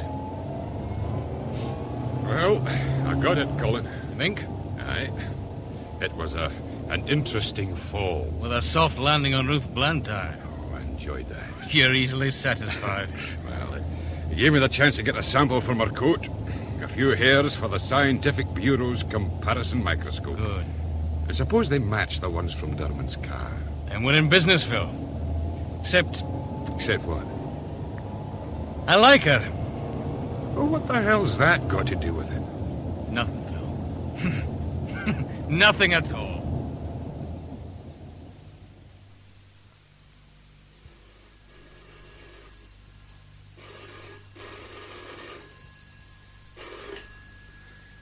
Millside CID, Inspector Moss. Headquarters on the line, Inspector. It's Chief Superintendent Ilford for Chief Inspector Thane. Right, he's here. Hold on. Colin. Mm-hmm. It's Bud Ilford for you. All right. What time is it? After 9. 4 hours we've just been hanging around here. Like birds in the wilderness. Here, let's have the phone. Thane? Read that the operation order I put out, Thane? The surveillance plan, sir, yes. Yeah, codename Operation Mink. Special watches on selected high-risk premises with electronic security devices. It looks comprehensive enough. No, it isn't. But it's the best we can do. It's a good code name, sir. Operation Mink. Is it? Hmm. I've just heard from Dan Lawrence's people. Those hair samples you sent me, Thane. Mink? They were tarted up rabbit. Rabbit. Rabbit. 4 legs, big ears. Oh. Somewhat down the social scale. Operation Bunny Rabbit, sir. I don't think that's funny. No, sir. Sergeant Lang was supposed to have a lead to that Ziggy Fraser. Well, we're waiting to hear from him, sir. Yeah. And I'll be waiting to hear from you, Thane. Goodbye. Goodbye, sir. Operation Bunny Rabbit. Always the diplomat, aren't you? Oh, belt up, Phil. Still, it means we don't necessarily get the truth from Ruth Blantyre and the Walsh family. I think they're getting edgy. So is Buddha Ilford. Aye. I'll get it. Thane? It's Francie Lang, sir. I'm in a phone box in Fidra Street. Can you get down fast? Fidra Street, Phil. I know. Uh-huh. Ziggy Fraser's here, near the West Quay side. I saw him going into an old warehouse yard a couple of minutes back, and at least another 3 Neds with him. We're on our way, Francie. Now stay put till we get there, understand? Right, sir. Phil, 2 cars, stuff them full of men. 2 cars it is. And tell them to get a move on. I don't want to lose Fraser.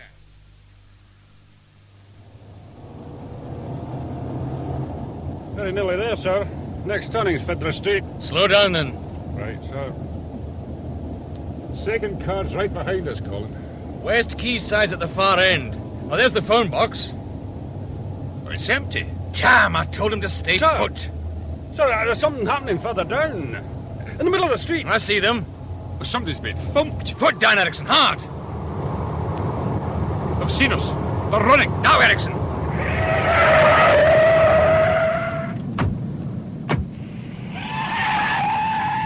Colin, it's Francie Lang. Get after them, all of you. Right. Come on, lads. Right this way, some of you. Right, sir. Right. Come on. Erickson, give me a hand to ease him over. Right, sir. Oh, hell. It's a mess. Francie. Francie. I fouled it up, sir. Erickson, radio for an ambulance. Right. We'll get you fixed up, Sarge. Don't worry. That'll be right. What happened, Francie? Well, they were starting to leave. I tried to follow Fraser, but I made a mess of it. You did fine, Francie. There were near a dozen of them. A couple with guns. You sure? Sure enough to think they were going to shoot me. And that swine Ziggy Fraser said, why waste a bullet? Ambulance on its way, sir. Good. And Inspector Moss is coming back, sir. He's got one of them. Right, you stay with Francie. I'll do that, sir. Come on, you. Move it. Hey, don't shove, Mike. This is a lot, Colin. The rest get away. Let's see what kind of animal it is. Who you calling an animal, huh? Oh, he hit me. You saw that? Me? I didn't see anything. What's your name? Get stuffed. Well, that's a nice name. Suits you. Name. When it comes to attempted murder, I like to know who I'm charging. Oh, here, steady on. Attempted murder as a starter. There's Bootsy Malloy and Harry Dermot to follow. Oh, look, no by me. I was with Ziggy Fraser, right? I don't want a speech, just your name. Rogan, Joe Rogan. Hey, look, maybe I thumped your sergeant a couple of times, but everybody was doing Rogan, that. I'm going to caution you. Oh, look, forget it. I know the drill, eh? We're listening, Rogan. Well, I got the word, see. From Ziggy Fraser. That's right. It was hiring bodies for a job, and that was a couple of weeks back. What kind of job? Well, Ziggy doesn't play that way. But it's big and soon. He needed a dozen of us. God, the pay was 2,000 quid. That's good pay for hired muscle. And tonight? Well, it's just a wee talk. Like... Just to make sure you knew about Bootsy Malloy. Aye. Look, I want names, Rogan. Every man who was there tonight. No for me, mister. Look, you know about Ziggy. The words suit you want him, but that's my lot. Well, I could meet you. I don't want to end up Rogan, dead. Ziggy isn't running the show, is he? No, it's a contract job laid on. Look, we get the stuff and the character are dreamed up, a job pays out. That's straight honest. Book him, Phil. Attempted murder. Oh, wait a minute. How's Francie lying? I'll let a hospital doctor answer that one. Meet me at headquarters, Phil. Right. Come on, you. All right, made my head up. Guns. With Fraser's crowd, I suppose we should have expected it. And they'll use them. We'll be ready for that. There's one thing I'd like done, sir. Well? A 24-hour surveillance on the Walsh family. The whole damn tribe, I haven't the men. Then Gerald Walsh on his own. Well, all right if it keeps you happy. Come. Oh, Moss, we're expecting you. Sir? How's Sergeant Lang? Not too good. Broken ribs, fractured left arm, internal injuries. They'll have to operate. Lang's tough. Yeah, if he wasn't, he'd be dead by now. Yeah, well, I'll go to the hospital in the morning. Thane, what's your plan? Keep searching for Ziggy Fraser. Yes. This warehouse at the West Quayside, the one Fraser's been using. Any luck there? Some scraps of electrical wiring in a hut, some blue paint stains in the yard, that's all so far. It's probably where Butcher Malloy resprayed those vans. The fingerprint boys are trying the place now. Yeah, 2 large vans. Well, Thane. I'll wait till morning, then try Malloy's girl again, sir. Yeah, there's not much else left, is there? Well, get some sleep, both of you. Just leave me to my football fans. Damn all internationals. We'll probably lose anyway. Sit down, Chief Inspector. Thanks. My mother's out. That should make it easier. She means well. I know. Rose, just one question. Did Bootsy ever mention the art galleries to you? Well, we went there once because it was raining. Huh? We didn't bother with the pictures, just looked at the stuffed animals and had a laugh about one of the Egyptian mummies. Bootsy said it looked the way my dad does after a few beers. Then, well, it stopped raining, so we left. Was there anyone there he knew, Rose? Well, yes, there was. A big grey-haired man and a girl who... Well, she could have been his daughter. Mind you, they walked right past like we didn't exist. You mean Bootsy didn't speak to them? No. But he did say the man was a big-shot gambler and that... What? I'm trying to remember. It was something about the man having a business deal lined up with Mr. Durman. But he didn't tell me the man's name or anything. Would you know the man and girl again, Rose? I think so. Mr. Thane, does it help? About who killed Bootsy, I mean. It might, Rose. I think, yes, I think I'll have a look at the art galleries myself. Can I help you, sir? Just having a look round. It's a few years since I was here. Well, you'll find some changes in the galleries, ain't you? I can imagine. Someone told me there were art students working here. That's usually what I do, sir. I think we've a girl in the Dutch room, copying their Rembrandts or something. I'm never sure what they kids are up to. Thanks. Thanks very much.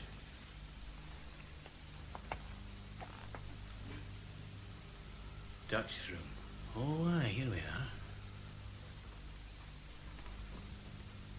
Hello, Tracy. Oh, hi. And you're here too, Roy, are you? Well, you get around.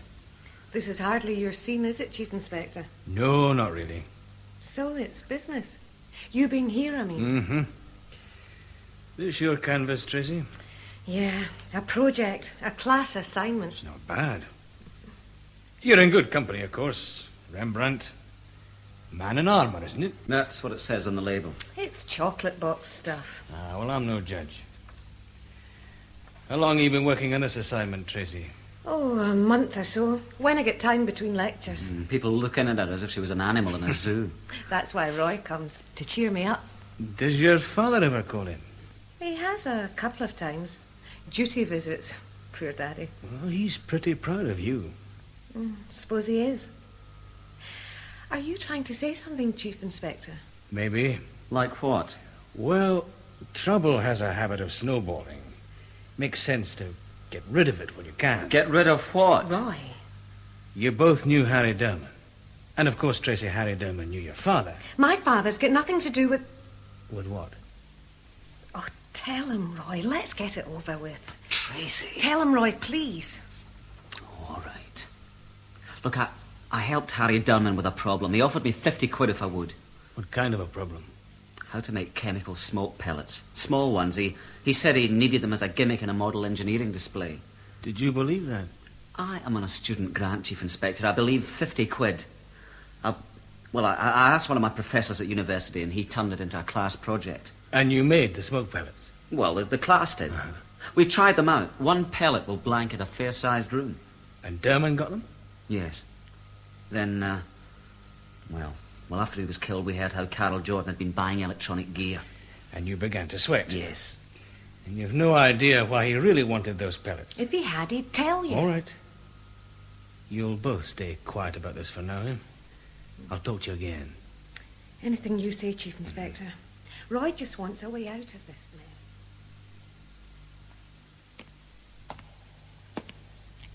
mess. Chief Inspector Thane? Mm-hmm. I'm John Randolph, security officer of the galleries. Everything all right in there? I've no problems. Oh. No, one of our attendants is an ex-policeman, recognized you. I see. And we've just had a warning from our local CID people to be on our toes. Then I'd just stay that way.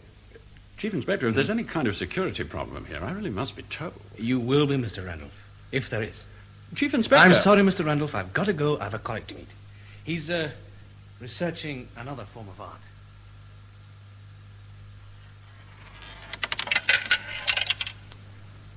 Red 9. You would have lost again, Inspector Moss. Now, that's the story of my life. I need a system.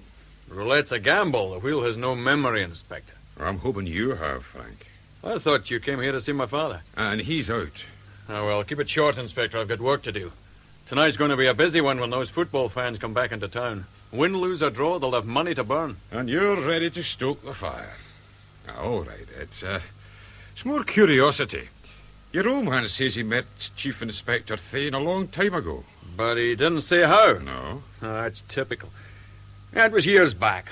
A raid on a poker game in a private club. There was a minor rumpus, and someone said the old man thumped a cop, but it was straightened out. I see. Oh, well, now I can tell him. This is quite an operation you've got here. How much more of it will you have to carry once your father remarries? Oh, no more than now. Gerald Walsh isn't the type who eases out gently. Mm-hmm. Anyway, he thinks I'm still wet behind the ears. So at his age, with his money, he could pack it in and go abroad. You tell him. Anyway, Ruth wouldn't want it. Do you mind him remarrying? Everybody has his own life to lead. Oh, that's true. Tell my father that, too. Mm-hmm. Hard to get along with, is he? Ask me another time, Inspector, but not now. Don Blantyre and I are going to the game with him tonight, and I've a load of work to finish before I can get out of here.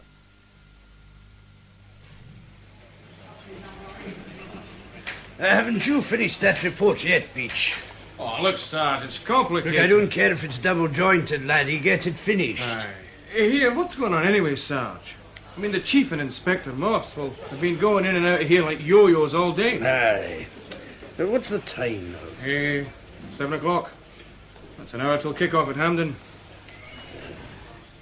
Oh, good evening, sir. Anything new, Mac? No, sir. Well, those scientific bureau have been trying to get you. Get someone to find me some tea, Mac. I need it. I make that too. Oh, hello, Phil. Ever had to fight your way through a mob of football fans? Rough. The whole city's emptying out towards Hampden. I will come through to my room, Phil. Oh, and Mac. Yes, sir. Hurry that tea, will you? Right, sir. Well, how do you get on, Colin? Not much that matters. I looked in at the hospital, though. Fancy lying? Aye. How is he? They've operated, they say he's comfortable. Ah, the usual flannel. Sit down, Phil. I've solved one mystery. That story Frank Walsh told you about when I first met his father. Oh, the poker game raid. It's been on my mind. Well, it came to me. What about Walsh? No. Why we raided the game. Our inspector had a tip a man he wanted would be there. Ziggy Fraser, Phil. Fraser? He was minor league then, but we wanted him. Not as much as we want him now. No. Well, I better see what the Scientific Bureau want. Hello. Yes, sir? Get me Superintendent Lawrence at headquarters, please. Right away, sir. Did you know they've got a colour TV set rigged up in the radio room? For the game? Uh-huh. Oh, here, there's a notion. Come in.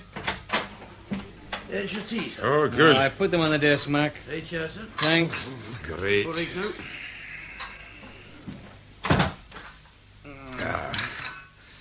Warm and wet. Oh, I needed this. You're not alone. Thane. Your call to Superintendent Lawrence, sir. Oh, thanks. Hello, Dan. I'm glad you called back, Colin. I have a wee surprise for you. Not again. About mink. Now, look, Dan. I mean it. I was talking to an electronics buffin and, mentioned those mink hairs, a bit of a joke. Some joke. Yeah, well, he didn't think it was funny either. You won't believe this, Colin. But, well, wear a thick fur coat with mink the ideal, and you'll beat almost any electronic vibration sensor system. Say that again. A gang in France did a couple of major jewel raids that way. The far damps down air movement enough to let a man reach a sensor unit without being detected. Then, well, he can bring it into action. That's all. Thanks, Dan. Thanks very much. What was that about?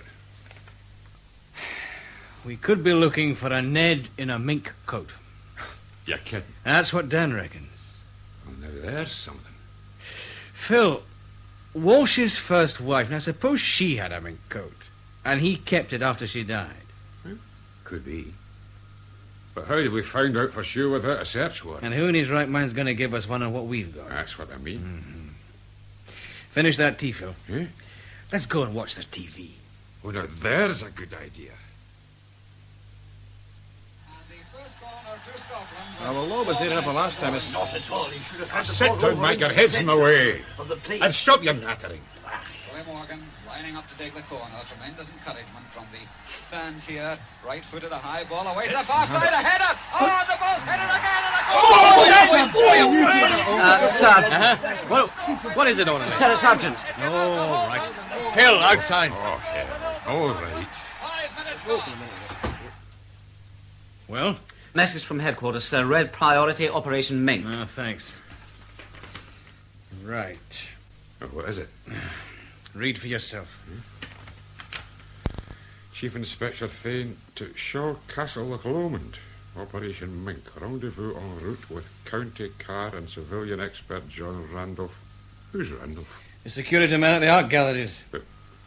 Loch Lomond? What's Shaw's Castle? Well, it's an old mansion out there. I've heard the name, that's all. I've got the duty car out front, sir. Let's go, Phil. Operation Mink. Right in the middle of an international. And when we're winning for once.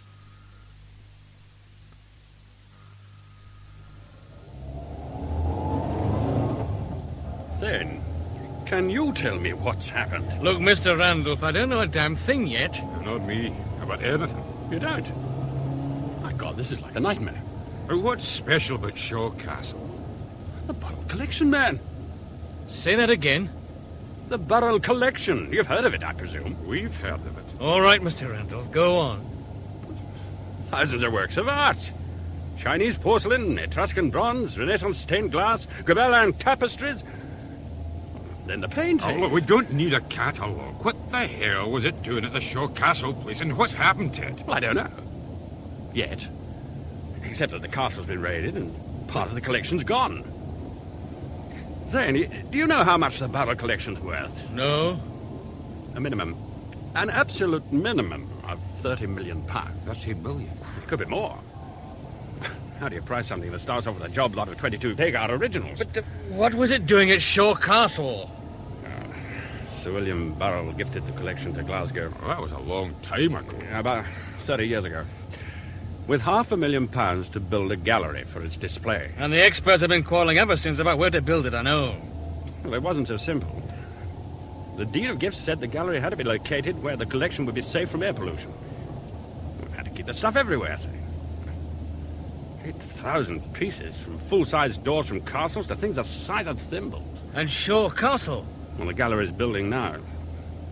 Shaw Castle's become an assembly point for the collection, cataloguing, cleaning work. And your security? Maximum. Electronic surveillance, guards. Now we know. Uh-huh. Thane, if the police knew anything like this might happen... We'll worry about that one later. Let's get to Shaw Castle first.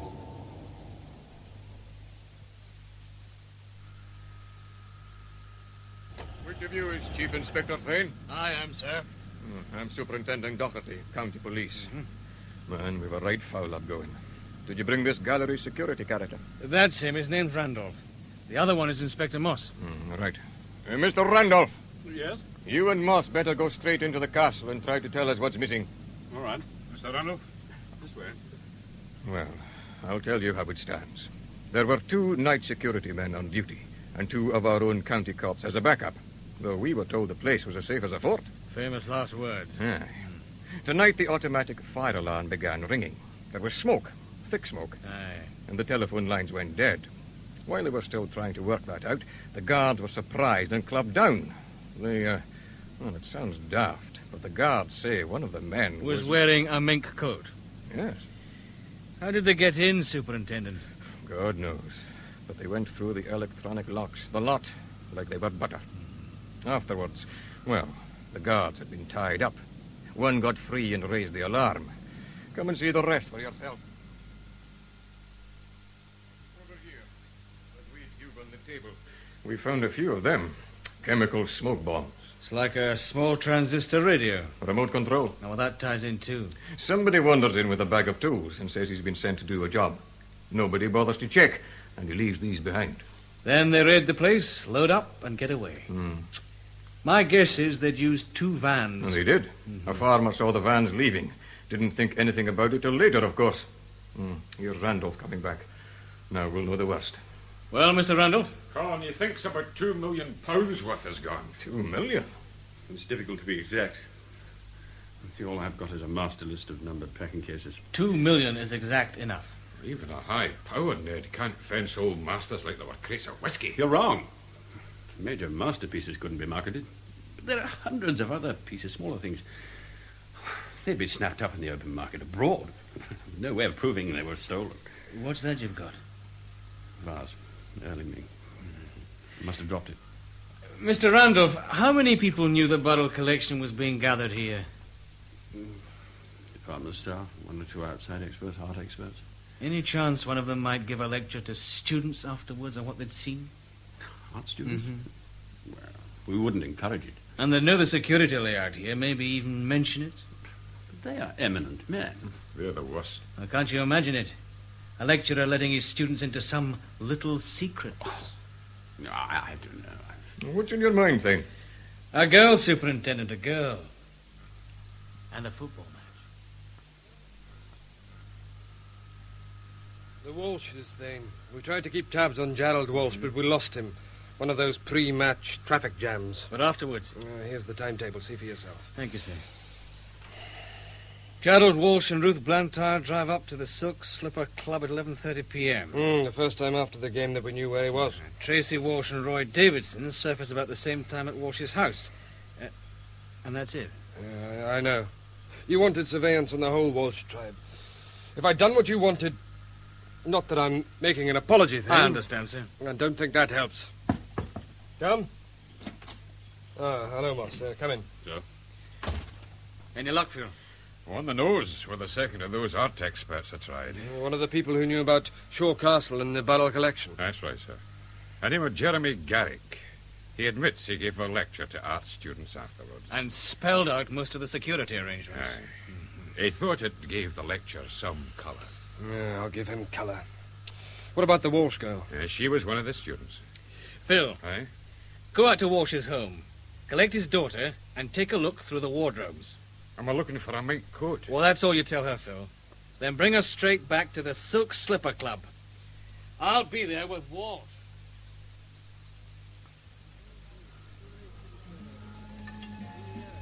Mr. Walsh will see you in his office, Chief Inspector. If you'll come with me... Don't bother, I know the way, Beach. Sir, come on.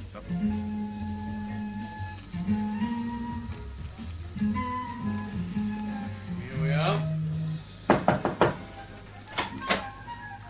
Back again, Thane. That's right.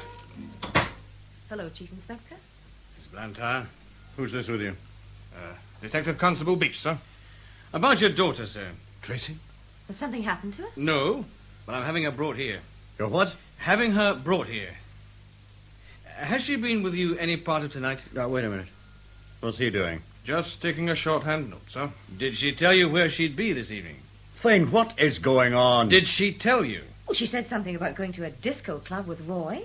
If that long-haired creep has landed in some kind of a jam... Gerald, let them tell it. All right. Go on, Chief Inspector. Thanks. Walsh, your daughter and Davidson held back information concerning the murder of Harry Derman. We now have reason to believe they may also be able to help us in inquiries into another matter. What other matter? A major robbery tonight. Thane, God help you for this. When did you last see your daughter? At home this evening before I went to the International. Did you go with him, Miss Blantyre? No, Frank and my brother did. I stayed at the house. Tracy left about an hour later. Then what did you do? Well, eventually I went into town to meet Gerald for a meal. Frank and Don were there too, like we'd arranged, and... Well, Gerald turned up eventually. We got separated in the crowd outside the ground before the game began. You could have lost a regiment in that kind of crush. And then I had problems getting back to town afterwards. But Don Blantyre and your son didn't stay with you after the meal. They went off to a party somewhere. What is all this got to do with Tracy? I like to place people. Tell me, Mr. Walsh, how well does she know Ziggy Fraser? Like I knew Harry Derman. But Tracy hasn't even heard of him. Tracy hasn't heard of who, Dad? Tracy, you all right? Oh, she's fine. They'd pushed you Don't around. play the heavy, Dad. Not right now. Hello, Ruth. Tracy, we were worried. I'm all right. Phil, close the damn door. Oh, sorry. Colin, we didn't find it. Oh, thanks, Phil. Dad, I asked already. Who's Ziggy Fraser? Just a man. Ever heard of him, Miss Walsh? No. He sounds like a footballer. Well, he isn't. Thane, what were you looking for in my house? I want to know. Did your first wife own a mink coat, Mr. Walsh? Yes. Dad, they looked in that wardrobe, but the coat, it isn't there. Or anywhere else. I know that. I sold the thing. Didn't I tell you? No. Well, I did. I don't mind. I just didn't know. Miss Walsh, where were you tonight? At a disco in town with Roy. Thank God for that. Tracy, they say you and Roy knew something about Derman's murder. Well, we were going to tell you, Dad. You were going to tell me. All right, then. What more do you want? We're finished for now. And you just walk out after searching my house, dragging my daughter here? I didn't say it was over, Mr. Walsh, not for a minute. Phil? Beach? Sir? Come on.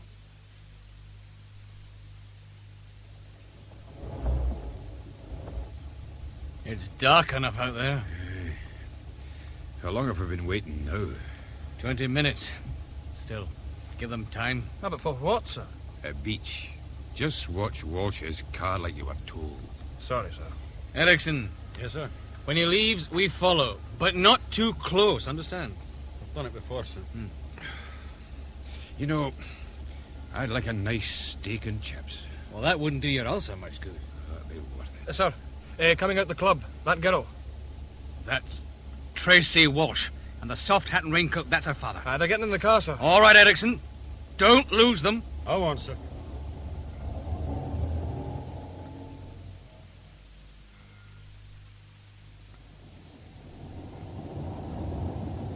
Still heading south, Colin. Much more of this and we'll be out of town. I know, but where's he going? It makes sense. You got a fright there. You know, he hit that truck. Drives like a ruddy woman. He does. Erickson, take him now. Right, sir.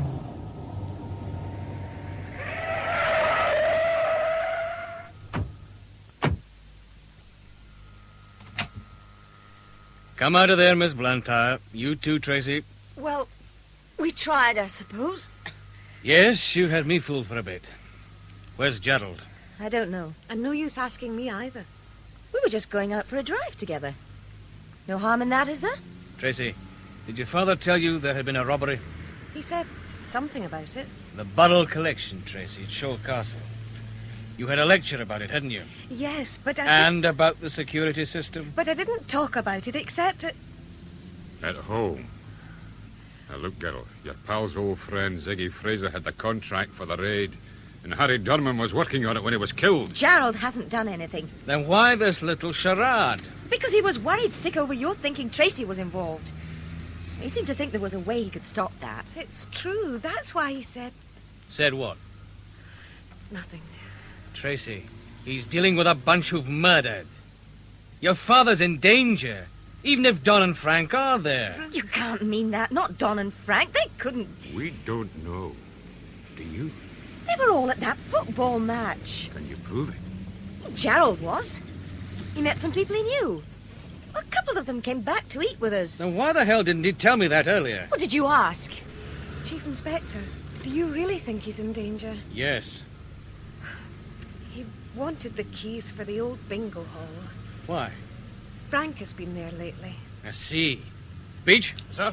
Stay with the ladies and see them home. We'll radio for help as we go. Good, sir.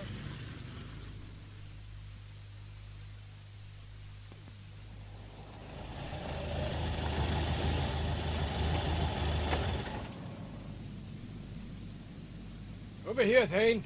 You made good time, sir. And so did you. Hello, Moss. Aye, sir.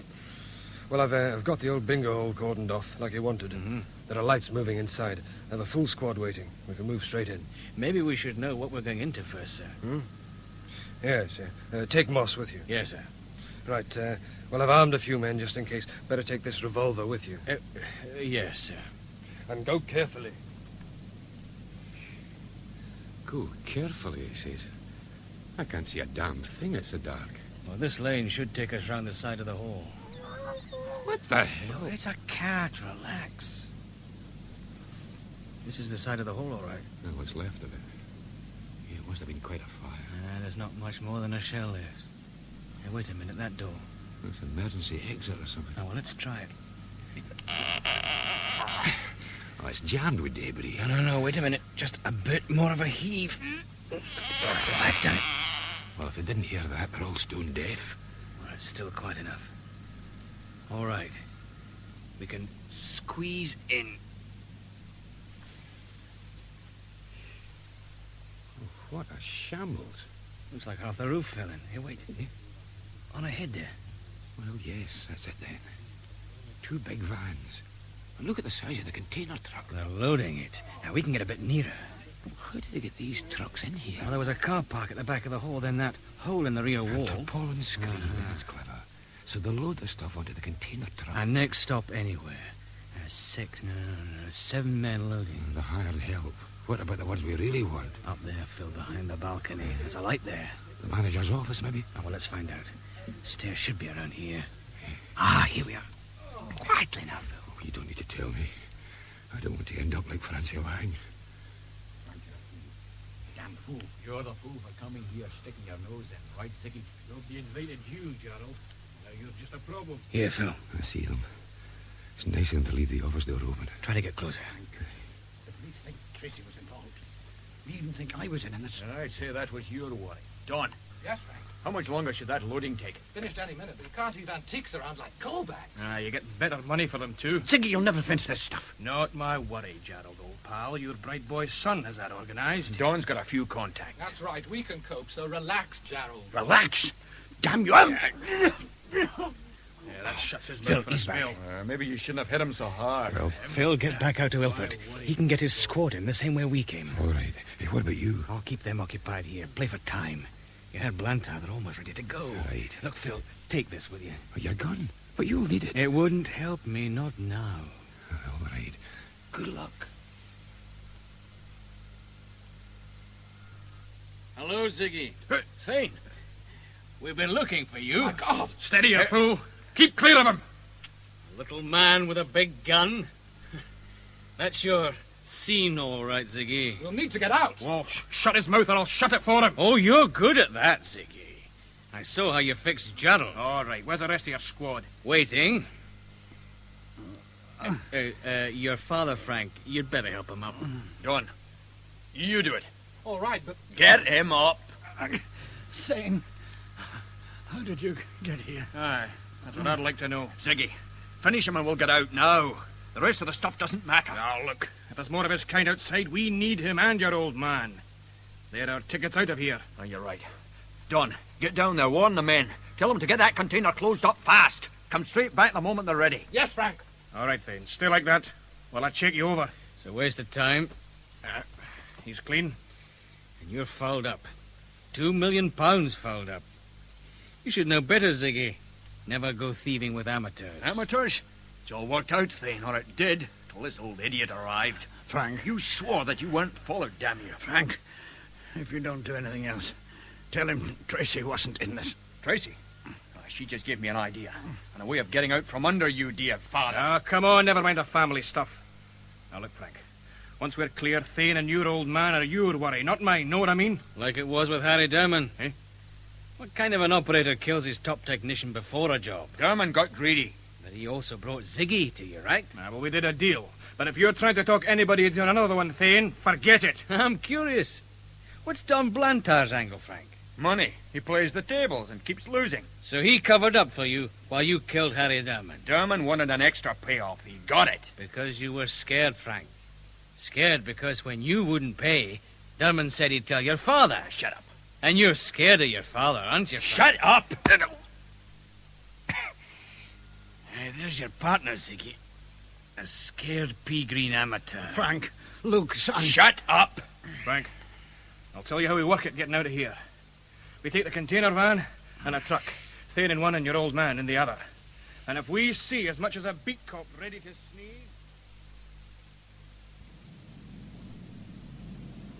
That's the spot, sir. Down the lane, then the small emergency side door. Yes, right, Moss. We know the rest. But watch the rubble inside. Yeah, we'll cope. Sir, I'll go in first. Give me a few seconds of a start. Yes, all right. On you go. Thanks. Sergeant. Sir. Everybody ready? Ready, sir. Yes, sir. Draw battens. Right. Follow me. Quietly. All set, Frank. No sign of anyone outside. The container's closed. Ready to go? All right, Ziggy? Aye. Now get your old man on his feet. You, Thane, help him. If that's what you want. Easy, Gerald. Thanks. Thane, I'm sorry. Get up. Leave him. Moss! What the hell? Fraser, don't.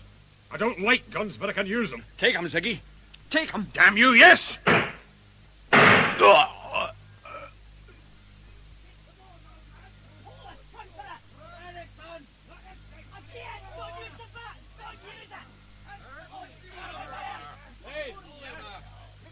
Thane, are you there? Thane, it's finished up here too, sir. I heard shots. Are you all right, Moss? Fine.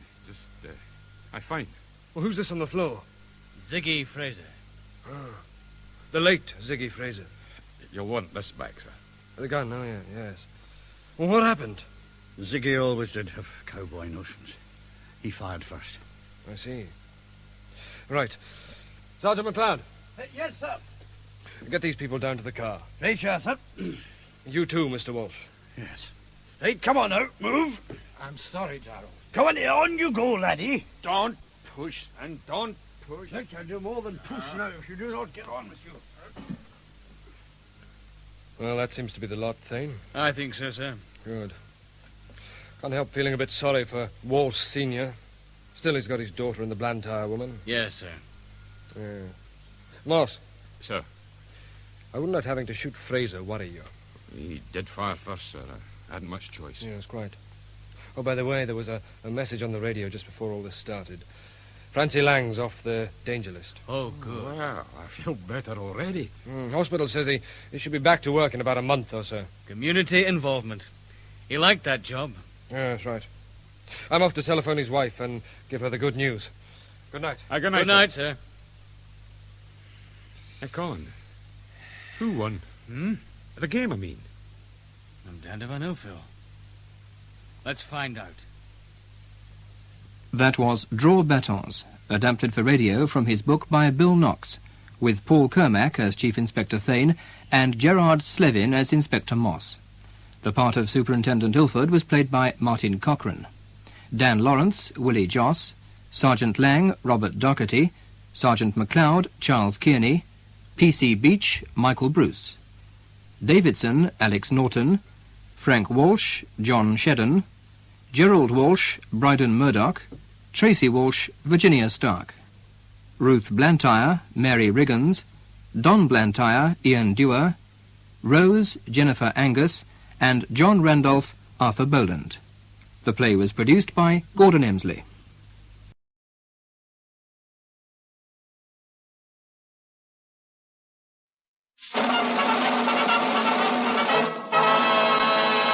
From Hollywood, California, the Lux Radio Theater presents Barbara Stanwyck, Errol Flynn, Mary Astor, and an all-star cast in These Three.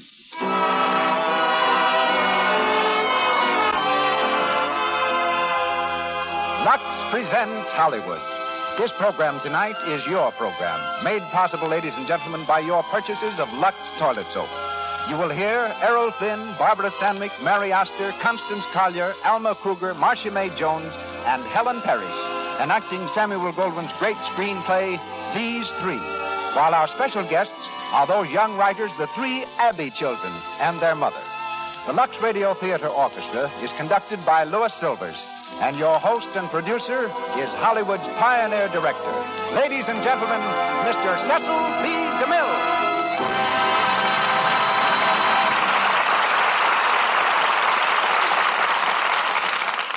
Greetings from Hollywood, ladies and gentlemen. A wedding in the film capital is often front-page news, but there was one the other day which completely escaped the headlines, and properly so, for you never heard of the bride nor the groom, and perhaps you never will. The groom, in fact, is a stable boy, and the scene of the ceremony was the bunkhouse where he and the hired hands lived. But I doubt if Hollywood ever witnessed a happier wedding, because one of our most distinguished stars supplied the wedding feast, and she herself attended, danced with everyone, made them all forget that she's the groom's boss, and that her name is Barbara Stanwyck. That's the true character of the girl who returns to our stage tonight, starring for us as Martha Doby in These Three. Errol Flynn, the Dublin-born globetrotter who came to Hollywood after a daring career in the South Seas, plays Dr. Joseph Cardin. Errol these days is twanging the longbow on the Warner Brothers lot, where he starred in The Adventures of Robin Hood. Mary Astor, whom you've seen this year in Dodsworth, Prisoner of Zenda, and Hurricane, makes her debut tonight in the Lux Radio Theater, where you hear her as Karen Wright. From the cast of the film are Alma Kruger as Mrs. Tilford and Marcia May Jones as Rosalie. Helen Parrish plays the part of Mary Tilford. And I'm delighted to announce the presence of Constance Collier, veteran of the stage and films, whom we welcome in the role of Aunt Lily. Time won't allow me to say all I'd like to about these 7 important personalities, so we let them speak for themselves as the Lux Radio Theater presents These Three, starring Errol Flynn, Barbara Stanwyck, and Mary Astor.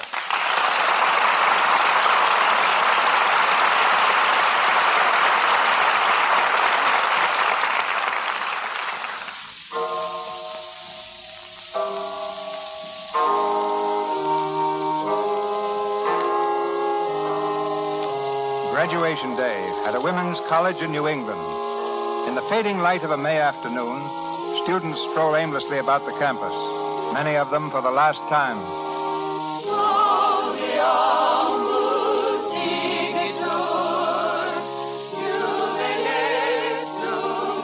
On the edge of the college grounds, two girls in the robes of graduating students sit quietly beneath a tree, listening to the distant song. They've been silent for some time. At last, one of them speaks. What train are you taking, Karen? I don't know. I don't know what time my train goes or where it's going to. Funny. I always thought graduation would be a happy day. It isn't. What was it the dean said? Let me see. Starting a new life may sometimes be a lonely business. What are you going to do, Martha? Oh, I don't know. Teach somewhere, I guess. If I can get a job. I'd hate to tag along with Aunt Lily, and she's the only relation I've got. That's just one more than I have. Do you think I could teach? Maybe we could find someplace together. Two well-educated young women, all so neat and clean, wish positions. Martha? What? Martha, I've got a farm. It's about all I have got. My grandmother left it to me. I haven't seen it in years, but I used to spend my summers there when I was a little girl. We could go there. We could work there. Teaching the farm? No, there's no one there anymore. Hasn't been for years. Martha, do you know, we might start a school, something of our own. It'd be fun, and we'd be good at it, too. Yes, but it isn't practical, Karen. We can't just sit here. We've got to do something. Yes, but... We can get a train tonight. Oh, Martha, take a chance with me and come. A chance. It is a chance, but... Well, it might be worth it. Of course it is. Now, look, I'll tell you what we'll do.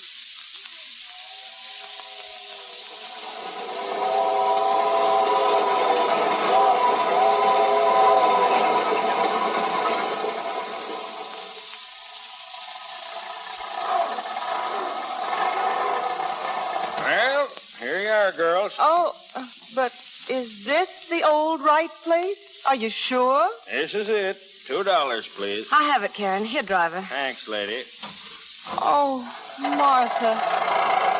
Just look at it. It's a shack. Well, it's a large shack. It's ready to fall down. Oh, Martha. It doesn't matter, Karen. It matters a great deal.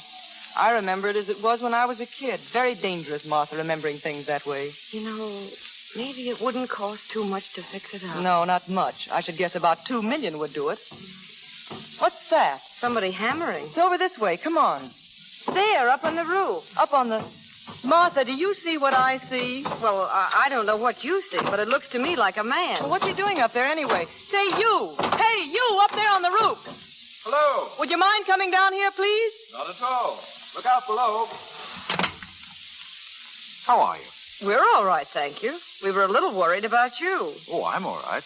I was up there getting at some honey under the roof, but I didn't get stung once. Well, that isn't what we were worrying about. You see, this is a house. And while it isn't the best I've ever seen, it belongs to me, and I'd rather not have its roof knocked off. Oh, no. I really wasn't doing any harm. I'm very fond of this old place, and I come over here whenever I have a day off from the hospital. Oh, the hospital.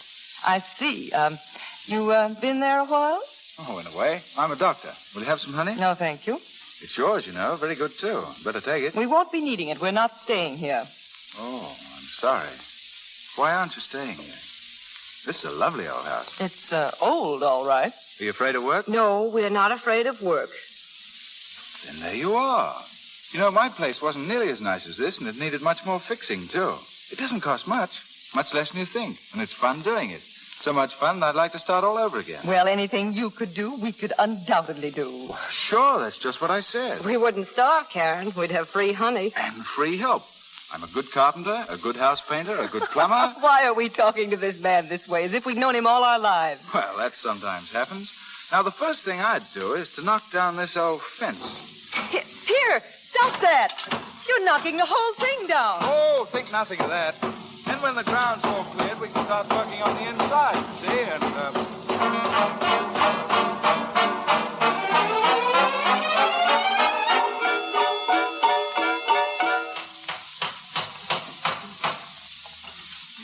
There you are. Hey, Karen, is this picture hanging straight? It's beautiful, Joe. Joe Carden and his little hammer. How could we ever have done without you? Oh, you couldn't. Hold that step ladder, will you, Martha? Mm-hmm. There we are, all fixed up.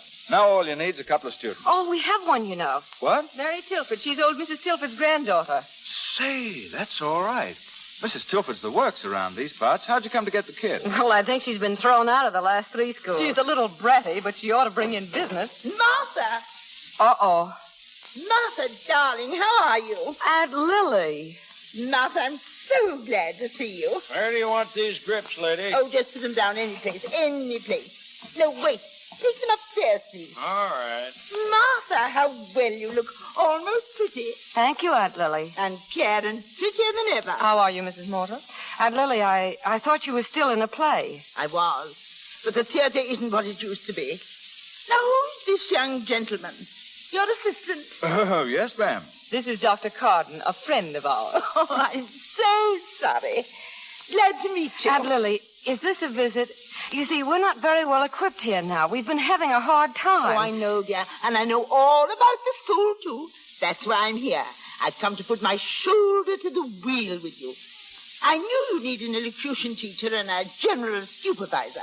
That's why I came. But, Aunt Lily, this is Karen's house. But I came here to help you both. And until you're started, I shall take only the smallest fee for my services. It's all right, Martha. Now I'll go upstairs and unpack, and then I'll come right down and help you arrange the furniture.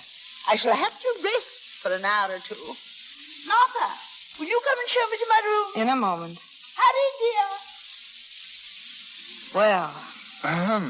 The, Duchess? The Duchess. Yes, the Duchess. Gosh, I better stop her before she takes one of our rooms. Mrs. Mortar is an actress. Oh, I gathered that. I suppose we'll just have to put up with her. Well, not all the time. What about dinner tonight, Karen? Well, I guess I could manage it, but... Swell. I'll pick you up about 6:30. See you later. Oh, and give my love to the Duchess. Well, I was right. About what? She picked your room. Where's Joe? He'll be back later. For dinner? Well, no. He asked me last week about having dinner in town, and you don't mind, do you?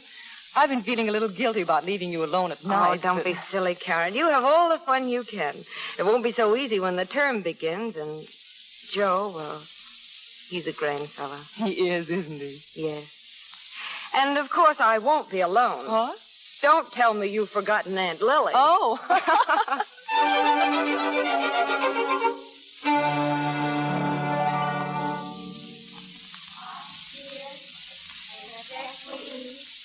Aeneas, Rite, Salutis. Will you translate that, please, Rosalie? Yes, ma'am. But Pius, Aeneas, when the last rite were paid. Very good. Mary, will you take the next few lines? Mary Tilford. Yes, ma'am.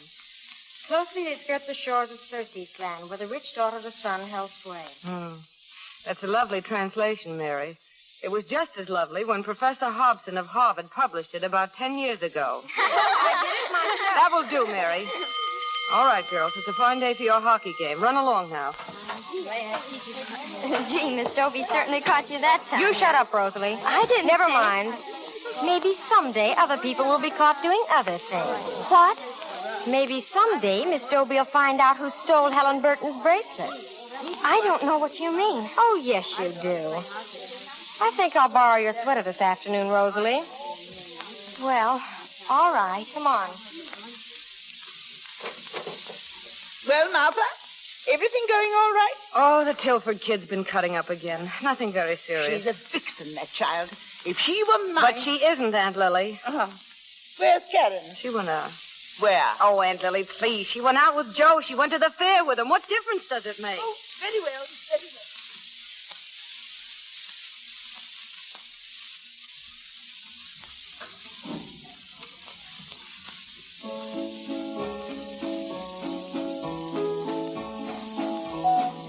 Joe, this is marvelous. I love merry-go-rounds. How did you know? I like 'em too, but 5 times round's enough. Let's get off this thing. What?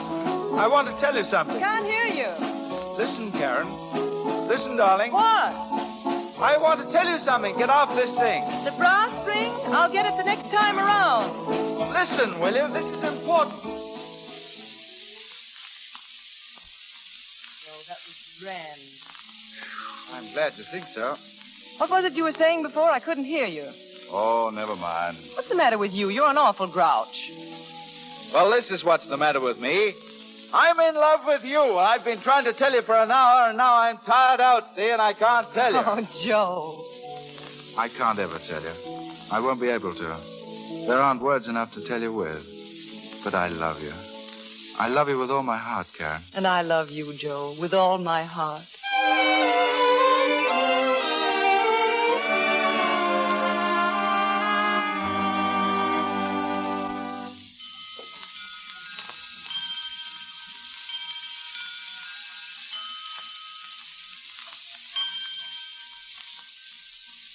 Karen? Karen, where are you? Shh, Joe, be quiet. Oh, hello, Martha. Karen upstairs there? No, come on up and help me paint a table. Sure. In here, Joe. Oh, is this your room, Martha? Mm-hmm. Nice. Sit down. Karen forgot something, and she had to go back into town. How's the hospital? Oh, just the same. No money, bad lab, everybody growling at everybody else. Quiet here. Is it late? No, only 10:30. But the girls are in bed, and Aunt Lily is worn out from doing nothing. Oh, hand me that paintbrush, will you? Yeah. Karen tells me your aunt was showing the girls how to play King Lear the other day. You know, that's going to come in handy later on in their lives. Oh, wait until she does Portia standing on a chair. Ooh. Sir Henry taught her to do it that way. Said it was the test of a great actress. You must have had a fine childhood, Martha. Oh, I did. I did indeed. I lived with Aunt Lily from the time I was 5. I went to 16 schools altogether. And every time the stock company would move, I'd move with it. But school wasn't the worst part. It was after school and never anything but hotel bedrooms to go home to. And then in the evening, I'd have to do my homework sitting on a dirty box backstage and jump up to help Aunt Lily change from one blousy costume to an even blousier one. Oh, I used to be so alone and so sorry that I couldn't have what other kids had.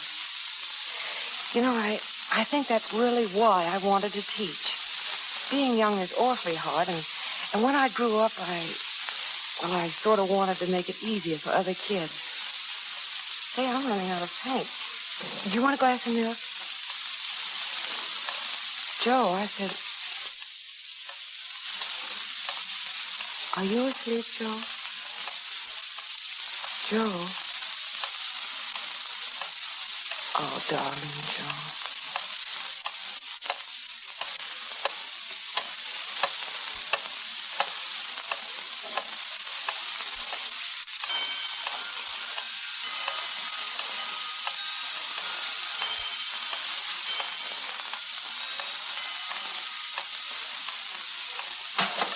Hey!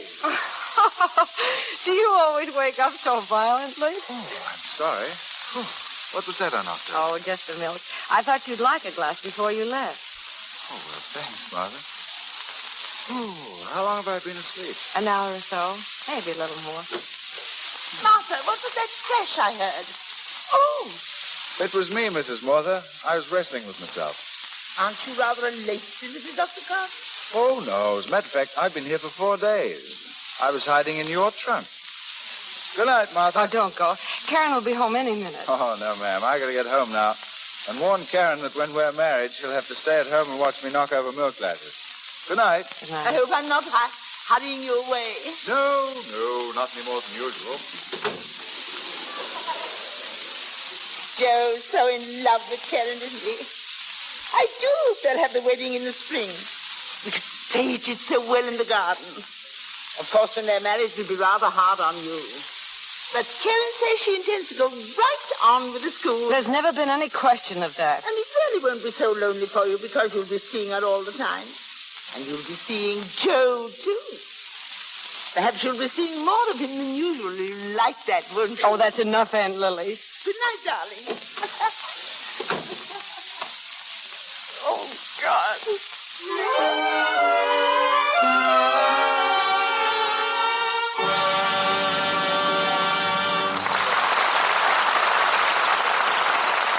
You've just heard Act One of these three. In just a few moments, we will continue with Act Two of our plays, starring Barbara Stanwyck, Errol Flynn, and Mary Astor. But now it's intermission time in the Lux Radio Theater.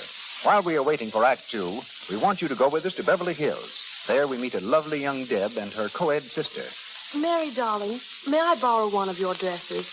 I'm going out with a senior at Stanford, and I don't want to look too utterly childish. So baby sister's growing up, is she? Well, let's go and see what's in the closet. Oh, let's see now. Well, this black one's a little too sophisticated. Now, what are you doing at my dressing table? Just putting on some fresh makeup. It's pretty late, you know, and I've got to start getting ready. I don't care how late it is. Don't ever let me catch you putting on makeup without first using Lux toilet soap. But my face isn't dirty. You may not think so, but if you want to guard against cosmetic skin... Oh, heavens, yes. It would be horrible to have those little blemishes and enlarged pores. You're right, dear. Cosmetic skin is horrid. That's why you ought to use Lux toilet soap always before you put on fresh makeup. And that will keep my skin really lovely. Oh, please don't be flippant, dear. You know it's true. It's the active lather in Lux toilet soap that removes dust and dirt and stale cosmetics thoroughly. Prevents pores from getting choked. Well, even if you are my own sister, I must say it's obvious you practice what you preach. Because your skin is swell. Never mind my skin. Just look at the screen stars. 9 out of 10 of them use Lux toilet soap. And with that good advice, we return now to Mr. DeMille and our play. Our curtain goes up on the second act of these three, starring Errol Flynn, Barbara Stanwyck, and Mary Astor.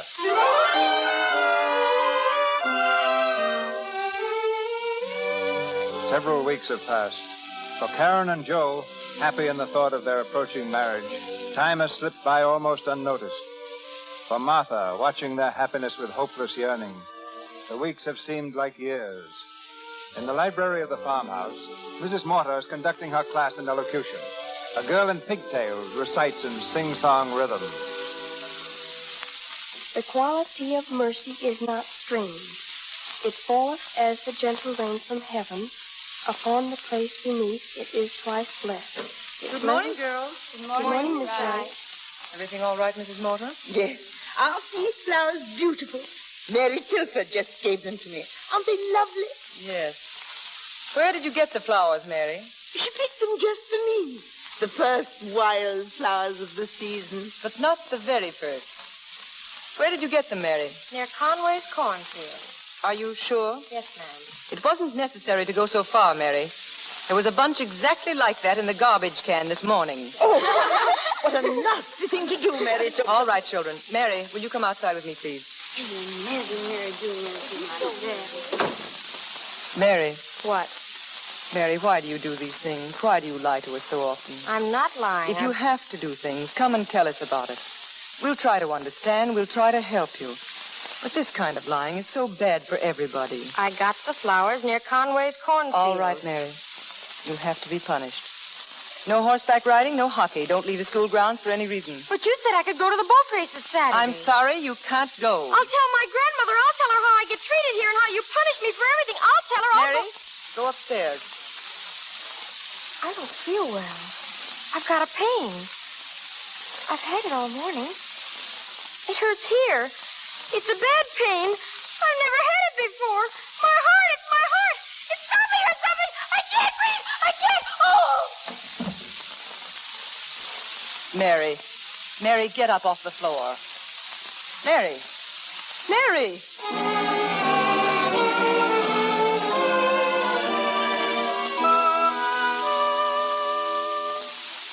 Raise her head up just a little. What do you think, Joe? Can't tell much yet. Hand me my stethoscope. Oh, this is terrible. Perhaps if we put our feet up and our head down. Or is it just the opposite? Oh, Aunt Lily, Dr. Carden knows. Well, that's what I did in the theater once when Delia Graham fainted. And did this Delia survive? Oh, yes, I saved her. Then perhaps you'd like to take charge here. Oh, that's how you feel. I think she's annoyed. Oh, I'll take care of her. Aunt Lily. That's a nice thing. That man in there practically turned me out of the room. Oh, Aunt Lily, be quiet. Then you don't object your aunt being snubbed and humiliated. I, who worked my fingers to the bone here. Don't tell yourself that too often, Aunt Lily. You'll come to believe it. To the bone, to the very bone. Aunt Lily, you've wanted to go to London for a long time. You can go now. I can spare the money and... Oh, you want to get rid of me? Turning me out at night. Oh, how can anybody deal with you? You've been talking about going for years, and now when you can go, you... Don't raise your voice, please. I decline to be shipped off to England. Next year, I'm going back to the theater. No, I'd like you to go sooner. The truth is, the school isn't quite the place for you. The truth is, I ought to have known enough to stay out of your way when he was here. When who was here? You don't think you can fool me, my dear. I wasn't born yesterday. I know what I know, and I know what you feel about him. You don't want them to be married, and I know why. Be still. I know what's going on here. You were never very clever at hiding things, Martha. You're in love with him. Be still, Aunt Lily. Be still. These lies can't close people's eyes. The way you rush over to him on the slightest pretext. And that night when he was coming out of your room late, I saw... Aunt Lily, there's been no trouble in this house, and I won't let you do your usual job of starting any. I want you to leave as quickly as... There's someone at the hall door. Wait a minute. Oh. Rosalie. Helen. What were you doing outside this door? We just came down to see how Mary was, Miss Dobie. Yes, Miss Dobie, that's all. Did you deliberately listen? Eavesdropping is something nice young ladies just don't do. Oh, you girls never used to do things like this. I'm afraid we'll have to separate you. Mary, Tilford, and Rosalie. Going up to your rooms now. Miss Wright will speak to you later. Yes, Miss Dobie. Oh, Aunt Lily, it's very bad having the children hear the things you say. There's money in the bank for you. I'd like you to leave as soon as it's convenient. Do you think I'd take your money? I'd rather scrub floors first. I'll be out of here before it's dark. Whoops. Excuse me. Excuse me, Joseph. The Duchess coming up again? Oh, yes, she's particularly good today. What about Mary? Nothing. Absolutely nothing. I could have managed a more convincing faint when I was 6 years old. We've reached the end of our rope with her. I don't know what we're going to do. Martha, what's wrong? Aren't you taking this kid too seriously? Yes. I'm taking everything too seriously. Everything.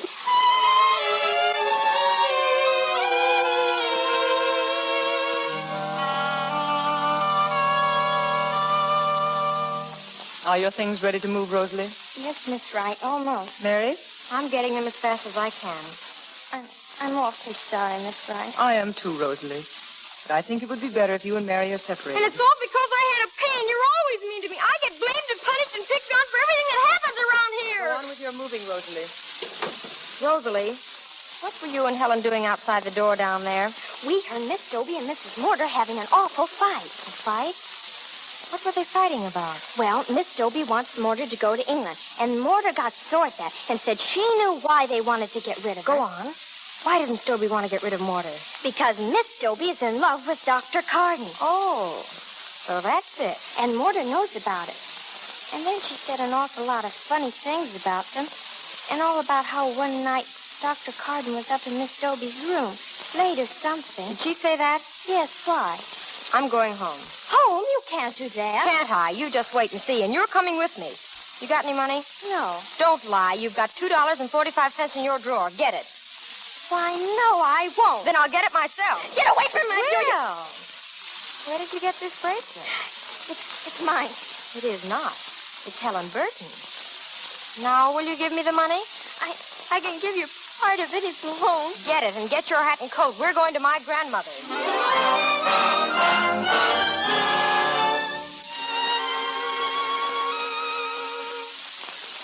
Mary, look at me. Do you mean you left school without permission? I couldn't help it, Grandma. I couldn't help it. I got Rosalie to come with me, and I ran away. I had to. That was a very bad thing to do. Now, you're going right back, both of you. Where is Rosalie? No, Grandma, don't do that. Please don't do that. Grandma, please, they'll kill me. Mary. I can't go back. I can't. They'll kill me, Grandma. They will. They will. Mary, stop it. What makes you say such awful things? They're true, honest. I fainted today. Fainted? Yes, I did. My heart. I had a pain in my heart, and Dr. Carden said I didn't have any pain, and... I'm scared, Grandma. I'm scared. They've got something against me, and they punish me for everything. Today they even said I couldn't go to the boat races. Oh. But it wasn't that. It's things. Funny things. What nonsense are you talking? They've got secrets, Grandma. Funny secrets. All about Miss Dobie and Dr. Carden, and Mrs. Mortar told Miss Dobie that she knew what was going on, and... What? That She knew what was going on, and she always had known what was going on. Stop using that silly phrase, Mary. But that's what she kept using, Grandma. Miss Dobie said she'd have to get out of the house. And that's why we have to remove our room, I bet, because they're frightened that we'll hear things, too. Like we did that awful night. What awful night? Well, Dr. Carden was in Miss Dobie's room late, and other times when things happen, too, and I can't say them out loud, Grandma. I've got to whisper. Oh, nonsense. Why must you whisper? Because I just got to, because it's bad. It's late at night, and Miss Dobie's room is right next to ours. And then Miss Dobie... Oh. And just about that time... Mary! Do you know what you're saying? Are you telling me the truth? Honest. And then later on... Oh. There's Dr. Carden.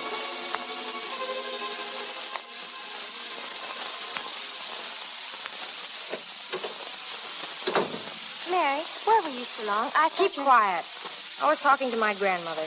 Well, what's going to happen? Aren't we going back to school tonight? Maybe I'm never going back.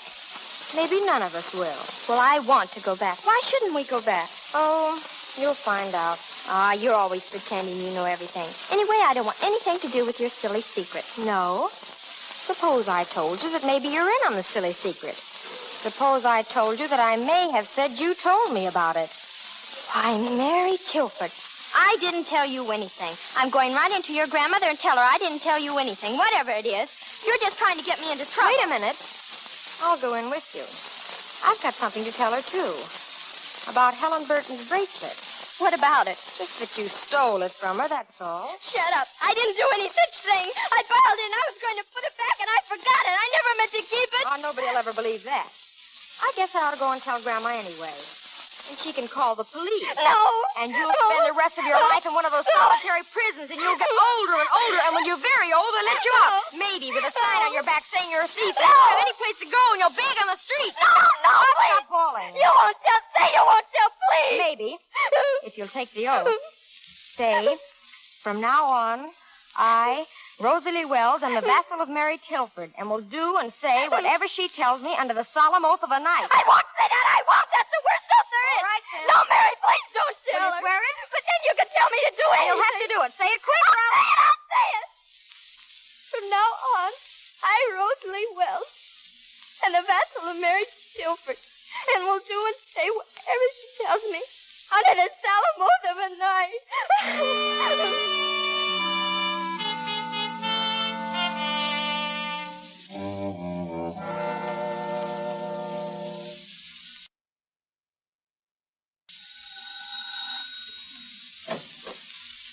Good afternoon. What is it, please? Miss Wright, Miss Dobie, and Dr. Carden. We'd like to see Mrs. Tilford, please.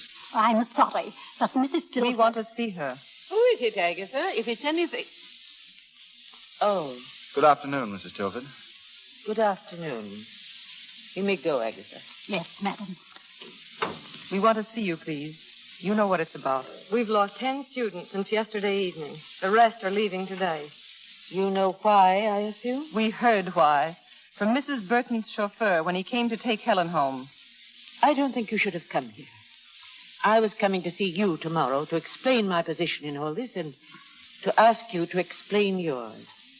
I'm sorry this had to happen. I think we'd better understand each other. There is nothing for us to explain, and I very much dislike your sympathy. So you don't think we should have come? Then what were we expected to do, Mrs. Tilford? Lie down and grin until you'd finish kicking us around with these lies? No amount of words that we can throw at each other, Dr. Carden, can do any of us any good now. Do any of us any good? Listen, Mrs. Tilford, you're not playing with paper dolls. We're human beings. It's our lives you're fooling with, our lives. That's serious business for us. Can you understand that? I understand that. And I understand a lot more. You've been playing with a lot of children's lives, and that's why I stopped you. I think I know how you must feel, Miss Wright. You don't know anything about how I feel. You can't know how any of us feel. You get lost trying to fight alive, very lost. I did what I had to do. I had to tell those mothers. Whatever went on in your school may possibly be your own business. Sorry becomes a great deal more than that when children are involved. But it's not true. Not a word of it is true. I'm sorry that I can't believe that. But you can believe this. We happen to be people who've worked hard for what we've got. That school meant things to us. It meant self-respect and bread and butter and honest work. And now it's gone. There must be something we can do to you. Something that will make you feel the way we do tonight. Don't think we'll let you whisper this lie. You made it, and you'll come out with it in a courtroom. Tomorrow, Mrs. Tilford, you will have a slander suit on your hands. That will be very unwise. It was wrong of you to brazen it out here tonight. It would be criminally foolish for you to brazen it out in public. It's already quite public, Mrs. Tilford. Yesterday, we had our lives decently to ourselves. Now we've nothing left but the dirt you've made of us. Or the dirt you've made for yourself. Clean your house, Miss Wright, and in time count yourself very lucky. You have understood nothing. Nothing. These are my friends. When we clean house, the three of us will clean it together. Mrs. Tilford, perhaps we should clean your house for you. Where's Mary, Mrs. Tilford? Under no circumstances. I would not allow that. So that's where you really got it. We couldn't believe it. She's a bad girl, your Mary. She always has been. She's hated us for a long time. I won't have any more of this. You've been in my house long enough. Get out. The wicked very young and the wicked very old. Let's go home. Wait. Mrs. Tilford, when three people come to you with their lives spread on a table for you to cut to pieces, then the only honest thing to do is to give them one last chance to come out alive. We'd like that last chance. If you're honest, you'll give it to us. Very well. Will you come this way, please? Thank you. She's in the library. Oh, Mary. Yes, Grandma? Come here, dear. Dr. Carden wants to ask you a few questions. Hello, Mary. Well? Sit down, Mary. I want to tell you something first. Everybody lies all the time. Sometimes they have to, sometimes they don't. I've lied for a lot of different reasons myself. But there was never a time when if I hadn't had a second chance, I wouldn't have taken back the lie and told the truth. You're a lucky girl, Mary, because we're giving you that second chance. Were you telling your grandmother the exact truth about us? Why, yes, Dr. Carden. Remember, you're not going to be punished. You didn't make a mistake, did you? No, Dr. Carden. There you are. We're not finished, Mrs. Tilford. Why don't you like Miss Wright and Miss Doby, Mary? Oh, I do like them. They just don't like me. They're always punishing me for everything. Just tell your grandmother why you were punished yesterday. Just because Rosalie and Evelyn heard things and you took it out on me. That's not the reason you were punished. Heard what things, Mary? Mrs. Mortar was telling Miss Doby that she knew what was going on and that she knew what Miss Doby felt about you and things that happened. Mrs. Tilford, my aunt is a stupid woman. What she said wasn't pleasant. It was said to annoy me. It meant no more than that. What do you think Mrs. Mortar meant by all that, Mary? I don't know, but funny things did happen. She said things about the times when you'd come at night and we'd listen. I'd get frightened. Be still. No. You don't want her to be still now. What did you hear? What did you see? I don't know. There was just things. What things? I don't know, but I saw plenty of things. We all did.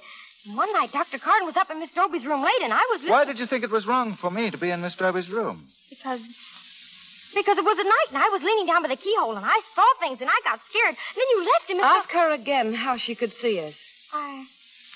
I was leaning down by the keyhole, and There is no keyhole on my door. What? There is no keyhole on my door. It wasn't her room, Grandma. It was the other room. I guess it was Miss Wright's room. She was out in And how did you know anybody was in Miss Wright's room? I told you, because we heard you. I heard you. room is on the first floor at the other end of the house. It is impossible to hear anything from there. Mary, what is this? Everybody is yelling at me. I don't know what I'm saying with everybody mixing me all up. I did see them. I want the truth now. All the truth, whatever it is. We're finished here, Mrs. Tilford. We've cleaned your house. You can go home now. No, please. Mary. Oh, stop that crying. I want the truth. All right. What is the truth? It was Rosalie who saw them. I just said it was me so I wouldn't have to tattle on Rosalie. You ask Rosalie. You just ask her. She's here. She told me all about it. Ask her, Mrs. Tilford. Very well. Rosalie. Rosalie! Mrs. Tilford, you deserve whatever you get. I don't know. Did you call me Mrs. Tilford? Yes, Rosalie. Rosalie, Mary tells me that there's been a lot of talk in the school about Miss Dobie and Dr. Carden. Is that true? I don't know what you mean. What was the talk about? Don't be frightened, Rosalie. I don't know what Mrs. Tilford means, Miss Wright. Rosalie, Mary has told her grandmother that certain things at school have been puzzling you girls. You particularly. History puzzles me. I guess I'm not very good at history, and Helen... No, that's not what she meant. She says that you saw certain things between Miss Dobie and Dr. Carden that weren't right. Oh, no.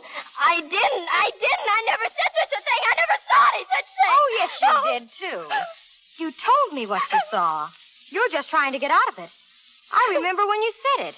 I remember it because it was the day Helen Burton's bracelet... I never did! It was the day Helen Burton's bracelet was stolen, and nobody knew who did it. And Helen said that if her mother found out, she'd have the thief put in jail. No! There's nothing to say about it, Rosalie. You must help us by telling the truth. Yes, the truth. Well, Rosalie? Grandma, there's something I've got to tell you. It's about Helen Burton's bracelet. Yes! Yes! I did that! I saw Mary when Mary said was right! I said it! I said it! I said it!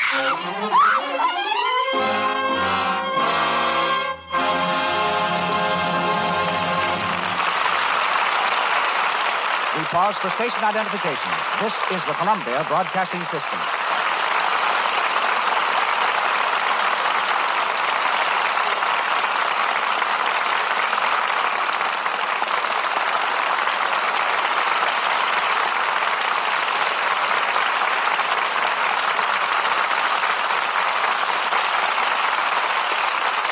Barbara Stanwyck, Errol Flynn, and Mary Astor return to us shortly in the third act of our play.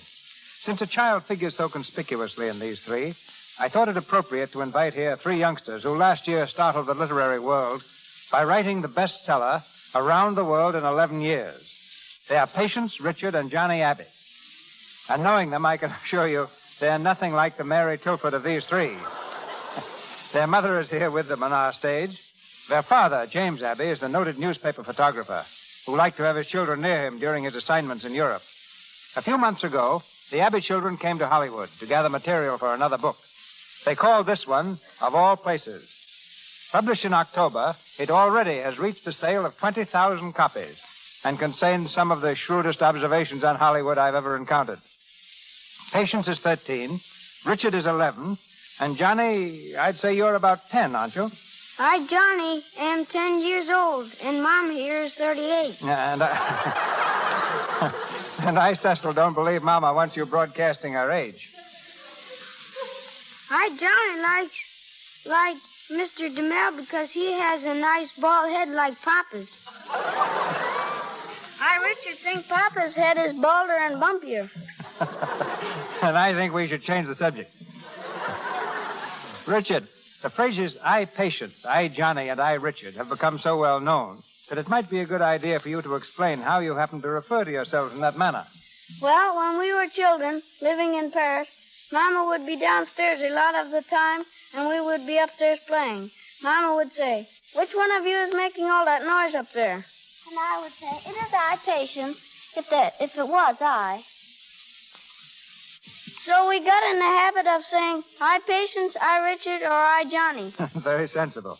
Now tell us about your new home in Colorado. Don't you miss tall buildings and exciting things that happen in the city? I, Richard, like tall mountains better than tall buildings, and there is nothing more exciting than building a new home out of logs, which we are doing now on our ranch. I, Johnny, would just as soon keep on taking a bath in a tin tub in front of the fire like we have to do in our present house. Our present house is not very high class.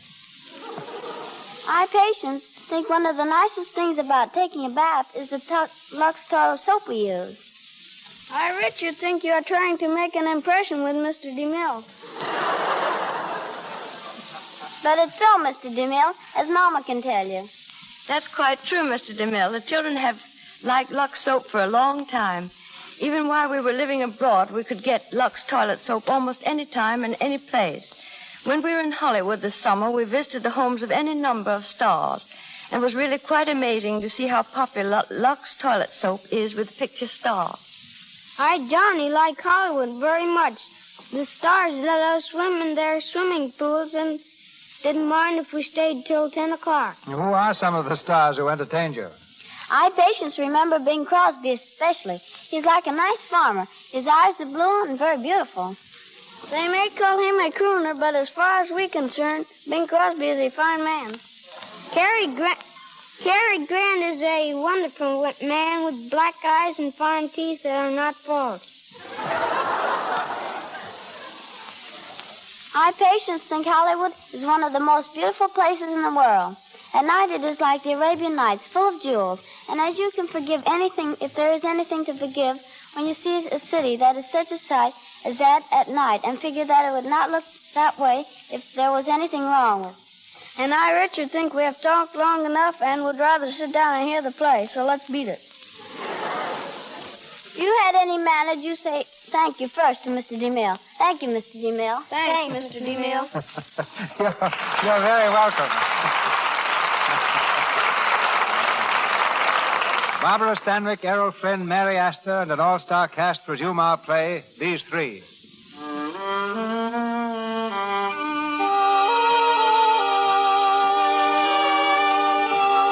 More weeks have gone by.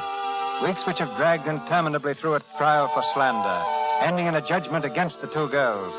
At the deserted farmhouse, Karen stands near the window, looking out at the bleak countryside. Martha comes from the hall and throws her coat on a chair. Oh, it's getting cold. Thought you were going out for a walk. I thought so, too. I think so every day, but I can't stand being stared at anymore. I know. It's raining again.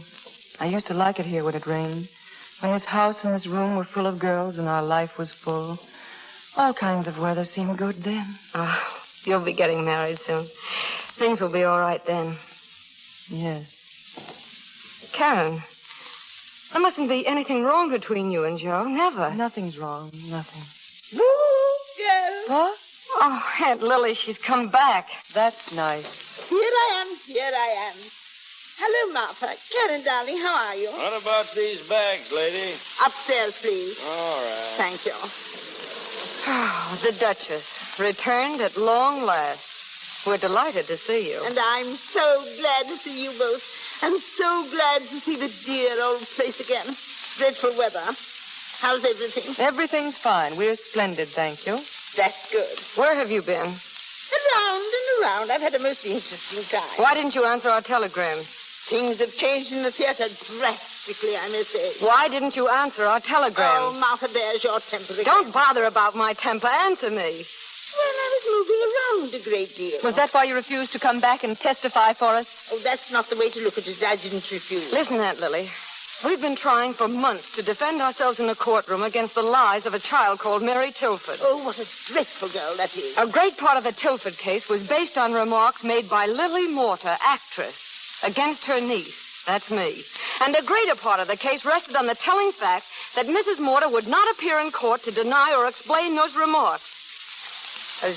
As you probably read in the papers, we lost the case. But it couldn't have done any good for all of us to be mixed up in that unpleasantness. And now that I'm here, I'm going to stand shoulder to shoulder with you. I'm going to help. There's a train at 6 o'clock. Get on it.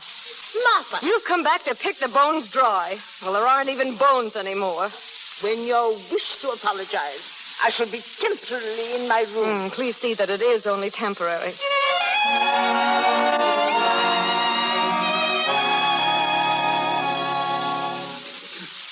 Joe, please sit down. You've been pacing the floor ever since you got here. Sorry, Karen. I've got something on my mind. I'd like to get rid of it. Yes? Well? Karen, we're going away. You and I. We're going to Vienna. You mean you're leaving the hospital? Why? Well, I think it'll be better. I've cabled Dr. Fisher. He says I can have my old place back. It'll be nice seeing Vienna again. You don't want to go to Vienna? No, I don't. But we can't stay here. We've got to start all over again, with all this behind us. Yes, what you've done, you've done. What I've done? Karen, what do you mean, what I've done? Oh, I didn't mean anything, Joe. Karen, what's the matter with us? Everything we say to each other seems to mean something else. Look at me. Your face is the way it was that last day in court, ashamed. I'm sad at being ashamed. What is it, darling? I don't know. I just don't know whether people can start again. Are you telling me that you believe what that child said? That Martha and I No, were... Joe, I don't. I don't know anymore.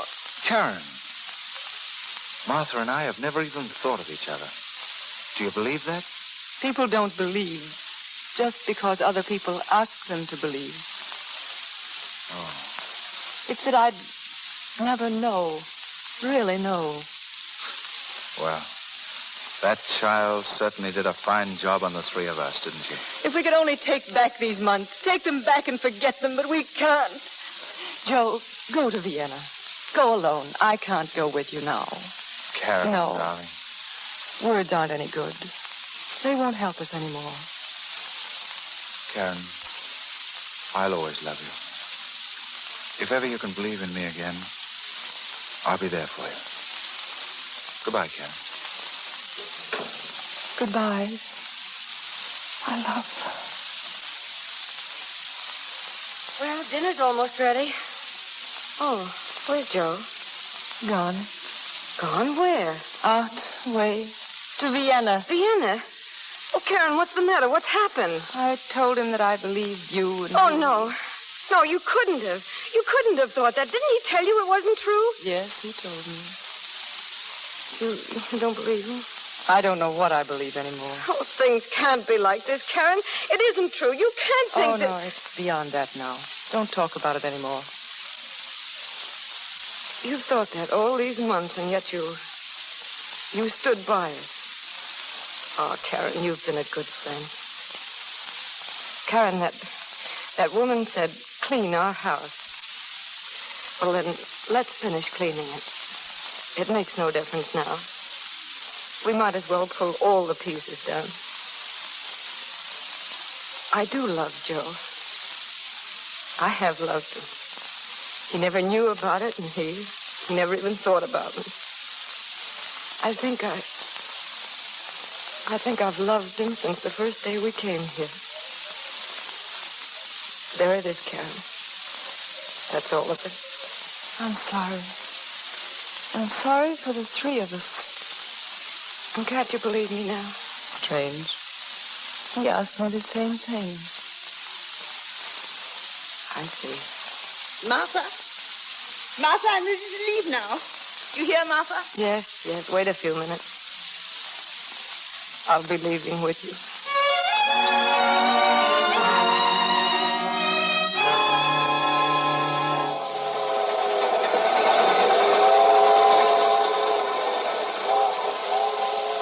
Well, the whole thing was most unpleasant. You're well out of it, if you ask me. Martha, I tell you, when I read what those children said about you... Oh, I don't want to talk about it, Aunt Lily, now or ever. I know, but you'll be thinking about it. I know. I knew that girl from the first. She never took me in. I saw through her at once, deceiving me with those flowers and bullying the other girls. Why, she had that little Rosalie right under her thumb. Oh, Aunt Lily, let's not go into this anymore. She made that child do dreadful things. I never thought about it at the time. But you know, I thought for months that she made Rosalie steal Helen Burton's bracelet. What? Well, it was the day they left to go to Mrs. Tilford's. Of course, I didn't know they were leaving. I heard them in their room. They were talking about a bracelet, and I'll bet... Conductor! Yes, ma'am? What's the next stop? Glenville. Why, Martha, what on earth you... I'm getting off. I want to see Rosalie, and I want to see Mary Tilford. I want to see them together.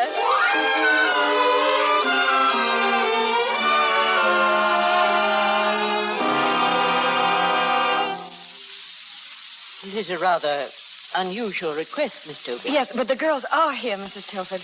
You sent for Rosalie? Yes. Oh, come in, Rosalie. Miss Toby. Good afternoon, Rosalie. Come in, Mary. What does she want? Rosalie, I want to speak to you. Me, Miss Toby? Yes, Rosalie. I want to ask you about Helen Burton's bracelet. Oh, please. Please, Miss Toby, I didn't mean it. I didn't mean to take it. Then you did take it. Yes, but I meant to give it back. I did, honest. All right, dear, all right. No one's going to punish you. But now, tell me one thing more.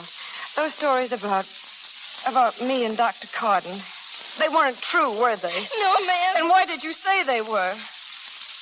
She made me.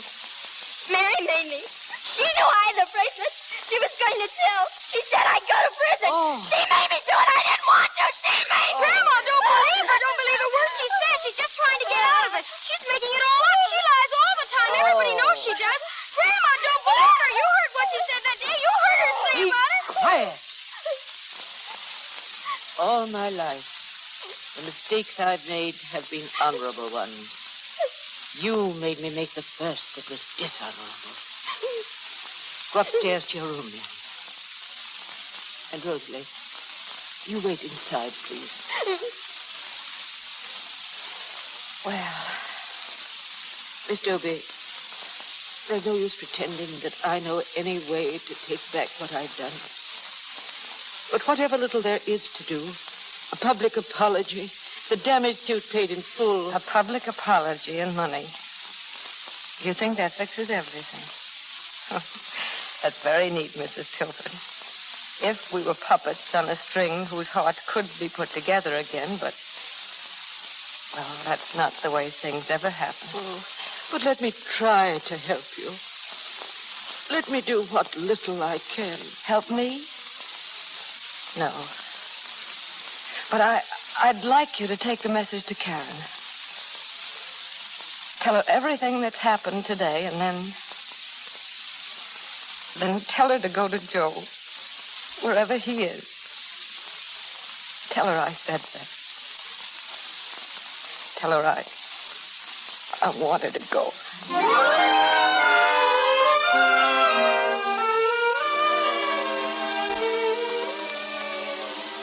She said, tell Karen to go to Joe, wherever he is.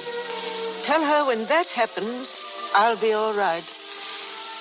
She said you'd know what she meant, Miss Wright. Yes, I know what she meant. I know so well. You'll excuse me, won't you, Mrs. Tilford? I've got to pack. I'm leaving tonight for Vienna.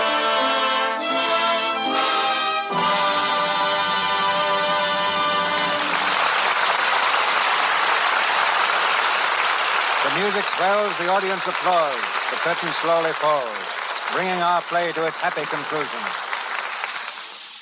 Checking up on the current doings of our principals, I learned that this first week of December finds Mary Astor just finishing a new film at MGM.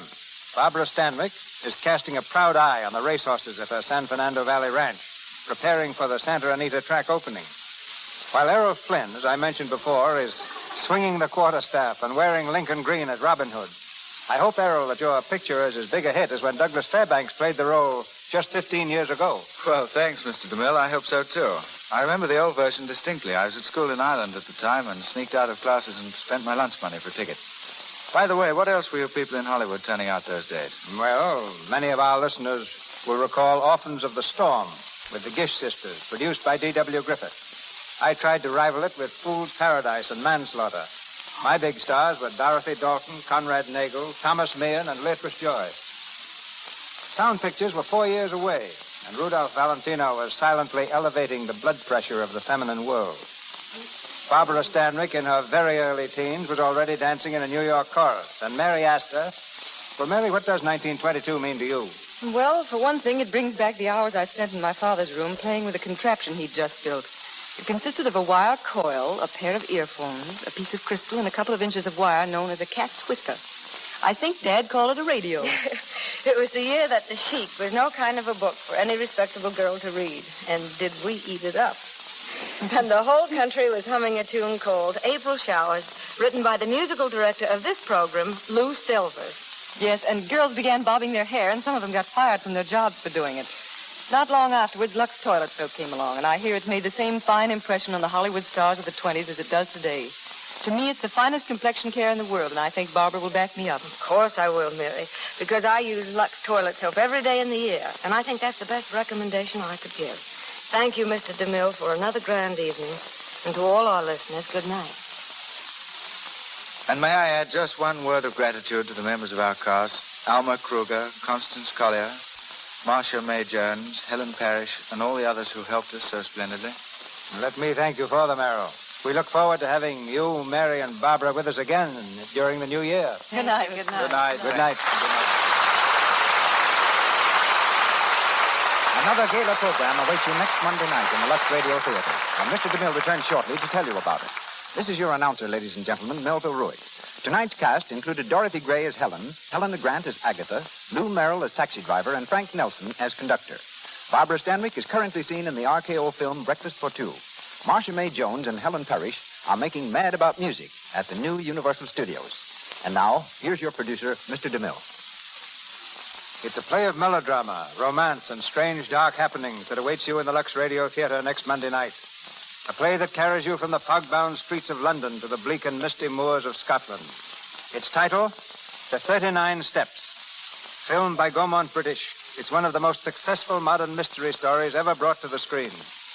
As the polished adventurer, caught in the web of violence and intrigue, we star Robert Montgomery. And at the other end of the romantic seesaw, one of the cleverest of our rising young stars, Miss Ida Lupino.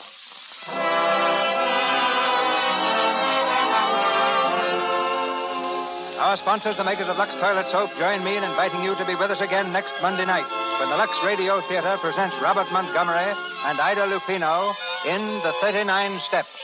This is Cecil B. DeMille saying good night to you from Hollywood. This is the Columbia Broadcasting System.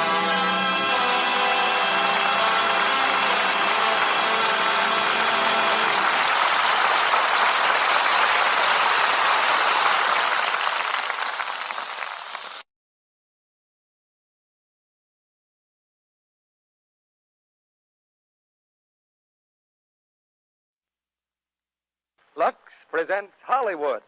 The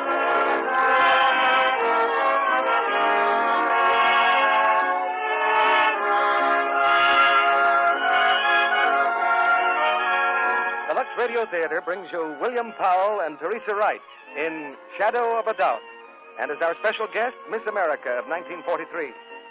Ladies and gentlemen, your producer, Mr. Cecil B. DeMille.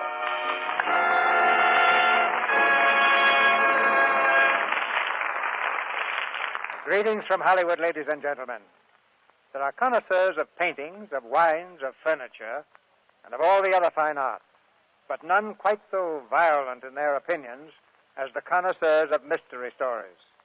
And tonight we offer these discriminating critics a collector's item, a piece known to the whodunit fraternity as a Hitchcock, so called because the director, Alfred Hitchcock, is a master of suspense. And the Universal picture, Shadow of a Doubt, is one of his triumphs. Tonight we bring it to you with William Powell and Teresa Wright in the starring roles. We borrowed Bill from the cast of Heavenly Body, the new Metro-Goldwyn-Mayer picture. Bill made the Thin Man famous and became one of the screen's most versatile sleuths. But this evening, instead of a detective, well, just wait.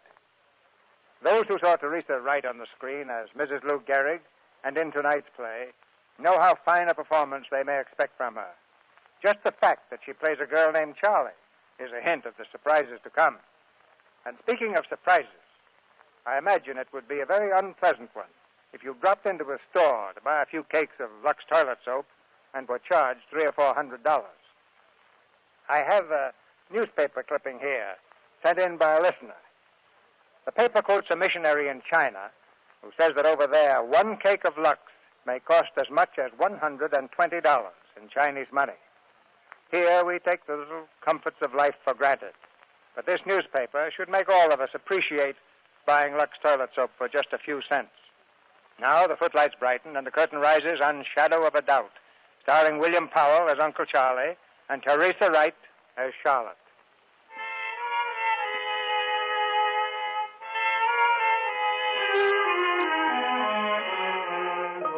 Well, did you get any dope on him? Yeah, he's living in a rooming house, 104 East Street, just outside of Newark. What name is he using? Spencer. The landlady says he's been there a week. Did you ask to see him? No, he wasn't in. Okay, we'll try it this afternoon.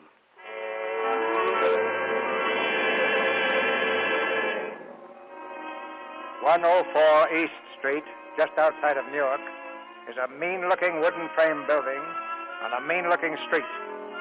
Upstairs in a shabby, cheerless room, a man lies across the iron bedstead. He's fully dressed, his hands clasped behind his head. Through half-closed eyes, he gazes steadily at the cracked ceiling above him. Then, hearing a step in the hall, his eyes close, and his face becomes an expressionless mask.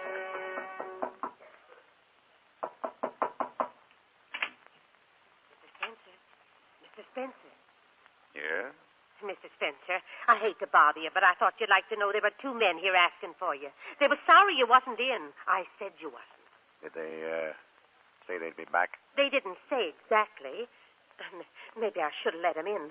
Oh, you said not to disturb you. Yes. Thank you, Mrs. Martin. You look kind of tired to me. I think maybe you need a real rest. That's what I think. Yes. I could stand a rest. Those friends of yours told me not to say they'd called. Wanted to surprise you, but I thought you'd like to know. Of course. And if they come back, let me show them up. Yes.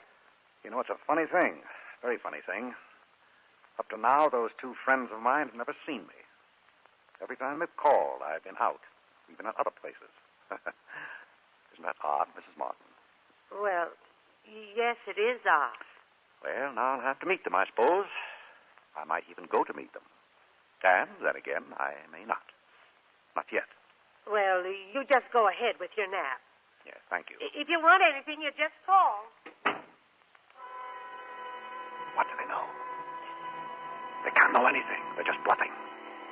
They haven't got a thing on me. Not a thing.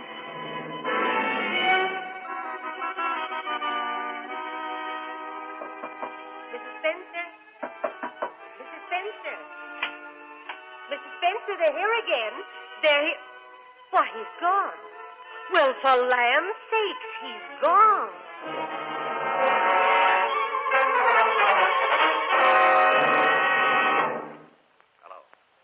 Hello, Western Union? I'm in a pay station. I want to send a telegram. Yes, I've got change. It's to Mrs. Joseph Newton, Santa Rosa, California. Here's the message. Ready? Homesick for you all. Stop. Coming to stay a while. Stop.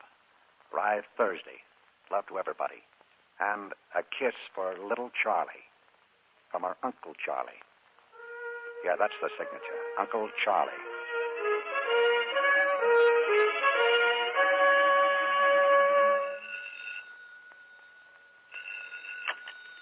Hello, the Newton residence. A telegram? Well, who's this for, Mrs. Henderson? Well, Mother isn't home yet, so maybe she'd better call you back. Goodbye. Hello, Anne. Where's your mother? Oh, good evening, Father. She's out. Out where? Well, I really don't know, Father. Well, how about a kiss? Of course, Father. That's the girl. Say, you better not read in here, Anne. The light's bad. Well, I've got to finish this book before dinner. And ruin your eyes. Where's Roger? Out. How about Charlotte? Upstairs in her room. Thinking. Thinking? What's she thinking about? I'm afraid you'll have to ask Charlotte, Father. All right, you know what I meant. Charlotte! Charlotte! Why doesn't she answer? Charlotte, Who is it? it's me. Who do you suppose? Come in, Papa. What's the matter? Don't you feel well? Oh, I'm perfectly well. I've just been thinking for hours, and I've come to the conclusion that I give up. I simply give up. What are you going to give up?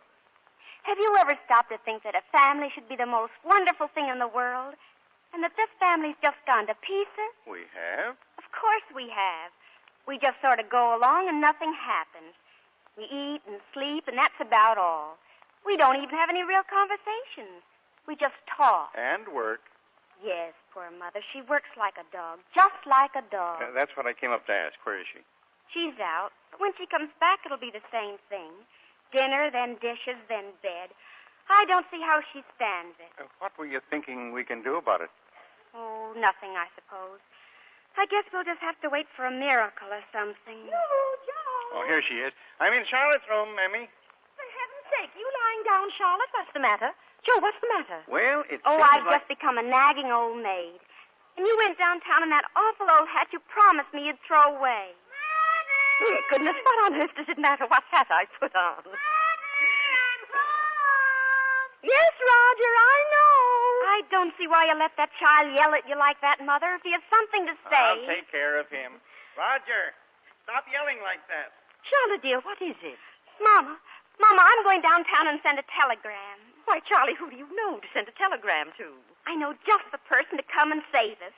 A wonderful person who'll come and shake us all up. So we'll be good and dignified and intelligent again. Charlie, have you gone crazy? What do you mean, save us? All this time there's been the one real right person to save us. Mama, what's Uncle Charlie's address? Charlotte, you're not going to ask Uncle Charlie for money. No, that wouldn't help us. I just want him to come. Oh, but think of asking a busy man like that to come all this way for nothing. He'd come for me. I'm named after him. With each present, he sends me a special little message. Besides, we're the only relatives he has in the world.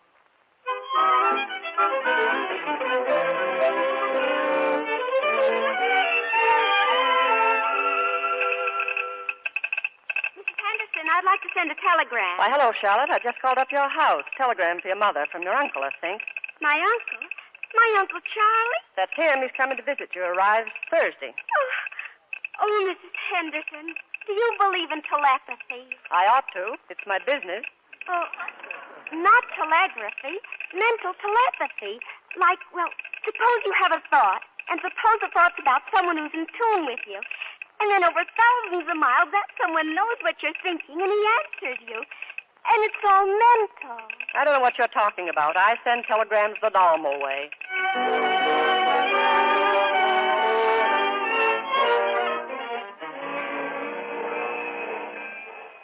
There he is.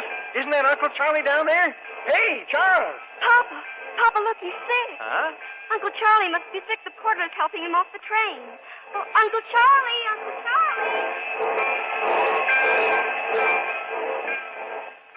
There you are, sir. Feeling okay, sir? Yes, thank you. Ain't been much of a trip for you, sir, lying sick in a made-up berth all the way. You've been very kind. Here, this is for you. Thank you. Well, thank you, sir. Thank you. Uncle Charlie. Oh, Uncle Charlie. Charlie! Well, little Charlie, hello. Oh, are you sick? Let me look at you. You aren't sick, are you? What, me? Me sick? Well, certainly not. But I thought the porter was helping you. Oh, Uncle Charlie, that was the funniest thing. Oh, well, little Charlie. Glad to see me, huh? Oh, yes. Hello, Charles. Well, Joe, say, how are you? You haven't changed a bit. How are you, Charles? You're looking great. Hello, Uncle Charlie. And this is Anne.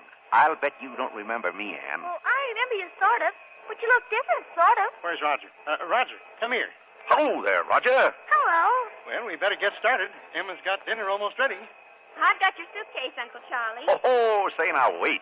That looks pretty heavy for you. Oh, it's nothing. I love to carry.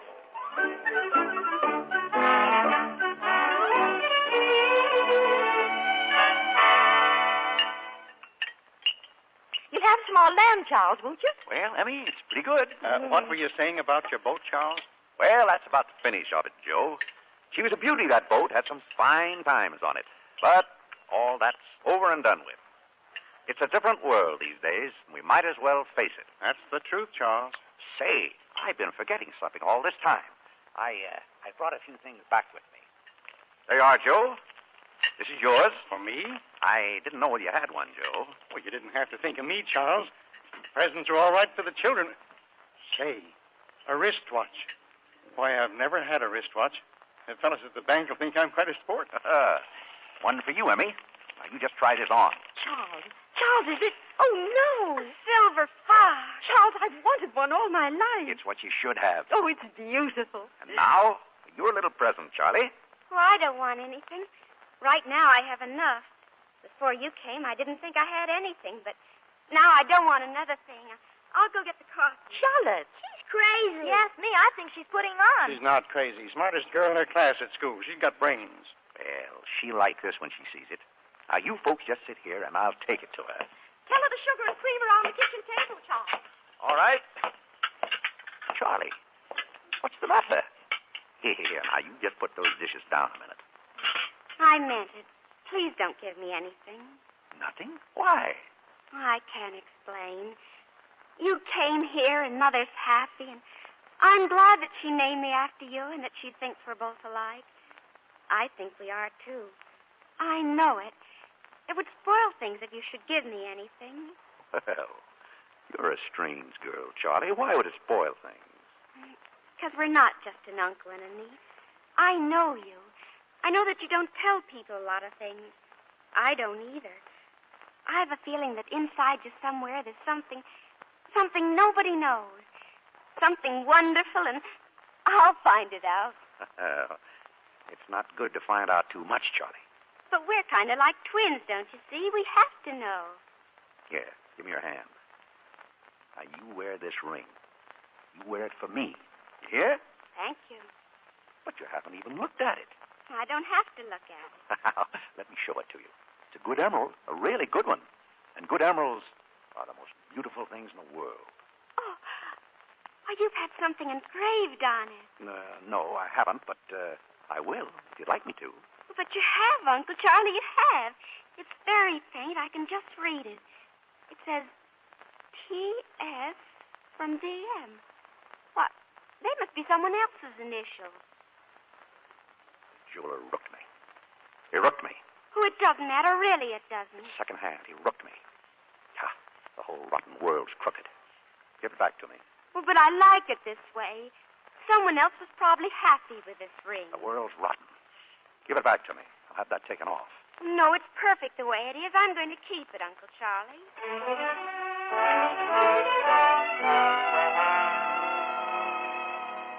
It's a beautiful ring. You're too good, Charles. Well, nothing's too good for my favorite niece. Coffee, Uncle Charlie? Thanks. Charles, why can't you stay here forever? I've been thinking about that, Emmy. You know, I'd like to open up a new chapter in my life. New surroundings. Everything new. What is that thing I'm humming? Anybody know? Sing at the table, you'll marry a crazy husband. Yes, I've been thinking about transferring some of my money out here from the East. I suppose you take money at your bank, Joe? That's one thing we do, all right. Rake in the dough. Can't promise to give it back. Well, I'll go down tomorrow morning and open an account. Say 30, 40,000, just to start things off right. Say, that's a lot of money. I can't get that tune out of my head. If somebody will tell me what it is, maybe I'll stop. It's a waltz, dear. Of course it's a waltz, but what waltz? You know, it's the funniest thing, but sometimes I think of a tune, and then pretty soon I hear somebody else humming it. I think tunes jump from head to head. What is it, Uncle Charlie? What is it? Why, I don't know. Oh, I know what that is. It's right on the tip of my tongue. It's the Blue Danube Waltz. Yeah. Of course, that's what it is. Oh, no, it isn't, Uncle Charlie. It's not the Blue Danube. It's the Merry Oh! Oh, now look what I did. A whole cup of coffee. I'm terribly sorry, Emmy. Hand me a napkin, Anne. Oh, now it's nothing to make a fuss about. Just sit down, Anne. And, Charles, while we do the dishes, you go in the living room and read the evening paper. You look tired. All right, I will. Thanks, Emmy.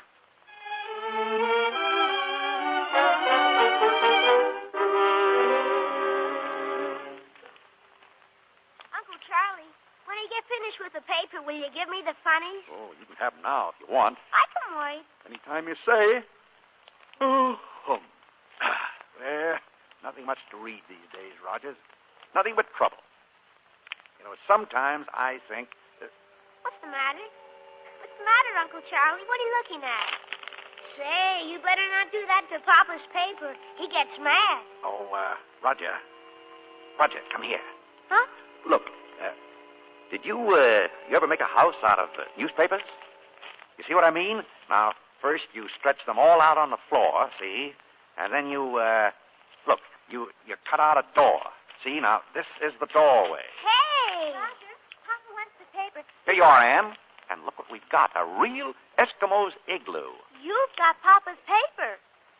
Say, I guess I should have thought of that. Well, we'll fold it up again, and your father won't know the difference. Can you make hats, Uncle Charlie? Hats? Well, let's see. No, I don't think I can make hats. You show me how, Roger. What are you all up to? Why, Anne, Roger, that's Papa's paper. It's my fault. I began it.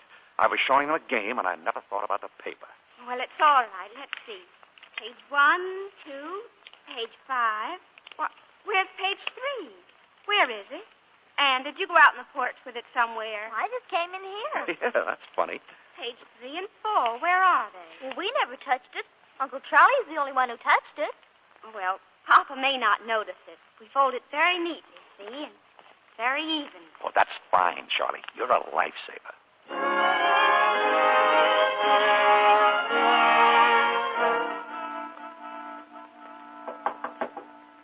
Come in. Hello. Well, you still up? I remembered you'd like a pitcher of water by your bed. Here you are. Oh, thank you, dear. You're very thoughtful.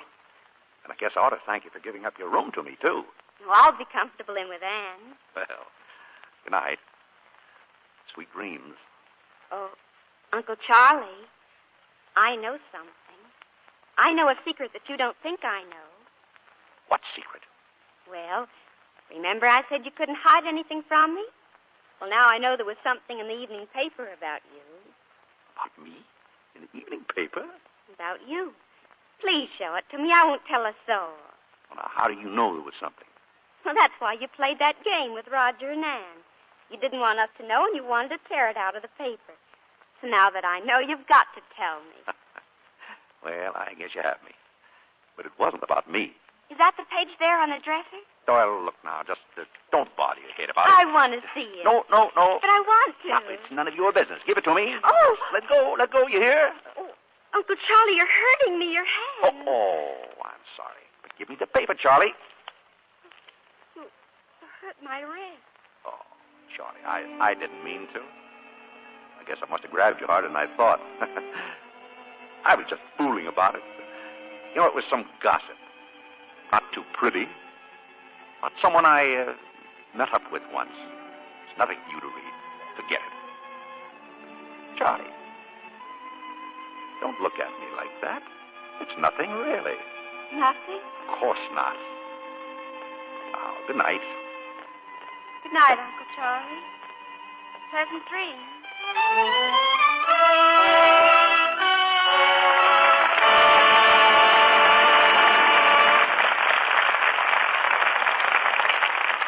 In just a few moments, Mr. DeMille presents William Powell and Teresa Wright in Act Two of Shadow of a Doubt. Mr. Kennedy, Yes, Sally? isn't it nice that there's still time to make a New Year's resolution? Yes, I guess January 3rd is still under the line. Why, Sally? Have you something special in mind, may I ask? Well, I've been thinking how many women must have made up their minds that they're really going to do right by their own good looks and look their prettiest during 1944. A very fine resolution, Sally, and one that should make life brighter for everybody. But it's one thing to decide you ought to do that, and another thing to do it. So here's one simple, easy way I've thought of that will help any woman to be lovelier. Aha! Something involving Lux toilet soap, maybe, Sally? Of course. If every woman who really wants her skin to be softer, smoother, more appealing, would say to herself, I'm not going to neglect my Lux soap facials for even a single day. And if she should stick to that resolution... In a very short time, she'd be delighted at how much nicer her skin looks. You bet she would. Daily facials with Lux toilet soap give complexions real beauty care. Famous screen stars depend on that rich, active lather to give their skin protection it needs. Right, Sally. 9 out of 10 Hollywood stars use Lux toilet soap. It's so gentle and mild, they say, and it leaves skin feeling soft and smooth.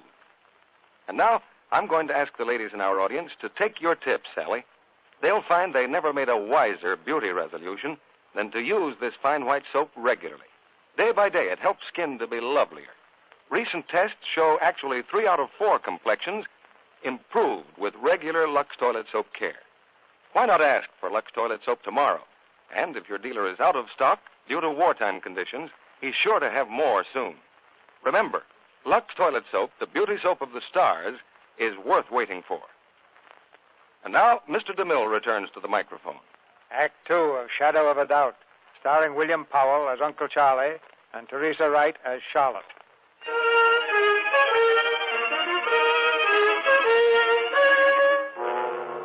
It's the following morning, and Emmy has just brought Uncle Charlie his breakfast. He sits up in bed, the tray on his knees, smiling genially at his sister. Oh, I can't face the world in the morning. I must have coffee before I can speak. Well, I don't mind cuddling you your first morning. What are you all up to today? Well, a young man came about an hour ago, said his name was Graham, and he wants to interview everybody in the house. Interview everybody? Yes, he's been sent around the country by a magazine or something, and he's to pick out representative American families and ask them questions. How do you have to pick this family? Well, he said he looked around and asked around, and he decided that we were the ones he wanted. Well, if he's going to ask a lot of questions, he can leave me out of it. Oh, why, you'd have more to tell him than any of us. He's going to take our pictures, too. Pictures? Yes, you see, there were really 2 young men. One takes the pictures. Oh, there were 2 of them. Yes, but Mr. Graham was the nicest, though. Emmy, women are fools. They fall for anything. And why do you let 2 strangers come into your house and turn the place upside down? Why expose your family to a couple of snoopers? I thought you had more sense. Oh, but Charles... Good morning, Uncle Charlie. Oh, good morning. Hey, your mother's just been telling me about the Newtons being picked for All-American suckers. Now, look here, Emmy. I won't have anything to do with it. I'm just a visitor. My advice to you is to slam the door in their faces. Oh, I couldn't do that. Well, I think it's kind of exciting. They'd take a photograph of you, and then we could have it. It would be free. No, thank you. I've never been photographed in my life. I don't want to be. Why, Charles, what makes you talk that way? I had a picture of you. I gave it to Charlie. Oh, I tell you, there are none. Well, I guess you've forgotten all about it. Get it, Charlie. It's right here. I think you're cute, Uncle Charlie. Let me see. Well, I don't remember this at all. You were 9, Charles. You had it taken the Christmas you got your bicycle just before your accident. Uncle Charlie, you were beautiful. Wasn't he, though? But I always said Papa should never have bought you that bicycle. Charlotte, he took it right out on the icy road and he skidded into a streetcar. We thought he was going to die. I'm glad he didn't. Why, he had a fractured skull, and he was laid up so long. And when he got well, there was no holding him. It was as though all that rest he got was too much for him, and he had to get into all sorts of mischief to blow off steam. The whole world's rotten. The whole world's changed. Everything's different. Oh, you were a wonderful boy, really, Charles. What's the use of looking backward? What's the use of looking ahead? Today's the thing. That's my philosophy. Today. Well, Charles, if today's the thing, you'd better get your clothes on and get to the bank. Joe will be waiting. He's going to take you into Mr. Green. He's the president.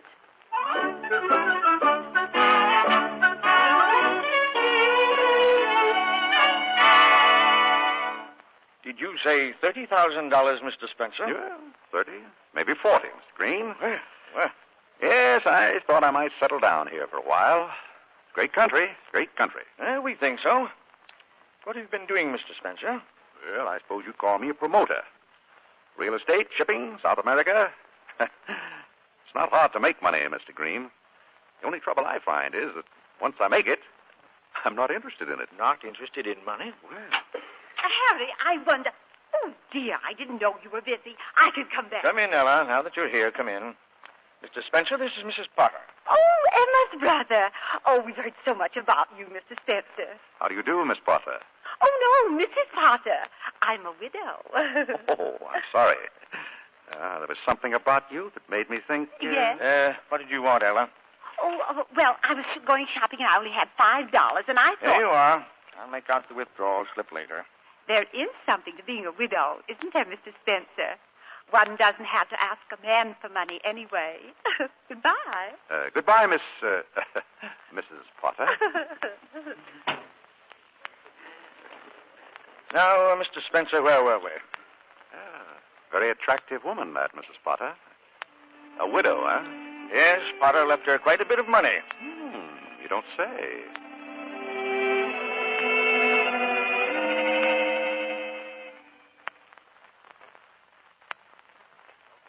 Go ahead and get some pictures of the upstairs room, right? And then we'd like one of you, Miss Charlotte. All right. Should I change my dress, Mr. Graham? No, just as you are, please. It's funny you happened to choose our family. Why did you? Oh, we looked around, asked some questions, thought you were just about what we wanted. And why not choose your family? You haven't got any skeletons in your closet, have you? Of course we haven't. I wish we did have a few. We're pretty prosaic. You know, your picking us out as an average family gave me kind of a funny feeling. What kind of a funny feeling? Oh, I don't know. I guess I don't like to be an average girl in an average family. Oh, average families are the best. Look at me. I'm from an average family. As average as I? Sure. Besides, I don't think you are average. Oh, that's because you're seeing me now. You should have seen me a few days ago. I was in the dumps. And then Uncle Charlie came, and he's so wonderful he's waked us all up. He makes me feel wonderful, too. But he only got here last night. You haven't seen him in a long time. Maybe you just think that I don't think. I know. It's funny. When I try to think how I feel, I always come back to Uncle Charlie. Are you trying to tell me not to think he's so wonderful? Why would I do that? I haven't even seen him. He's not interested in the survey, Mr. Graham. I promised him he wouldn't be bothered. But you see, the whole idea of this thing When is... someone asks for privacy, he should have it. Okay, Miss Charlotte. I'll take the roll of film, please. What's the matter? I only wanted to Give take... it to me. Uncle Charlie, what's the matter? Hey, Graham, I took some shots of the upstairs hall, and this guy was there, and he wanted... I said give me that film. I don't like to be photographed. Give it to me, please. Give it to him, Fred. Okay. Too bad, though. Mrs. Newton's on this roll, too. Here. Thank you. Sorry to trouble you. It's all right. Oh, Miss Charlotte, I wonder if you'd show me around the town this evening. I'd like to pick up some atmosphere. Why, of course. Thanks. I'll drop around about 8. Come on, Saunders.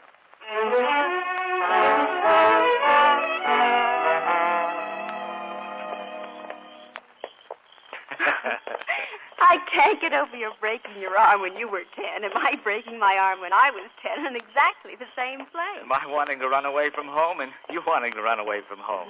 I didn't want to, really. It was just a gesture. No, I didn't want to either. I guess I was just showing off. Well, you don't have to show off with me.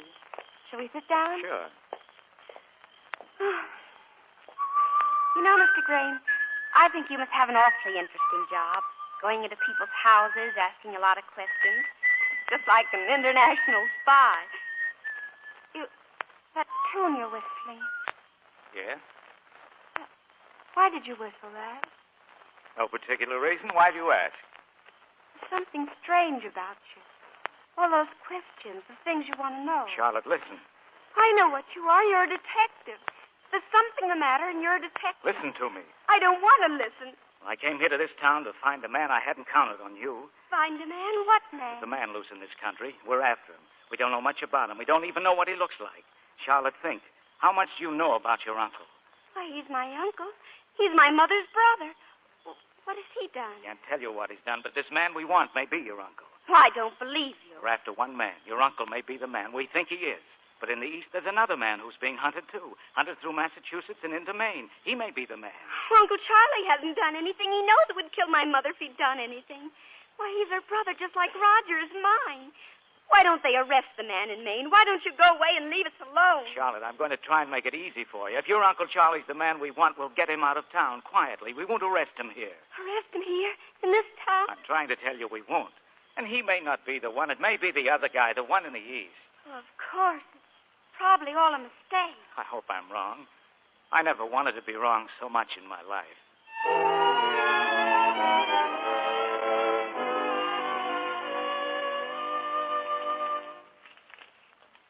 Charlotte, the library's supposed to close at 9 o'clock sharp. Yes, I know, Miss Cochran. I just want to look at this newspaper. If I make one exception, I'll have to make 1,000. Anyway, that's yesterday's paper. It's the recipe I wanted. Someone tore it out at home. Well, hurry up. I'm closing right away. Police hunt murderer. Boston, Massachusetts, February 8th. In a search for the so-called Mary Widow murderer, the police have thrown a cordon around the northeastern states, and the announcement of his arrest is expected daily. All names the accused are thought to be aliases. When found, he'll be charged with the murder of 3 wealthy women. His victims have uniformly been widows of large means. His latest victim was Mrs. Bruce Mathewson, the former musical comedy star known to audiences at the beginning of this century as Teresa Shenley. P.S. From the end. The ring. P.S. Teresa Shenley.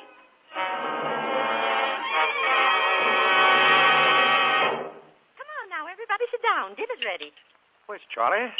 I haven't seen her all day. Been in her room. Had a headache. Oh, I'm glad she's had a good rest. She's not looking like herself at all. She was out last night with that young journalist fellow, wasn't she? Yes, I was. Well, here she is. Here's my girl. Sit right down, dear. You won't be able to sleep tonight, Charlotte.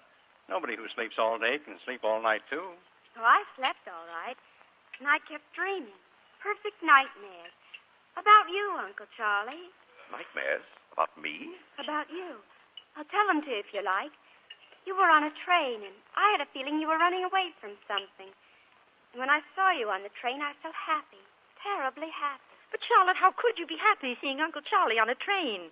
I hope he stays here forever. Well, I suppose he'll go sometime. He has to go sometime. We have to face the facts. Now, Charlotte, what's the matter with you? I guess Charlie slept a little too long. She's not awake yet. I suppose that young fellow kept her out half the night. No, she got back quite early. I was surprised. Well, Charlie's a pretty girl. I suppose he's been hanging around today. He called twice, but she didn't see him. Oh, Charles, you're going to kill me when you hear what I've done. Emmy, I'd never kill you no matter what you've done. Well, I've simply promised Mrs. Potter, the president of our club, that you'd speak to the ladies. Oh, is that all? Well, I guess we can manage that. For Mrs. Potter, yes. She's a widow, Uncle Charlie. She'll be so pleased, Charles. What kind of audience will it be? Oh, women like myself. Pretty busy with our homes, most of us. Yes. Yes, most women keep busy in towns like this. The cities is different. Cities are full of women, middle-aged widows. Their husbands are dead. The husbands who spent their lives making thousands, working. And then they die. Leave the money to their wives. Their silly wives. What do the wives do? These useless women. You see them in hotels, best hotels, by the thousands, eating the money, drinking the money, losing the money at bridge, proud of their jewelry, proud of nothing else. Horrible, faded, fat, greedy women. But they're alive. They're human beings. Are they? Are they, Charlie? Are they human? Or are they just fat, wheezing animals? What happens to animals when they get too fat and too old? Mama, I'm going for a walk. I'll be back soon. Charlotte! Well, what in the world is she... Roger, go after her. No, I'll go. I'll catch up with her.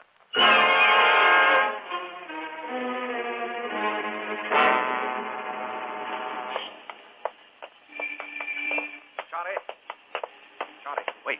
Let me go, please. Charlie, what's the matter? Look, we can go to this bar here. I want to talk to you. You're hurting my arm again. Then come in with me. I can't. I've never been in a place like this. It's all right. Why do you make me come in here? It's an awful place. What does it matter where you are? Sit down. Yeah, what'll it be? Nothing. Bring her a ginger ale, and I'll have a double brandy. Brandy? Okay. Well, Charlie, Well, you think you know something? That young fellow told you something. Jack, why should he know anything about you? Look, Charlie, something's come between us. And I don't want that to happen. But we're old friends. More than old friends. Like twins. You said so yourself. Don't touch me, Uncle Charlie. Don't touch my hand. What did he tell you? What did that boy tell you? How could you do things like that? You're my uncle. You're my mother's brother. We thought you were the most wonderful man in the world. Charlie, what do you know? I want to give you back your ring, Uncle Charlie. T.S. from B.M. Teresa Shenley from Bruce Mathewson. I'm going home. No, sit down. Sit down. Charlie, you think you're the clever little girl who knows something, don't you? Well, what do you really know? You're just an ordinary little girl living in an ordinary little town. You go through your ordinary little day, and at night you sleep your untroubled, ordinary little sleep filled with pleasant, stupid dreams. That I brought you the nightmares? Or did I? You live in a dream. You're a sleepwalker, blind. What do you know about the world? Do you know that if you rip away the fronts of houses, you'll find swine? The world is rotten. What does it matter what happens in it? Are you silly enough to imagine that what I've done is important to anyone? Wake up. Use your wits, Charlie. Learn something. Let go of my hand. Let me alone. Charlie, come back. You've got to listen to me, Charlie. Oh, please. So you think you found me out, you and your young friend Graham? I don't know. I'm not going to tell him what I know. He may find out, but I won't tell him. He won't find out. I'm only asking you one thing. Go away and leave us alone. No. I'm staying, Charlie. I'm not going away.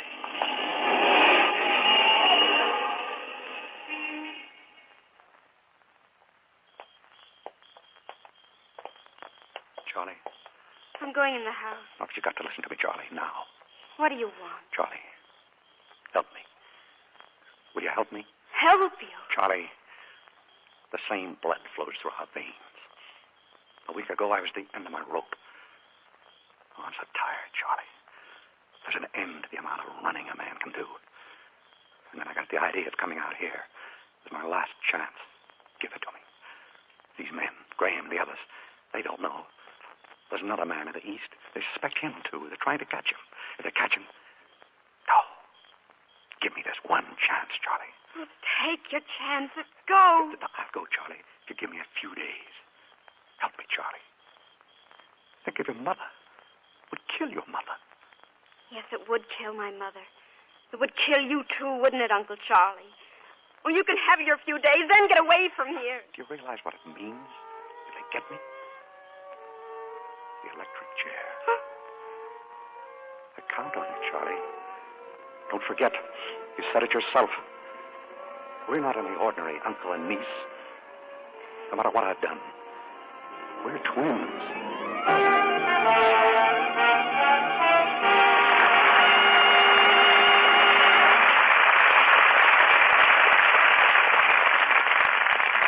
We pause now for station identification. This is the Columbia Broadcasting System.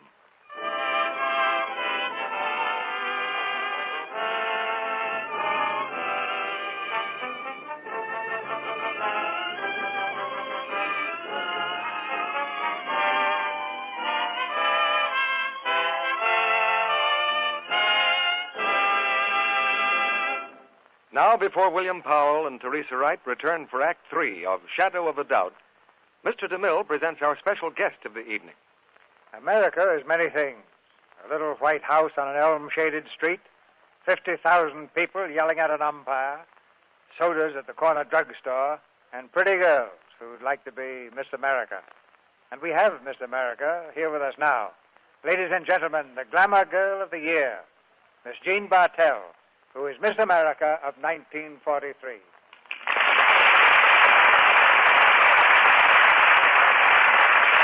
Thank you, Mr. DeMille. I hate to disillusion you, but I'm not a glamour girl. No, my eyes can't be that far wrong. This year, Miss America was to be a typical American girl who might be able to carry out a mission for her country. In ordinary years, Miss America makes theater appearances, sings in nightclubs, haunts Hollywood for a contract, and usually makes herself quite a tidy little fortune. But this year, things are different. The fortune is $2.5 million. And it went to the United States government. Mm-hmm. Since last September, Miss America has been going up and down America selling war bonds. I'll bet that $2.5 million represents a lot of kisses. Not a single one. Well, that's unheard of. You can't sell bonds without kisses. Well, I thought the customers would rather kiss a movie star. That's what you think. I don't want to sound like the Chamber of Commerce, but I must point out that before Jean became Miss America, she was Miss California and a co-ed at the University of California in Los Angeles. How'd you get started on the road to Atlantic City, Jean? I was singing at a war bond rally, and someone suggested I try for the contest. The next thing I knew, someone was putting a crown on my head. The key to a city in your pocket. I do have quite a collection. Keys to about 40 cities, everywhere but Los Angeles. We knew you didn't need one to get home with, Jean. What were the exciting moments of your tour? Well, I saw snow for the first time. That was in Minneapolis. Then I had Thanksgiving dinner at 4 of New Orleans' wonderful restaurants. I know just what you mean. I've sampled their cooking. Those things were all fun, but I think the biggest thrills came in places like a war plant in Cleveland at 2 o'clock in the morning and a hospital in Denver late on a winter afternoon. Did you sell bonds in the hospital? No, I went to sing for the boys.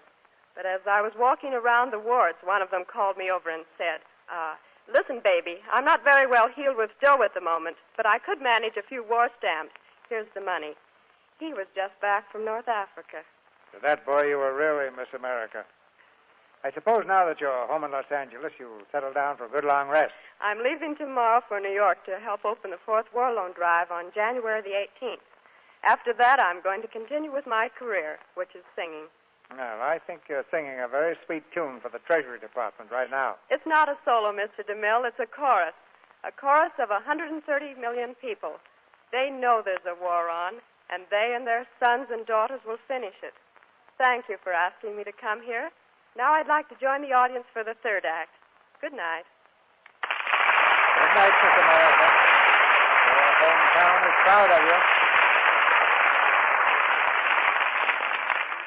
After the mystery is solved, we'll have a chat with our stars. But now here's the curtain for the third act of Shadow of a Doubt, starring William Powell and Teresa Wright.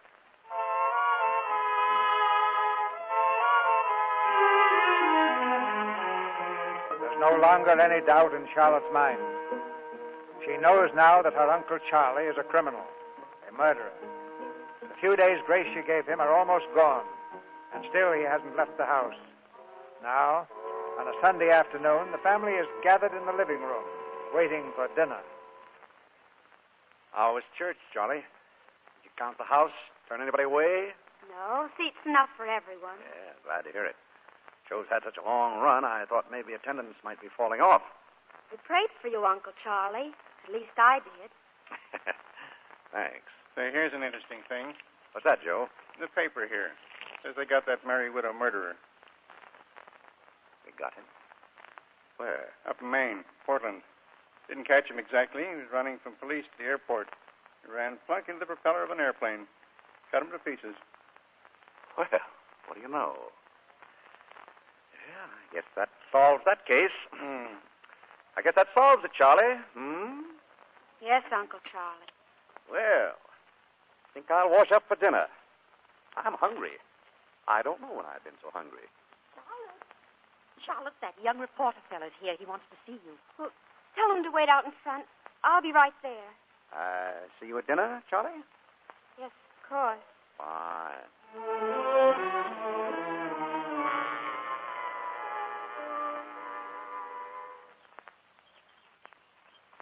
Then we got a wire from Maine. They called us off the job.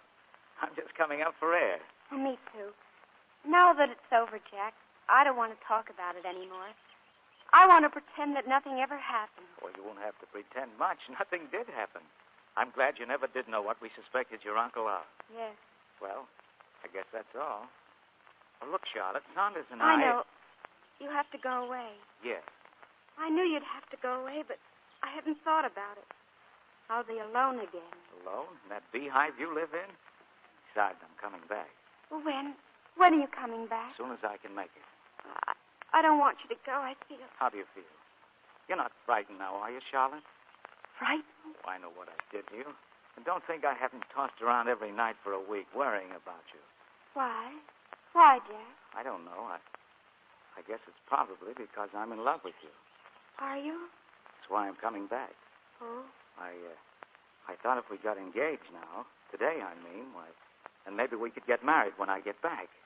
I suppose it is better to be engaged for a while, even if it is only for a little while. We'll get married. That's all there is to it.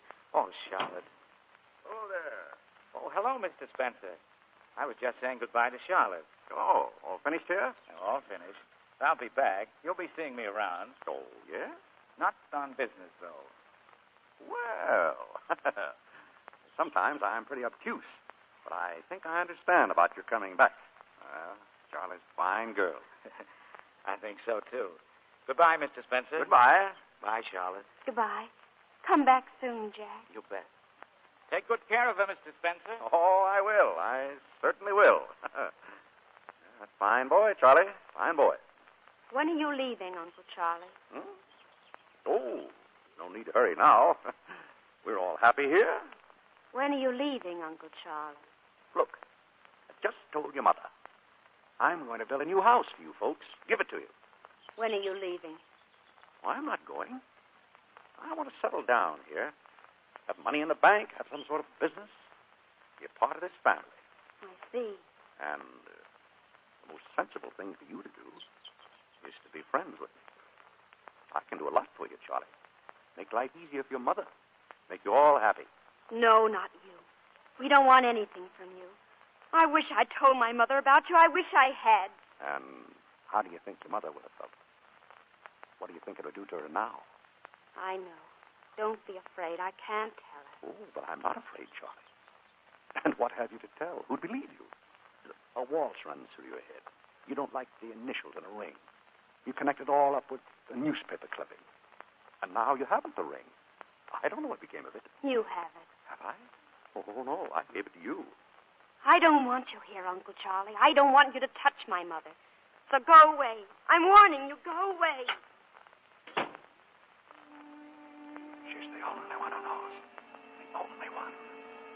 If it weren't for her, I'd never have to worry. I'd be safe. Safe.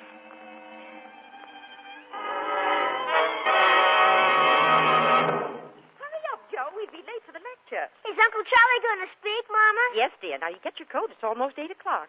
Where's Charlotte? She went out to the garage to get the car. Oh, Roger, when the lecture's over, we're having company here. They're all coming home with us. But you're not to... Something's happened to Charlotte. Anne. In the garage. Something's happened. I think she's dead. Charlotte! Charlotte! Charlotte, dear, are you all right, darling? Yes, yes. Oh, sure, she's fine. Emmy, don't worry. See? She's fine now. She was locked in the garage. I heard the car running. I opened the garage door, and she was lying there on the floor. Carbon monoxide. Very common type of accident. Charlotte, how did it happen, dear? It was so funny. When I went to get the car, the motor was running. I couldn't find the key. The key was gone, and then I heard the garage door close behind me. It must have been the wind. Yes, the wind, but the keys. Why weren't they in the car? Oh, why, they were, Charlie. When Anne found you, I went in and turned off the motor myself. Oh, I see. It was you, Uncle Charlie. Yes, I turned off the motor. I see. Well, come on now. I'll carry you upstairs. No, Charlotte. I don't want him to carry me. I'm all right, Mama. Well, I've called and postponed the lecture. No, Mama, please go. I want you to go, all of you. Please. All right, dear. All right.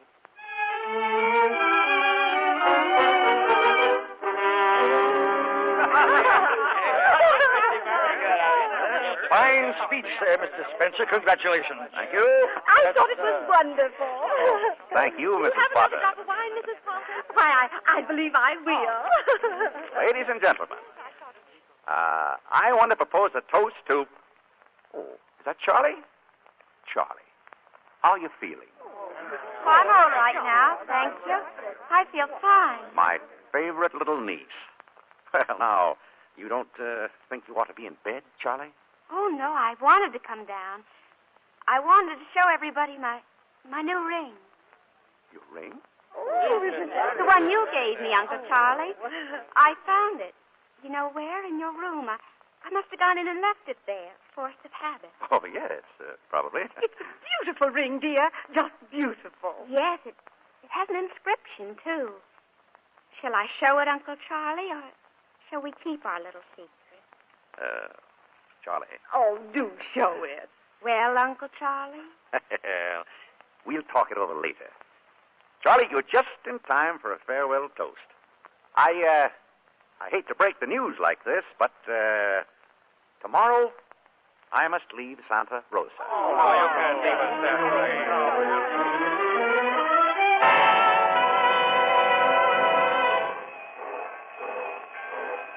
You better get off or the train will stop with us. Goodbye, Charles. Goodbye, Emmy. Bye, Charles. I will. You write me. I'm coming. Oh, Charlie, wait. I'll go out the platform with you. Goodbye, Uncle Charlie. We've got a minute or two. I want to speak to you. Well, I've got to get off. Oh, but there's plenty of time. Charles, do you think Oh! What? That was Mrs. Potter. Oh, was it? The widow Potter. Is she going with you? Oh, now, don't be a little fool. You know that I know about you, don't you, Uncle Charlie? And if I ever hear or read about anything, well, you know what I'm talking about, don't you? You're being a foolish girl. I'm warning you. Charlie, listen. The train's moving. Charlie. Let me go. No, Charlie, listen. You did a fine thing for your mother. Right not to let her know. My arm, you're hurting me. You're not getting off yet, Charlie. Wait a while. You see? We can just open the door like this. What are you doing? What? Then you can get off in just a minute or two. You're mad. You're a mad. Wait, just a little faster. A little faster. I don't want you to be hurt, so just a little faster. Don't scream. No, Charlie, it's all so simple, isn't it? She tried to get off while the train was moving. She was killed. Nice girl. Too bad. Now, Charlie. Now, fight, Charlie. Better for you if you don't. Oh! Miss, what is it? Charlie fell off the train.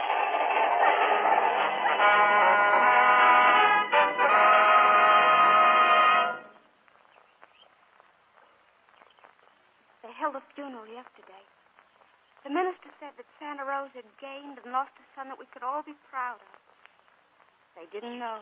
Charlotte, I wish I'd been here. If you'd only told me, darling. I couldn't. He was my uncle. I know. He thought the world was a horrible place. He couldn't have been very happy ever. No. He didn't trust people. He hated them. He hated the whole world. Do you, Charlotte? Hate the world? No. Oh, it sometimes needs a lot of watching, I guess. Seems to go to pieces now and then, like him. But it gets better. Almost in spite of itself, it gets better, and there's still love in the world. So much love.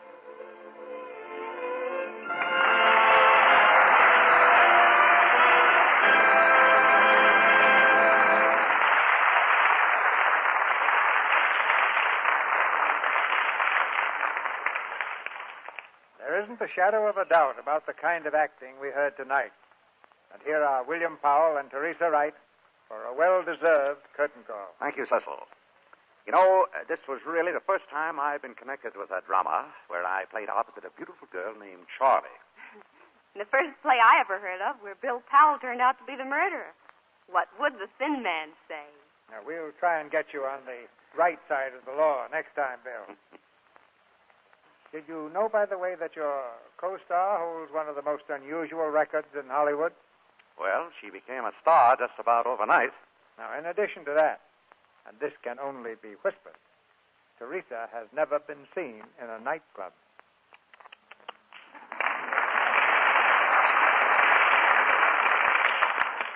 That's practically a scandal in Hollywood. I may never live it down. We'll forgive you if you keep up the standard of performance you've already set. What was your background in the theater, Teresa? I played in summer stock. Naturally, that included building scenery, wrestling props, painting backdrops, taking tickets, and sweeping up the theater. That sounds like old home week to me. Then, just before Mr. Goldwyn brought me to Hollywood, I was in Life with Father in New York. From Life with Father to Life with Goldwyn.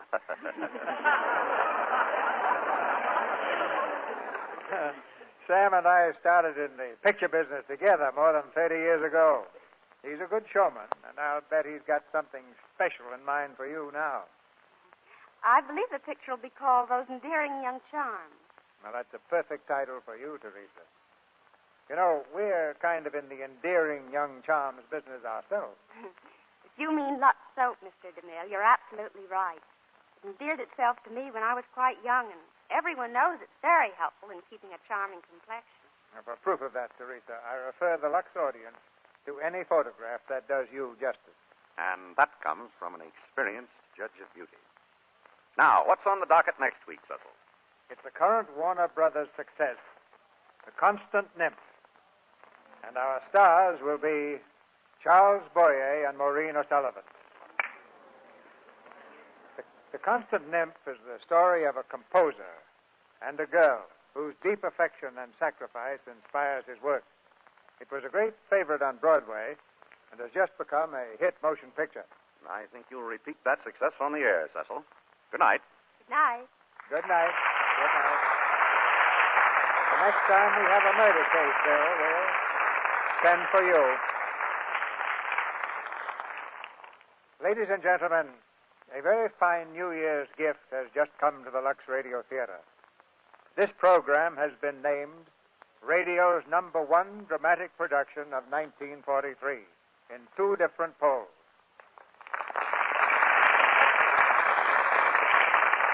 One conducted by Radio Daily, the other by Motion Picture Daily. We're grateful to the editors and to you, our audience, for this honor. We'll regard it as a challenge for all of 1944.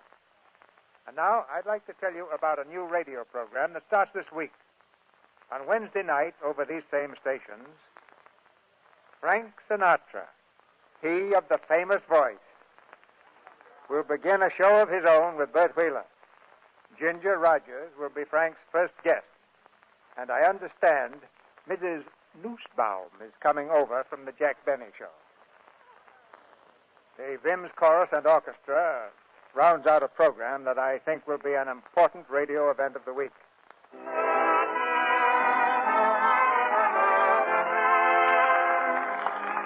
Our sponsors, the makers of Lux Toilet Soap, join me in inviting you to be with us again next Monday night when the Lux Radio Theater presents Charles Boyer and Maureen O'Sullivan in The Constant Nymph. This is Cecil B. DeMille saying good night to you from Hollywood.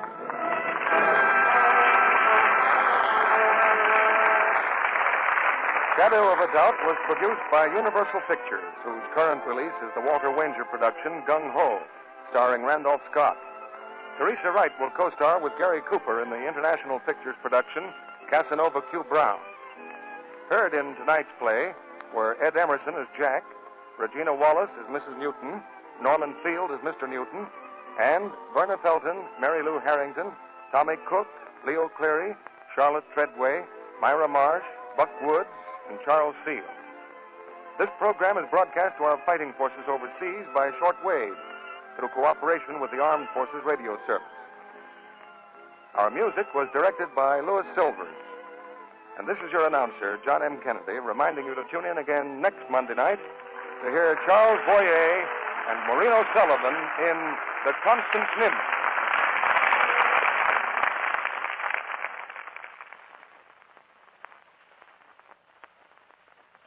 Want to know a secret? Your ration points go farther, go further, go farther. Your ration points go farther, further when you're cooking with fries. Yes, ma'am. Spry's the buy. Gives lighter cakes, crispy, digestible fried foods, mouth-melting pastry. Tomorrow, ask your grocer for Spry shortening. This is the Columbia Broadcasting System.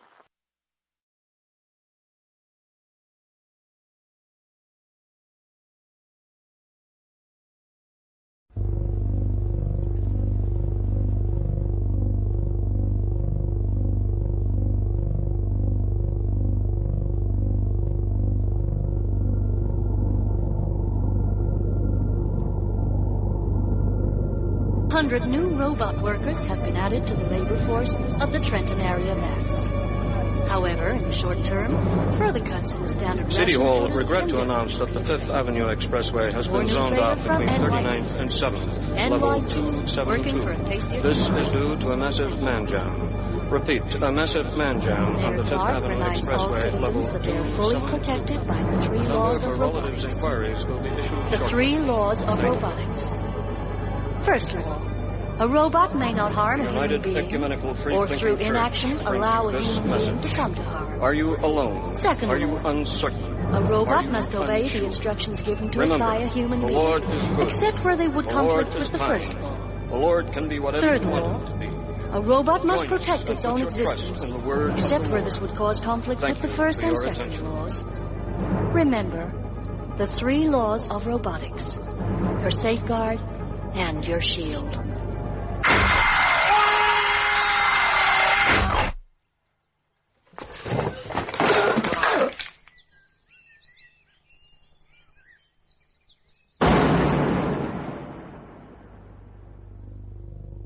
The Caves of Steel by Isaac Asimov. Dramatized by Bert Coules. With Ed Bishop and Sam Dastor.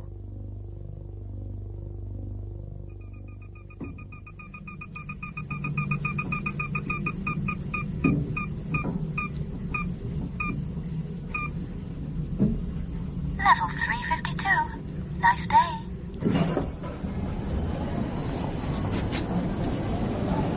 New York, the second deepest city on Earth. Listen to it. That's the sound of 200 million people. It's a good sound. Mayor Clark wishes all citizens a nice day. Thank you. The cities mean decent standards, decent food, decent law and order.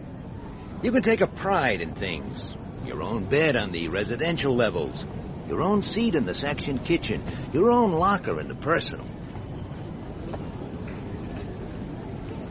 I know New York. I know every centimeter of every level of every section. I have to. Bailey, Elijah, plainclothesman, C5. Identification confirmed. Welcome to Police Headquarters Central. Nice day. Hey, Joe. Oh, hi, Lige. How's it going with that headache The boss out in Trenton? wants you, Lige. Right away. Soon as you come in. All right. Soon as you come in. All right, boy. Now go away, huh? Go away. Yes, Lige. Soon as you come in. Nice day. Jeez, I'd like to kick that damn messenger where it hurts. Now, you show me where that is, and I'll be second in line. Young Vince Barrett was here today, looking for work. Did he meet our Sammy? You kidding? We kept them apart. How would you like it if one of them took your job, and then you had to shake hands like nothing had happened? That's the thing we're all living through. Excuse me, Joe. The boss wants to see me. Yeah. Right away. Soon as you come in. Nice day. Gee, Hossafat. Isn't one of them in the place enough? One too many. Go see the boss. The boss was Commissioner Julius Enderby. We went through training school together. Come. But I never had his way with the people who counted. I got left behind. Enderby had some odd ways about him. Outside of history books, he was the only person I've ever seen wearing glasses. Glasses! He said his eyes were too sensitive for contacts. Yeah, and I had real chicken twice last week. Come in, Lige. Come in. How's Jesse? And the boy? Fine. Good. Whatever was up, he sure as hell didn't want to talk about it. He took off his stupid glasses and polished them, like he always did when he was nervous. With his eyes not focused properly, he managed to look even vaguer than usual. Commissioner, I wish you wouldn't send our Sammy out after me. You think I like it? I tell you, it's bad enough they're in the city at all without having one in the department. But he's been placed here, and I've got to use him for something. Yeah, well, he makes me uncomfortable. Anyway, you wanted to see me. Yes, but not for anything easy. Let me show you something first. Gee, Hossafat. Don't be alarmed. You might have warned me. Didn't you realize we are above ground here? How could I? I've just had this installed. In the old days, all rooms had them. Windows. Come over here and look out. Look out. There was something indecent about it. Besides, what was there to see? Just the skin of the city, the outer shells of human hives. But he was the commissioner, so I looked out. It's misty today. We can't see across to... What do you know about Spacetown, Lige? Just what everybody knows. It's the Spacers' base on Earth. It's where they keep their prying eyes on us and make sure we don't get ideas above our place in life. All right. What do you know about the Spacers? Commissioner, I was through with school 20 years ago. Answer the question. Oh, damn it, you know as well as I do what the Spacers are. They run this planet like it's their personal property. They've got the world government in the palm of their hand, and when Spacetown says jump, we jump, sir. Oh, what is this, anyway? This is kindergarten stuff. 3 days ago, a spacer died. Too bad. Something contagious, I hope. What? Nothing. What did he die of? He died of a missing chest. Someone used a blaster on him. The Spacers say it was an Earthman. Oh, I don't believe it. A thing like this would blow New York off the face of the planet. Oh, you can believe it. I was there. When it happened? You mean you were a witness? I mean, I had an appointment with him, with the victim. If I'd been 5 minutes earlier, I would have discovered the body. What are you staring at? Are you wearing new glasses? I broke them. I suppose it was the shock. Lige, these last 3 days have been hell. On account of the glasses? It's a devil of a situation, Bailey. You know how tricky Earth's position is with the outer worlds. The Spacers could move in force any time. They only want an excuse. Look, you don't have to draw me a picture. But they've given us the ghost of a chance. We've got to find the murderer and hand him over to them. It's up to us. And If we succeed, Well? God damn it, do I have to spell it out? It's not just the spacers people hate, it's what they foisted onto us. Our Sammy out there is just a beginning. The spacers have some that can do your work, mine even. This is our chance to show them what Earthmen can do. Don't you want that chance? Me? You'll be in charge. I'm only a C5. Why me? 2 reasons. You're not just another cop. I like to think I'm your friend. That's one reason. What's the second? I need a favor. What sort of favor? The spacers made conditions. They insisted on having one of their agents in on this. I want you to work with a spacer partner. Look, there'll be a sure promotion in this for you at the end. Will you do it? Yes, I will. Thanks, Lige. He'll have to live with you. Oh, hang on. Just until you crack the case. What's this spacer's name? Look, the spacers have peculiar ways. You know that. Commissioner. This partner isn't... Well, he isn't... Now, just a minute. You've got to. No. What else can we do? We're trapped. What's my partner's name? Good man. He's R. Daniil Oliver. Well, I think we can cut out the euphemisms, Commissioner. Let's use his full name, huh? Robot Daniil Oliver. I thought about robots as I rode the expressway strip out to Spacetown. Over the past few years, the damn things have been appearing everywhere, taking work that men used to do. Like I said, when Spacetown said jump, we jumped. People said the spacers had 50 robots for every man. They never needed to lift a finger. Me, I wanted to keep my job. Well, I had to pick up my new partner and bring him back to the city. I also had to stop the good citizens of New York from bashing his nice, shiny body into scrap metal. Spacetown. Low domes, spread out, open to the air. The only connection to the city was a covered approachway. They guarded their end, we guarded ours. Hold it. Let's see your ID. Open up. Official business. You going right across? No, just to the approachway. You can close up behind me.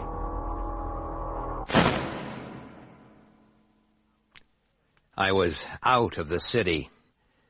The corridor was made of some flimsy, translucent stuff, and the light was weird. The air moved. I felt sick. Then I saw a spacer. Are you unwell? He was dressed like an Earthman, but he was a spacer, all right. 2 meters plus, disgustingly healthy, and the kind of looks that are so damn perfect they're just asking to be messed up a little.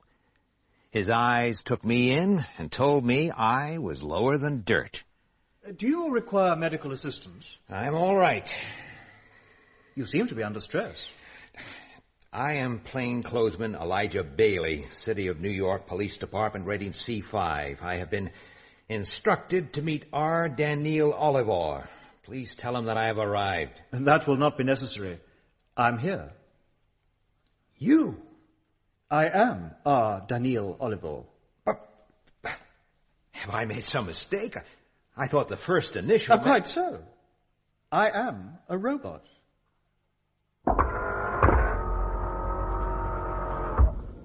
Hey, that was quick. Yeah. Nobody home? Sir. Good afternoon, officer. Sir. You may reseal the door. I'm remaining in the city. You were disturbed about something. It would be best if you were to be frank with me. I was expecting a robot. I am a robot. I mean an ordinary robot, damn it. Oh, I see. But on Earth, robots are objects of hatred, is that not so? Surely it was obvious that you would be partnered with a model such as myself. Yes, it was obvious, now that the damn thing had pointed it out to me. A conventional robot roaming freely around the city would be in quick trouble. But who could have known the damn spacers had models this advanced? And what else were they up to that we couldn't even guess at? This place is getting on my nerves. Let's get back to where there are people. Have you been inside New York before? No. You seem to be taking it all very calmly. I have been fully briefed on what to expect. Ah. I have been given all the relevant... And, of course, on yourself, partner Nigel.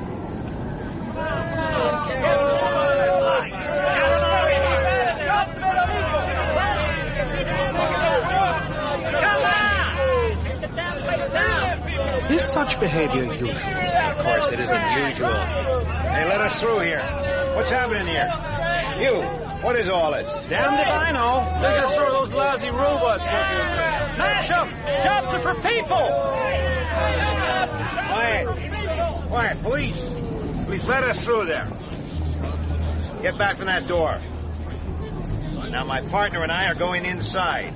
Nobody else, understood? Daniel, take my neutralizer. I have one of my own. Right. Kill the door on my signal. Now. Get in there! Okay, police. What's going on here? Officers, thank goodness. Hey, look, my assistants have been assigned me by the city. Is that them?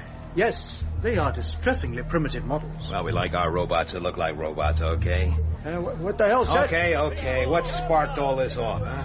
A customer wouldn't let one of my men save her.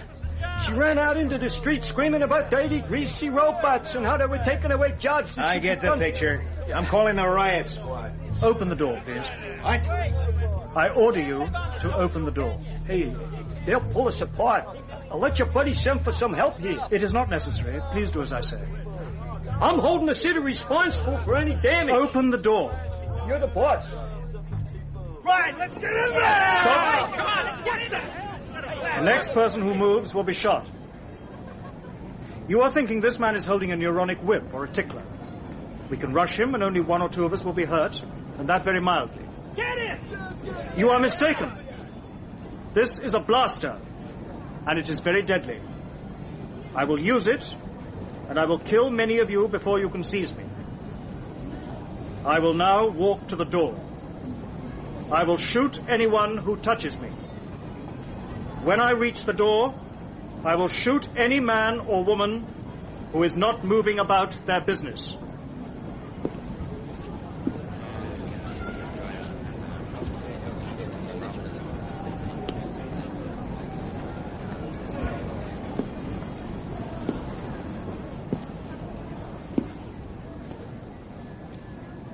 It was, as I said.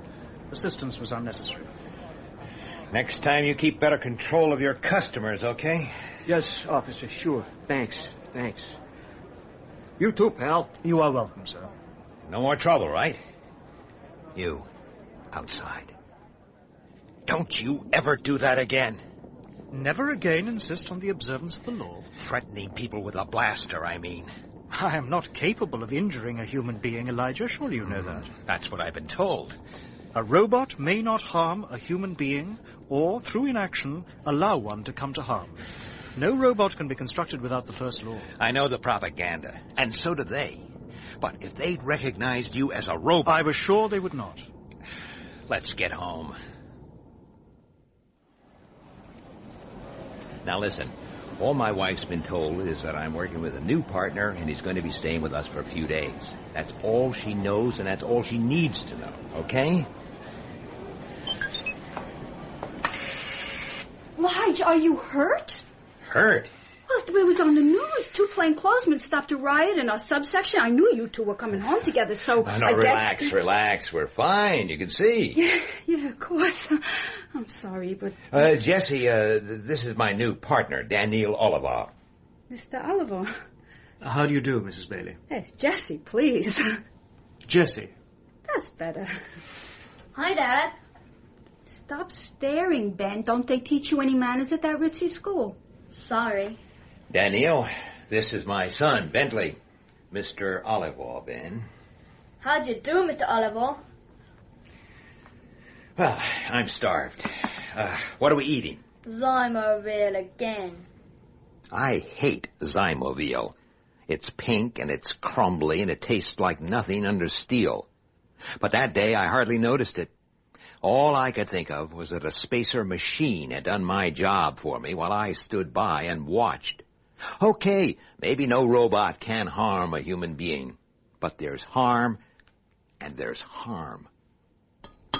Are you sure you won't join us, Daniil? Quite sure, thank you, Jessie. Well, I wish all our guests were that polite. That Joe Simpson, you know him, no?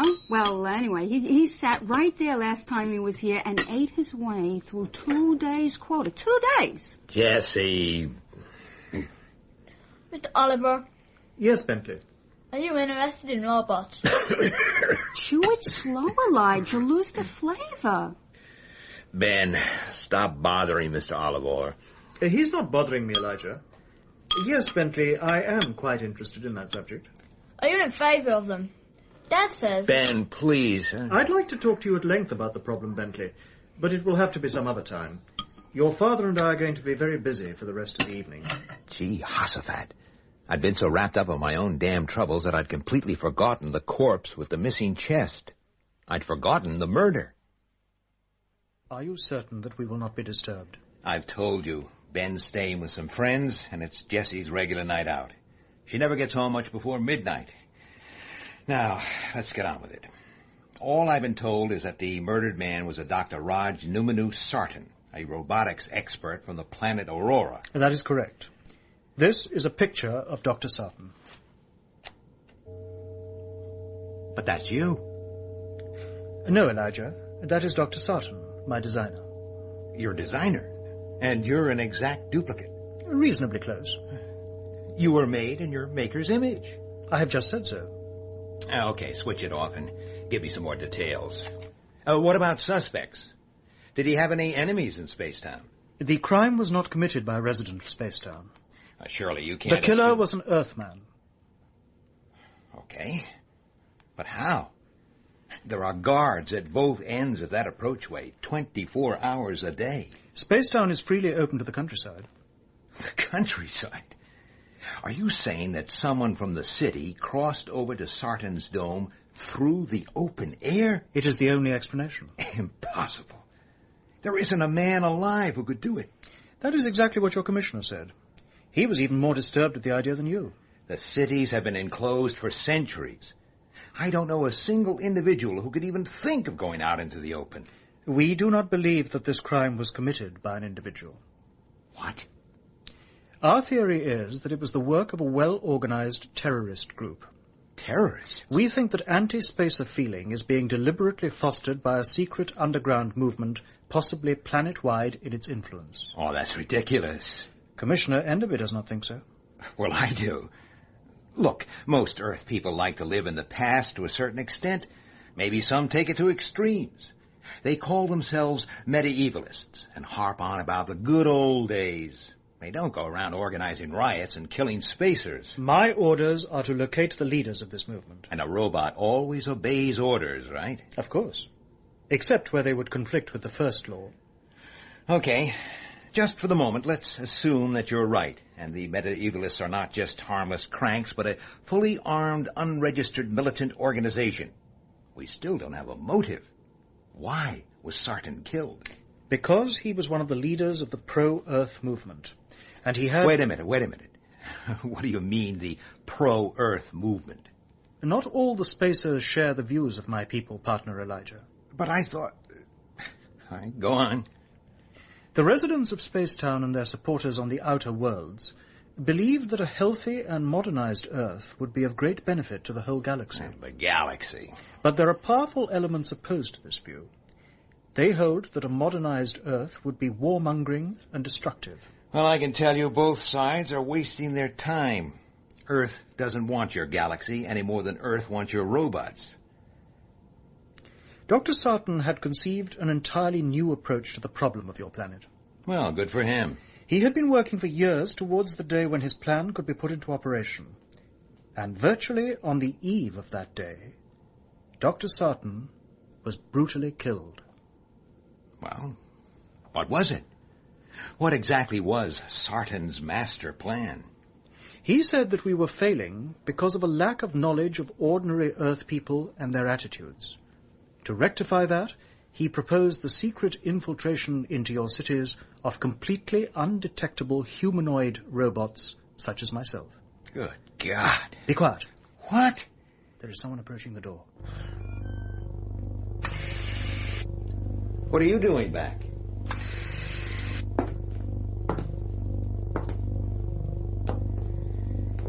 Daniil? Jessie? I think that you are a robot. Yes, Jessie. I am. Lodge, you awake? What do you think? You should have told me. How could I? Can't you get rid of it? Why won't you tell me how you found out? Why did it have to be you? An assignment is an assignment. And there could be a lot in this for us. In what? You know better than that. What? Why don't you resign? What? Why not? Just walk in tomorrow, tell NW you're through. That would mean declassification for sure. Do you want that? Yeah, you're crazy. I am not crazy, you fool. I'm scared to death. Jess. Oh. Just what are you scared of, huh? You're not afraid of Daniil himself. You've faced up to him just fine. Yeah, but if people know he's a robot, there'll be a riot. But people don't know. They do. The rumors all over the section. The police have brought in a spacer robot that looks just like a man. You know, someone must have recognized him at that riot in retail. How? The thing's perfect. The perfect policeman. Too damn good to be true. What are you talking about? I was just thinking. Quiet. That was the door. Yeah. That was the door. Where are you going? Stay there.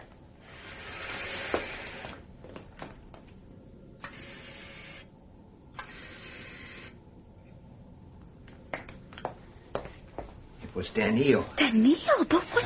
But he'll be back in a minute. Now listen, and don't say a word. Everything's fine. We'll be rid of him in the morning for good. And there won't be any riot. The case is over. I've solved it.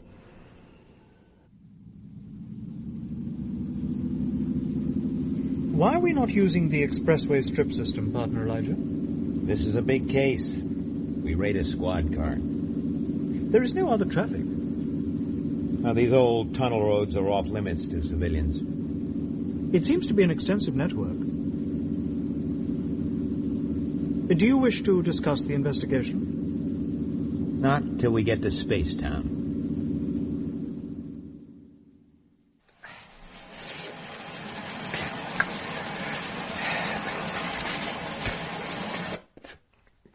Please remain in exactly the same position. Please remain in exactly the same position. I heard, damn it, I heard.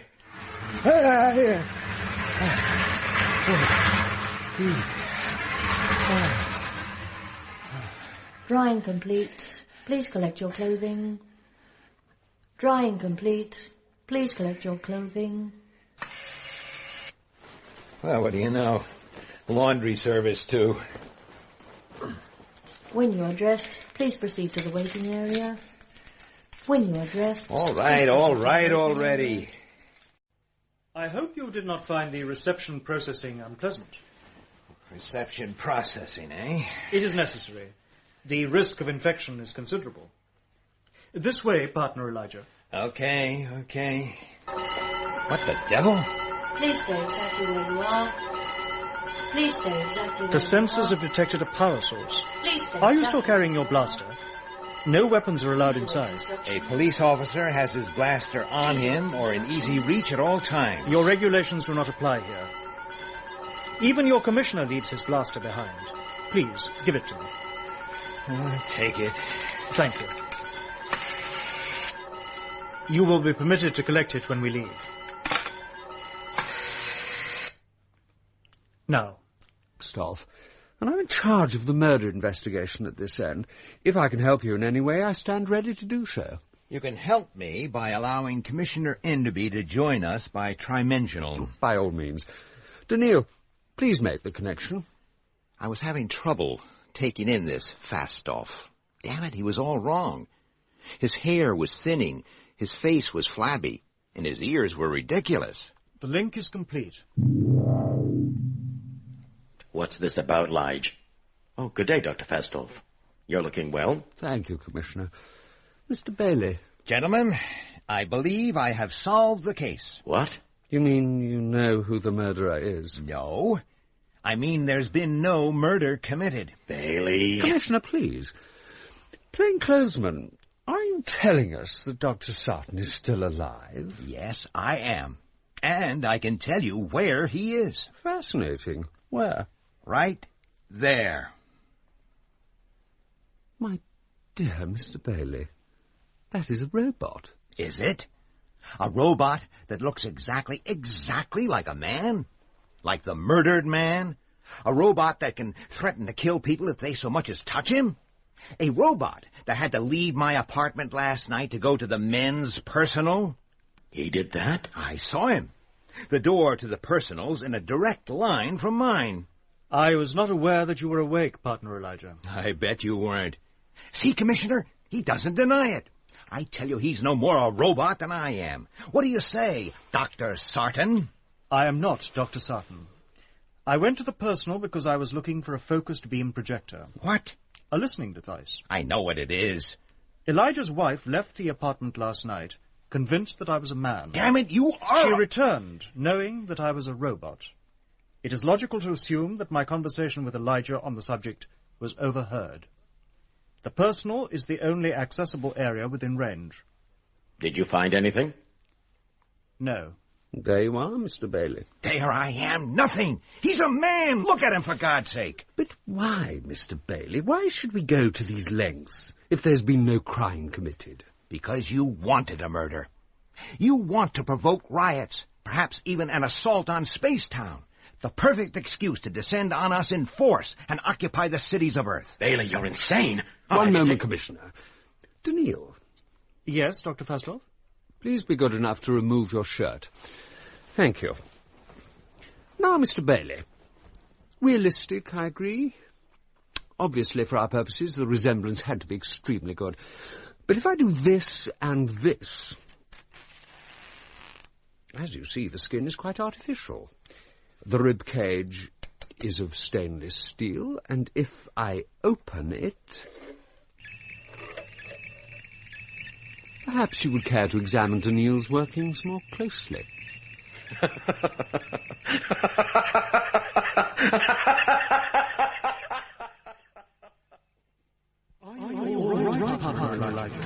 Yes, Mr. Bailey, do not be alarmed. Make no sudden movements. What happened? You collapsed. Collapsed? But why? Oh. I'm afraid I was the cause of your shock. Yeah, but it collapsed. Do not be alarmed. This environment is quite alien to you. Your reaction was not that unexpected. Where's the Commissioner? I encouraged him to break the connection. Oh. I assured him that we would take care of you. You've taken care of me very nicely. I haven't heard Enderby laugh like that for years. He'll bust me down to C1 for this. No, Partner Elijah. We are to continue the investigation. What? I insisted on it, and I believe Commissioner Enderby will agree to my request. Request? Daniil, give Mr. Bailey a drink. Now, plainclothesman, listen to me. By and large, I've met only one sort of earthman, politicians. Thank you. They're useful to us, but they're still politicians. They tell us only what they think we want to hear. No kidding. But now you come here and boldly accuse us of tremendous crimes. I enjoyed that tremendously. It's an enormously hopeful development. You're clearly a man I can deal with, frankly. Well? Let me tell you about my people, Mr. Bailey. On our worlds, the air is pure and the food is fresh. Nobody is forced to undertake any labour that they do not wish to do. We enjoy unblemished health. Life is as near perfect as centuries of social and genetic control can make it. But... Ah, I'm impressed. Yes, there is a but. We are dying. Dying? Of stability and stagnation. I'm 163 years old, Mr. Bailey. What? And I can expect to live to at least double that. But luxury and longevity are insidious partners. Initiative, creativity, and the willingness to take risks. All of these are disappearing from the outer world. That's incredible. It is true, Elijah. In just a few more centuries, the spacers will be no more. Well, I don't think you'll get much sympathy from Earth. We don't want your sympathy. That's not why we're here. Then why are you here, huh? Why don't you just go away and die and leave us alone? We cannot. You need us. You need our help. Your help? We don't need any help from you. I'm afraid you do, Mr. Bailey. For you see, your civilization is also dying. I don't believe you. It is true. You live and work under appalling conditions. Now, just a minute. Your population is greater than that of all 50 outer worlds combined, and it continues to grow. We get along. Not for much longer. You eat synthesized food and breathe artificial air. Your general health is very poor and getting worse. You are totally dependent on power sources that are practically exhausted. Well, we'll find something new. Your cities exist on a knife edge. All your customs and taboos and politenesses are just a thin veneer over a mass of primitive repression and violence. Your beloved cities are simply caves of steel. That's ridiculous. We do not think so. So, what are you going to do, huh? Sell us food? Give us new power sources? Kill our children the way you kill your own if they're anything less than perfect, huh? You're right to be cynical. Our efforts so far have been totally unsuccessful. What efforts, for goodness sake? The introduction of robot labor, of course. Is that your idea of help? Throwing men out of work? Yes. We want to create a growing group of displaced and declassified people. For God's sake, why? Because it is exactly these Earth people who will colonize new planets. New planets? You're insane. Why not? It's happened in the past. What are the spacers but the descendants of those original pioneers? That was centuries ago. And you people put a stop to it, remember? We control only 50 worlds. There are billions in the galaxy. New planet. It'll never happen. It must. The future of mankind itself depends on it.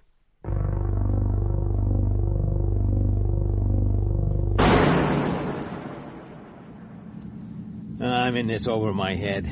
I wish you had a different partner. I do not. The Commissioner spoke very highly of your loyalty and your abilities. A fine mess I made of things so far. You said that not all the spacers think the way Fastolf does. That is correct. Opposition to Spacetown and its aims is very powerful. Do these anti-Earth people know about the murder? They do. And they are already using it against us. Well, what happens if we don't come up with the killer? It is virtually certain that pressure of public opinion on the outer worlds would force us to leave Earth. And without Spacetown, there's no hope for us. According to you. It is true. Then we better get on with it. It seems to be the perfect crime. No one from the city can get into Spacetown carrying a weapon. And we know for a fact that no resident of Spacetown committed the crime. That's definite? All personnel were psychoprobed immediately after the crime was discovered. Psychoprobed? Is that reliable? Completely. I am a very delicate machine in that respect. You? Are you telling me you can read my mind? No. Good. All I can do is sense the basic drives and feelings.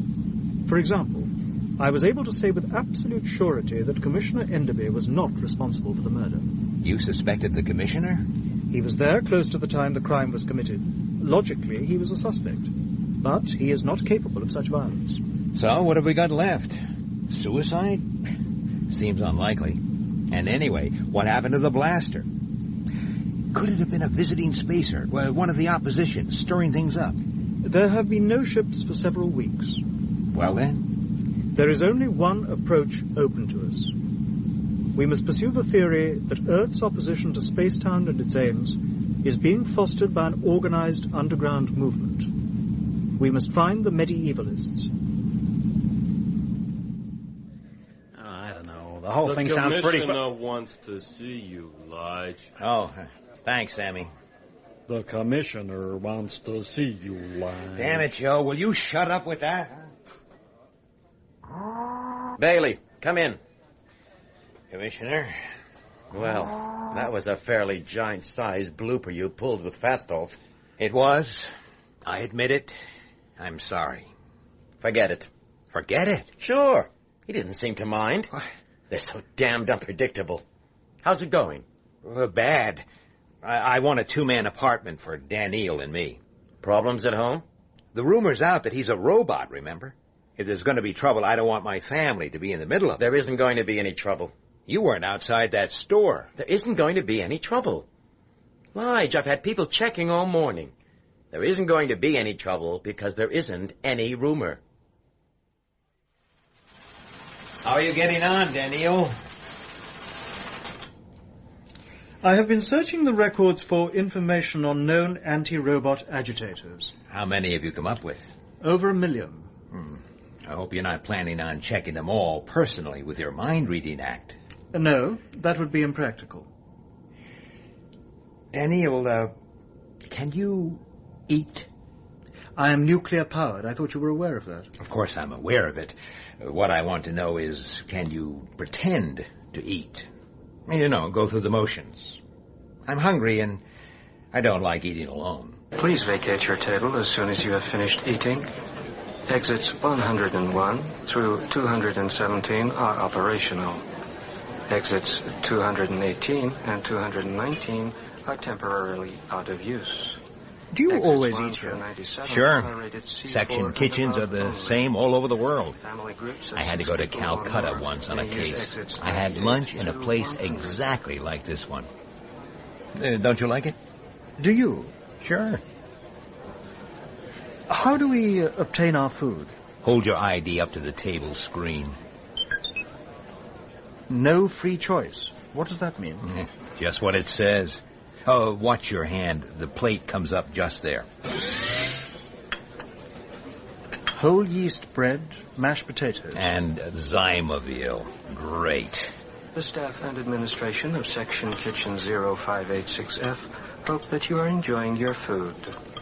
Please vacate your table as soon as you have finished eating. Elijah? Yes?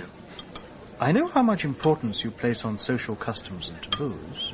It's vital. It's what the government calls the oil on the cogs of the city. So? Is it considered rude to watch another man while he's eating? Extremely. Why? I count 8 people watching us closely. Very closely. Well, it's crude behavior, but it doesn't necessarily mean a thing. Perhaps. But is it coincidence that all 8 were in the crowd outside the store last night? Are they close? Not very. They're scattered. Right. Finish your meal. Let me think. I looked around. I didn't see a single face I recognized, but I didn't have photo scanners for eyes and a positronic memory. All I saw was what I'd always seen, and this time I didn't like it. There were too many people in too small a space. I didn't want any trouble. Okay, Daniel, let's get out of here. Nice and slow. All 8 are leaving too. That's a surprise. At least 5 of them are carrying concealed weapons. So they mean business, wherever they are. Act natural. I think they'll wait till we're outside before they make their move. Elijah? Yes? My programming does not cover this situation. No? Well, you leave it to me.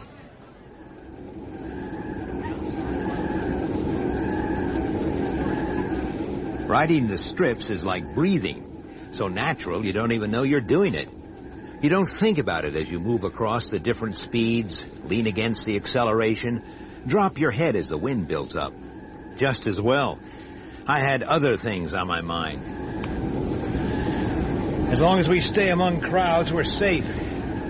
Are they still following? Yes. We cannot ride the strips forever. We're not going to. We're going to do the one thing that the city isn't designed for. What is that? The unexpected. We're going to break a few rules. Rule number 1. No running on the strips. The next strip's emptier. Come on. Would you mind running? Go on, Run!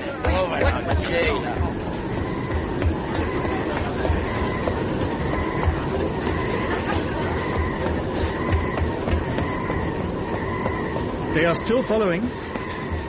We're safe here for a bit. Are you all right? I feel great. I haven't done this for 30 years. It's a kid's game. Strip running. Okay, time for the next stage. Rule number 2. Changing from strip to strip is only allowed at the proper pace and in the proper direction. We're going to move directly sideways. You with me? Yes, Elijah. Then let's go. Police! Out of the way! Out of the way there! Police! You need 2 things to be a good strip runner. You need to know the city inside out, and you need guts. One false step on the faster strips, and you've got a broken leg, or worse. I thought about that as I led Dan Neal through every trick in the book. He handled it like he'd been doing it all his life. What can you see? 6 of the 8 are no longer in sight.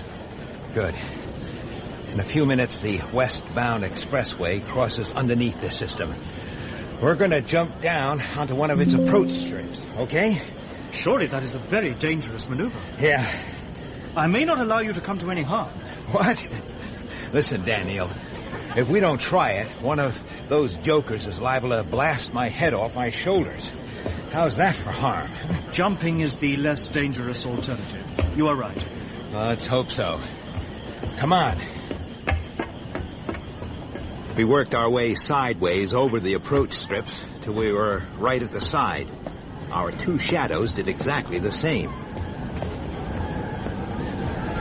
The flyover's coming up. There's a side wall about 1.5 meters high. Then it's a clear drop straight down.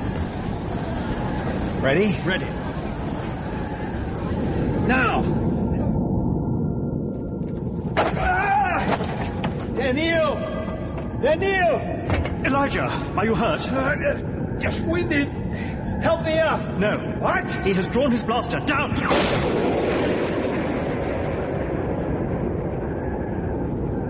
Gee, hush. I trust I did not injure you unduly. No, I'm fine, thanks. Where are they? They did not follow us down. Then they'll be too far away to pick up the trail. We're safe. Where are we? Williamsburg, way out in the suburbs. We'll detour back through the power plant. Then it's only a short way to the room. Let's go. We have to keep to the safe zones, but I suppose it doesn't matter to you. Is it a question of radioactivity? Yes. Then it does matter to me. It would affect me much sooner than it would you. Do you mean it would kill you? I would need a new brain. Since no 2 are exactly alike, I would be, in a manner of speaking, dead. I didn't know that. Naturally, the weaknesses of such as myself are not stressed. Then why are you telling me? We are partners, Elijah. It is well that you know my limitations. This way. The apartment the commissioner had fixed up for us was rough. 1 room, 2 beds, and a trash tube. And a view screen with no controls. When the government wanted you to watch, you watched. Well, I guess we can stand it. Hey, what are you up to? I am getting rid of the food I ingested before it putrefies and I become an object of distaste. The sight may disturb you, Elijah. Please turn away. I can take it. Very well. I do not salivate or chew. This food is perfectly clean and edible. Oh, that's all right, thanks. I'm not hungry. You just get rid of it. Trash tube in the corner. Well, I'm going to try and get some sleep. We'll have to leave here early tomorrow. Why? Well, at the moment, nobody outside of headquarters knows where we are, but they'll be looking. With luck, we can slip out before they know it. Presumably, we can now be certain that some sort of organized underground movement does exist. It's a step forward, at least. But how big is it? Who's behind it? And what's the tie-in with Sarton's murder? To answer those questions will be our task for tomorrow. Yeah, sure. Night, Daniel. Good night. Partner Elijah. What? stay back and cover me. I'll open